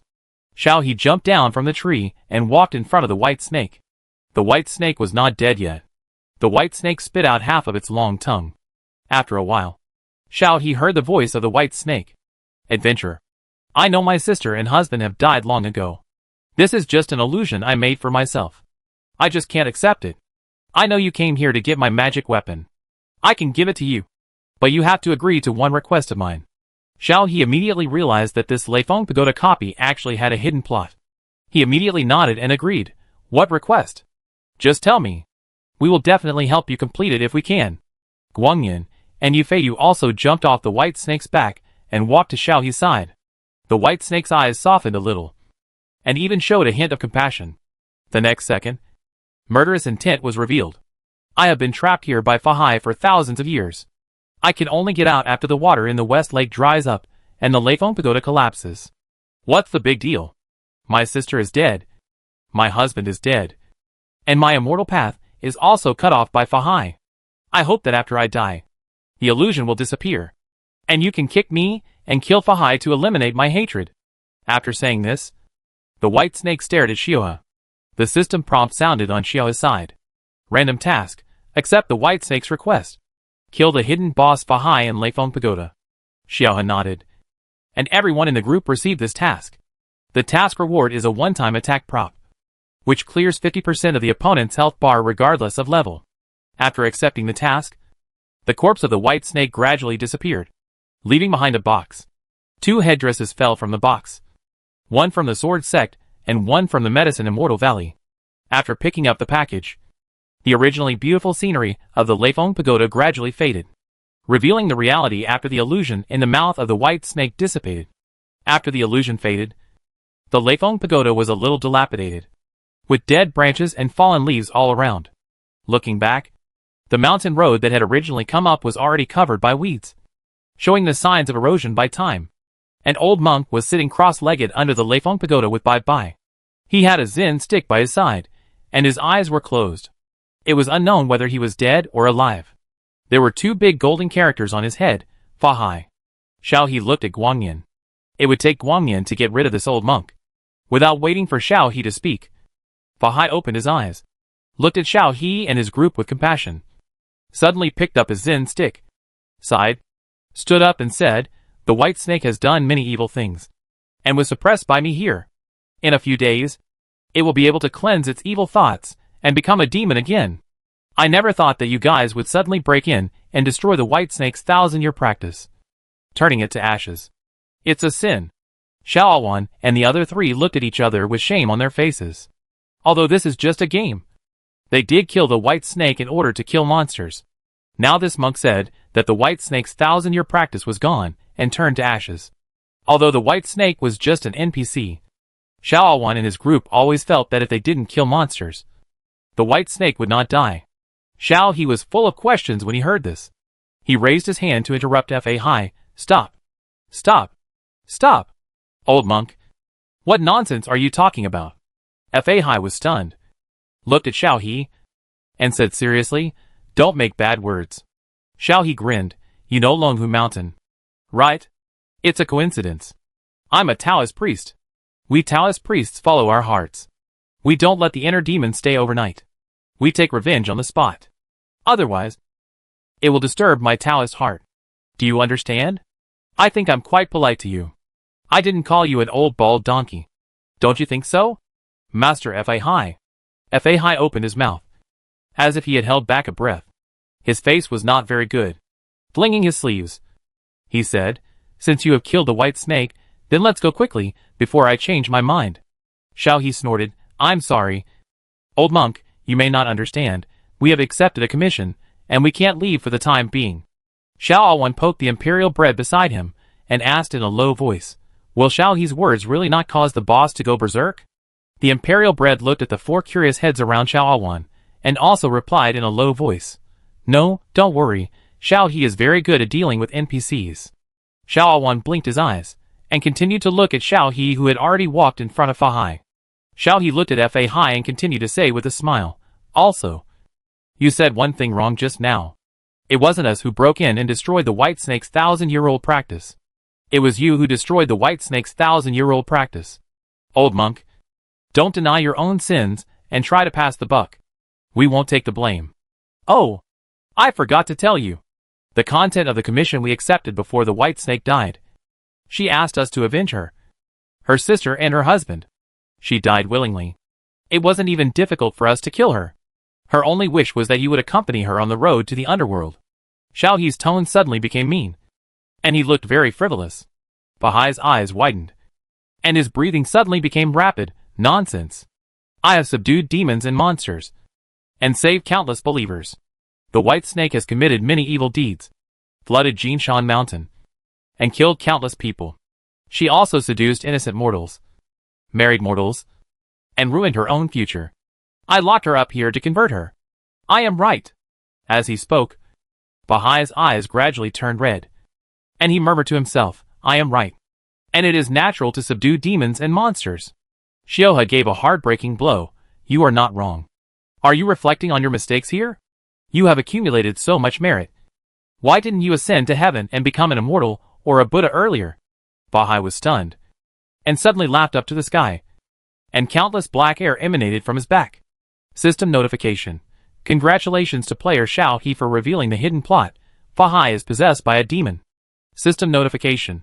Bahai boss in this state has the effect of being possessed by a demon. Confused thinking, violent attacks. I wish the player to defeat the boss successfully. These two notifications appeared directly in the team channel, and everyone saw them.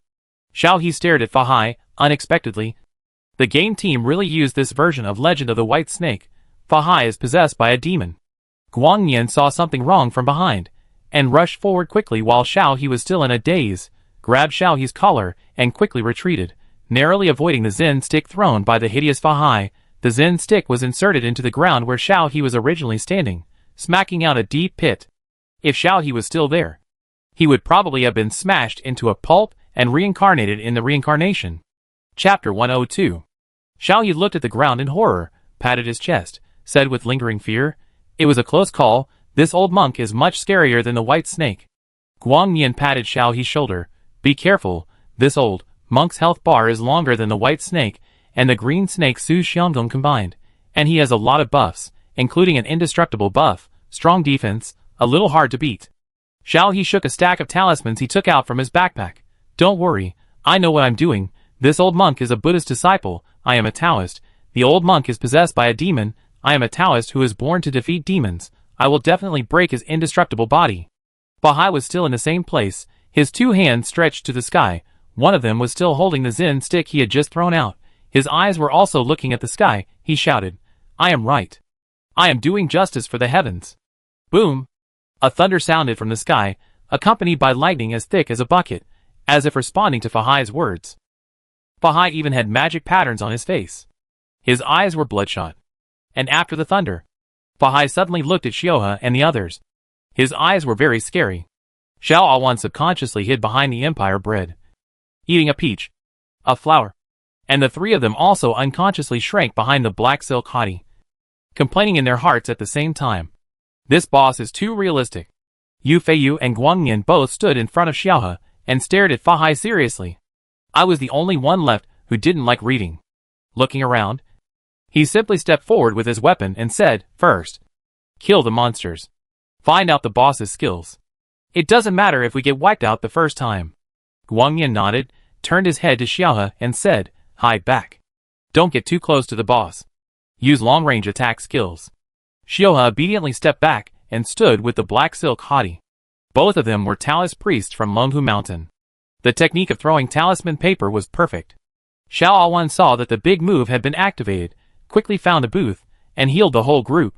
Eat a peach, a flower, and everyone found their own positions, and released skills to help kill monsters. The three of them rushed to Bahai, and killed monsters at close range. Xiao Awan's blood-healing movements became faster and faster. Bahai's attacks became more and more fierce. Xiao Awan wiped her sweat, and felt a little overwhelmed. She had not changed her job to Yaoxian Valley for long. The boss was easy to deal with before. Xiao Awan was able to heal easily, but now the boss's attacks were too fierce. It was not easy to barely keep the blood bars of the three people fighting against the monsters. Guangnian suddenly said to me, Don't draw the boss's hatred. Xiao Awan can't add blood. You and I can fight the monsters. You and Xiaomianbo can use long-range skills together. I don't like reading books. I quickly use the skills that just finished CD when I look at the blood bar that goes up and down. And then step back to reduce Fahai's hatred value. Xiaowan has reduced one target to add blood. And he breathed a sigh of relief. He focused on adding blood to Guangyan and Yufeiyu. Fahai's blood bar was decreasing. But it was not obvious. There was a golden light on his body. Guangyan's attack was not very effective for the first time. It felt like water entering the sea when it landed on Fahai. Xiao He heard Mao Qiu reminding her to go to bed early outside the game room. Seeing the tough Fahai, Xiao He also became a little impatient. She rushed over with the red medicine bottle in her mouth.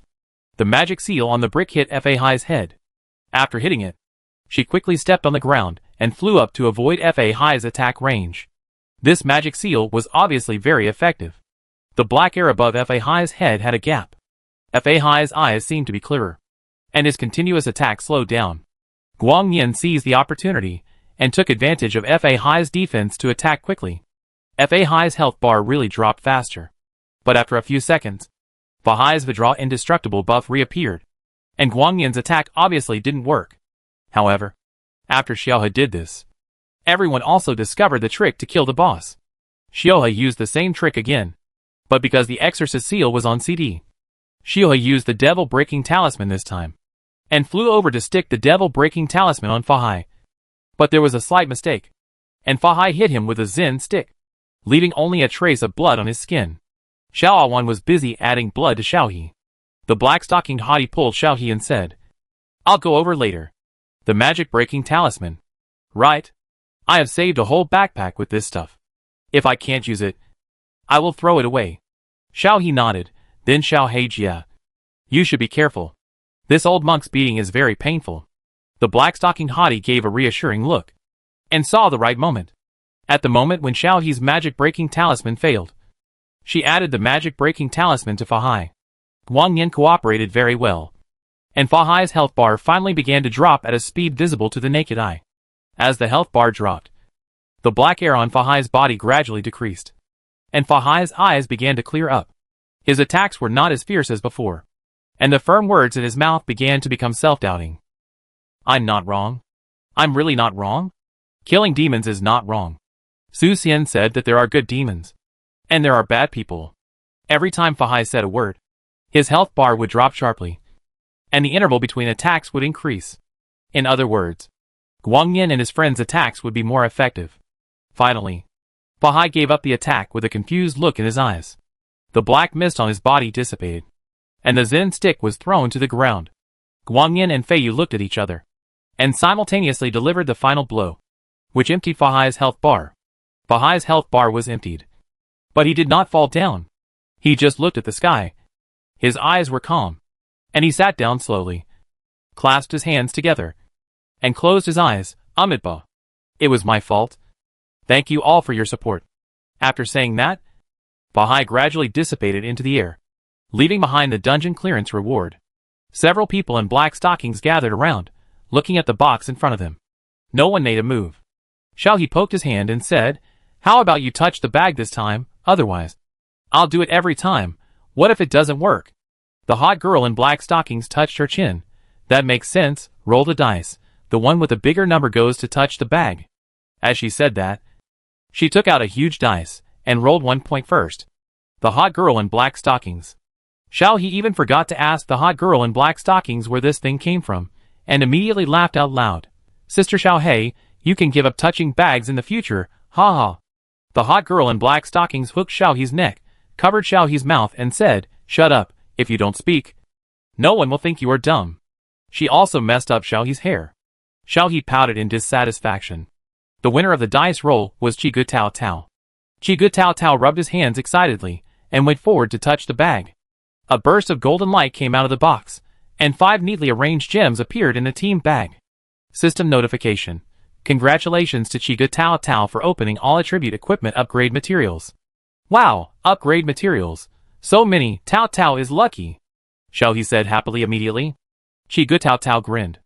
Empire Bread said, "I have cleared the dungeon, so I will give up the dungeon, and see if I need to continue to brush the dungeon." After that, he clicked to give up the dungeon. After leaving the dungeon, Xiao He realized that they had spent almost 2 hours on this dungeon. Mainly because they spent more time on FA High. However, it was still early. Not yet time for Xiao He to go to bed. And young people. Who doesn't stay up late? So Xiao He happily decided to play another dungeon. And ignored the sound of the ball outside the game room. It's still early. Let's play another dungeon. Xiao He suggested. Empire Bread immediately nodded, okay. I see there is a dungeon with shoes. It's not difficult. But the drop rate is low. Let's play it a few more times. The two looked at each other, and showed the same smile. When Empire Bread was about to open the dungeon, he was stopped by Guangyan. Gu Guangyan walked up to Xiaohe and showed her his video, which contained a message from Fu Yanzhou. He told Xiaohe to get out of bed and go to bed, as she couldn't stay up late. Xiaohe immediately became listless. After a while, she looked up pitifully and raised a finger. Play for a while. I'll log off after this dungeon. Guangyan almost softened his heart. But thinking of Xiaohe's unstable physical condition, he still refused mercilessly. No. Others couldn't see what Guangyan showed Xiaohe. But they were just confused as to why Xiaohe suddenly said to play for a while. And why Guangyan didn't agree. For a moment, all the members of the faction showed gossipy expressions, and pricked up their ears, to listen to what Xiaohe and Guangyan said. Xiao He lowered his head dejectedly. Okay. I'll log off first. After saying that, he dragged his feet, and pulled out the page. Before clicking the exit option, he glanced at Guangyan, trying to make Guangyan change his mind. However, Guangyan just looked at Xiao He, and his eyes clearly told Xiao He to go to bed early. Xiao He waved to the black silk hottie Xiaowan and the others. I'm offline. See you tomorrow. After saying that, he clicked exit. Seeing Xiao He offline, the others who were about to eat the melon withdrew their eyes in disappointment. It was another day without eating the follow-up melon. After logging off, Xiao He got up from the game room, grabbed a handful of hair, and looked at Mao outside. Mao, I was having a great time playing. Why did you tell a yen? And let him catch me offline? Mao, Xiao He said, as he grabbed Mao round head, and squeezed it for a long time, before letting go. Mao held his head and argued. Old Fu said that Xiao He can't stay up late, and must rest strictly according to the schedule during this period. It's Xiao He who is not obedient. Mao is right. Xiao He was speechless. After all, what Mao said was not wrong. Xiao He sighed, got up from the game room, washed and went to bed.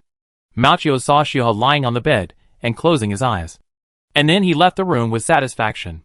In the dim corridor, Fu Yanzhou stood at the door of the room, and asked Mao when he saw him come out, Are you asleep? Mao was startled and complained, Old Fu, can you stop being so elusive? It's scary. It scares Mao. After complaining, she answered Fu Yanzhou's words seriously. She's asleep. And the situation is not bad. Fu Yanzhou smiled, raised his wrist to check the real-time uploaded test data. And all of Xiaohe's data was very stable. So he turned around and went back to the room to sleep. Chapter 103. These things are worth studying. I didn't expect our ancestors to make such exquisite artifacts, like a miracle. So beautiful, so beautiful. Keep exploring. Notify the laboratory. Send protective equipment here. These things must be well preserved. There can't be any loss. That's right. Bringing these discoveries back to the capital planet will prove that what is recorded in our Federation data is true. Our Chinese civilization is so brilliant. Our culture has gone through such a long history. It has experienced vicissitudes of life and changes in the universe. It still exists. This is so exciting. Xiao He heard these voices, and his thoughts were in chaos. Who is talking? Child, come back, I need you. Xiao He's mind was instantly occupied by this sentence. Where to go back to? Xiao He suddenly woke up, gasping for air. The door was knocked open the next second. Fu Yanzhou ran in anxiously. Even the buttons of his pajamas were not buttoned properly, and his hair was a little messy. Xiao He looked up in confusion, covering his chest with one hand. The warning sound of the detection on Fu Yanzhou's wrist stopped, and the chaotic data gradually returned to normal. How are you? Fu Yanzhou walked to the bedside in 2 or 3 steps, squatted down and half knelt beside the bed to ask Xiaohe, while observing Xiaohe's face, and he was relieved when he saw Xiaohe's still rosy face. Xiaohe shook her head, and said a little dazedly, I had a dream. Fu Yanzhou frowned. A nightmare. Xiaohe shook her head, and was about to tell Fu Yanzhou the content of the dream. But she swallowed the words back when she reached her lips. She didn't know what was going on. She didn't want to tell Fu Yanzhou the content of the dream. Fu Yanzhou sighed, hesitated for a while, and then touched Xiaohe's head and comforted her gently. It's okay. Dreaming is just a phenomenon caused by the incomplete cessation of activity of local brain tissue during human sleep. Don't be afraid. Dreams are all fake. Xiaohe blinked her eyes, looked at Fu Yanzhou, and after a long time, she said oh, indicating that she knew. But Xiaohe knew that her dream was not scientific. Fu Yanzhou saw that it was still dark outside, and said to Xiaohe, sleep a little longer. It's still early. I'll stay here with you if you're scared. Then he let Xiaohe lie down, covered her with a blanket, patted her head and said go to sleep. Xiaohe would not have been able to sleep with someone around. But this time, for some reason, she started to feel sleepy after opening her eyes for a while, and fell asleep in a few seconds. It seemed that with Fu Yanzhou around, Xiaohe slept more peacefully. Fu Yanzhou saw Xiaohe fall asleep and pinched his eyebrows. He had to solve Xiaohe's physical problem as soon as possible, putting aside his selfishness. Since Xiaohe survived, she was an independent and complete life. She shouldn't. Fu Yanzhou opened his eyes, and the look he showed was shocking. Xiaohe slept until noon. The memory of waking up from a dream in the middle of the night was blurred. She twisted on the bed, and felt relaxed physically and mentally. She said in a coquettish tone with a hoarse voice just after waking up, Mao Qiu, I want to drink water. She climbed out of the quilt. She didn't hear Mao Qiu's response for a long time, but saw a beautiful and slender hand with distinct joints on her quilt. The owner of the hand seemed very tired, sleeping soundly on the side of the bed, with long hair scattered behind her head, and a tuft of hair on the top of her head raised disobediently. Her eyebrows were slightly frowned, as if she was not very comfortable because she was forced to curl up in a tall posture. Xiaohe was stunned. Half of it was because her mind was stagnant after she woke up and was hit by the beauty of Sleeping Beauty. The other half was, why is a yin in my room, sleeping beside my bed? Until Fu Yanzhou's long eyelashes moved. He opened his eyes, revealing his confused purple eyes that had just woken up from sleep. He glanced at Xiaohe, yawned, squinted his eyes, and a physiological tear fell from the corner of his eyes. He stood up from the bed, pinched his shoulders that were a little stiff because he had been lying all night, and asked Xiaohe, how did you sleep last night? Did you not dream later? Xiaohe stared at the small piece of Fu Yanzhou's chest that was exposed because of the unbuttoned clothes. His eyes were straight, and he nodded stupidly, no dream. Fu Yanzhou approached Xiaohe, observed carefully for a while, and stepped back after making sure that Xiaohe was fine. In just a moment, Xiaohe's face suddenly flushed, and she quickly covered her nose, jumped off the bed, and ran into the bathroom. It was the first time that Fu Yanzhou saw Xiaohe move so fast, and he was a little puzzled. After a while, he looked down and saw his pajamas buttons were scattered, and then he realized something. He was stunned for a moment, and suddenly laughed softly. His eyes were full of smiles. When Xiaohe came out of the bathroom, Fu Yanzhou had already left the room. Just now in the bathroom, Xiaohe gradually remembered what happened in the middle of the night, and the heat on her face also subsided. But when she remembered that she stared at someone's chest, and almost had a nosebleed in front of him, Xiaohe didn't want to go out anymore. Mao Qiu came in from the door and saw Xiaohe and said, Xiaohe, how did Lao Fu come out of your room? He was still very confused. Xiaohe blurted out, we didn't do anything. Mao Qiu, what? It didn't ask this either? Xiaohe closed his eyes and slapped his head in annoyance, pushing Mao Qiu out. Oh, why are you asking this? Let's go and take a walk in the yard. Who knew that when he went downstairs, he saw Fu Yanzhou, who had changed his clothes and buttoned up his clothes tightly. Xiaohe's face turned red again in an instant, and he pulled Mao Qiu out of the house quickly to walk around in the garden in an attempt to hide his identity. The attitude of hiding was very obvious. Fu Yanzhou was holding the recently reproduced ancient blue star tofu pudding, with sugar added, and was about to call Xiaohe for breakfast, but he saw Xiaohe glance at him, and hurriedly pulled Mao Qiu out. Fu Yanzhou paused, raised his eyebrows, turned around and put the bowl on the table, and planned to go out and catch the person back slowly. Xiaohe walked around in the garden. Originally, she wanted to go out for a walk, but there were many people walking at this time. Xiaohe didn't want to go out. Mao Qiu followed Xiaohe, and felt that Xiaohe was a little strange after a night, and Mao Qiu couldn't figure out why, so he had to follow Xiaohe around. Xiaohe rubbed his face and cursed himself in a low voice. Xiaohe, how can you be like a pervert? You keep staring at my chest. Shame on you. Woo woo woo. This is simply naked seduction. How can someone look so good right after waking up? Xiaohe squatted in the corner of the garden and muttered. From the beginning muttering that he was shameless to stare at others, to later what's wrong with looking. He insisted on showing it to me. I'll watch it next time. Fu Yanzhou stood not far behind Xiaohe. With his excellent hearing, he heard most of what Xiaohe was mumbling, and almost couldn't help laughing out loud. He had noticed before. Xiaohe, well, was easily attracted by beauty. So now Fu Yanzhou often feels lucky that he looks okay in Xiaohe's aesthetic point. Otherwise he might be like Ningyu, which would take a lot of effort. Xiaohe was still mumbling, not noticing Fu Yanzhou behind him at all.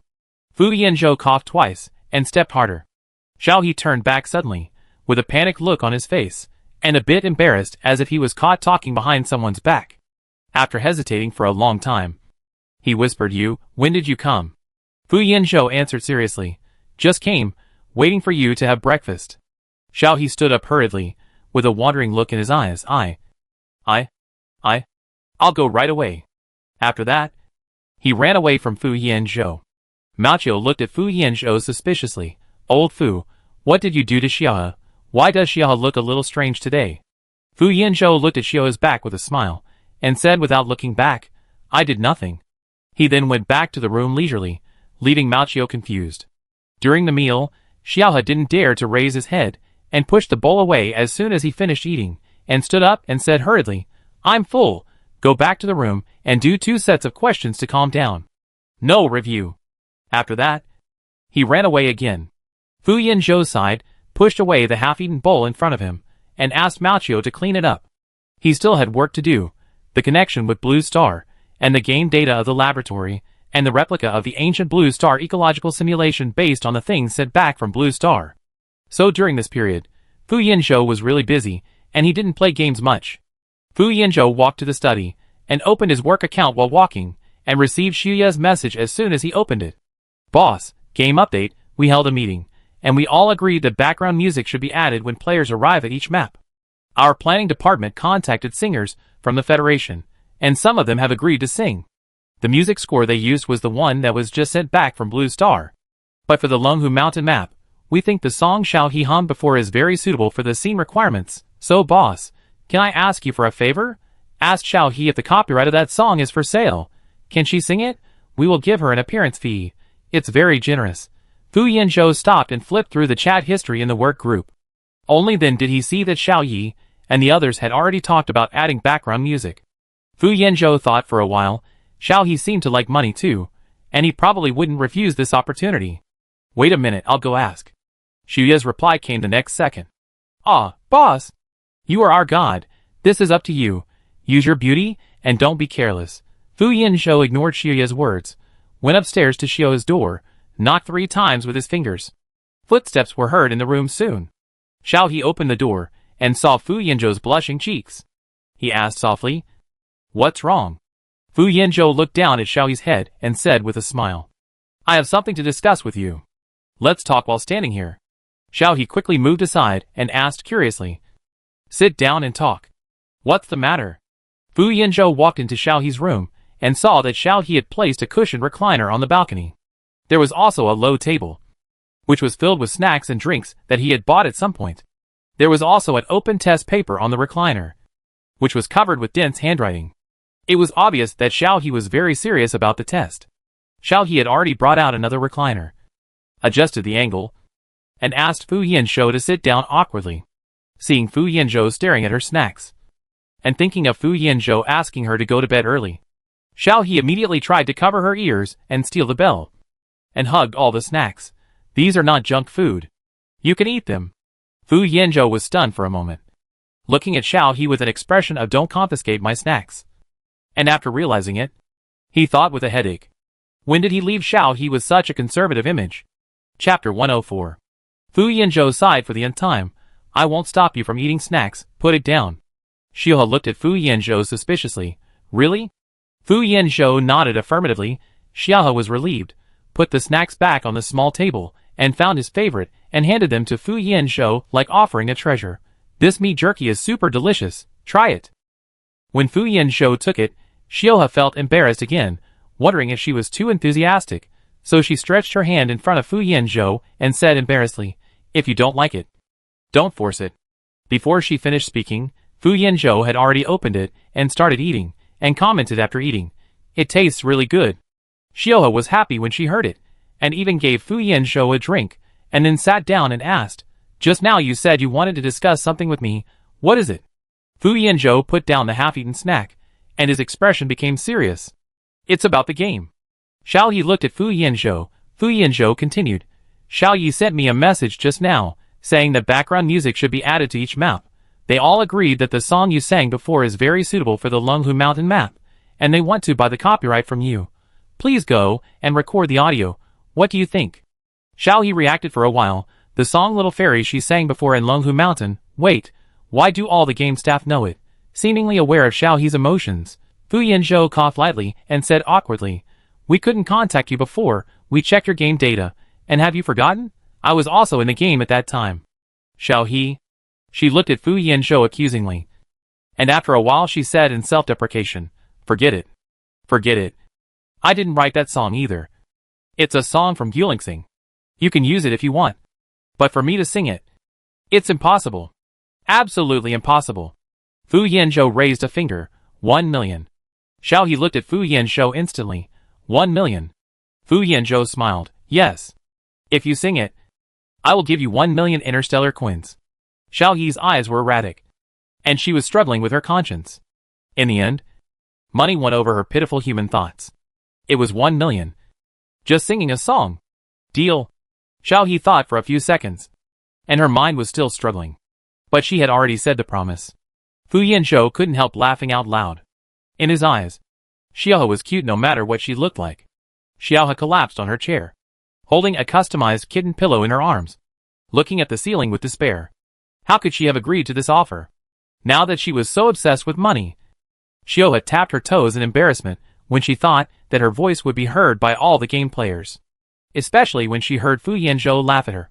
Xiaohe hid her head behind the kitten pillow and glared at Fu Yanzhou. When Fu Yanzhou looked over, he immediately covered his face with the kitten pillow. Fu Yanzhou pretended not to notice Xiaohe's little action, and continued seriously, "Time is a bit tight. Xiaoye and the others will bring people here to record audio for you in a week. You just need to cooperate with them then." Hearing this, Xiaohe's eyes lit up. Just at home? Fu Yanzhou was stunned for a moment. It seemed that no one had ever told him the word home.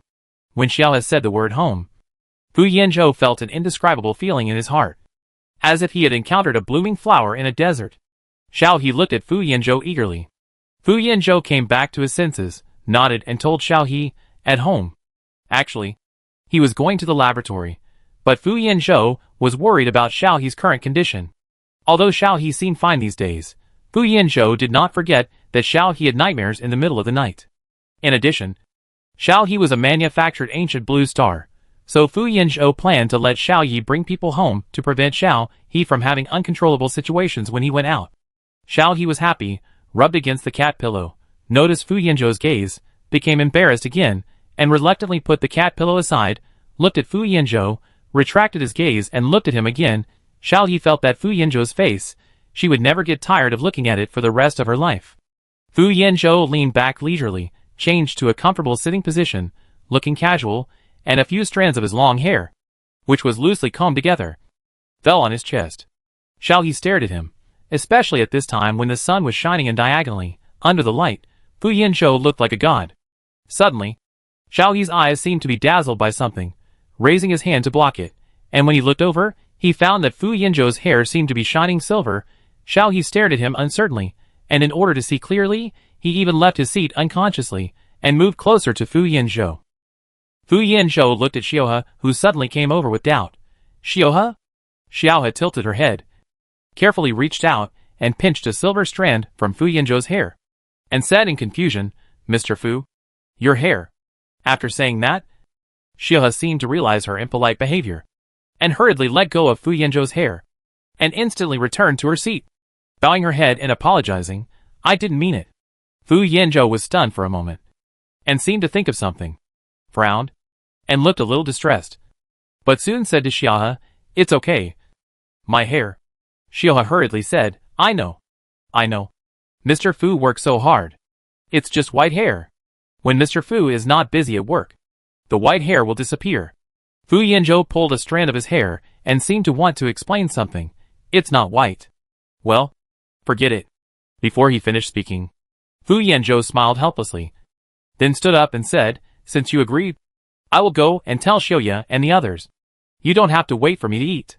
Xiaohe nodded, stood up again, said Fu Yanzhou out of the room, closed the door, scratched her head, and the more she thought about it, the more she felt that something was wrong. The hair she saw just now was not white, but more like silver white, and it was not the kind of dull white hair that had lost its luster. Could it be that the hair colors of interstellar people have developed into various colors? Xiaohe said to herself, and quickly put the matter behind her and continued to practice questions seriously. Xiaoying said that if she failed the exam, he would take her to be a space pirate. Although Xiaohe knew that Xiaoying was joking, Xiaohe knew very well that no matter how time changed, no matter where the education system was, she could go from an illegal resident to qualify for the entrance examination of Capital Star Huaxia University. All thanks to Xiaoying and Ningyu. Moreover, she couldn't always accept Ningyucho's kindness to Fu Yanzhou and Zai Heiji with a clear conscience. So Xiaohe worked so hard to get into Huaxia University, find a job in the future, and support herself. No matter where she was, she had to have her own value.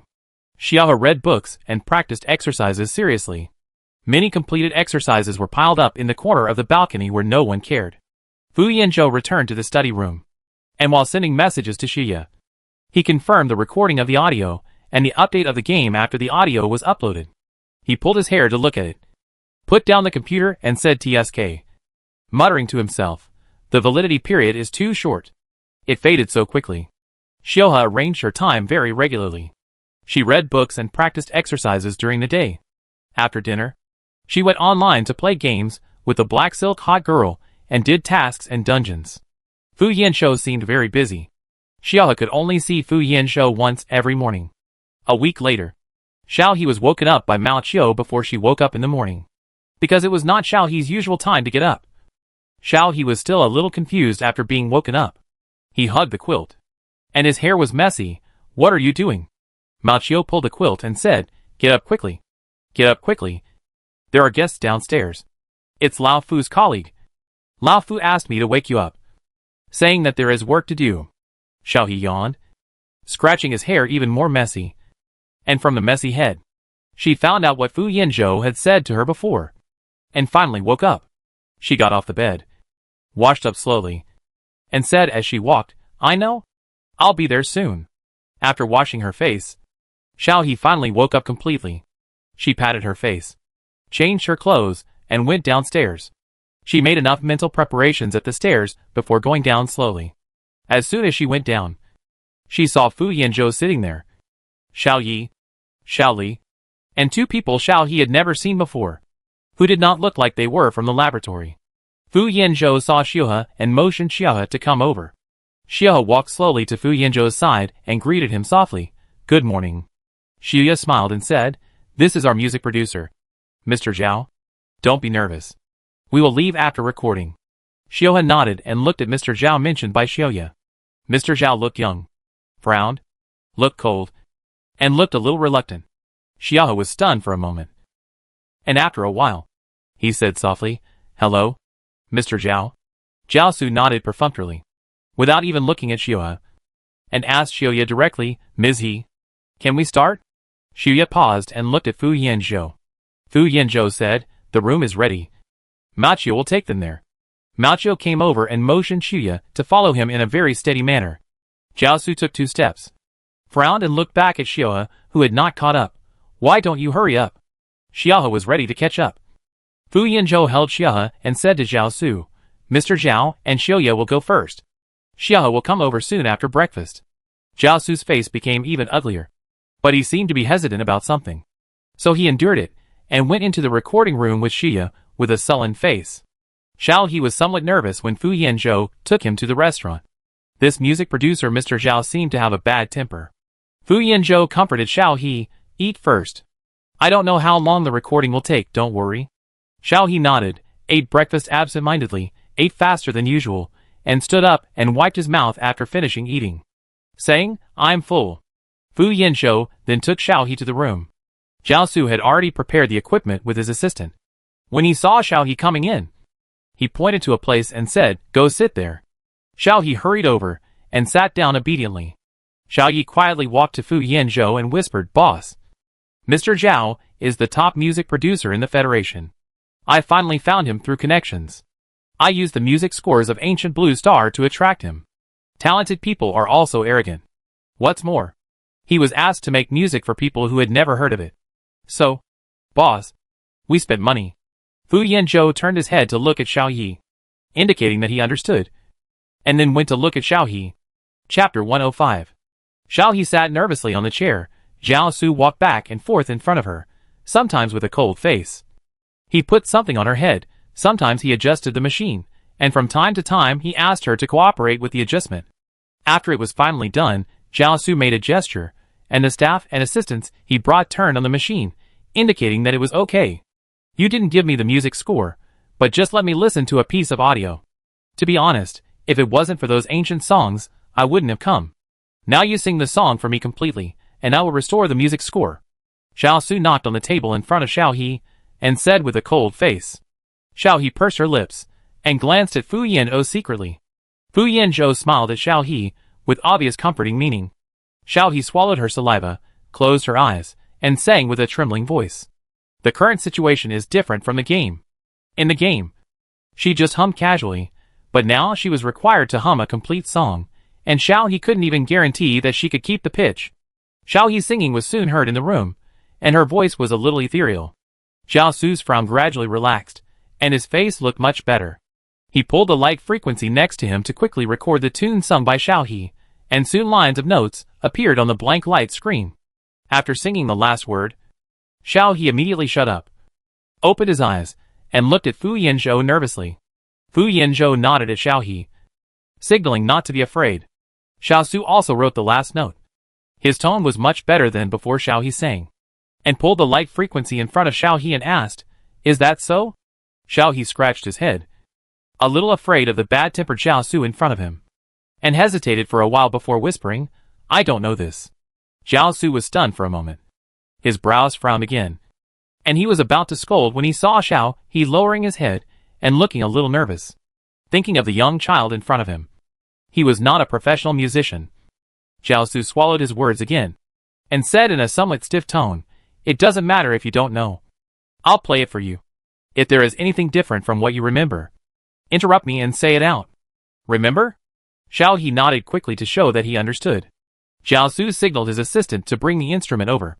It was an electronic piano. As if he had noticed Xiao He's curious look, Jiao Su patiently explained, the piano. I copied it by looking through all the materials I brought from Blue Star. Xiao He smiled embarrassedly, and then put on a serious attitude. Jiao Su quickly began to play according to the score just now. Xiao He told Jiao Su when she found something wrong. After one play, the music score was played exactly as Xiao He remembered it, except that the instrument was not right. Xiao He thought about it and asked carefully, Are there any other instruments? This song would be more suitable for the traditional instruments of the Huaxia people. Xiao Su paused. Which instrument of the Huaxia people? Xiao He thought about it and said, 5-string pipa, drum, flute, eru, and sanqing bells. Jiao Su looked at Xiao He suspiciously. Do you really not understand music? Xiao He shook his head hurriedly. I don't understand. Xiao Su opened his mouth and finally said, I know. Record the audio first, and I will find a way to accompany it. He then carefully adjusted the machine, and then asked everyone else to go out, turn on the soundproofing equipment, and let Xiao He officially start recording. Xiao He recorded 3 times in total, and Jiao Su frowned and indicated that it was okay. He opened the door and let the assistant staff come in to pack up and prepare to leave.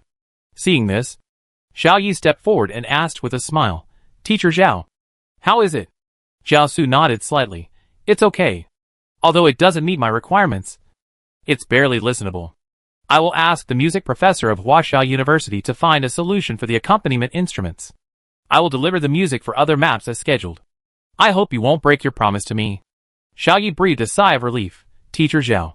Don't worry. It's a happy cooperation. Xiao Su nodded. Shook hands with Xiao Yi. Happy cooperation. Xiao Yi and Xiao Li took Xiao Su away. Xiao He followed Fu Yanzhou to see the man out. Before Xiao Su got on the hovercraft, he paused, turned around and looked at Xiao He and suddenly asked, Are you interested in entering the music circle? I can take you. Xiao He had been following Fu Yanzhou, like a quail.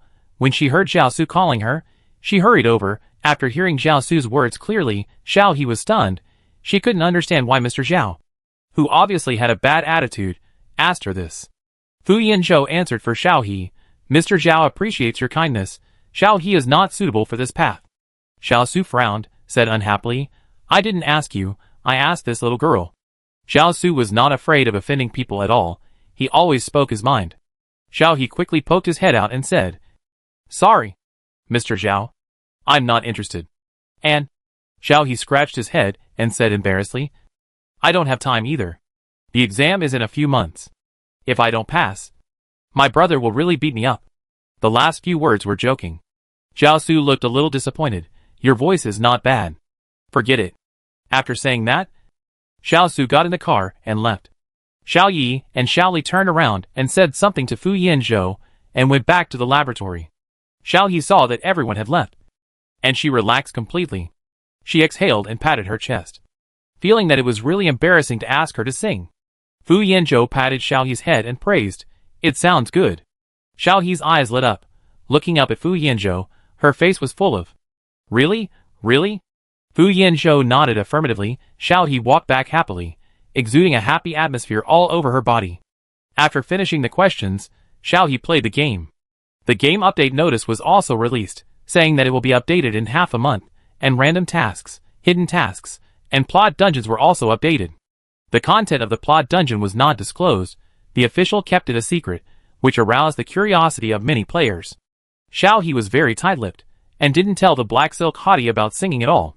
After reading the update announcement, the Black Silk Hottie left it alone, pulling Xiao He and the Fish Not Fish Empire, Xiao Bian, and Xiao Awan to continue to brush dungeons, brush equipment, brushing master missions, brushing faction daily tasks. As their levels increased, they upgraded their equipment, and the current dungeons were not difficult for them, and they could finish them quickly. After they finished, it was still early, and Xiao He was not in a hurry to log off and sleep, and followed the Black Silk Hottie to wander around the map and see the familiar and unfamiliar scenery. Empire Bread and Xiao Awan went on a date. After Guangyan finished the dungeon, he went offline. It seemed that he had something to deal with. Yu Feiyu followed him all the time. The three of them wandered around the map. Finally, they chatted in a pavilion on the top of a mountain. The Black Silk Hottie lay on the stone outside the pavilion and watched the sunset in the distance. Xiao He sat on the grass, and Yu Feiyu stood beside him to show off. Xiao He, how are you preparing for the exam? The Black Silk Hottie asked slowly. Before Xiao, he went online during the day. He told the Black Silk Hottie that he was preparing for the exam. Xiao He lazily replied, It's okay, I've almost finished the questions, but there are still some knowledge points that I haven't memorized. Yu Feiyu said, Do you want me to give you extra lessons? Xiao He turned around and asked, In the game? Yu Feiyu raised his eyebrows. Of course offline, it's the end of the semester soon, I've finished the exams, I have time. Xiao He shook his head like a rattle. No. No, I can do it myself. Online is of course no problem, but forget about offline. Yu Feiyu looked at Xiao He disappointedly. The hot girl in black silk stockings turned over and pinched Xiao He's face. Why can't we do it offline? You was admitted to the Capital Star Huaxia University with the first place. Speaking of which, Xiao He, you will be Yu's junior from now on. Xiao He's brain was a little stuck. She never thought that Yu Feiyu was from Huaxia University. When she passed the exam, they would be classmates. Yu Feiyu looked at Xiao He with a smile. Xiao He Jr., do you really not need my help with your homework? Xiao He covered her face and shook her head slowly, with a wrinkled expression on her face. Forget it. Yu Feiyu sighed, gave up his cool standing posture, squatted beside Xioa, pulled Xioa's hair and said, You are not reverting to the turtle gene. Are you? You like to hide so much. Forget it. When you go to Huaxia University, I'll see where you hide. Xioa hid beside the hot girl in black silk stockings. I'll hide. I'll hide. Yu Feiyu spread his hands. Okay. Okay. I'll get off first. You should go to bed early too. Xiaohe nodded, waved at Yu Feiyu, and disappeared in front of Xiaohe. Seeing the sunset, the hot girl in black stockings stood up, stretched and said, I'm going offline too. Xiaohe nodded. After the hot girl in black stockings went offline, Xiaohe glanced at her friend list. The Empire Bread and Xiao Awan were still flirting with each other. She decided not to be a light bulb. The faction member Yazihua, Ai Chi Tao was hanging up. Lily was not online. I don't like reading books, and was doing the master's mission. After staying in the mountains for a while, Xiaohe planned to go to the wild to dig some herbs and mines. She didn't have much money in her backpack. Equipment upgrades are very expensive, so she had to work hard to earn some game coins.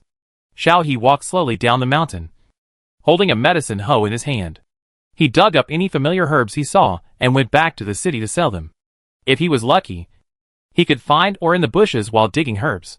After the game was updated, some players said that if he was lucky, he could find gold mines in the wild. Although Xiaohe had never found any, he longed for the luck of picking up gold. Xiaohe looked at his physical strength and calculated that he could still dig a distance. So he continued to bend down to dig herbs. As he was digging, a pair of pink embroidered shoes appeared in front of him. To be honest, Xiaohe was startled and fell backwards to the ground. Even if it was a game, a pair of embroidered shoes suddenly appeared in front of him in the wilderness, which would scare anyone. Xiaohe hurriedly picked up the medicine hoe and looked up. A young female NPC stood in front of him, with a face as white as a silver plate, kind eyes, and wearing ancient blue star Chinese fairy clothes. She was elegant in every move. Xiaohe was stunned for a moment, and a few words popped up in his mind, untainted by dust. Extraordinary and unworldly. And immortal. Xiaohe felt that this NPC was different from other NPCs. The NPC in front of her didn't seem to be on the same level as other NPCs. And she felt a sense of familiarity as soon as she saw this NPC. Xiaohe. The NPC looked at Xiaohe with a smile, and called out Xiaohe's name in a gentle voice. Chapter 106. Xiaohe was stunned for a moment, pointing at himself and asking, Do you know me? After asking, he felt stupid again. This is an NPC, it must know my name. The NPC nodded. Of course I know you, Xiaohe. Xiaohe felt that this NPC was a bit strange, different from all the NPCs he had met before. The NPC blinked, suddenly squatted in front of Xiaohe and said, I have a hidden task here, do you want to take it? The reward is very generous. The tone was even tempting. Xiaohe immediately became alert. You know, the NPCs in this game are very intelligent, and will cheat players. The NPC in front of him looked kind and friendly. But how could his words sound so malicious? No. I'm going to go offline and sleep. I won't accept the task. Find someone else. Xiaohe refused repeatedly, and planned to go offline and sleep. The NPC was anxious and hurriedly pulled Xiaohe. Strangely enough, after being pulled by the NPC, Xiaohe's offline option turned gray. System prompt. Currently in a special state, cannot log off. Xiaohe? No, what kind of NPC is this? Why is he forcing me not to log off? The NPC pulled Xiaohe to explain. I have no ill intentions, don't be afraid, my name is Nuwa. As the word Nuwa came out of the NPC's mouth, the word Nuwa slowly appeared above the NPC's head, but it seemed a little unstable, and it flickered for a long time before it turned golden yellow and fixed on the NPC's head. Xiaohe was confused. Nuwa? When did this game set up Nuwa NPC? Could there be a related plot? The next second, Xiaohe's mind was spinning rapidly. If there really is such a hidden mystery plot, the reward should be very good, she doesn't mind the money. Thinking of this, Xiaohe immediately put on a smile, held the hand of NPC Nuwa, and said enthusiastically, Hey! You said it earlier. It turns out to be the goddess of creation Nuwa. Nuwa was stunned by Xiaohe's sudden change of attitude, and looked at Xiaohe with a more gentle look, and reached out to touch Xiaohe's head and said, I haven't seen humans growing on that land for a long time. Xiaohe felt that Nuwa's words seemed a bit strange, but Xiaohe didn't think about it, thinking that it might be a game setting, and nodded in agreement with Nuwa's words. You are right. I haven't seen it for a long time either. Nuwa looked at Xiaohe lovingly, exuding the sacred glory of a goddess who loves the world, and gently stroked Xiaohe's head, as if she was looking at a favorite junior. Xiaohe scratched his head. He was about to ask about the hidden mission, but he suddenly couldn't say it. He felt that talking about the mission was a blasphemy to the NPC in front of him. This NPC seemed to be more vivid than all other NPCs. He didn't seem to be an intelligent product. After this thought came to him, Xiaohe felt that his idea was too absurd, and he laughed foolishly. Nuwa didn't know what Xiaohe was laughing at, and thought that Xiaohe was happy. So she laughed too. Xiaohe put aside the messy thoughts in her mind, and after thinking about it, she asked Nuwa in the same way as she had asked other NPCs for tasks before. Then, Lady Nuwa, is there anything you need my help with? Nuwa was silent for a while, and countless data codes flashed in her eyes. She stayed where she was, but recovered in a few seconds. She looked at Xiaohe and said, Yes, Xiaohe, I have a very important thing that needs your help. System prompt. Congratulations to the player for triggering the random hidden task Nuwa's request. During the task, the NPC will always follow the player, and the player will receive a blessing buff. Ding. NPC Nuwa follows the player. The player's task income will increase by 20%, and the team's dungeon drop rate will increase by 25%. I wish the player a happy game. Xiaohe's eyes widened. She didn't expect that she would get a reward before she even started the task. And this reward was real. The increase in income means that an additional 20% reward will be added to the original task reward, and the dungeon drop rate will also be increased. Xiaohe was very happy. She looked at Nuwa with the same expression as she looked at the God of Wealth. Nuwa smiled and said, What I need your help with is very simple. You just need to accompany me to look around. When I don't want to look around anymore, your task will be completed. Xiaohe thought, Isn't this pure pie in the sky?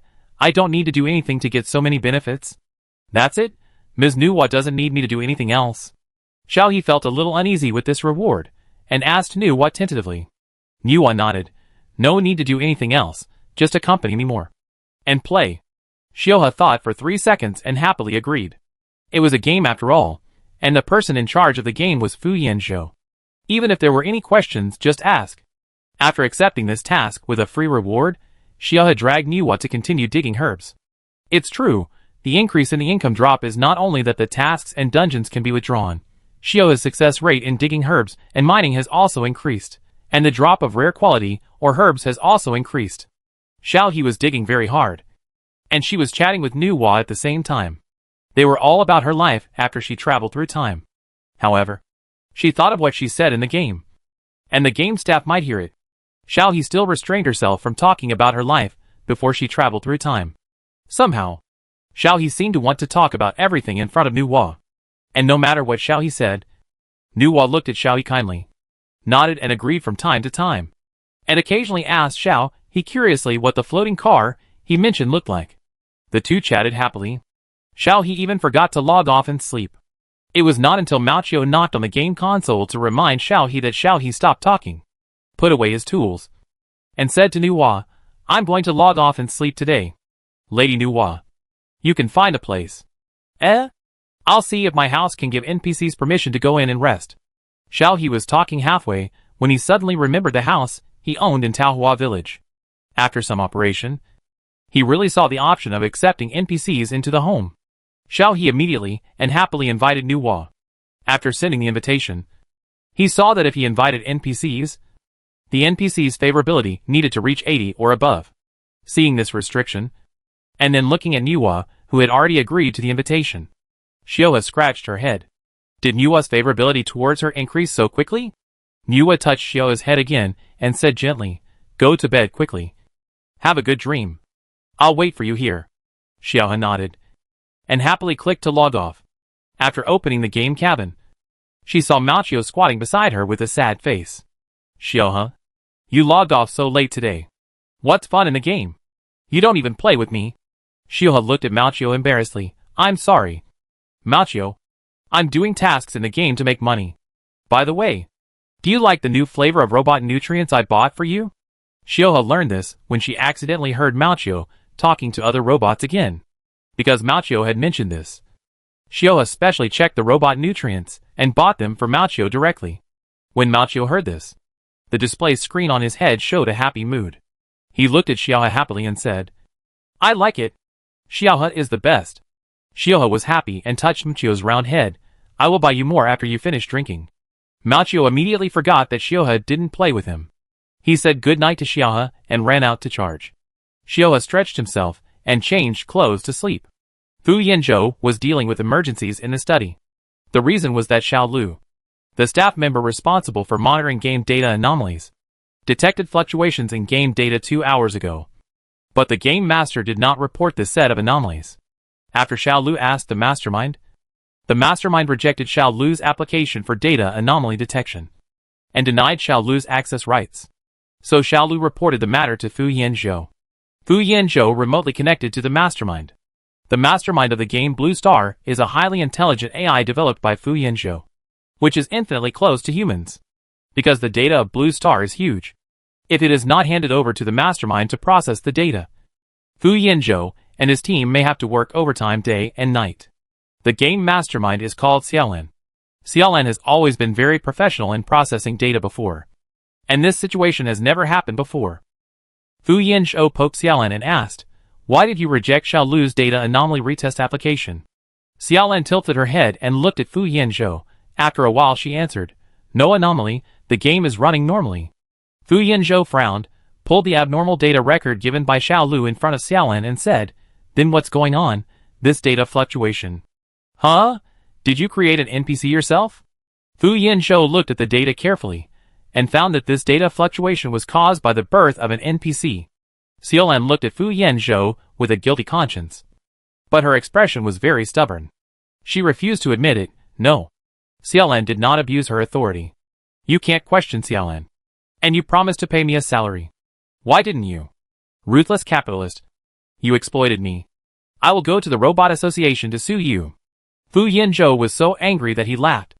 This is the disadvantage of the high intelligence of the intelligent brain.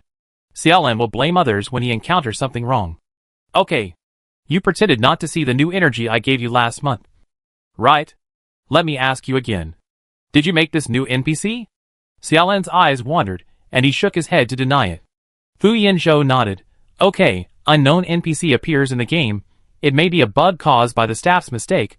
I need to delete the NPC, restore the game data, avoid other trends that affect the experimental results." As he said this, Fu Yanzhou pulled out a set of complex data, with a serious expression, and his hand was already on the control interface. Xiaolan immediately hugged Fu Yanzhou's fingers, and the entire virtual image was attached to Fu Yanzhou's hand, and shouted with her eyes closed, "Okay. Okay, I admit it. I'm just bored, and I want to play games. Why can you play but I can't?" Fu Yanzhou stopped his action, and looked at Xiaolan with a smile in his eyes. "So you made this NPC? Admit it?" A trace of guilt flashed across Xiaolan's eyes, and soon nodded firmly. "That's right. I made it. You can't delete her. At worst, I won't get my salary next month." After that, Xiaolan looked at Fu Yanzhou with confidence, as if she would go on strike if she didn't agree. Fu Yanzhou was helpless, shaking his hands, throwing Xiaolan back to the screen and said, "Okay, as long as it doesn't affect the game process and running data. By the way, you didn't set any strange hidden tasks for this NPC. Right, if you did, clear it as soon as possible." Xiaolan muttered softly, "Too late." Fu Yanzhou looked over, and was speechless when he saw Xiaolan's expression, so he had to ask, "Who did you give the task to? What is the reward?" Chapter 107. Xiaolan lowered his head, put his hands together and continued to whisper, "No one, you know, it's the player he meow." Hearing Xiaohe's ID, Fu Yanzhou was relieved. "It's Xiaohe? Never mind, I won't bother with you this time. Did you give a strange reward?" Xiaolan immediately shook his head. No, don't worry, I just gave a blessing buff, nothing else, I know the rules."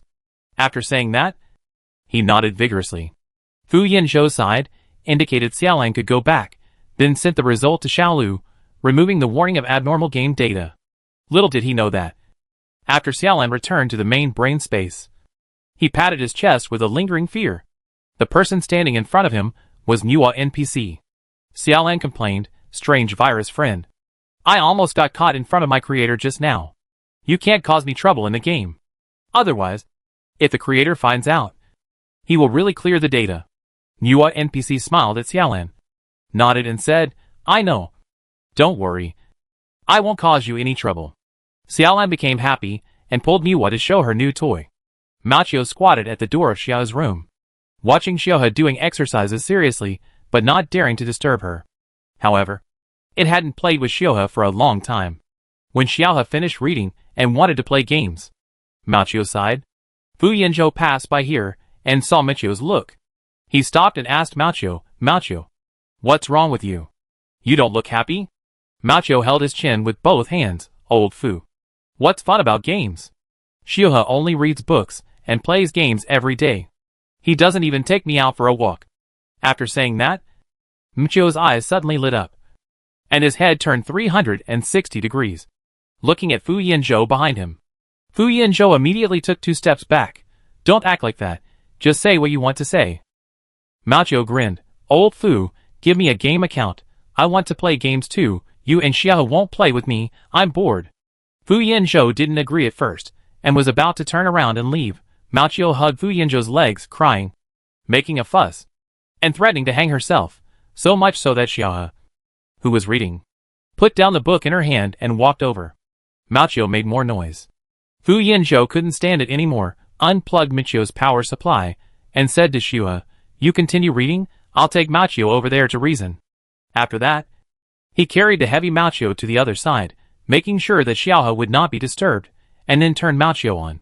Mao Qiu looked at Fu Yanzhou accusingly as soon as he turned on the phone, wiping away his non-existent tears, and continuing to howl. Little white cabbage is a yellow geography. Mao Qiu lost his mother when he was 2 or 3 years old. His stepfather abused him. Woohoo! Woohoo! Fu Yanzhou slapped Mao Qiu on the head. Speak nicely. If you wow again, your pocket money for this month will be cut in half. Mao Qiu shut up and made his request again. I want to play games with Xiaohe. Fu Yanzhou. It's impossible to give you a player account. It will affect the fairness of the game. However, Xiaohe and the others are perfecting the pet system. After the pet gameplay is launched, Xiaohe will turn on the pet mode. I can put your data into Xiaohe's pet modeling. Mao Qiu agreed without saying a word. It's a deal.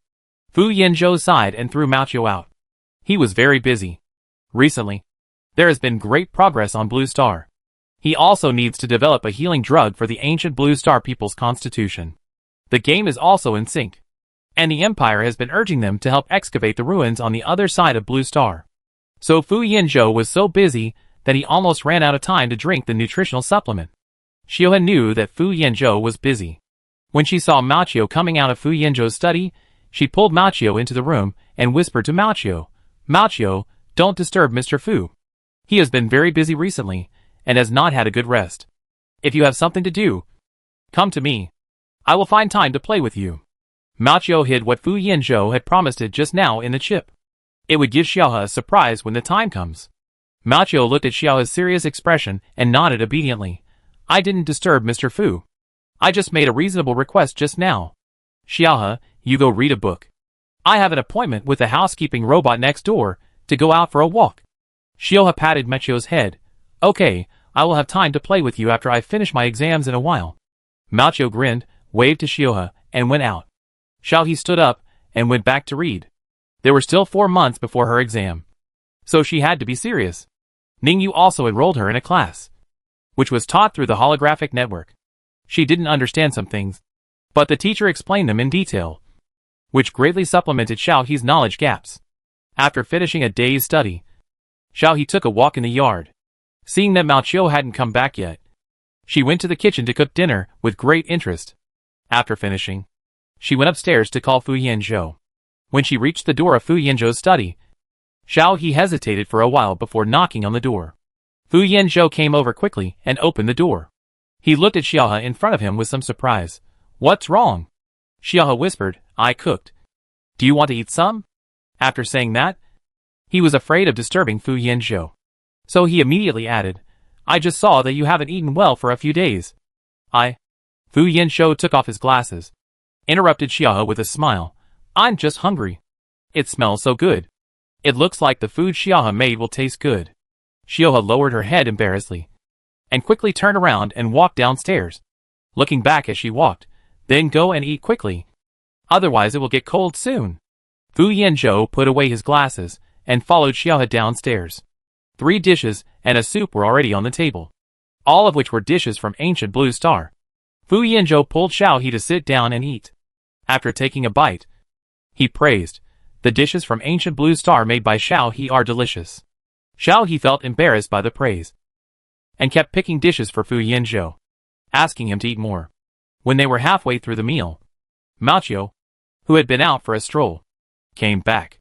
When he saw that Xiao He and Fu Yanzhou were eating delicious food on their backs, he immediately made a scene. "You actually ate delicious food on my back." Mao rushed over and looked at the two of them eagerly. Xiao He looked at Mao's eyes and put down his bowl and chopsticks with a guilty look, explaining, "Mao, what do you want to eat? I'll get it for you." Mao snorted, stretched out his hand and ordered every dish. "I want all of these." Xiao He hurriedly took a bowl for Mao, but was stopped by Fu Yanzhou. "Don't feed it. It has been eating a lot of human food recently. If it continues to eat, I will have to dismantle it to clean the remaining stains." Xiao He was stunned for a moment. "Isn't it edible?" "But last time it..." Fu Yanzhou sighed. "It's not that it can't eat, but it can't eat too much. It has enough energy. If it eats too much, the energy converted from food cannot be stored, which will cause the food to rot and remain on its internal parts, causing the parts to age. Mao is just greedy. Don't spoil it." Xiao He put down the bowl and looked at Mao seriously. "You can't eat it. Mao, be obedient. Otherwise Mr. Fu will dismantle your machine." Mao pursed his lips. But Fu Yanzhou was telling the truth. Mao squatted in the corner and drew circles unhappily. Fu Yanzhou sighed, stretched his long legs, walked to Mao and said, "Okay, when you enter the game, I'll simulate some food for you." Mao looked at Fu Yanzhou sideways. "You said that. I didn't ask you to do that." Fu Yanzhou nodded. "I said that. Anyway, pet gameplay is out, and pet food must be provided." Mao was happy now, happily went to clean up the dishes and threw them into the kitchen, then pulled Fu Yanzhou and Xiaohe on the left and right and said, "Then can you play with me after you are done?" Xiaohe thought for a while. It's okay to play the game later. It's true that she can play with Mao for a while. "I can play with you, but I don't know if Mr. Fu has time." They both looked at Fu Yanzhou. Fu Yanzhou felt that his wife and children were watching him, looking at the hand held by Mao. They really looked like a family of three. Fu Yanzhou laughed. "I can play with you for half an hour." Mao cheered immediately and circled around the two of them. They said they were playing with Mao, but in fact, they were watching Mao running in the garden. Soon Xiaohe's arms were filled with flowers picked by Mao. Fu Yanzhou looked at Mao with a headache and warned, "I have told you many times not to pick the flowers I planted. These flowers are expensive and difficult to keep alive. You picked them all." Mao was not afraid of Fu Yanzhou at all. He was obviously a repeat offender. He made faces at Fu Yanzhou and told Xiaohe, "Old Fu is a paper tiger. Look, I picked all the flowers for him, and he didn't beat me." After that, he ran to pick flowers arrogantly. Fu Yanzhou sighed and felt that he should not spoil his children. He picked up Mao, who weighed several hundred kilograms, and beat him. He threw Mao aside and said, "I warned you. I only have so few flowers. You picked them. What are you looking at?" "Xiaohe?" Xiaohe was watching from the side and laughed. Mao felt ashamed and ran away to hide. Fu Yanzhou sighed, turned to Xiaohe and said, "Don't worry. Mao is often like this. It will be fine in a while."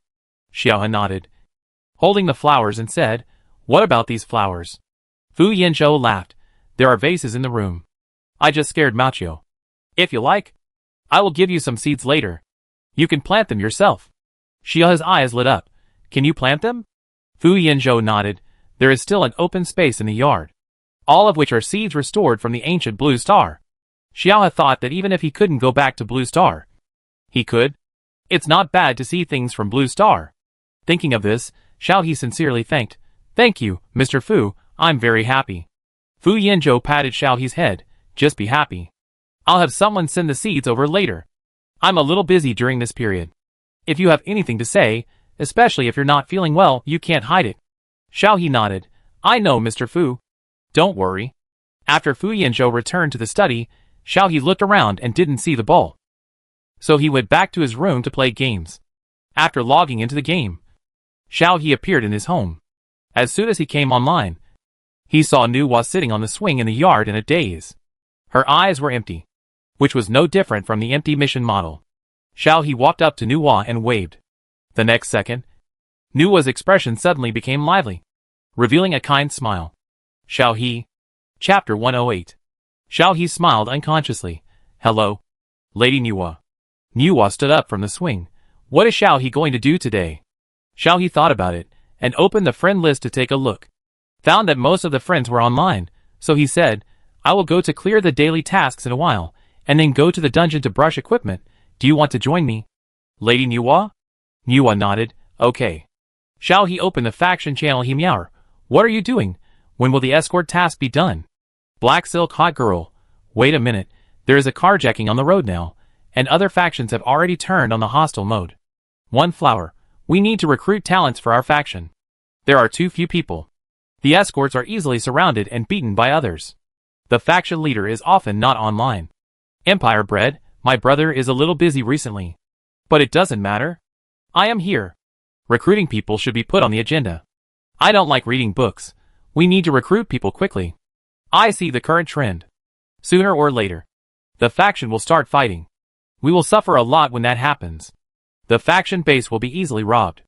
Lily, it's easy to recruit people. But I see many factions complaining about the intrigues among faction members on the forum. Should we set standards for recruiting people? Xiaowan, this may be a bit difficult. But we can recruit people first, and then improve the faction rules slowly. Black Silk Hottie, you guys decide. We have accumulated a lot of funds. We will upgrade the forces later. Now we should clear the daily tasks and do the dungeons. Hemiauer, let's clear the daily tasks first. By the way, I accepted the hidden task yesterday and got the buff. The task reward increased by 20%. And the dungeon drop rate increased by 25%. So we will have a good harvest today. Eat a peach, Xiao He. Are you lucky enough? You Fei Yu.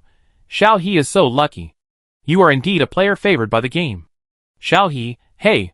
Everyone can benefit from the next dungeon. Black Silk Hottie, hurry up. I don't know how long this buff will last. We have to maximize the benefits. Soon Xiao He was entangled in the invitation to form a group. After joining the group, Xiao He looked at Nuwa. Nuwa looked at Xiao He with soft eyes, seemingly curious about what Xiao He was doing without saying anything just now. Xiao He took the initiative to explain. Lady Nuwa, I am chatting with my friends. I will go to do the task soon, Lady Nuwa. If you feel bored, tell me. Nuwa nodded. I know, but it seems to be fun to follow Xiao He to do anything. Xiao He was happy, took Nuwa away from home, and went to meet up with Black Silk Hottie and the others. The Black Silk Hottie and others gathered at the faction station. First, they completed the faction mission, then escorted the car, then went to the master's door separately, finally gathered to brush the dungeon, and were free to move around after the dungeon. When Xiaohe brought Nuwa to the faction station, the Black Silk Hottie who was about to greet Xiaohe looked at Nuwa hesitantly, and then pulled Xiaohe to ask in a low voice after a while, is this a player? Mainly in the eyes of the Black Silk Hottie, Nuwa didn't look like an NPC. Is her dress a new fashion in the game? Why didn't I see it in the mall? It's pretty. The Black Silk Hottie asked Xiaohe while quietly observing Nuwa. Xiao He said hurriedly, No, Lady Nuwa is an NPC. The NPC of yesterday's hidden mission. Her mission requires the player's company. The Black Silk Hottie looked at Nuwa in doubt. After a while she said, I don't know why. When this NPC looks at me, it's like my mother is looking at me. No, what is the game about? To create such an NPC? Xiao He shook her head. I don't know, but Xiao Heijia, we should respect Lady Nuwa. In the ancient Blue Star Huaxia tribe, Lady Nuwa is the creator god in the mythology. The Black Silk Hottie nodded. I know, if you don't say it, I can't afford to offend her. I always feel that offending her will bring bad luck. Xiao He nodded, and then introduced Nuwa to others again. This is Lady Nuwa, the NPC from whom I accepted the mission, who will be here during this period. Yu Feiyu, Xiaowan, Empire, Xiao Mianbao and others all looked over, and the moment they saw Nuwa, they all had the same idea as the Black Silk Hottie, and after a moment of silence, they all greeted Nuwa. Hello, Lady Nuwa. Nuwa's expression became more loving, and she nodded in response. Hello, you guys. Xiao He saw that Yu Feiyu and the others were staring at Nuwa, and was afraid that Nuwa would feel uncomfortable, so he hurriedly stood in front of Nuwa and said, Okay, let's start the mission.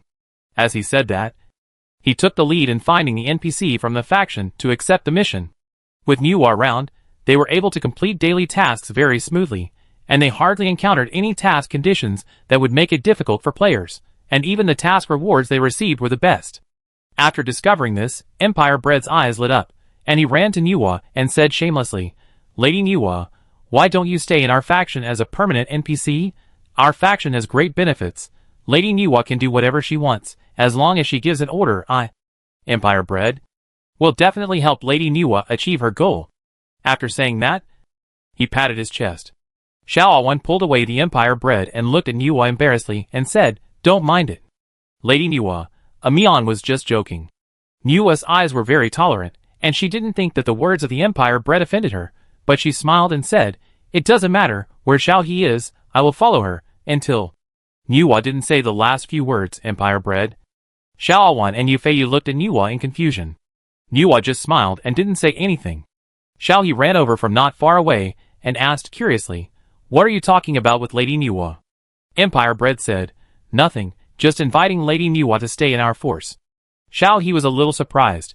"Can we invite NPCs to stay in the force? There is such an operation?" Empire Bread looked at Xiao He strangely and said, "Didn't I learn this from you? Didn't you say that game NPCs are very smart, and sometimes we can change our thinking to get the most benefits?" Xiao He gave a thumbs up to the Empire Bread. "It's you are smart. Live." Then he looked at Niwa. "Lady Niwa, have you agreed?" Niwa looked at Xiaohe. "Do you want me to enter your faction to protect you?" Xiaohe blinked. "If Lady Niwa is willing. That would be great." "Of course. If Lady Niwa feels embarrassed. You don't have to." Niwa smiled gently. "Since it is what Xiaohe wants, then it is as you wish." World Notice. God-level NPC Niwa voluntarily joins the faction Minghui Qianli. All members of the Minghui Qianli faction receive blessing buffs. Mission rewards increase by 5%. And dungeon drop rate increase by 5%. This is the only special reward. This notice scrolled on the sky for a minute, which was enough for all players in the server to see clearly. The players were shocked. The world channel was in an uproar. The programmers in the lab were also shocked. "Damn it! What's going on? When did this god-level NPC appear? How come I didn't know about it?" As the person in charge of modeling the NPCs in the game, Xiao Qian was caught off guard when he saw an NPC he didn't even know about appeared in the game. The rewards were ridiculously high. Xiao Qian felt like he was going to die. He even started to mourn his salary. Is it a bug? What's going on?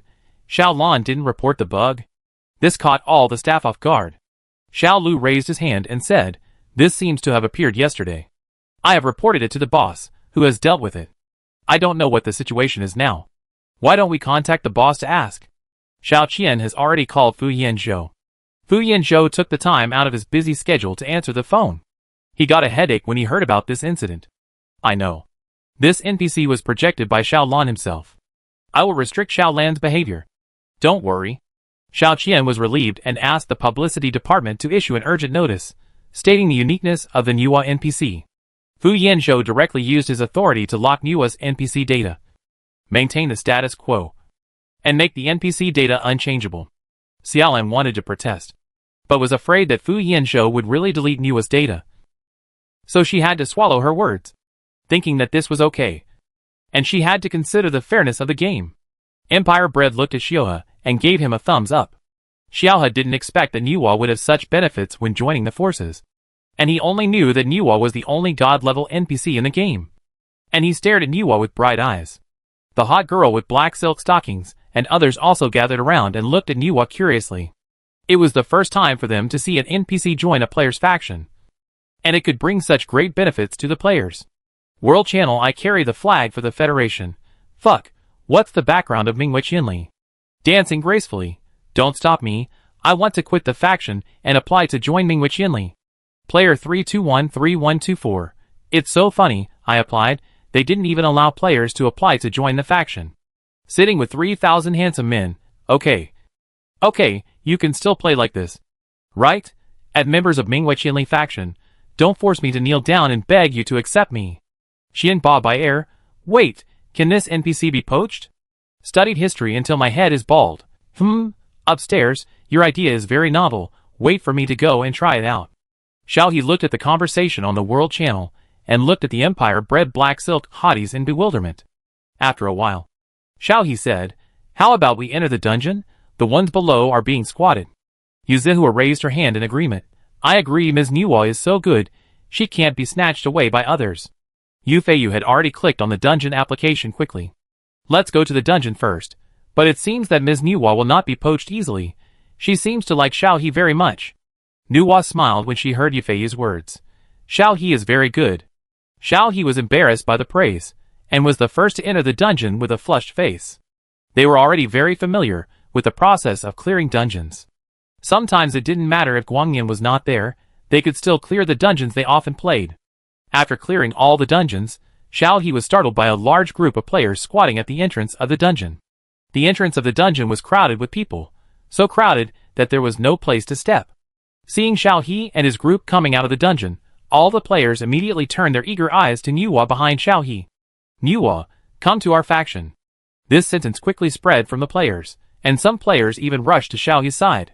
Chapter 109. Nuwa frowned at the huge crowd in front of her. Soon all the players present received a system prompt. Ding. You have offended Lady Nuwa. Lady Nuwa's favorability -1, current favorability 10. Players, please respect Lady Nuwa, otherwise you will bear the consequences. The players who squeezed over were silent, because as the favorability decreased, they had a negative buff for 1 minute, all attributes decreased by 5%. The next second, all the players retreated like the tide. Before leaving, they did not forget to apologize to Nuwa. Sorry, Lady Nuwa. We didn't mean it. We'll leave now. Shioha breathed a sigh of relief after the players pushed them away, and looked at Nuwa worriedly. Lady Nuwa, are you okay? Nuwa's eyes softened when she looked at Shioha, and she shook her head and said, It's okay. Although most of the players left, there were still a few players who didn't give up and came to Nuwa, and their attitude was respectful. Lady Nuwa, we just want to invite you to our faction, Lady Nuwa. Don't be angry. Nuwa's face looked better, and she said in a gentle tone, I won't go anywhere else, I want to follow Shioha. All eyes were immediately on Shioha, and at the same time, they realized one thing, the god-level NPCs did not enter the faction randomly, but because of a certain player, if this player changed factions. The players looked at Shioha with enthusiasm, and some of them were quick to react and walked up to Shioha, stretched out their hands and said with a smile, Hey, isn't this a coincidence? Hello? Sister Himiao. Our faction has many benefits. If you come, you can be the faction leader. The unknown faction leader didn't even know that he was sold out by the faction members. Yu Feiyu and Empire-bred Black Silk Hottie exchanged glances, and at the same time stopped Xiao He and said to others, Don't poach people in front of us. And for the money, find out that the founder of Mingwei Qinli is Xiao He. The poaching player looked at Yu Feiyu and others with disdain. You don't let the founder be the leader of the faction? Isn't this unfair to him? Black Silk Hottie was angry. How can you talk? Go away. We will be hostile to you if you poach people. Xiao Ming is the player's ID. Hearing what Black Silk Hottie said, he looked directly at Xiao He. Sister Himiao, please think about it. Our faction benefits are really good. Xiao He shook his head and refused. No. Thank you for your kindness, but I have no intention of changing factions. Xiao Ming was very disappointed. Yu Feiyu gave a heart-wrenching blow. Don't you really ask before you poach people? Our faction is the first one established in the whole server, there is no shortage of benefits, and we have 30% of the income of Zhongyuan as the faction funds, not to mention that this faction is established by Xiahe, and we are all friends of Xiahe. Why would Xiahe go to your faction? When Xiaoming heard this, he immediately changed his words. Then is your faction confirmed? How about me? I am very good at fighting. I am active in doing faction tasks, and escorting a car is no problem. Xiaoming was very active in recommending himself, and looked at Xiaohe eagerly. Xiaohe looked at the Black Silk Hottie. The Black Silk Hottie clicked on Xiaoming's attributes, and took a look. Then she pulled the Fish Empire, the small bread, and a flower and whispered for a while.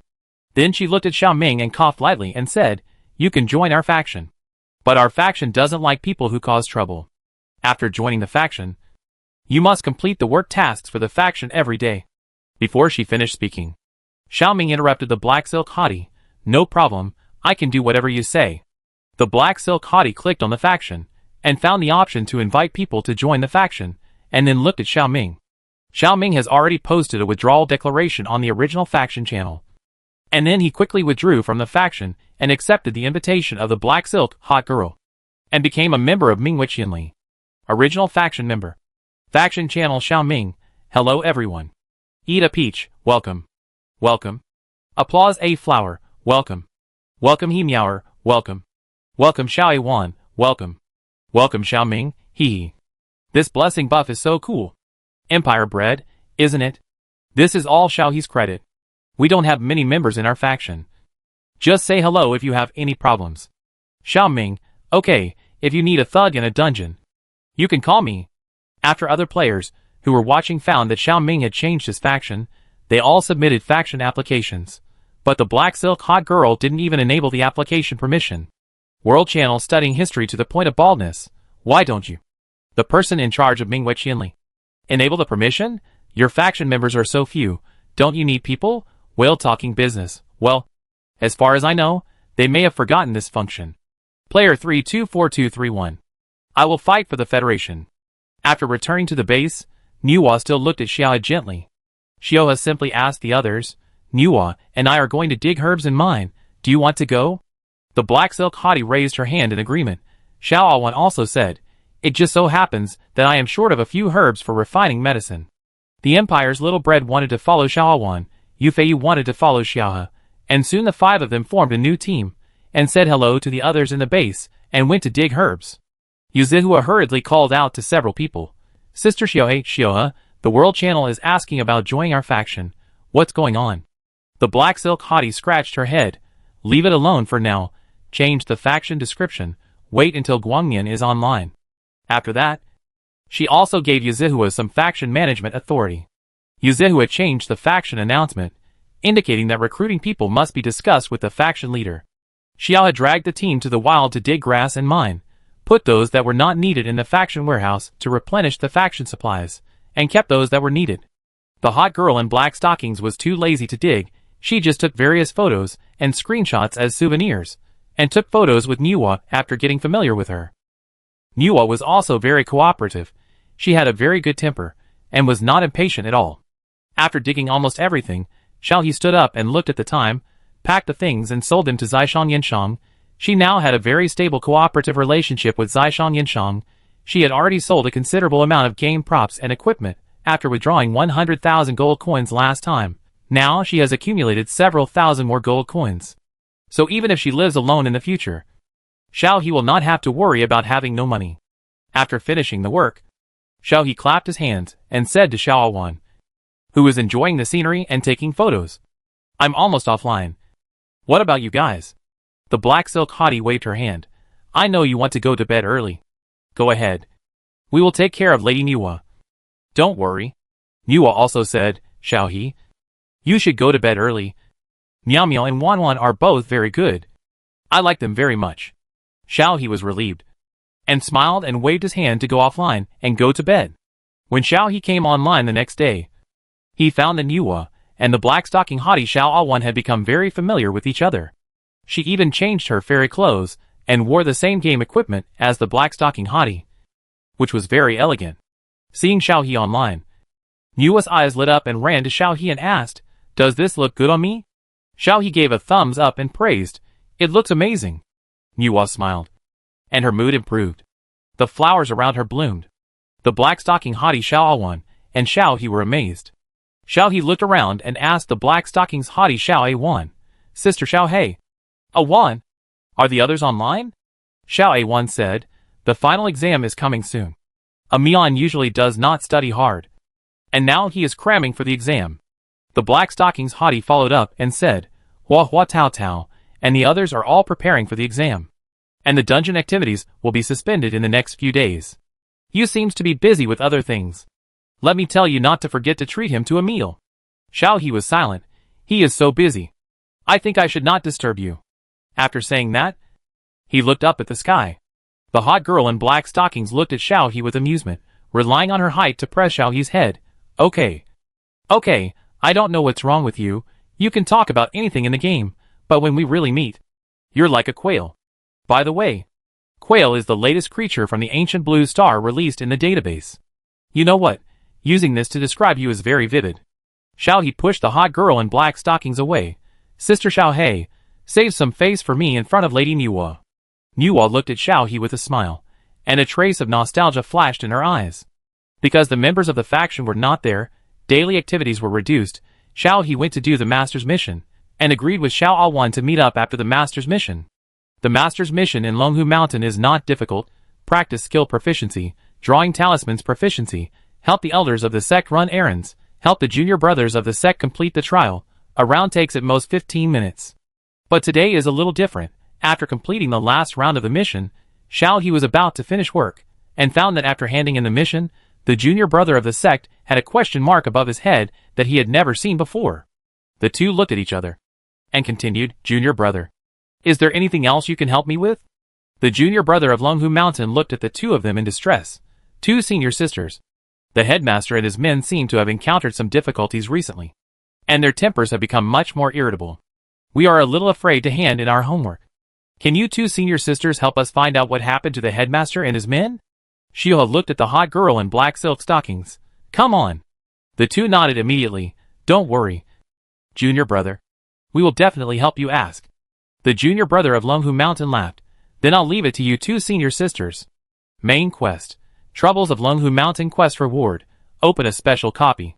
Coins *10. Experience Sister Xiao. This mission is a special copy. The black silk hottie took a look and said, "Isn't it the new copy in the update announcement? But hasn't the game been updated yet?" Xiao said with a smile, "It may be a bug, who cares, let's do the mission first, and then complete the first kill achievement of the copy. There will definitely be a lot of rewards." The black silk hottie nodded. The two took Niwa to find the head of Longhu Mountain to hand in the mission. The head of Longhu Mountain is the master of the hot girl in black silk stockings. When the two of them went over, the head and Taoist Wu Wei were different from usual. They didn't even play chess. The head looked very angry. Before they got close, they heard the head's voice. "No, I must go down the mountain and beat him up. Otherwise, the old Taoist will be unstable." Taoist Wu Wei was going to persuade him, but when he heard what the head said, he immediately stood up. "What you said makes sense. I have to beat him up too. Let's do it together." Chapter 110. Xiaohe and the black silk hottie looked at each other, trotted to the two and bowed. Disciple greets the master. The Taoist Wu Wei and the head of the sect looked over, their originally irritable faces calmed down, stroking their beards and smilingly saying, "It's you. Why are you here at this time? Have you completed the sect trial?" Xiaohe pulled the black silk hottie forward and smiled to massage the back of the elder Wu Wei and the head of the sect. "It's been a long time since I last visited you two elders. I miss you a little bit." The elder Wu Wei snorted and laughed. "You talk nicely, but you never come to see us. Tell me, what's the matter if you don't tell me? We're leaving." After saying that, he made a gesture to leave. Xiao He hurriedly said, "Don't. Master, we just heard the headmaster say from a distance that he was going to beat someone up." "Who are you going to beat up?" "We're going to do it for the headmaster." Elder Wu Wei looked at Xiao He for a while, and sat down slowly, gesturing Xiao He to sit down too. The headmaster snorted. "A few days ago, a peddler came down the mountain. I went to buy something from him and bargained for the price. But the peddler scolded me. After I came back, I got angrier and angrier. I planned to go down the mountain and beat him up." The black silk hot girl. Xiaohe. His expression changed for a while before he persuaded in a tangled way, "Headmaster, let's forget it. He is just an ordinary person. Let's not bother with him." "No. He scolded me. But he also said that we in Longhu Mountain are just a bunch of swindlers. He scolded the founder. I can't stand this." Xiaohe, "That's right. Master. Headmaster, I will go with you. Beat him up." Taoist Wu Wei looked at Xiaohe with admiration. "Not bad. Not bad. You have the style of the founder." The headmaster and Taoist Wu Wei stood up and walked down the mountain aggressively. Xiaohe, the black silk hot girl, followed them. The tasks they received also changed. Main quest. Troubles in Mount Longhu. Completion. 10% when they reached the foot of the mountain, the head of the sect, Taoist Wu Wei, and the other person stood in a circle. They didn't see the peddler anymore. The head of the sect said unhappily, "He ran away. We should have beaten him up yesterday." Xiao He scratched his head. "Should we look for him again?" Taoist Wu Wei put his hands behind his back. "No. Let's go back." Xiao He glanced at the silent task prompt, and hurriedly called Taoist Wu Wei. "Don't. Master. Since we're here, look for him again." Taoist Wu Wei raised his eyebrows. "Yes, since we're here, what do you say we should do now?" Xiao He. How did she know? The black silk hottie followed the head of the sect around, and couldn't help laughing when she heard the conversation between Xiao He and Taoist Wu Wei. The headmaster turned around and asked, "What are you laughing at?" The black silk hottie shut up, looking at the headmaster with an innocent face. The Taoist Wu Wei stopped teasing Xiaohe, and said to Xiaohe seriously, "Others are trivial matters, but I just stood in a circle and found that the celestial phenomena have changed recently, and the stars have moved, and I am afraid that something big will happen. It's just right that you are here.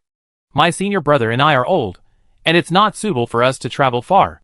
You can go on my behalf, and see what happened in Jiangnan." Main quest.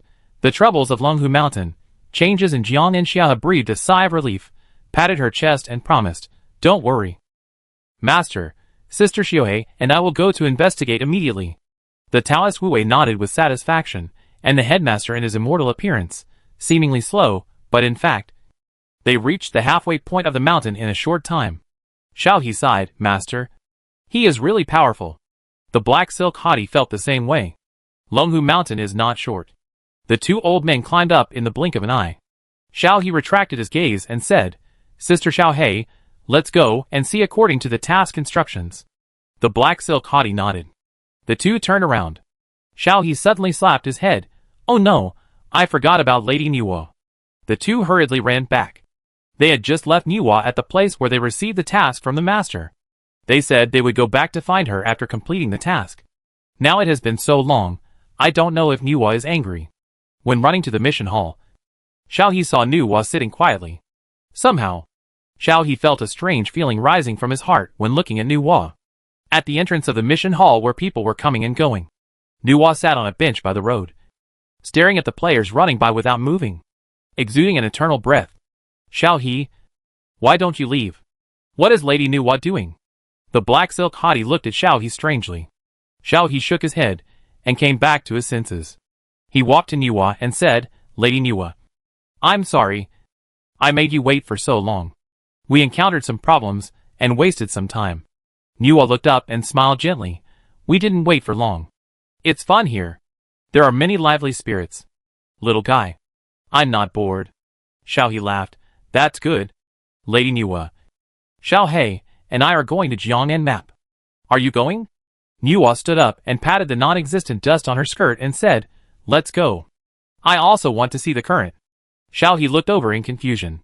Niwa's second half of the sentence was very low, and no one could hear her clearly. Niwa touched Xiaohe's head. "Nothing. Let's go."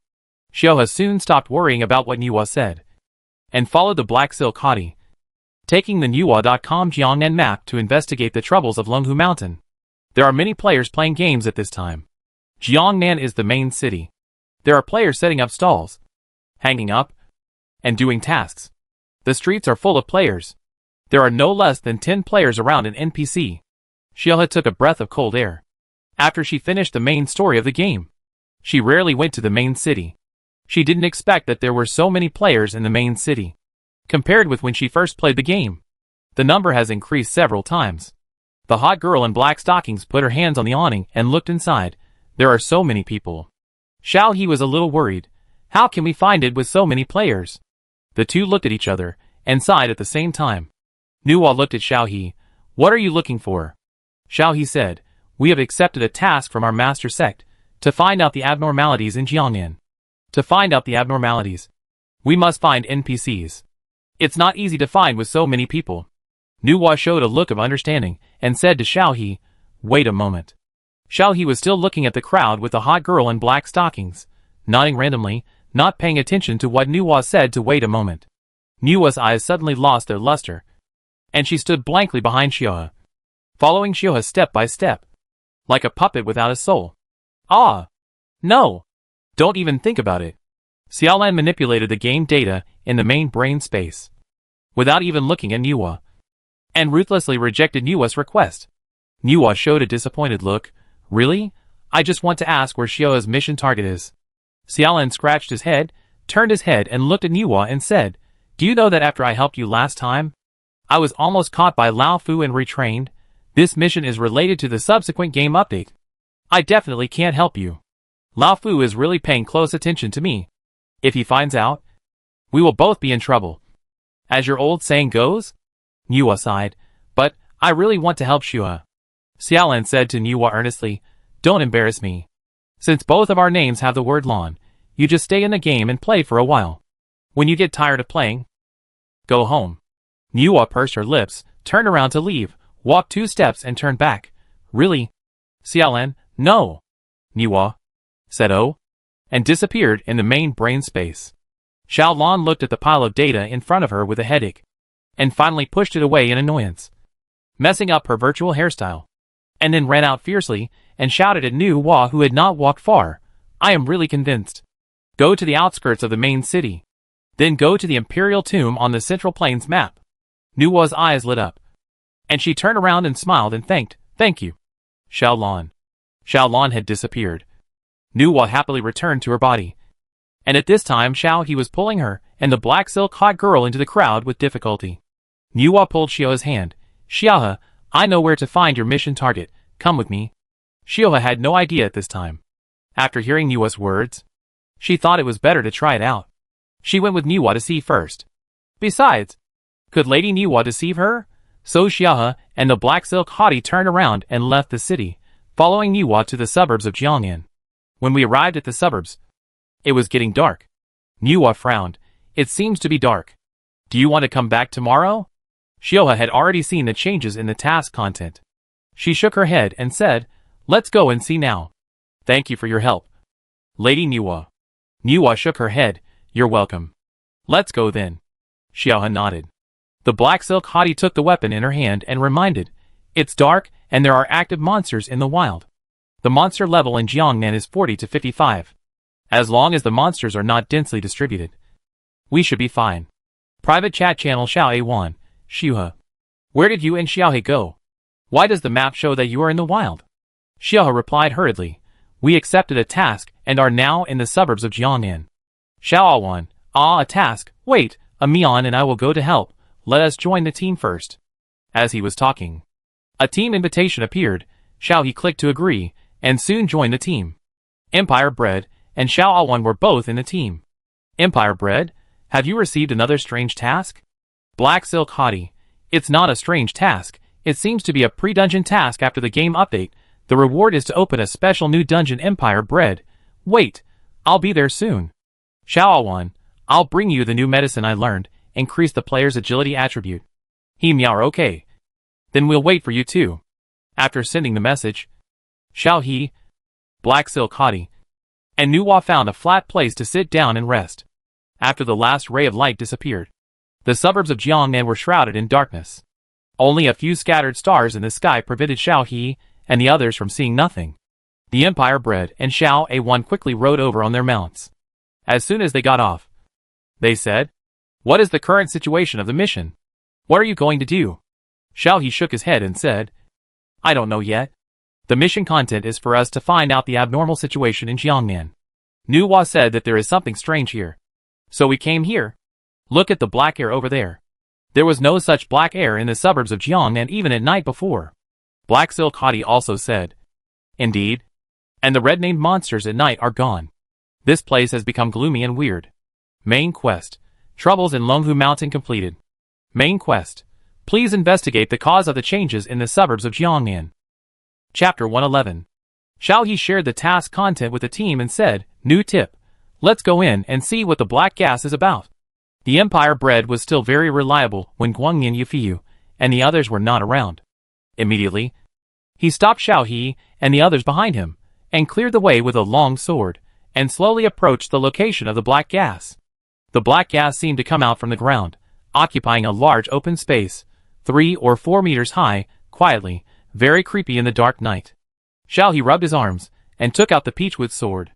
Imperial Bread looked at Xiaohe strangely. Why are you holding a wooden sword today? Didn't you always like to use your fancy brick in the past? Xiaohe rolled his eyes at Imperial Bread. What do you know? The peachwood sword is most effective against dirty things. And my brick? The seal is a seal. What brick? It's a waste of talent to use it against this. Imperial Bread shrugged, turned around and said to Xiaohe, Wan, don't be stubborn for a while. Hide behind me.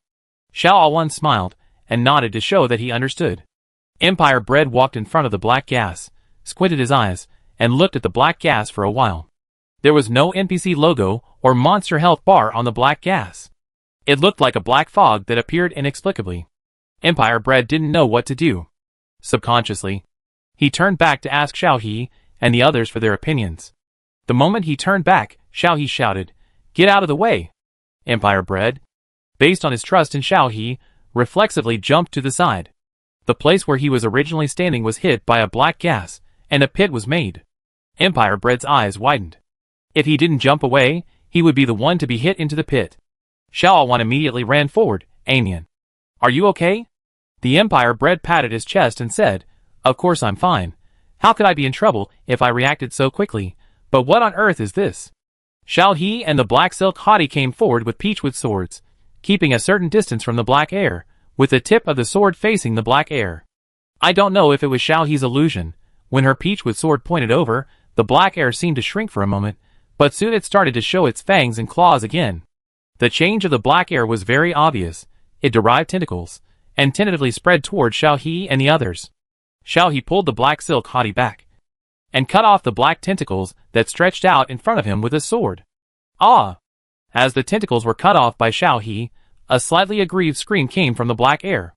Xiao He was stunned for a moment, and looked at the black silk hottie. Could this black air be a thinking NPC? The black silk hottie smiled, and stabbed it with the peachwood sword mercilessly, and said, Who cares? This thing is playing tricks here, waiting for us to clean it up. The peachwood sword stabbed into the black air, making a sizzling sound, accompanied by a burnt smell, which was very pungent. Xiao He covered her nose and stepped back with disgust. It stinks. The black silk hottie also stepped back, covering her nose. What the hell is this? It stinks. Xiao A1 frowned and walked away from the black air with Empire Bread. The black air's aggrieved voice sounded in the dark night. I don't stink. After these 3 words came out, an explanation also appeared above the black air's head. The nameless ghost that was dug out. Xiao He suddenly realized. It turned out to be a ghost. No wonder it stinks when it is stabbed by the peachwood sword. You are so scary. You want to beat me as soon as you come. I didn't do anything bad. The nameless ghost accused Xiao He and others of their behavior. Xiao He did not feel guilty at all. Instead, he walked forward and stretched out his hand to touch the tentacles of the nameless ghost. What do you look like? Let go of the black air. Let's talk properly, or I will hit you. The nameless ghost trembled at Xiao He's fierce look, and all his tentacles became thinner, revealing his true face. He was a childish ghost wearing a white robe, with a red mark on his neck, his hair hanging behind his head, his eyes round, and his face extremely pale. He did not look like a normal person at first glance. Xiao He squatted in front of the little ghost and stretched out his hand to pinch the little ghost's cheek. You are the one who is playing tricks. Why are you running here in the middle of the night instead of staying at your own grave? The little ghost dared not to be angry, mainly because he was afraid of Xiao He's peachwood sword. Xiao He looked at the little ghost's puffed cheeks and angry look without any guilt of bullying the child, and threatened the little ghost with a smile. Tell the truth about what you are doing here.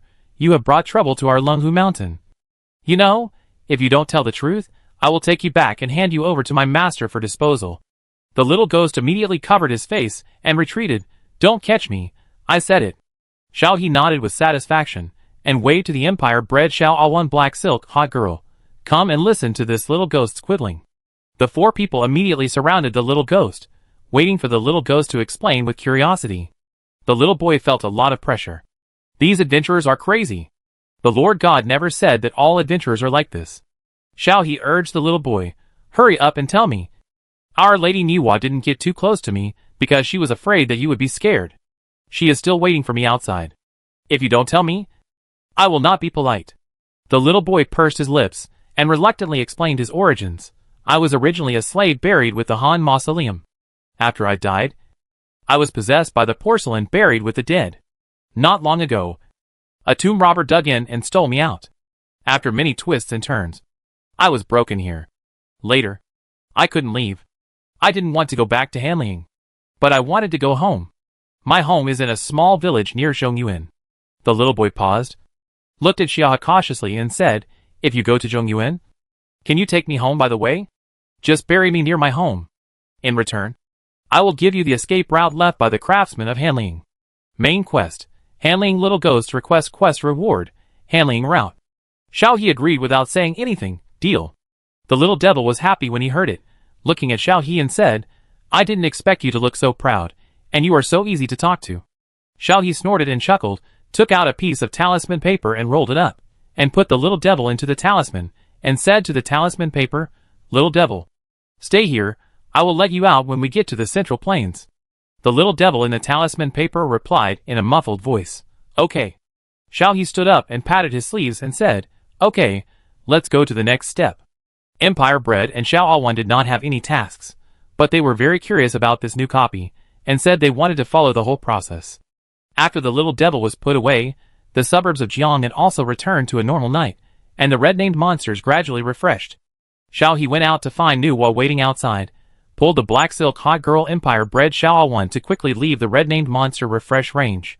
When the game dawned, Xiao He and his friends went to the post station to teleport to Zhongyuan. After arriving in the Central Plains, Xiao He found a cool place to let the little ghost out and asked, Where is your home? The little ghost looked around and looked confused. This. Where is this? Xiao He looked around. Central Plains? Didn't you say your home is in a small village in the Central Plains? The little ghost looked at Xiao He in distress. But the Central Plains didn't look like this when I died. Xiao He paused and asked hesitantly, When did you die? The little ghost counted on his fingers and said uncertainly, I forgot. It seems to be during the reign of Emperor Ling? Xiao He looked at the little ghost in silence. During the reign of Emperor Ling. According to the progress of the main quest of the game, more than 2,000 years have passed. And this little ghost is still an ancient ghost. Black Silk Haughty Empire, Little Bread, and Little Awan all realized this. Black Silk Haughty looked at the little boy with sympathy. You may not be able to find your home. It has been more than 2,000 years since you died. The little boy's eyes widened. Have I been dead for so long? Xiao He nodded. The little boy immediately became depressed and kept silent for a long time with his head down. Before he died, he had been thinking about going home to take a look. Now it has been so long, and his home is gone. The little boy didn't know what to do. Seeing this, Xiao Awan touched the little boy's head and asked, Which direction is your home? We can take you to look for it, but we are not sure if we can find it. The little boy shook his head and said dejectedly, Forget it. It's been so long, I can't see anything if I go back. I'd better go back to Hanling. There are many little boys like me there. They must have been worried for a long time when I disappeared. It's just right that I can take you in. Main quest. Handling little boys request completed quest reward has been issued. Xiao and the Black Silk Hot Girl both have the handling route map in their packages. The little boy quickly cheered up and looked at Xiao He with his hands on his hips and said, Let's go! I'll take you to the Han Mausoleum. It's been so long anyway.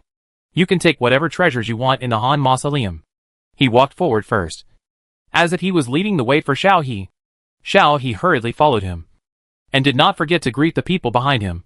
Little Bread, Awan, Sister Xiao He, Lady Niwa. Hurry up. Follow the little boy to pick up treasures. The little boy instinctively led Xiao He and the others out of the main city of Zhongyuan. The little boy looked around and walked in one direction. Xiao He and the others followed for a distance, and suddenly found a mountain they had never seen before. It was very imposing, and it was obviously a feng shui treasure land. When the little ghost saw the mountain, he walked into the mountain as if he knew the way. He took Xiao He and the others to a hidden pit after many twists and turns. He pulled away the weeds outside and said, Look, this is the escape passage left by the craftsman who built the mausoleum. After I died, I became a ghost. I followed what these workers saw. Come on. I will take you in to find the treasure. After that, he went in. Xiao He did not hesitate, lifted her skirt, and followed in. The space after entering was not small. Xiao He could walk in by bending over, without having to crawl in. After a while, the mud cave turned into a masonry tomb passage. The little boy who led the way walked in happily, just like going home. Xiao He sped up to avoid losing him. But soon the little boy stopped and pointed to the burial pit not far away and said, Thank you. I'm here. You can go around by yourselves, and you won't encounter any traps if you follow the route. After that, the little boy disappeared in front of Xiao He. There were many white bones in the burial pit, with a thin layer of black air floating on their faces. Xiao He saw a group of black air belonging to the little boy merge into it. The black air in the entire burial pit fluctuated for a while, and soon calmed down. Chapter 112. Xiao He sighed inexplicably, took out a bunch of flowers that he had put in his backpack at some point, and placed them in front of the burial pit, sat down cross-legged, made a finger gesture, recited the mantra of rebirth to help these little ghosts, who were buried alive. The Black Silk Haughty followed Xiao He, and chanted the mantra of rebirth. After reciting, the two of them received a system prompt at the same time. System prompt: handling burial pit ghosts favorability plus 50, obtained handling ghosts friendly buff. Xiaohe stood up and said, "These little ghosts buried alive are not very old. You can bring some snacks next time you come." The black silk hottie asked curiously, "Are they all buried here after they die?" Xiaohe shook his head. "No, they were thrown here after being killed. The meaning of the burial pit is to bury the superior with the emperor. The owner of this mausoleum is the emperor. The ancient emperor believed that even if he died, he should bring some people to serve him. So these little ghosts were killed." The three people of empire bred Xiaowan and the black silk hottie were in disbelief after hearing this. How can there be such an inhumane thing? How old are these little ghosts? Under 10 years old. Right? Xiaohe spread his hands. This is the feudal system of the Huaxia people on the ancient blue star. Didn't you do the main quest before? Didn't you see the starving people everywhere in the background of the plot? The black silk hottie said. I'm impatient to read that kind of text background introduction. So I skipped it. The empire bred also felt the same way. It's so miserable. Xiaohe waved his hand. Okay. Let's go in and take a look at the next task clue. I'm going to log off in a while. At this time, Yuhua came back from somewhere and said to Xiaohe, I saw a few signs in front of me. Which glow? Xiaohe, do you want to go and see if it's what you are looking for? Xiaohe was very moved as he pulled Yuhua.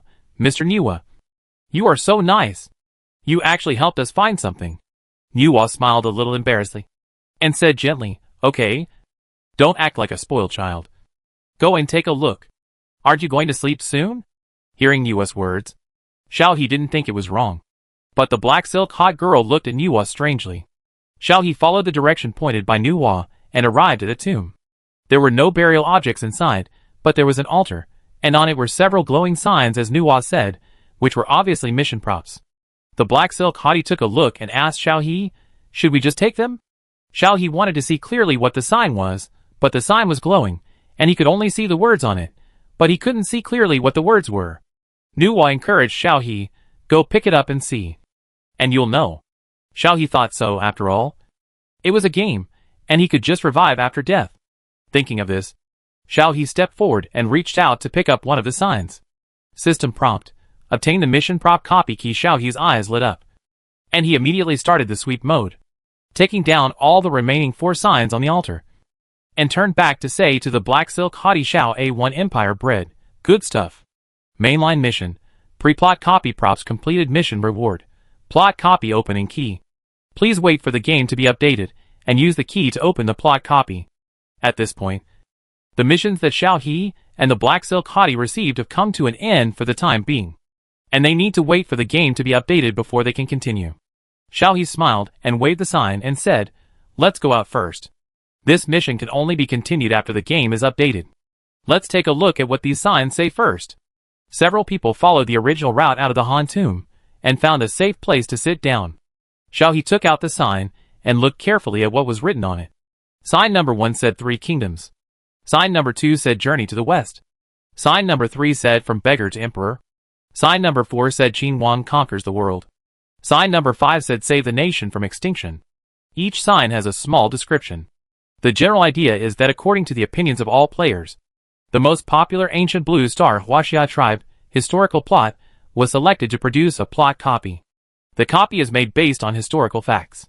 Unlike the main task, the route in the copy will change according to the player's choice. The final outcome is determined by the player's own choice. After entering the copy, the player can choose any identity to play the game.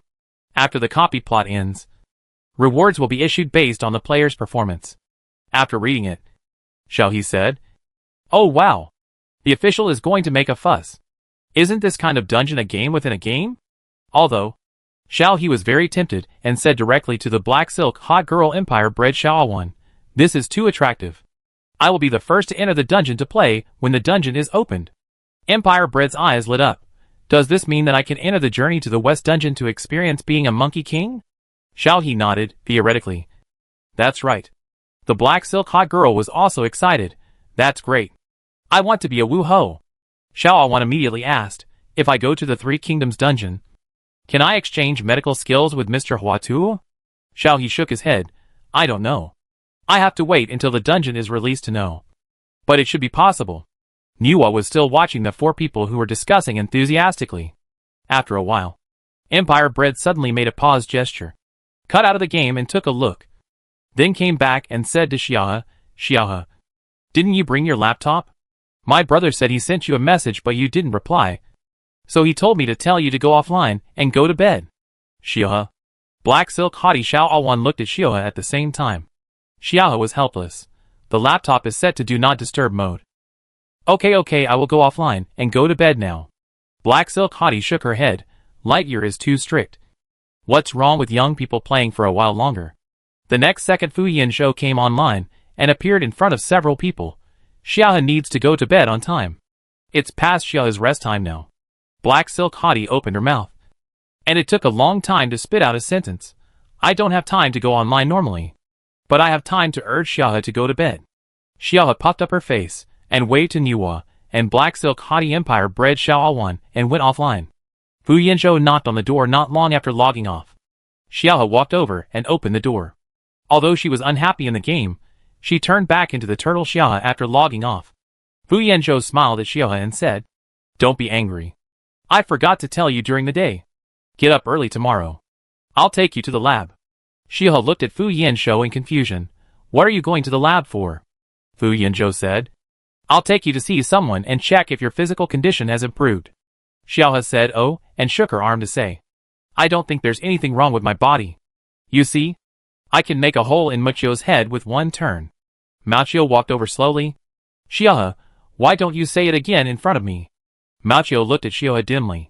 Xiaohe withdrew his hand with a guilty conscience and said to Fu Yanzhou, I know.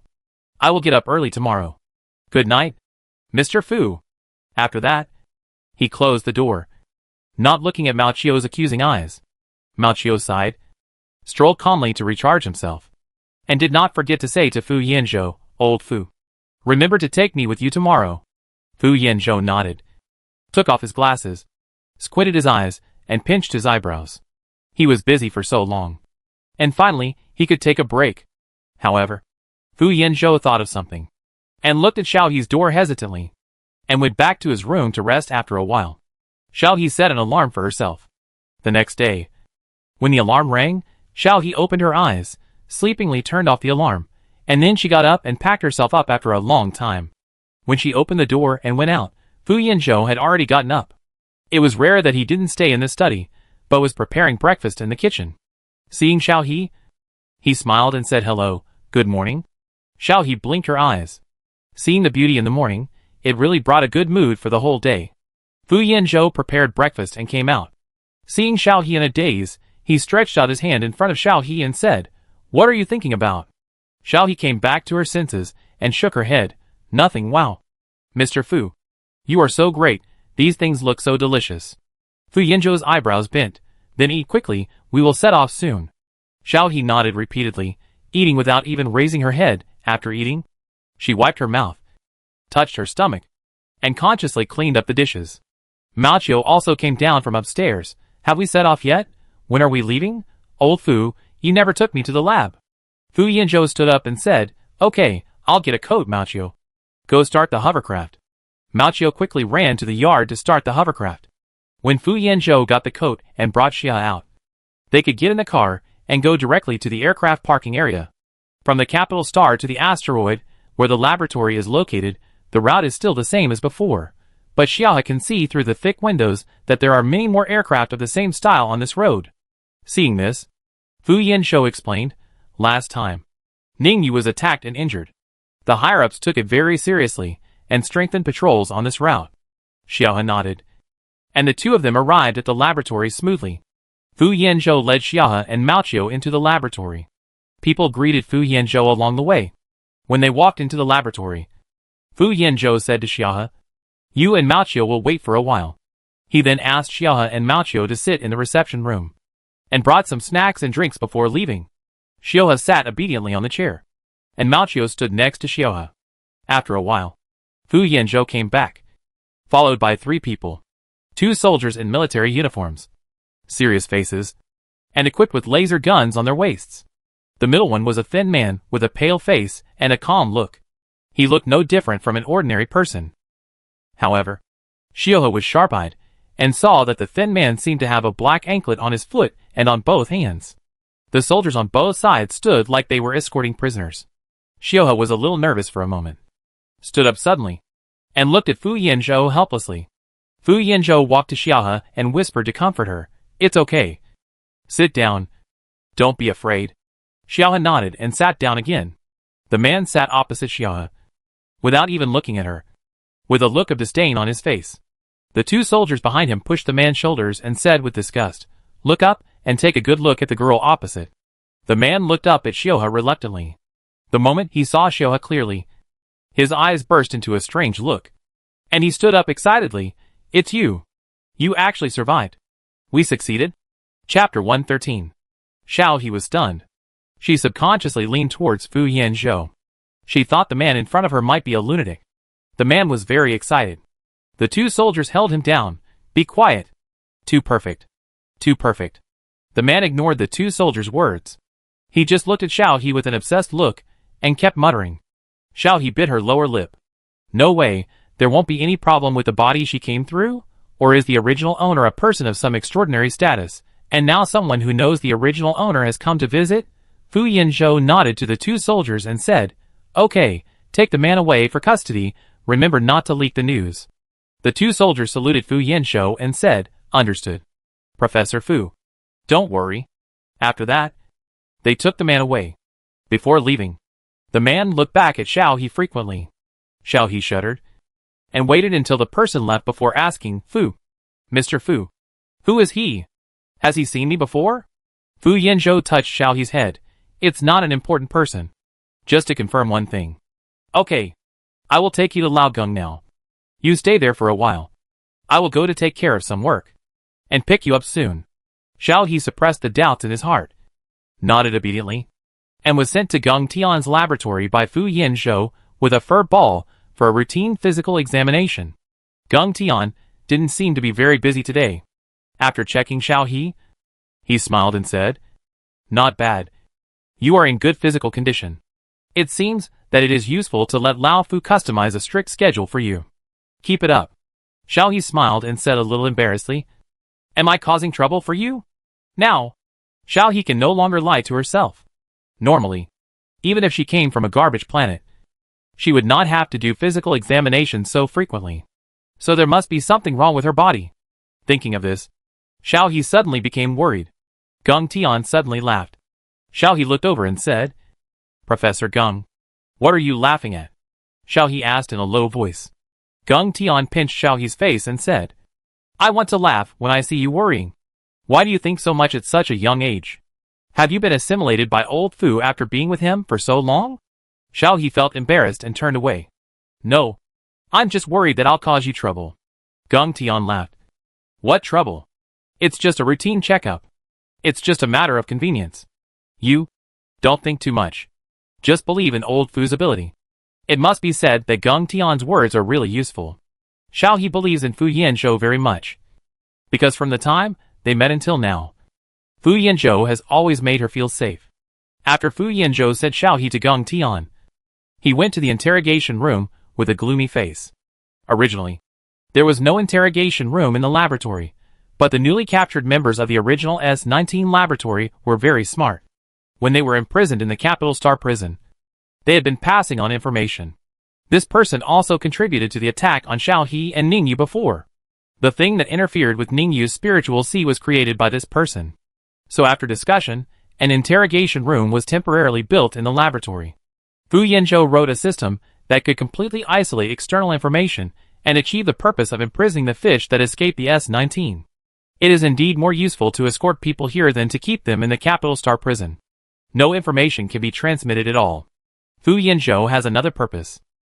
The data seized from S-19 before did not contain any information about Xiaohe. This led to the fact that they only knew Xiaohe's physical data after the laboratory examination. They were helpless about the conditions that Xiaohe had before. Now that he has been caught, Fu Yanzhou wants to ask this person for the experimental data of S-19 on Xiaohe. With the experimental data, they can analyze Xiaohe's specific situation. Find out the reason why Xiaohe had symptoms last time. and avoid similar situations in the future. Fu Yanzhou sat in the interrogation room with a blank expression. Yu Lai from S19 opposite him looked relaxed, as if he was not a prisoner, but an invited guest. His attitude was very arrogant. This attitude appeared after meeting Xiao He. Fu Yanzhou knew it well. He raised his hand to signal others to go out. After closing the door, Fu Yanzhou stood up and walked to Yu Lai, knocked on the table in front of him and said, "Where is Xiao He's information?" Yu Lai laughed. "I don't know what you are talking about." Fu Yanzhou's eyes were very calm. "You know what I am talking about." Yu Lai suddenly became dazed for a moment and muttered to himself. Number 01 is the perfect test subject. It's a pity that you found the experimental base before we could wake her up. We were forced to send number 01 away. Unexpectedly, she became conscious on her own and survived. Data? Number 01's data. Yes. Data? We need to get the data back. Continue research. Continue research. Fu Yanzhou continued to ask, "Where is the data?" Yu Lai's eyes were empty, in the professor's hands.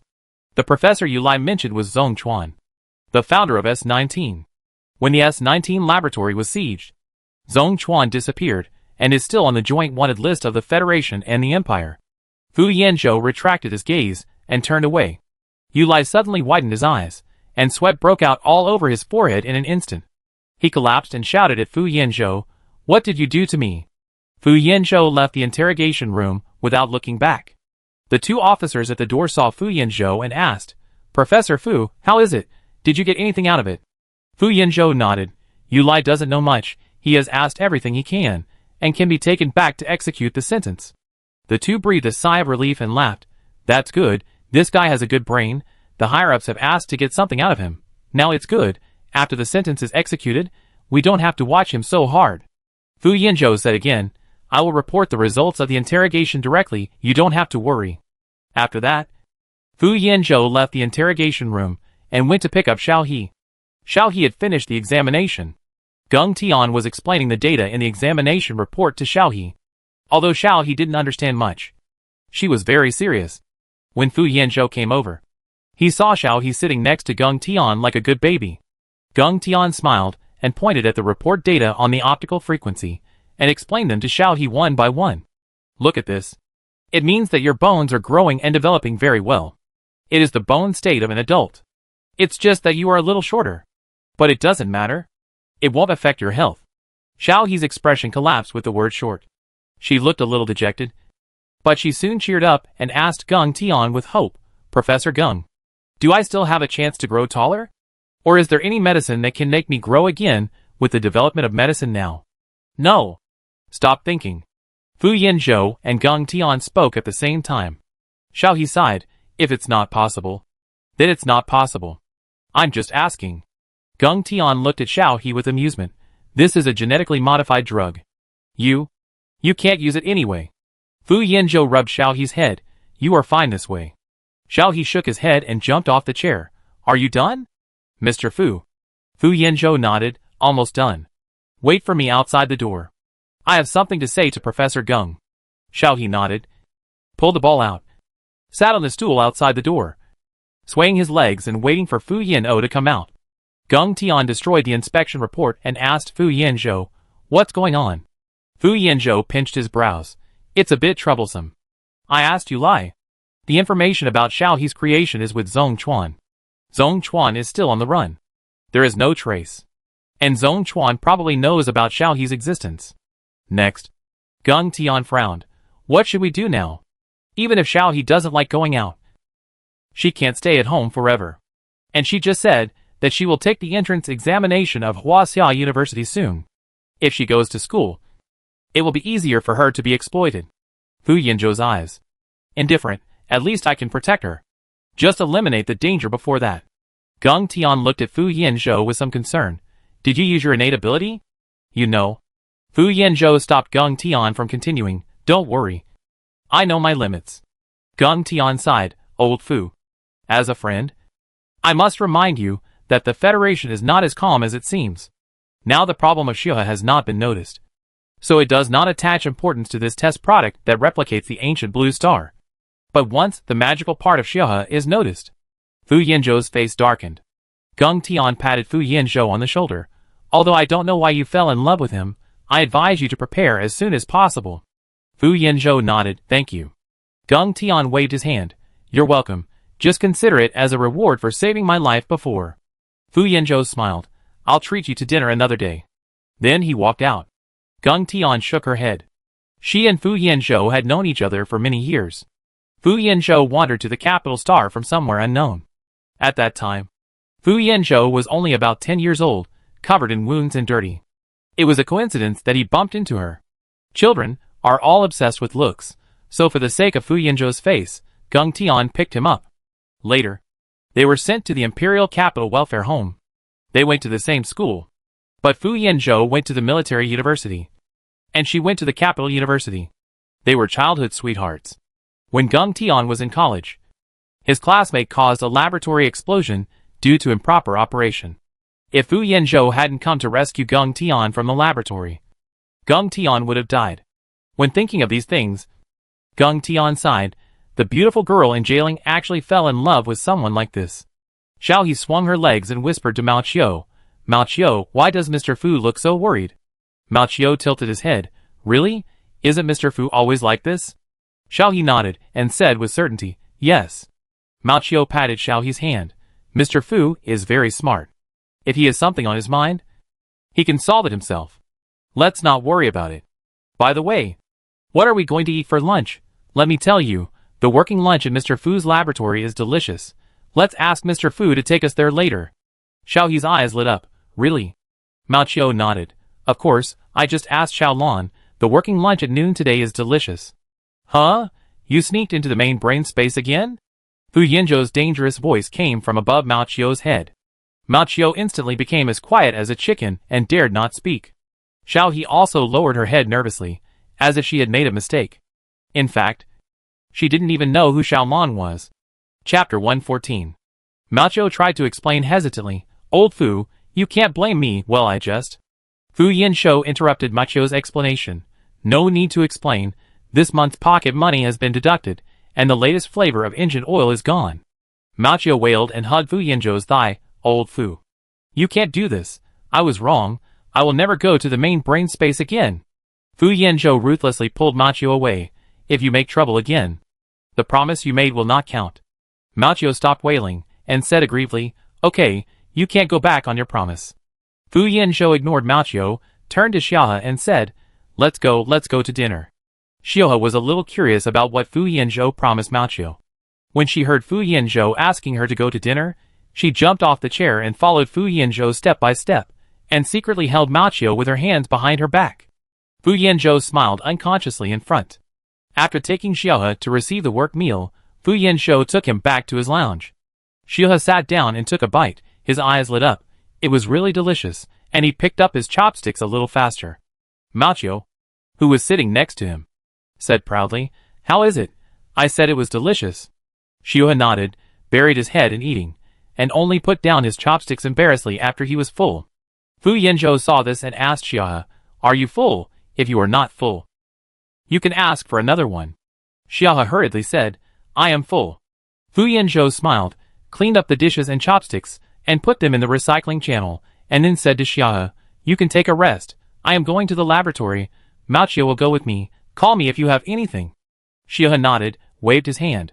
I know, Mr. Fu. You go, I will wait for you here. Fu Yanzhou nodded, and took Mao Qiu to the laboratory. Xiao He was a little bored sitting in the lounge. After a while, she felt sleepy, and laid down on the bed in the lounge to sleep. There was the scent of Fu Yanzhou on the bed, and Xiao He slept peacefully. Xiao Lan, can I go over and take a look? Niwa asked from the main brain space. Xiao Lan took a look at the line connecting to the lounge. Then go ahead. Be careful. If you are discovered and treated as a virus, I won't care. Niwa laughed. Don't worry. I'll just take a look. After saying that, she became a light spot, and followed the lighted line to the lounge, and finally stopped on the computer in the lounge. Looking at Xiao He gently, Xiao He turned over, as if he felt something. His eyelids opened sleepily, and then quickly closed again. Niwa was startled, and hurried back to the main brain space and patted her chest. Xiao Lan laughed at Niwa. She can't see you again. Why are you panicking? Niwa was embarrassed. Sorry. I'm not used to the current technology. I always feel that I will be discovered. Xiaolon scratched his head and sighed. Forget it. Forget it. You play by yourself. Lao Fu sent another task. I have to start working. Niwa nodded. I won't disturb you. Then she disappeared in the main brain space. Xiaohe woke up after a nap. Fu Yanzhou and Mao Qiu hadn't come back yet. Xiaohe blinked her eyes. She had slept a little, and her mind was a little confused. After finally getting up from the bed, Xiaohe was dazed for a while, and yawned slowly to wake herself up. She looked at the time and found that it was late. She had slept for the whole afternoon. After realizing this, Xiaohe planned to go out to find Fu Yanzhou. She had been to the laboratory several times before, and walked to the game department in a familiar way. She didn't meet anyone on the way, and it seemed that everyone was busy. Arriving at the entrance of the game department, Xiaohe stood outside the glass door and looked inside. Everyone inside was busy working. The large screen in the middle was full of complex codes. Fu Yanzhou was standing there, saying something with a serious look. Soon someone noticed Xiaohe at the door and reminded Fu Yanzhou. Fu Yanzhou stopped talking and looked over, gestured to Xiaohe, and continued talking about the previous topic. Mao Qiu ran over to open the door for Xiaohe, pulled Xiaohe in and said, Old Fu will be done soon. I was just about to look for you. Then he pulled Xiaohe to sit on the sofa next to him and gave Xiaohe some snacks. Xiaohe looked at Fu Yanzhou curiously. Sitting here, she could vaguely hear Fu Yanzhou's words. It seemed that he was talking about the game update and synchronization with Blue Star. Xiaohe didn't quite understand. After a while, Fu Yanzhou seemed to have finished talking. He put away the information and told others a few words. Then he walked toward Xiaohe and asked Xiaohe with a smile, Have you been waiting for a long time? Xiaohe shook her head, Not long. If Mr. Fu is busy, don't worry about me. Fu Yanzhou said, It's done. We can go home. Xiaohe nodded and let Fu Yanzhou lead her out. After returning to the capital planet from the laboratory, it was completely dark.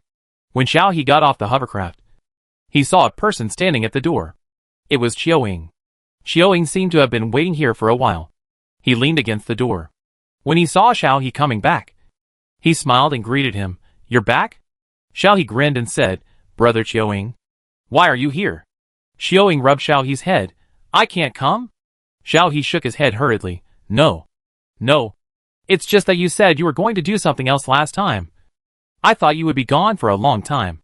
Qiuing looked at Xiaohe's anxious explanation with amusement, patted Xiaohe's head and said, I'm done. I came back to see how you are. Xiaohe laughed. I'm fine. Brother Qiuing. Where is Brother Qiu? Didn't he come with you? Qiuing shook his head. He's with my eldest brother. Fu Yanzhou also parked the car at this time and walked over to nod and greet. Qiuing glanced at Fu Yanzhou, and the two exchanged glances quickly. Qiuing hooked his arm around Xiaohe's neck and followed Fu Yanzhou into the house.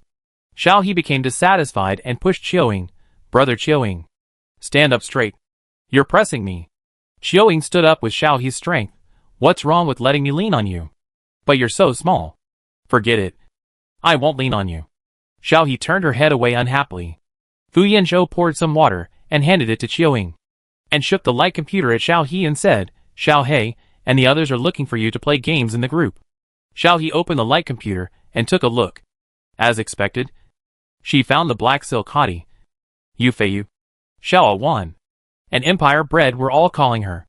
Xiaohe hurriedly said to Fu Yanzhou and Qiuing, Mr. Fu, Brother Qiuing, I'll play the game first. Then she ran upstairs.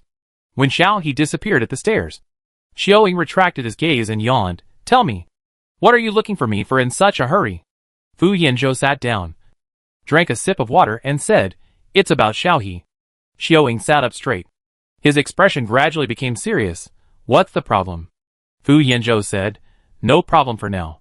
Today I interrogated Yu Lai from the S19 laboratory, trying to find Xiaohe's information. But Yu Lai said that the information is in Zhong Chuan's hands.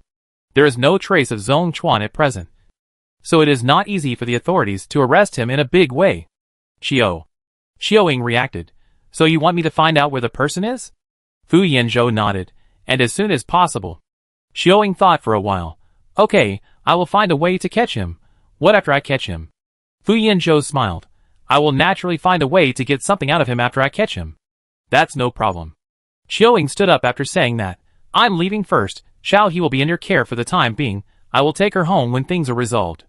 Fu Yanzhou's face remained smiling, sending Xiaoying out. Home? Xiao He will like living here.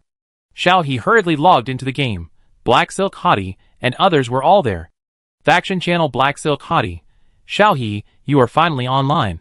Hurry up and form a team. The game will be shut down for updates in 2 hours. Let's clear the dungeon before the update. He Meower, here we come. Yu Fei Yu. The game update will take 2 days. The final exam is over. Xiao He. Do you want to come out and play? Seeing Yu Fei Yu's message, Xiao He blinked and tried to pretend that he didn't see it. Empire bred, at He Meower Xiao He. Don't play dumb. Wan and I are already on the way back to the capital star. Yuzihua, what a pity, I'm not on the capital planet, otherwise I would definitely go to join in the fun. Lililai, me too, I'm on a 3rd-tier planet, I'm so busy, I don't have any vacations at all, I can only play games every day to relax. Eating peaches, hee. What a coincidence, I'm on the capital planet. I don't like reading, I'm here too. Xiaoming classmate, I'm also on the capital planet, but it's the capital planet of the Empire. Black Silk Hot Girl. Xia, it's settled, I'll pick you up when the time comes. He Meow Air, don't come over. JPG Yu Fei Yu. Then where shall we meet? He Meow Air, well time is running out. Let's go to the dungeon first. Black Silk Hottie, that's easy, I have a house on the capital star, you can go to my house. Empire bred, actually. You can go to my brother's house, but I'm afraid you won't feel comfortable. Yu Fei Yu, in that case, let's go to my place, the bar at home, it's suitable for gatherings. Eat a peach, I have no problem with that. Xiaoming classmate, remember to post some photos after you get together. Black Silk Hottie, that's it. Xiao He's words were ignored. When she thought about being with so many people, Xiao He was worried. The most important thing was that the Black Silk Hottie knew where she lived.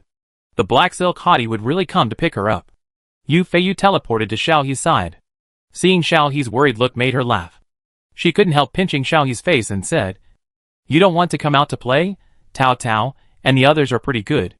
Besides, it's just a get-together. It won't embarrass you. Xiao He glanced at Yu Fei Yu and sighed. You don't understand. Yu Fei Yu patted Xiao He's head. You should go out more often. What's fun about staying at home every day? I'll take you to Huaxia University to play. Aren't you going to take the exam here? Xiao He rested his chin. Ah. The Black Silk Hottie had already opened a dungeon at this time. Xiao He put away his worries and teleported over to play the dungeon.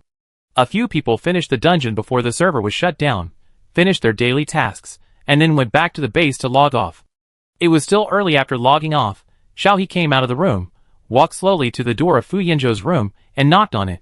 She wanted to ask Fu Yanzhou if he wanted to go. Chapter 115. The door seemed to be unlocked. Xiao He knocked twice, and the door opened. Xiao He looked up subconsciously. The man with a towel around his waist stood by the bed and wiped his hair. His muscles were well distributed, and his raised arms were strong and powerful. Xiao He was stunned. Her nose felt hot, and it seemed that warm liquid was gushing out of her nose. Fu Yanzhou seemed to have heard the noise, stopped and turned around, and seemed to think of something after seeing Xiao He. He came over and closed the door, and said to Xiao He through the door, Wait a minute. Xiao He came to his senses, and covered his nose fiercely, and blushed, and ran back to the room in a panic, and shrank into a chair, and the erotic scene he had just seen could not be restrained from popping up in his mind. Just thinking about it, Xiao He looked a little confused. She seemed to notice that Fu Yanzhou's hair color was not right. It seemed to be white. Xiao He thought uncertainly, and the blush on her face slowly faded. The next second, there was a knock on the door, accompanied by Fu Yanzhou's gentle words, Xiao He? Xiao He hurriedly responded, Yes. Yes. Yes. The door is not locked. Fu Yanzhou pushed the door open and came in, changed into a home suit. His hair was still a little wet, and it was scattered behind his head, because the scene she just saw kept popping up in her mind. Xiao He blushed and looked at Fu Yanzhou's hair curiously. Fu Yanzhou sat opposite Xiao He with an impeccable smile on his face. Did you ask me something just now?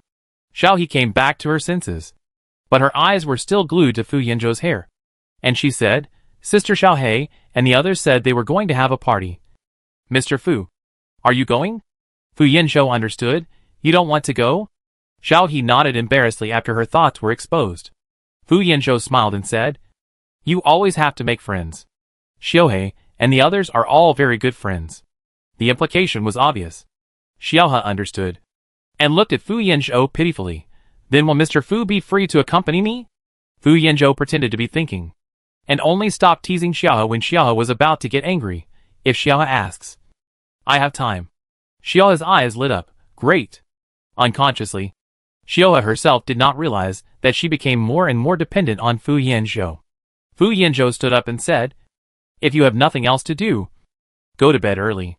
The game will be updated in the next 2 days. If you are bored, take Mechio out for a walk." Xiaohe nodded, said Fu Yanzhou out, and suddenly remembered something when standing at the door. She hesitated and said, "Mr. Fu Yu."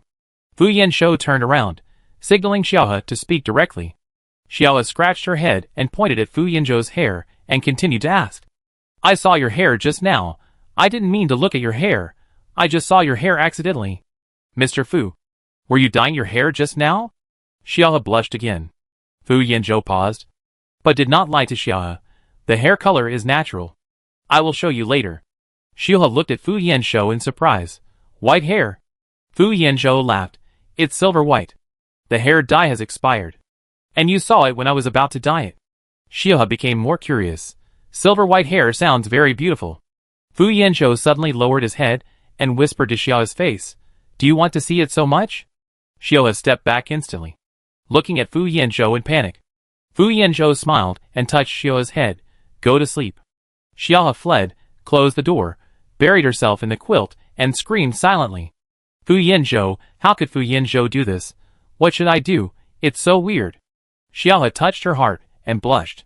In fact, since she lived with Fu Yanzhou, she rarely saw Fu Yanzhou's heart beating so fast.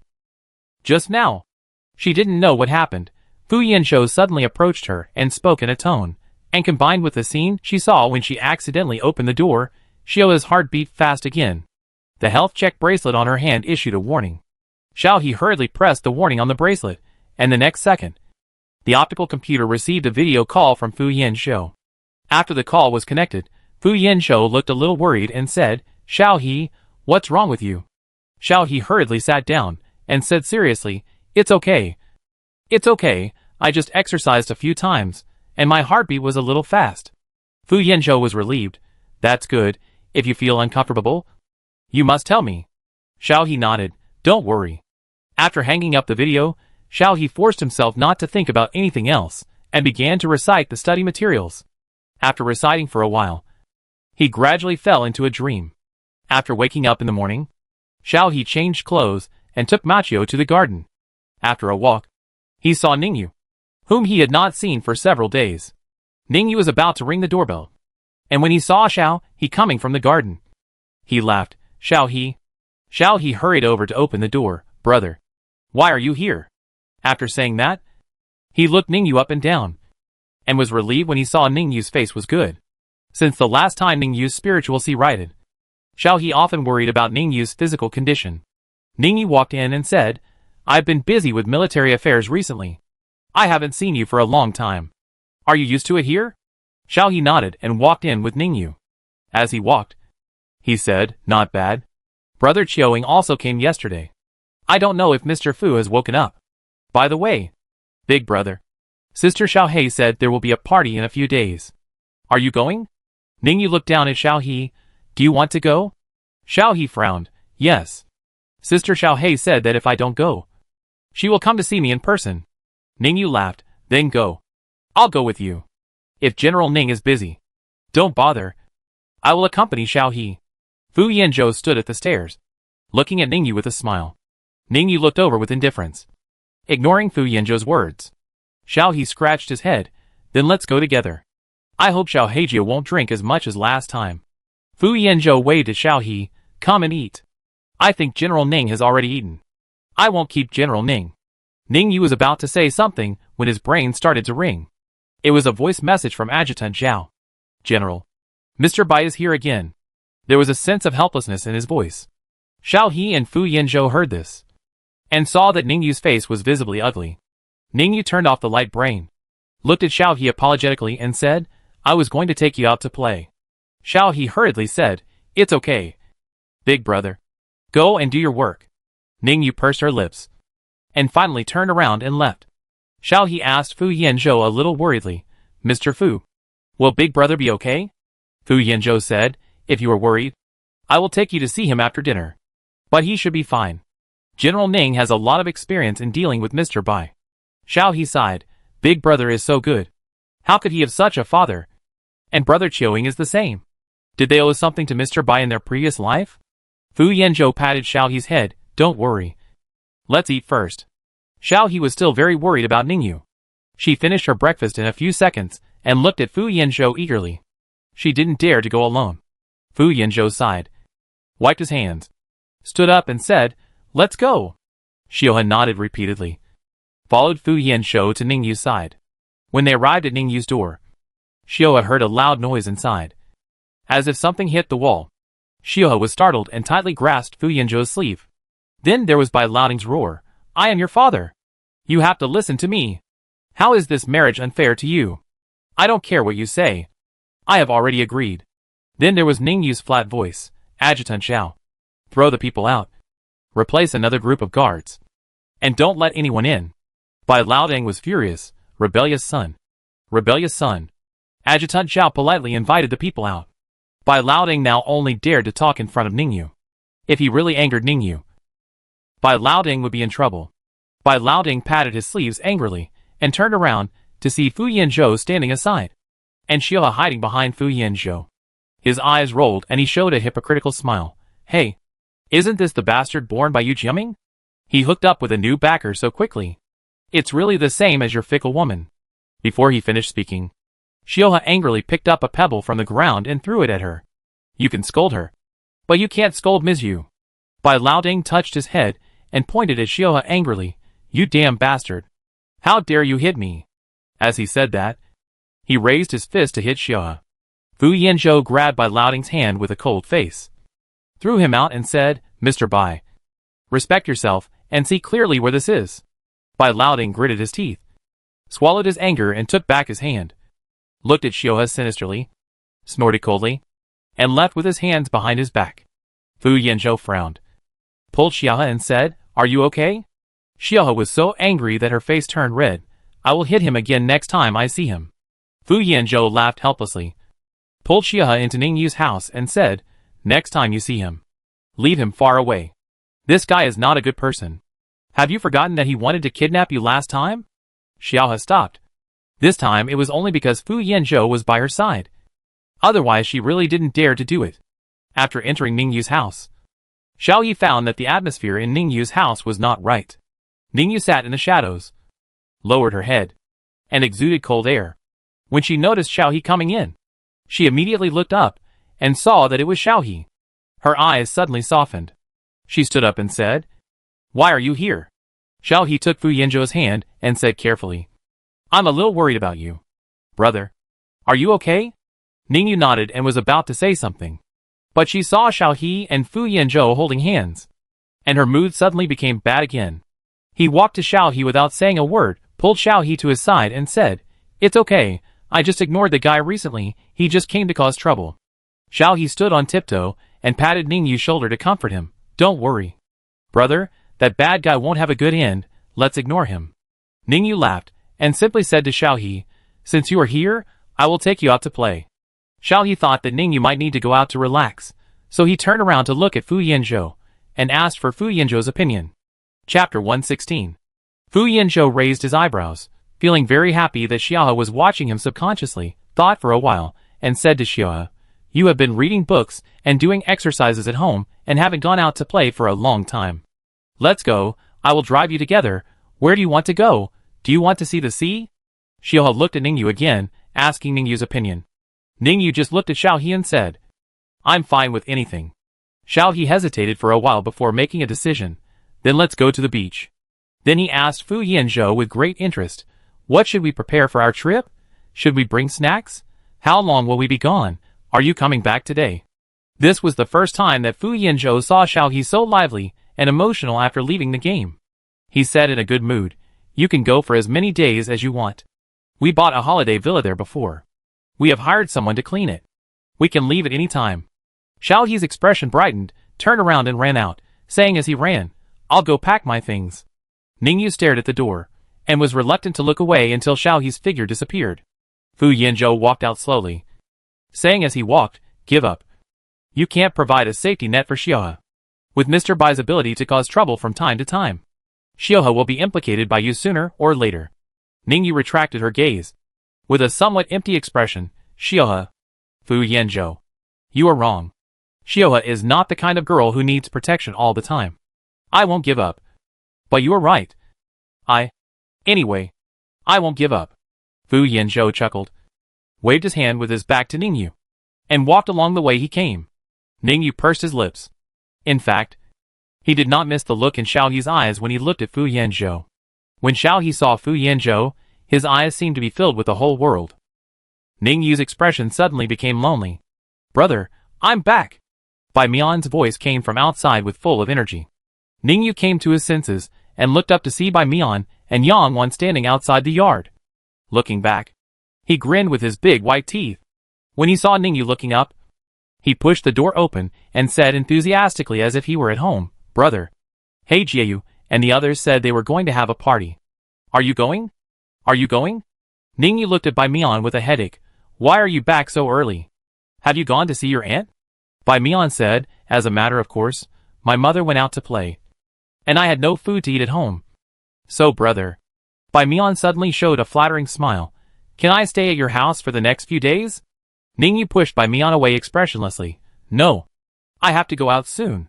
Bai Mian looked at Ningyu curiously. "Where are you going?" "Oh, brother, you can go anywhere. Wan Wan and I will look after your house.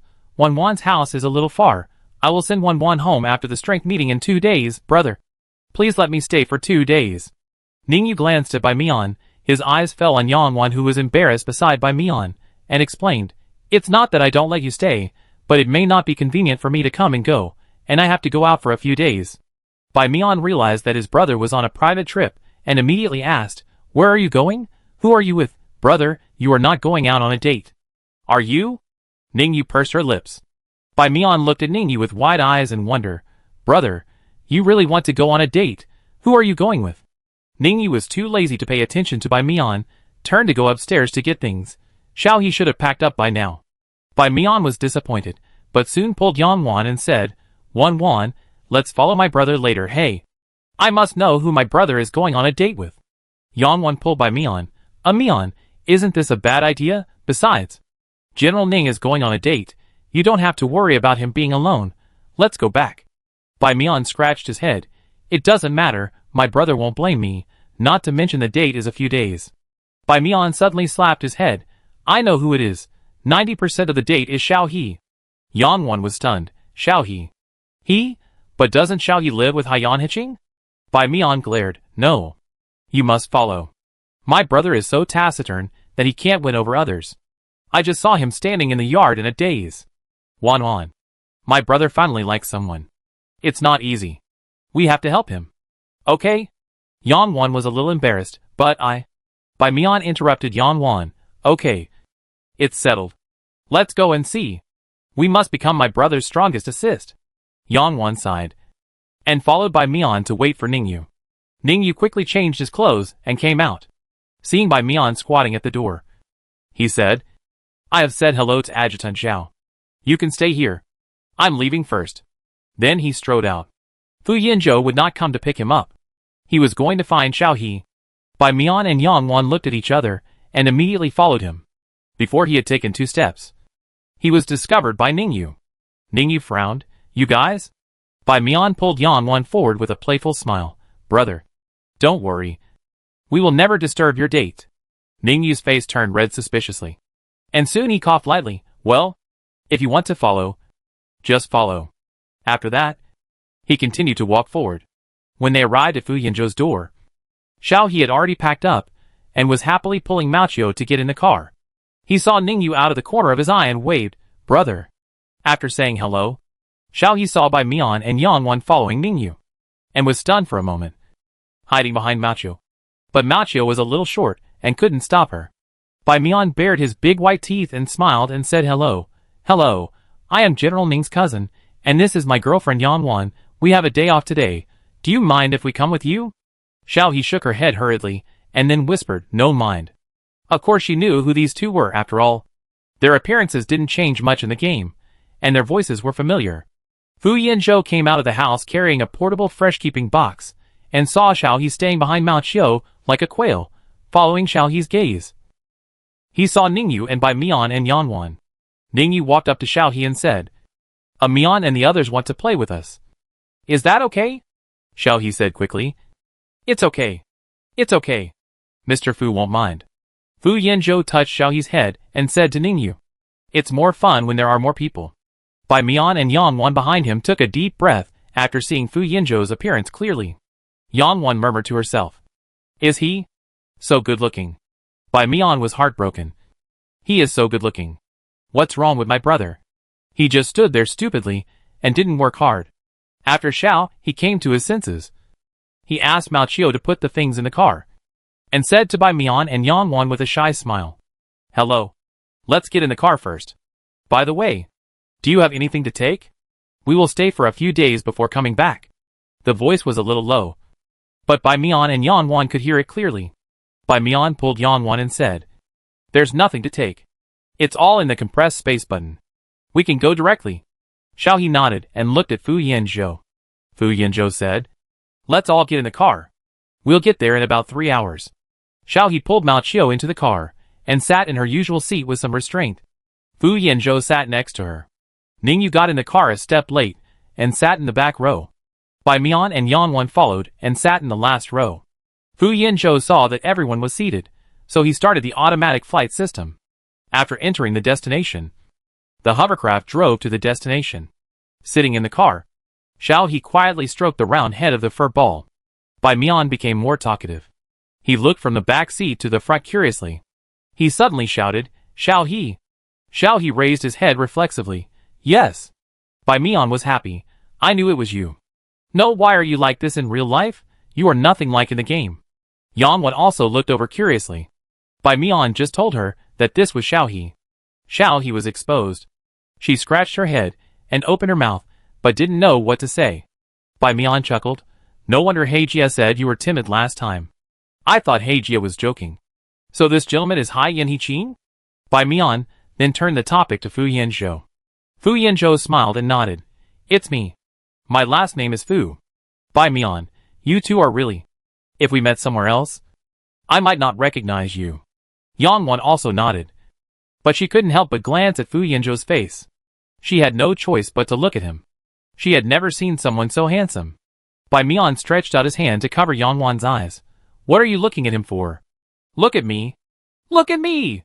Yanwan was embarrassed, and pulled Bai Mian away, and said angrily, What are you talking about? Xiao He couldn't help laughing, but soon he held it back, as if he was embarrassed to be seen. Bai Mian's eyes swept around Ningyu and Xiao He, and suddenly sent a message to Yanwan on the light brain, and then signaled Yanwan to take action. Yanwan pointed at himself with wide eyes. Bai Mian nodded, and then said loudly to Fu Yanzhou, Mr. Fu, Wanwan wants to sit and talk with Xiao He. Can you change seats with Wanwan? Fu Yanzhou looked over. Yanwan forced a smile awkwardly, and had scolded Bai Mian 100 times in his heart, and even planned to teach Bai Mian a lesson when he got off the car.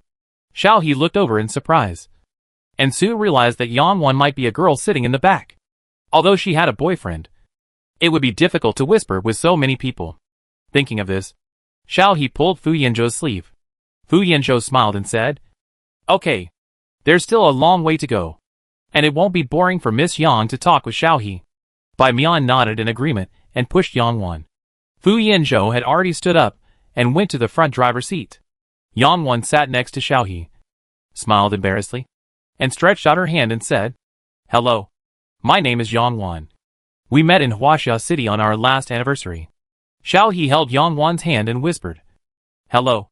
My name is Xiao He. Yanwan laughed. It's strange for us to be like this. We are obviously very familiar with each other in the game. As he said that, he laughed. Seeing Yanwan like this, Xiao He felt a little familiar with her. The two girls soon put their heads together, holding their laptops and chatting with each other. They laughed happily from time to time.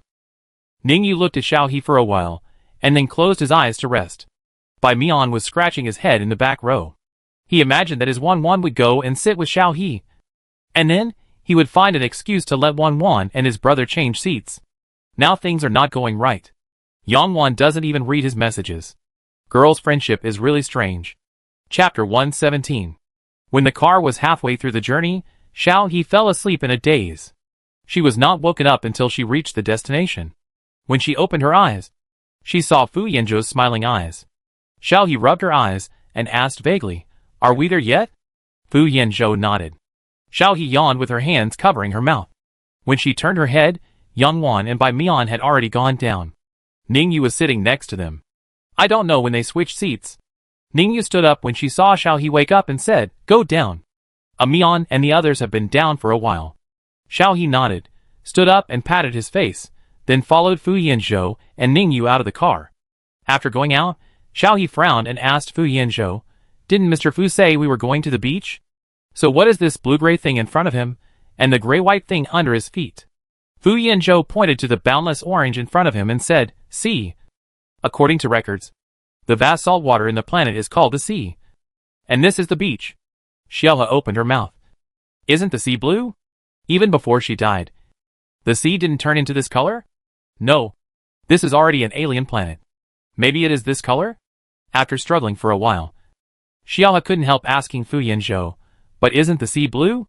The beach should be golden yellow, sparkling in the sun. Very beautiful. Fu Yanzhou thought, maybe the sea on the blue planet is like that. But the sea we see when we are born is like this. So Xiaohe, where did you see the blue sea? Xiaohe was a little panicked, looking away and hesitating for a long time before saying dryly, I saw it when I was doing questions and memorizing materials these days. Fu Yanzhou sighed. What a little girl who can't even lie. Ningyu glanced at Fu Yanzhou and took Xiao He to the beach villa, saying as they walked, don't talk about these things when you're out playing. Are you hungry? Mao Qiu has already prepared food. This is a beach villa resort with many villas. You can see the sea when you open the door. Although the color of the sea is not right, it looks very magnificent. The waves surge to the shore layer by layer, bringing out many strange marine creatures.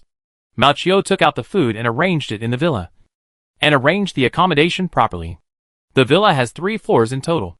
The first floor is for eating and playing, and the second and third floors are the resting rooms. Xiao Yi's room is on the 3rd floor, and Ningyu and Fu Yanzhou are on the left and right.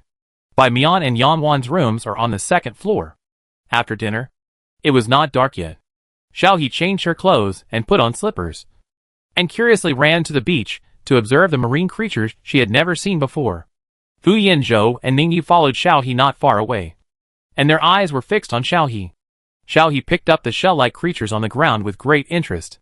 They were very beautiful, colorful, and very gorgeous.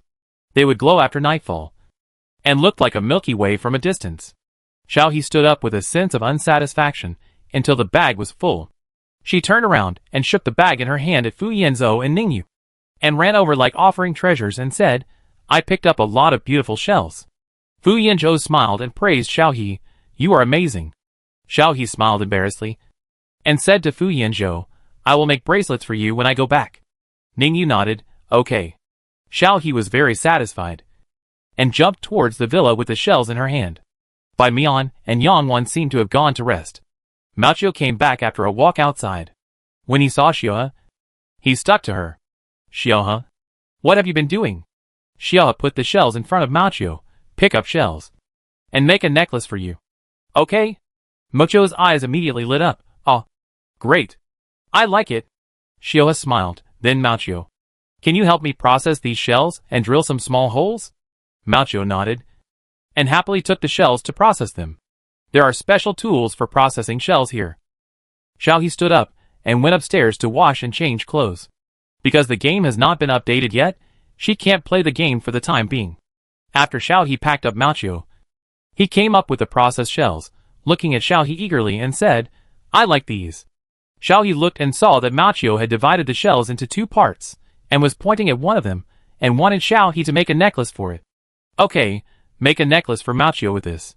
Xiao He patted Mao Qiu's head, took the things and sat on the carpet to carefully make a necklace for Mao Qiu. The light computer placed aside lit up and dimmed, dim and lit up again, because the reminder sound was turned off, so Xiao He didn't pay any attention. As a result, when Xiao He went out the next morning and saw Qiu Ying coming out of the opposite room, she was stunned. Brother Qiu Ying? Qiu Ying scratched his messy hair and walked in front of Xiao He. He used his height to touch Xiao He's head. I called you last night, but you didn't answer. I asked my brother, and then I knew you were out playing. Xiao He moved her head to the side in dissatisfaction, avoiding Qiu Ying's hand, and said, I didn't see the message. I was stringing shell bracelets yesterday. Qiu Ying looked over in confusion. Shell bracelets? Xiao He nodded and raised 2 bracelets. Yes. I picked up shells yesterday. I will give one to Mr. Fu and one to my brother. Xiao He suddenly fell silent and looked at Qiu Ying carefully. Qiu Ying stared at Xiao He's bracelet without saying anything. After a long while, he said faintly, I knew Xiao He didn't have me as a brother in her heart. Xiao He put his hands together and begged for mercy. I was wrong. I was wrong. I will pick up some beautiful shells and string one for you later. Mao Qiu came out from behind Xiao He with a shiny shell chain hanging around his neck. Qiu Ying. So I can't even compare to a robot? Xiao He's face wrinkled into a bun, and his eyes looked at Mao Qiu's neck. Mao Qiu immediately covered the necklace. No, this is made by Xiaohe for me. Xiaohe sighed, looking at the 2 bracelets on her hand in embarrassment. Qiu Ying suddenly laughed, pinched Xiaohe's face and said, Okay, I'm just teasing you. Let's go downstairs and play. You got up late. It seems that there are many people downstairs. Xiaohe just breathed a sigh of relief, but when she heard Qiu Ying's words, she became confused. Many people? Aren't there only Bai Mian and Yang Wan? Qiu Ying hooked Xiaohe's neck and went downstairs. Just when they reached the stairs on the first floor, Xiaohe heard a few characteristic voices of the black silk hot girl. We agreed to get together today last night. I guess Xiao He would not be happy to come, so I went to pick her up early in the morning, but I came to nothing.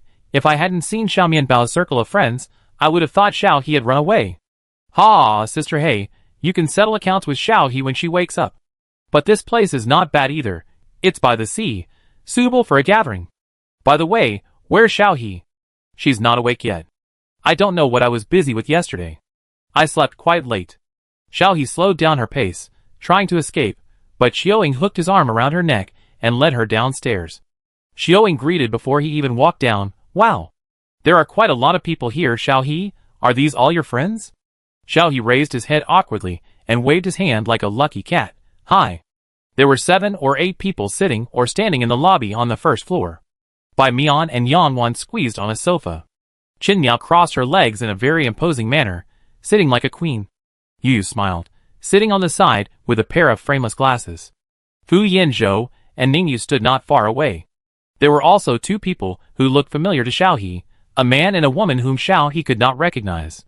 The people present had different expressions when they saw Xiao He being held in Qiu Ying's arms. They had only met Qiu Ying once, and were not familiar with him. Yang Wan tugged at Bai Mian, and asked with his eyes, What's going on? Who is this? Bai Mian curled his lips and whispered, My brother's younger brother, Xiao He's brother. This sentence almost burned Yang Wan's CPU dry. This is a complicated interpersonal relationship, but it's not easy to ask now that there are so many people. Fu Yanzhou frowned and looked at Qiu Ying, wanting to pull Xiao He out of Qiu Ying's arms, but before he walked out, he saw Shen Yao move. After Shen Yao realized what was happening, he immediately stood up and walked to the stairs to pull Xiao He from Qiu Ying's hand. He hugged Xiao He and said, We agreed to have a party today, but you came out to play without saying hello. Xiao He put his hands together and begged for mercy. I was wrong. Xiao He. I didn't mean it. I really forgot. And you see Xiao Mianbao and All One are here too. Shen Yao snorted twice, pulled Xiao He to sit down, pointed at a man and a woman Xiao He had never seen before and said, I don't like reading books. Yi Shu. This is eating peaches. Ning Tao Tao. Xiao He quickly stretched out his hand. Hello. I'm He Miao. Xiao He. Yi Shu Ning Tao Tao smiled and responded, Hello.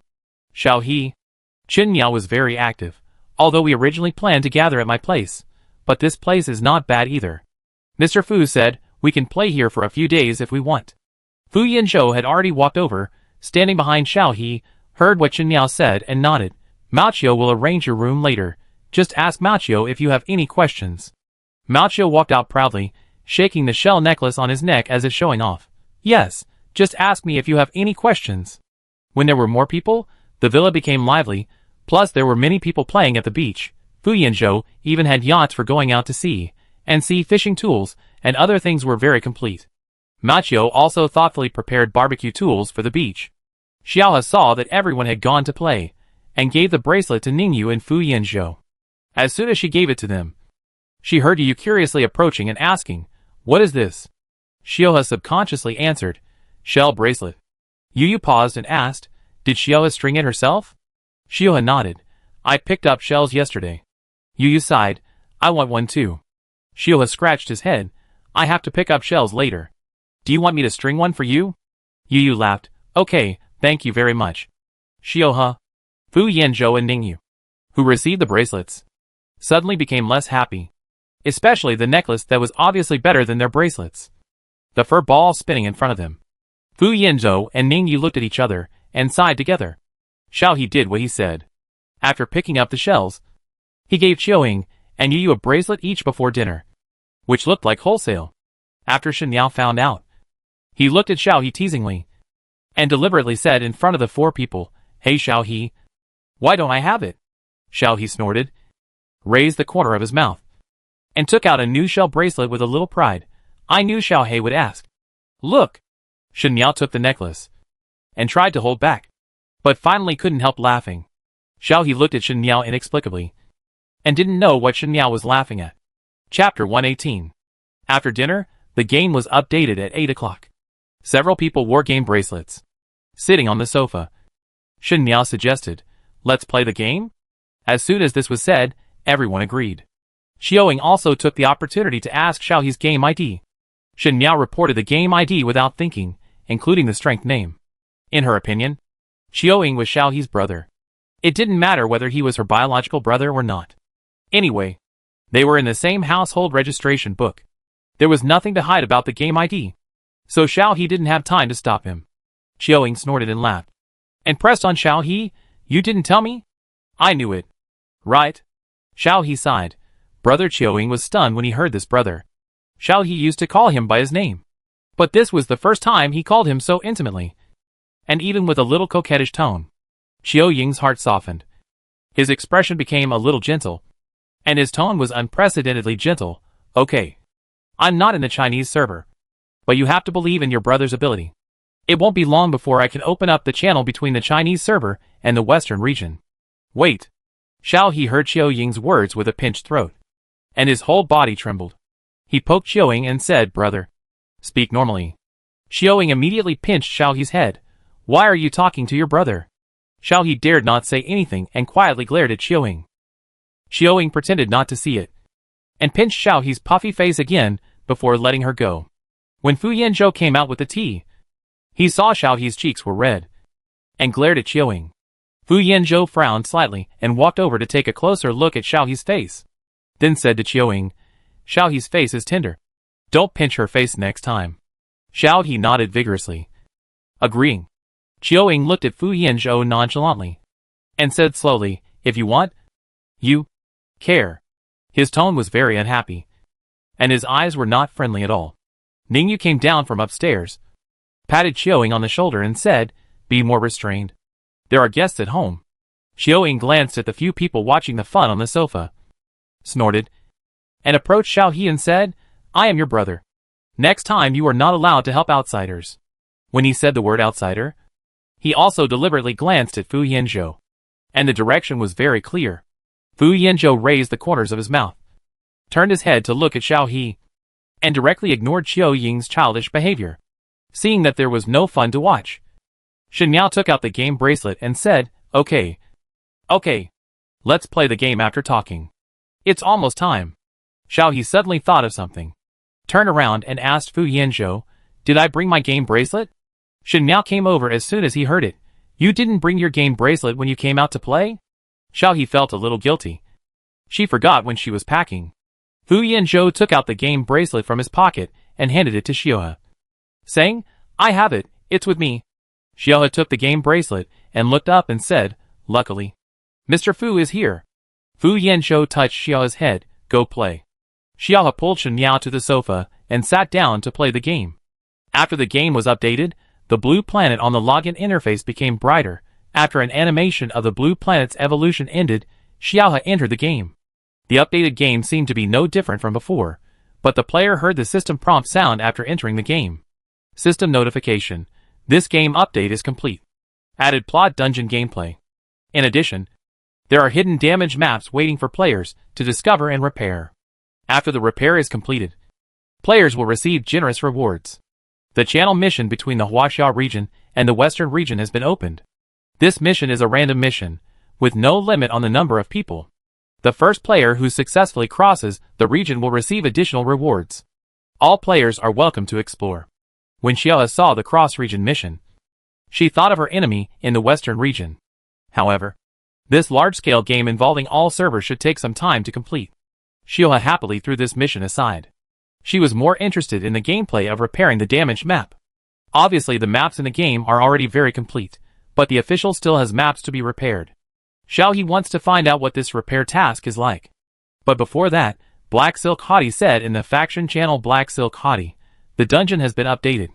The dungeon key task we did before has a new prompt, letting us go to the Central Plains Imperial Mausoleum to open the dungeon, and a countdown has appeared. Xiao hurriedly replied Meower, come on, form a team. After forming a team and a group, Xiao Black Silk Hottie planned to go to open up the wasteland. The Imperial Mausoleum in the Central Plains is the previous Han Mausoleum. It was renamed after the update. Xiao arrived at the designated location with the mission props. After placing the props according to the mission instructions, 5 signs fell to the ground and became the entrances to 5 plot dungeons. At the same time, a world announcement appeared. World announcement. The plot dungeon is officially launched. This dungeon can be entered by a team or by a single player. All players can go to the Imperial Mausoleum in the Central Plains map to enter the dungeon. After entering the dungeon, you can exit the dungeon by clearing the level or dying. You can log off in the dungeon. The dungeon will keep the progress. Please be cautious before entering the dungeon. After hearing the world announcement, Xiao hurriedly said, which dungeon should we enter? The Black Silk Hottie pointed to the Three Kingdoms dungeon without hesitation and said, I want to go to the Three Kingdoms dungeon. The Empire Bread was discussing with Xiao Awan whether to go to the Red Mansion dungeon or the Journey to the West dungeon. In the end, Xiao Awan won. The two said hello and entered the Red Mansion dungeon. Eat a peach, I don't like reading, a flower, Xiaoming classmate, they went to their favorite dungeons. Only Xiao was left hesitating about which dungeon to play. Guangyan and Yufei stood beside Xiao. Yufei glanced at Guangyan and asked Xiao directly, Xiao, which dungeon do you want to go to?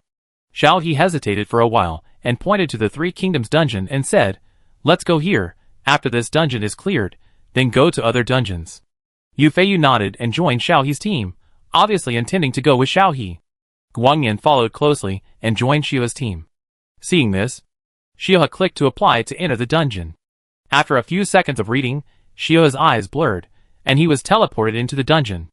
The plot dungeon is different from other dungeons for spawning monsters and equipment. After entering the dungeon, a system prompt appeared in front of Xiao, and Xiao needed to select the character identity plot node before he could officially enter the dungeon. There are not many identities to choose from, and some identities are shown to have been selected by other players. Xiao suddenly realized. So this plot copy is a large-scale script-killing game. He chose Huang Yueying from the remaining selectable characters. After choosing, he laughed excitedly. Choosing this role means getting close to the Prime Minister and finding an opportunity to beat up Liu Chanhe. The Prime Minister role that was still lit in the next second was selected. Before Xiao entered the plot, he was still wondering who chose the Prime Minister. Your Majesty issued an imperial decree to recall my father. My father was in the Northern Expedition at a critical moment. This, Xiao heard the NPC's plot dialogue as soon as he opened his eyes. Looking in the direction of the voice, he saw a little boy with a frown on his face. The boy had Zhuge Zhan's name on his head. Xiao realized that this was her son. Then he realized that this plot point should be when the Prime Minister went out of Qishan to the Northern Expedition. Liu Chan recalled the towns and villages. I just don't know if it is the official history or the plot of the Romance of the Three Kingdoms. I was careless and didn't check it carefully before coming in. But it doesn't matter, aren't there NPCs here? Xiao coughed lightly, asked Zhuge Zhan. Zhaner, your Majesty wants to find your father? Zhuge Zhan nodded. The edict was just issued. Father will probably be back soon. Xiao then said, did your Majesty believe the eunuch slander and recall your father? Zhuge Zhan sighed. Yes, father is not in the court. Your Majesty is quite playful, eunuchs always follow your Majesty's will. Xiao He understood, and when he stood up, he found that there was a bamboo stick. Xiao He picked it up and weighed it and said, "Can I go to the palace to meet His Majesty?" Shuge Zhan looked at Xiao He strangely. Of course, but in the past, Mother would only go to the palace when the Queen Mother summoned her. What's wrong today? Xiao He smiled. It's fine as long as I can go to the palace. What's wrong? Of course, it's to beat people up. It's just a plot copy anyway. At worst, she can just go back and start over. She has wanted to do this for a long time. Xiao He, wearing Huang Weiying's shell, rushed towards the palace aggressively. Shuge Zhan's brain almost crashed. His mother was in such a state. Was she going to assassinate His Majesty? Thinking of this, Shuge Zhan immediately ran after her. But he was a step too late. His mother had already entered the palace with a smile on her face. Shuge Zhan was a little desperate and asked someone to send a letter to his father as fast as possible, and then asked someone to report to the palace to see His Majesty. After Xiao He entered the palace, he smiled and asked the eunuch leading the way, "What is His Majesty doing now?" The eunuch answered carefully, "My madam, His Majesty is enjoying the scenery in the imperial garden." In fact, he was indulging in pleasure in the imperial garden. Xiao He smiled and nodded. When passing the imperial garden, he turned and went in. As soon as he entered, he saw Lu Chan, who was wearing a mask, playing hide-and-seek with the palace maids and concubines with a smile on his face. There was also a eunuch standing next to him with a treacherous and flattering smile. Xiao He narrowed his eyes, with a smile on his face unchanged, and saw the opportunity to beat Lu Chan NPC, and the bamboo stick was swinging so hard that sparks were flying. This scene confused all the plot NPCs, and they just stared at Lu Chan NPC being beaten. Lu Chan NPC immediately cried out, and angrily pulled off the scarf on his face, and yelled, Who dares to hit me? Treason! Someone! Drag me out! Drag me out!" Xiao He did not stop beating people while shouting. Lu Chan was so anxious that he said, "Protect the Emperor! Protect the Emperor!" The eunuchs and palace maids around him came up as if they had just woken up from a dream. "Your Majesty!" The eunuch who was standing aside immediately stepped forward and scolded, "Madam, what are you doing? Did the Prime Minister instruct you to come here to commit treason and rebel?" Lu Chan saw clearly that it was Huang Weiying who was holding a stick and beating him, and he immediately quieted down and stammered, "It turned out to be my godmother. Godmother is so rude. I am the ruler of a country, not a child. How can you beat me just like that? Don't I want to save face?" As he spoke, Lu Chan became righteous and looked at Huang Weiying in front of him unhappily. Xiao He snorted coldly, "Your Majesty, you are finished in the palace. Have you thought about the soldiers on the front line? How dare you? Madam Huang's words and deeds are against your Majesty. Your Majesty, I ask you to kill Madam Huang." The eunuch knelt in front of Lu Chan and made a suggestion. Lu Chan frowned, touched his back that was hurt by the beating, and scolded the eunuch, "How can you talk? This is my stepmother. How can you let you kill her? Come on. Suppress this person, trying to sow discord between me and my father, and lock him up until my father comes back." Chapter 119. After saying that, he looked at Xiao He with dissatisfaction. "Godmother, are you crazy today? Fortunately, there is no one here. If someone sees you beating me, even if the Prime Minister comes back, you will be punished." Xiao He raised his eyebrows. "Why did you order Kong Ming to come back? Aren't we going to attack Chang'an?" Lu Chan's eyes wandered for a while before he said, "I mistakenly believed in the slander. I will order the Prime Minister to continue the northern expedition." After saying that, he trotted to issue the order. Xiao He beat Lu Chan, satisfied, turned around and left with his hands behind his back, and just walked out of the Imperial Garden. His eyes blurred. System prompt. Player behavior does not match the character. The plot has failed. The player has cleared the dungeon, waiting for all players in this dungeon to clear before starting a new round of plot dungeons. The next second, Xiao He appeared at the dungeon entrance. At this time, there were already many players at the dungeon entrance. Players were coming in and out. The players who entered all had a curious look on their faces, and the players who came out had different looks. Xiao He also heard some players complain. "Bad luck. Ah, Xiao, you dared to massacre the city. I'm so smart. I actually went to Shuzhou to be a commoner. What's your problem?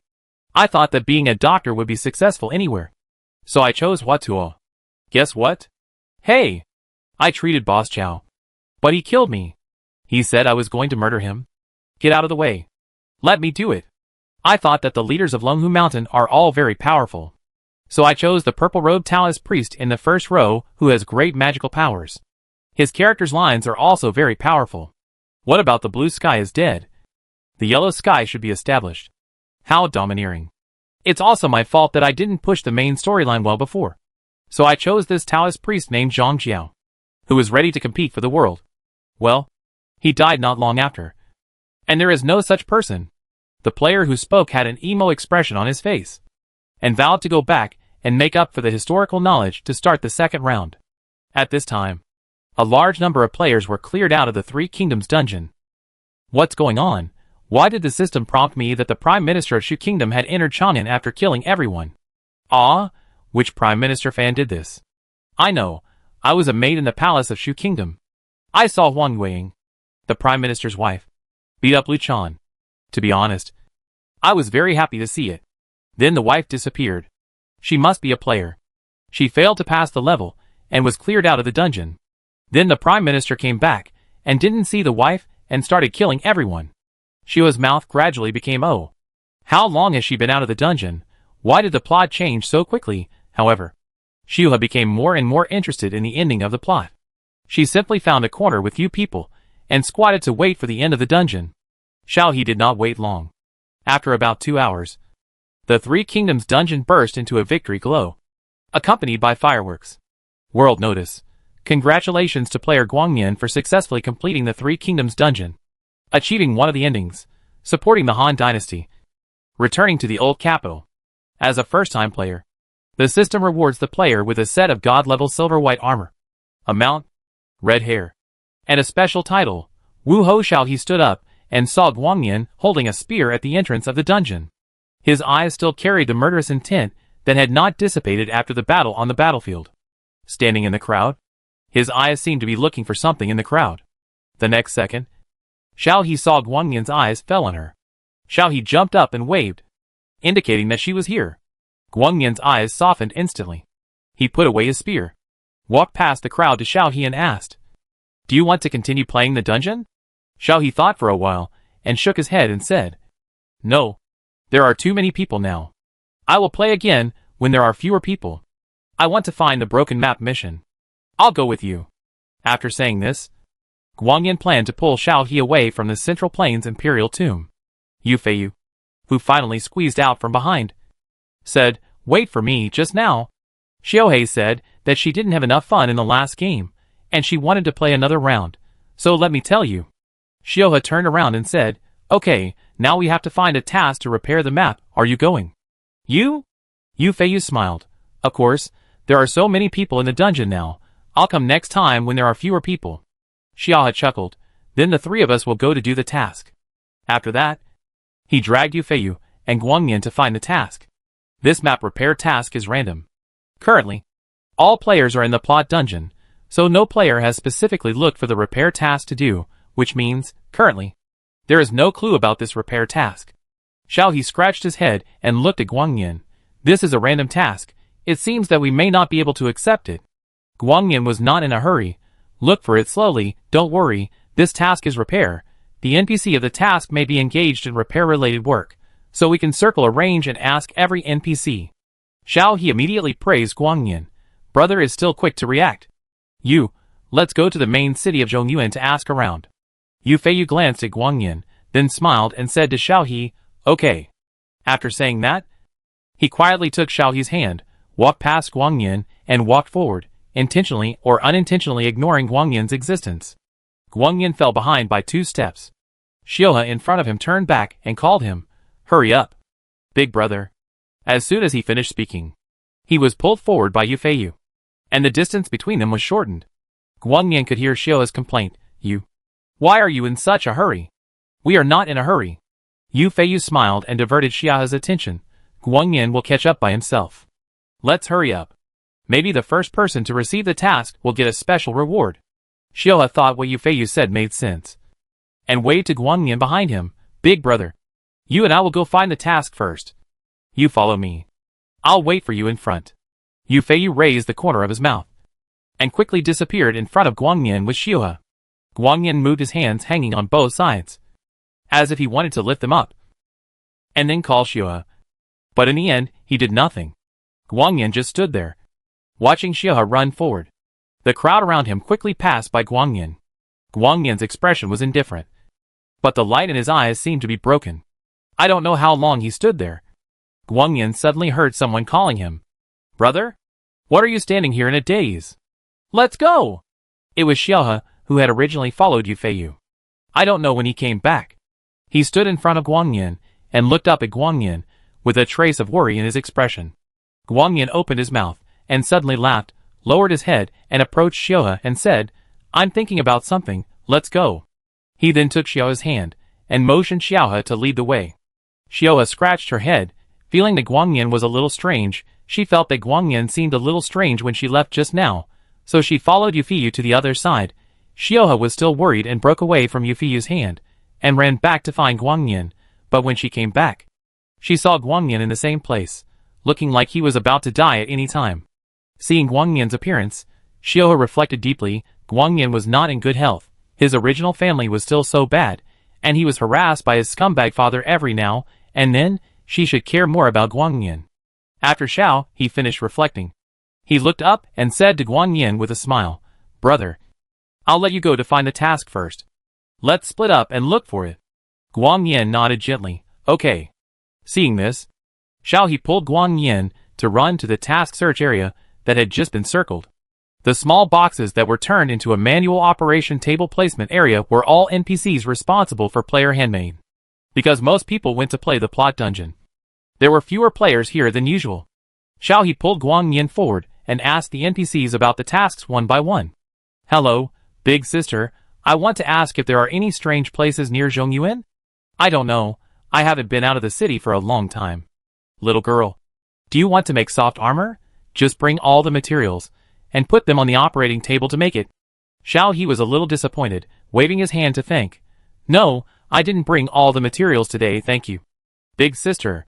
After that, he walked to the next jewelry making operating table NPC. Auntie, do you know that there are strange places in Zhongyuan recently? Little girl, if you don't make jewelry, don't get in the way here, can't you see I'm busy? After that, he ignored Xiao He. Xiao He sighed, and pulled Guang Yin to ask the next one. The next NPC was the uncle next door, who made weapons. The uncle was forging iron. He didn't even raise his head when he heard Xiao He's question. I don't know. There haven't been any new rumors recently. But the carpenter over there should know something. He often receives commissions to build furniture for people outside the city. He is very knowledgeable. You can ask him. Xiao He's eyes lit up. This is a good thing. Thank you. Uncle. Xiao He pulled Guang Yin and ran to the carpenter to continue asking, Uncle, I heard that you encountered something strange while working outside the city recently. The carpenter who was polishing the wood heard the words, raised his head and wiped it. He said, What do you mean by strange? But speaking of it, there was something strange recently. When I went to Zhao village outside the city to make furniture, I passed by a forest and saw a strange fog in the forest. I was in a hurry at the time, so I didn't go in to see it. When I came back, I took another road. Now I think about it, I am still curious about what the fog was. You are a curious outsider. I wonder if you can go there for me to take a look. Don't worry, I will give you some rewards when the time comes. Random task. Help the carpenter to find out about the strange fog in the forest. Mission reward. 1 random home furniture.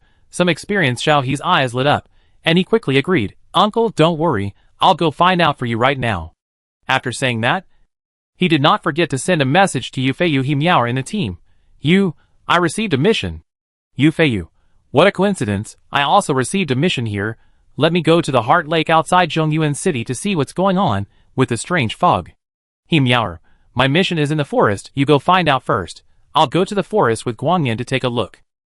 After sending it, Xiao He took Guang Yin and walked out of the city according to the route map given by the carpenter. The place the carpenter said was a distance away from the main city. Guang Yin took out his mount and flew Xiao He to the destination. After arriving at the forest, the two landed and Guang Yin got the red hair after coming out of the plot copy and ran into the forest. Not long after walking, Xiao He saw the strange fog that the carpenter said. It was indeed quite strange. The whole forest was normal, But that group of white fog suddenly appeared in the forest.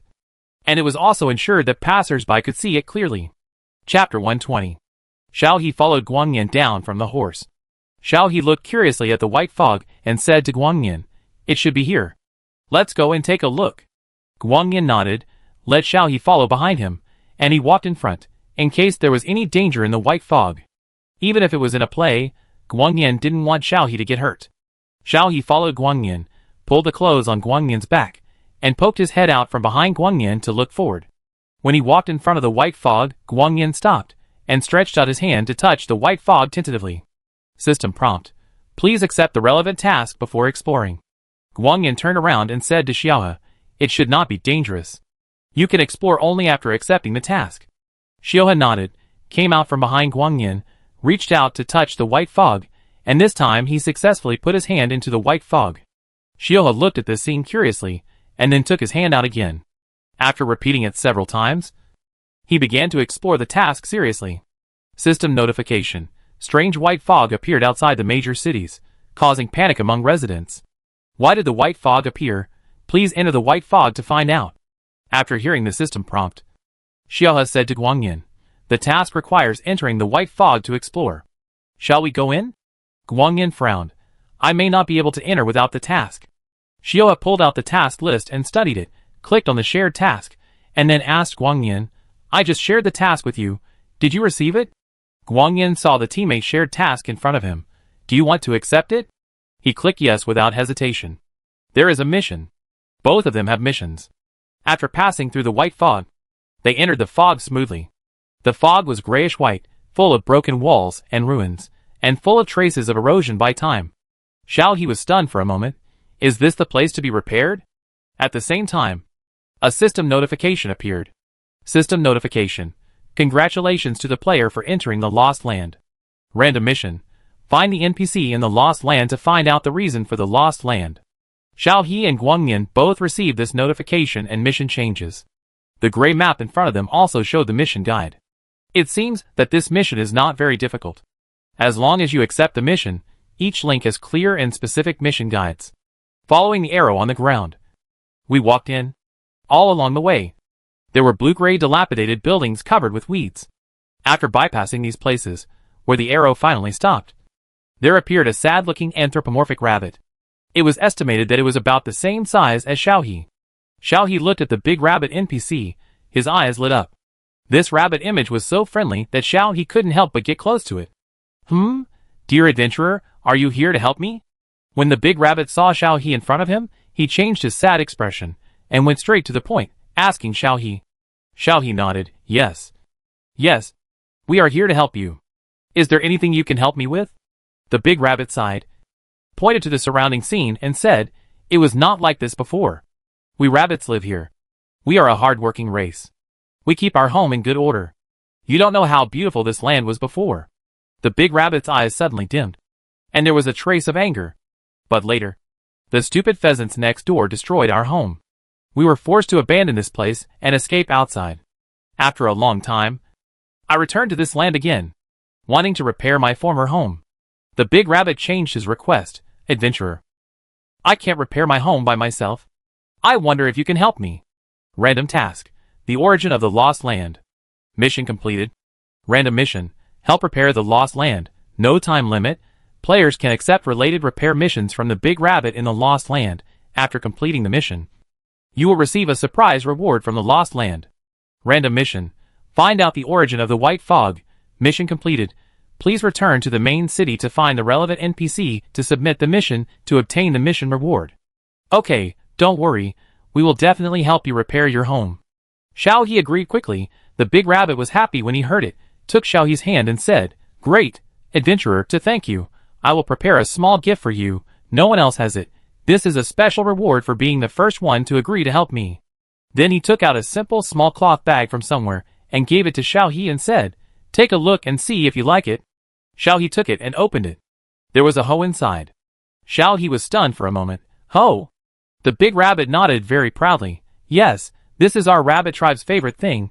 I'm giving it to you. You will get twice the result with half the effort when you use it to farm." Xiao He pinched the hoe and sighed. "Forget it. The hoe is also very good." After putting away the hoe, Xiao He said to the big rabbit, "If I help you, do I have to go to the place where the white fog appears every time? That's not very convenient." The big rabbit said righteously, "How is it possible? We are very friendly to our friends who help us. After you go out from here, you will have a token of our rabbit tribe, which can be teleported to me at any time." Xiao He nodded. "That's good. Is there anything I can do now?" The big rabbit stood up seriously and said, "Dear adventurer, do you see the wasteland on the right? Please help bring some seeds. After successfully harvesting the crops, the land will be revitalized. Side quest: open up the farmland in the Lost Land quest requirements. Find a seed merchant to buy seeds, and successfully harvest after planting. Mission reward: fragrant rice, which will have magical effects after being processed into food." After completing the mission, a countdown appeared in the upper left corner of Xiao's vision, indicating that this was a time-limited mission. Xiao hurriedly asked Guangyan to accept the mission, and then took Guangyan away from the Lost Land, quickly returned to the main city of Zhongyuan to find the carpenter to hand in the mission, and then went to the main city trading area to find a seed merchant. Because the mission did not clearly state what seeds were needed, Xiao bought some of each. Guangyan's mission was to repair a house in the Lost Land, so he needed to find all the props for repairing the house. The props were not easy to find, but Guangyan had money, so he quickly found all the necessary materials and tools through the game consignment platform. After finding all the things required for the mission, the two of them returned to the Lost Land through teleportation. As soon as they stood firm, they saw Yufeiyu standing in front of the big rabbit and talking. Xiao was stunned for a moment, but soon realized that this Lost Land probably only had one map, and players entered it in various ways, and then accepted the repair mission. So this repair mission was actually a mission that all players participated in. After Yufeiyu accepted the task, he saw Xiao He and immediately called Xiao He. "Xiao He, how is your task going? This big rabbit asked me to plant some fruit trees over there, and now I have to go out to buy seedlings." Xiao He shook the seed bag he had just taken out and said, "I have completed the first repair task, and I need to plant the land. You should go quickly. Guangyan and I are preparing for the task." Yufeiyu hesitated to speak, and finally waved to Xiao He and said, "Okay. I will be back soon. If you need any help, just let me know." Xiao He nodded, and after Yufeiyu left, he took Guangyan to plant the land. The mission location of Guangyan is not far from where Xiao is farming. Xiao took out the hoe from his backpack and tentatively swung it to hoe the wasteland designated by the big rabbit. Ding! The player has successfully renovated the land. Please keep up the good work. You can plant when the activity of the land reaches 60. A progress bar also appeared in front of Xiao, showing 1/100, with a red mark on the scale of 60. Xiao sighed with the hoe in his hand, and continued to swing the hoe to turn the land. Every time he hoed the land, the progress bar would increase by 1. After almost 10 minutes of continuous rotation, the progress bar reached the 60 position. Ding! The land activity has reached the standard, and players can start planting. Ding! Special reminder: there is a possibility of failure in seed planting. Xiao He looked at the row of land in front of her, which was suddenly neatly arranged, and felt that the game was advanced. She just stood in the same place and swung the hoe dozens of times, and the wasteland became a well-turned land ready for planting. After taking out all the seeds from the package, Xiao He thought for a while, and chose carrot seeds to spread on the ground. She thought that big rabbits must like carrots. After the seeds were sown into the sky, they grew out in just a dozen seconds, and a green bud looked very pleasing. Xiao He felt quite accomplished, and put his hands on his waist, and wiped the non-existent sweat from his head, feeling very proud. Guangyan was squatting on the roof with a frame, frowning, knocking here and there, and it seemed that the task was progressing well. Yufeiyu seemed to have found all the materials, and appeared in front of the big rabbit, and ran to Xiao He and asked, "Xiao He, how is your task going? Do you need help?" Xiao He looked at the prompt that watering was needed, and said to Yufeiyu, "No. Go and do your task." After that, he picked up the wooden barrel that appeared by the field, and went to the stream to fetch water and water the field. Yufeiyu was going to plant trees by the stream with saplings. It happened to be on the way, so he helped Xiao He fetch water, and then he went to plant trees without stopping. After watering the fields 3 times, Xiao He successfully harvested 100 kilograms of carrots, and the activity of the farmland was restored to 100. Xiao He immediately ran to Big Rabbit to hand in the task. Guang Yin's task of repairing the house was also completed. Although it was not very good looking without a house, it was indeed a house. After handing in the task, the system automatically improved the appearance of the house. After receiving the task reward, Xiao He was about to take on the next task, but was stopped by Guang Yin. Guang Yin held Xiao He and said, "It's getting late. You should go offline and sleep." Xiao He showed a little disappointment, but it disappeared quickly. He nodded obediently. "Okay, I'll go offline first." Then he pulled out the page and clicked to exit the game.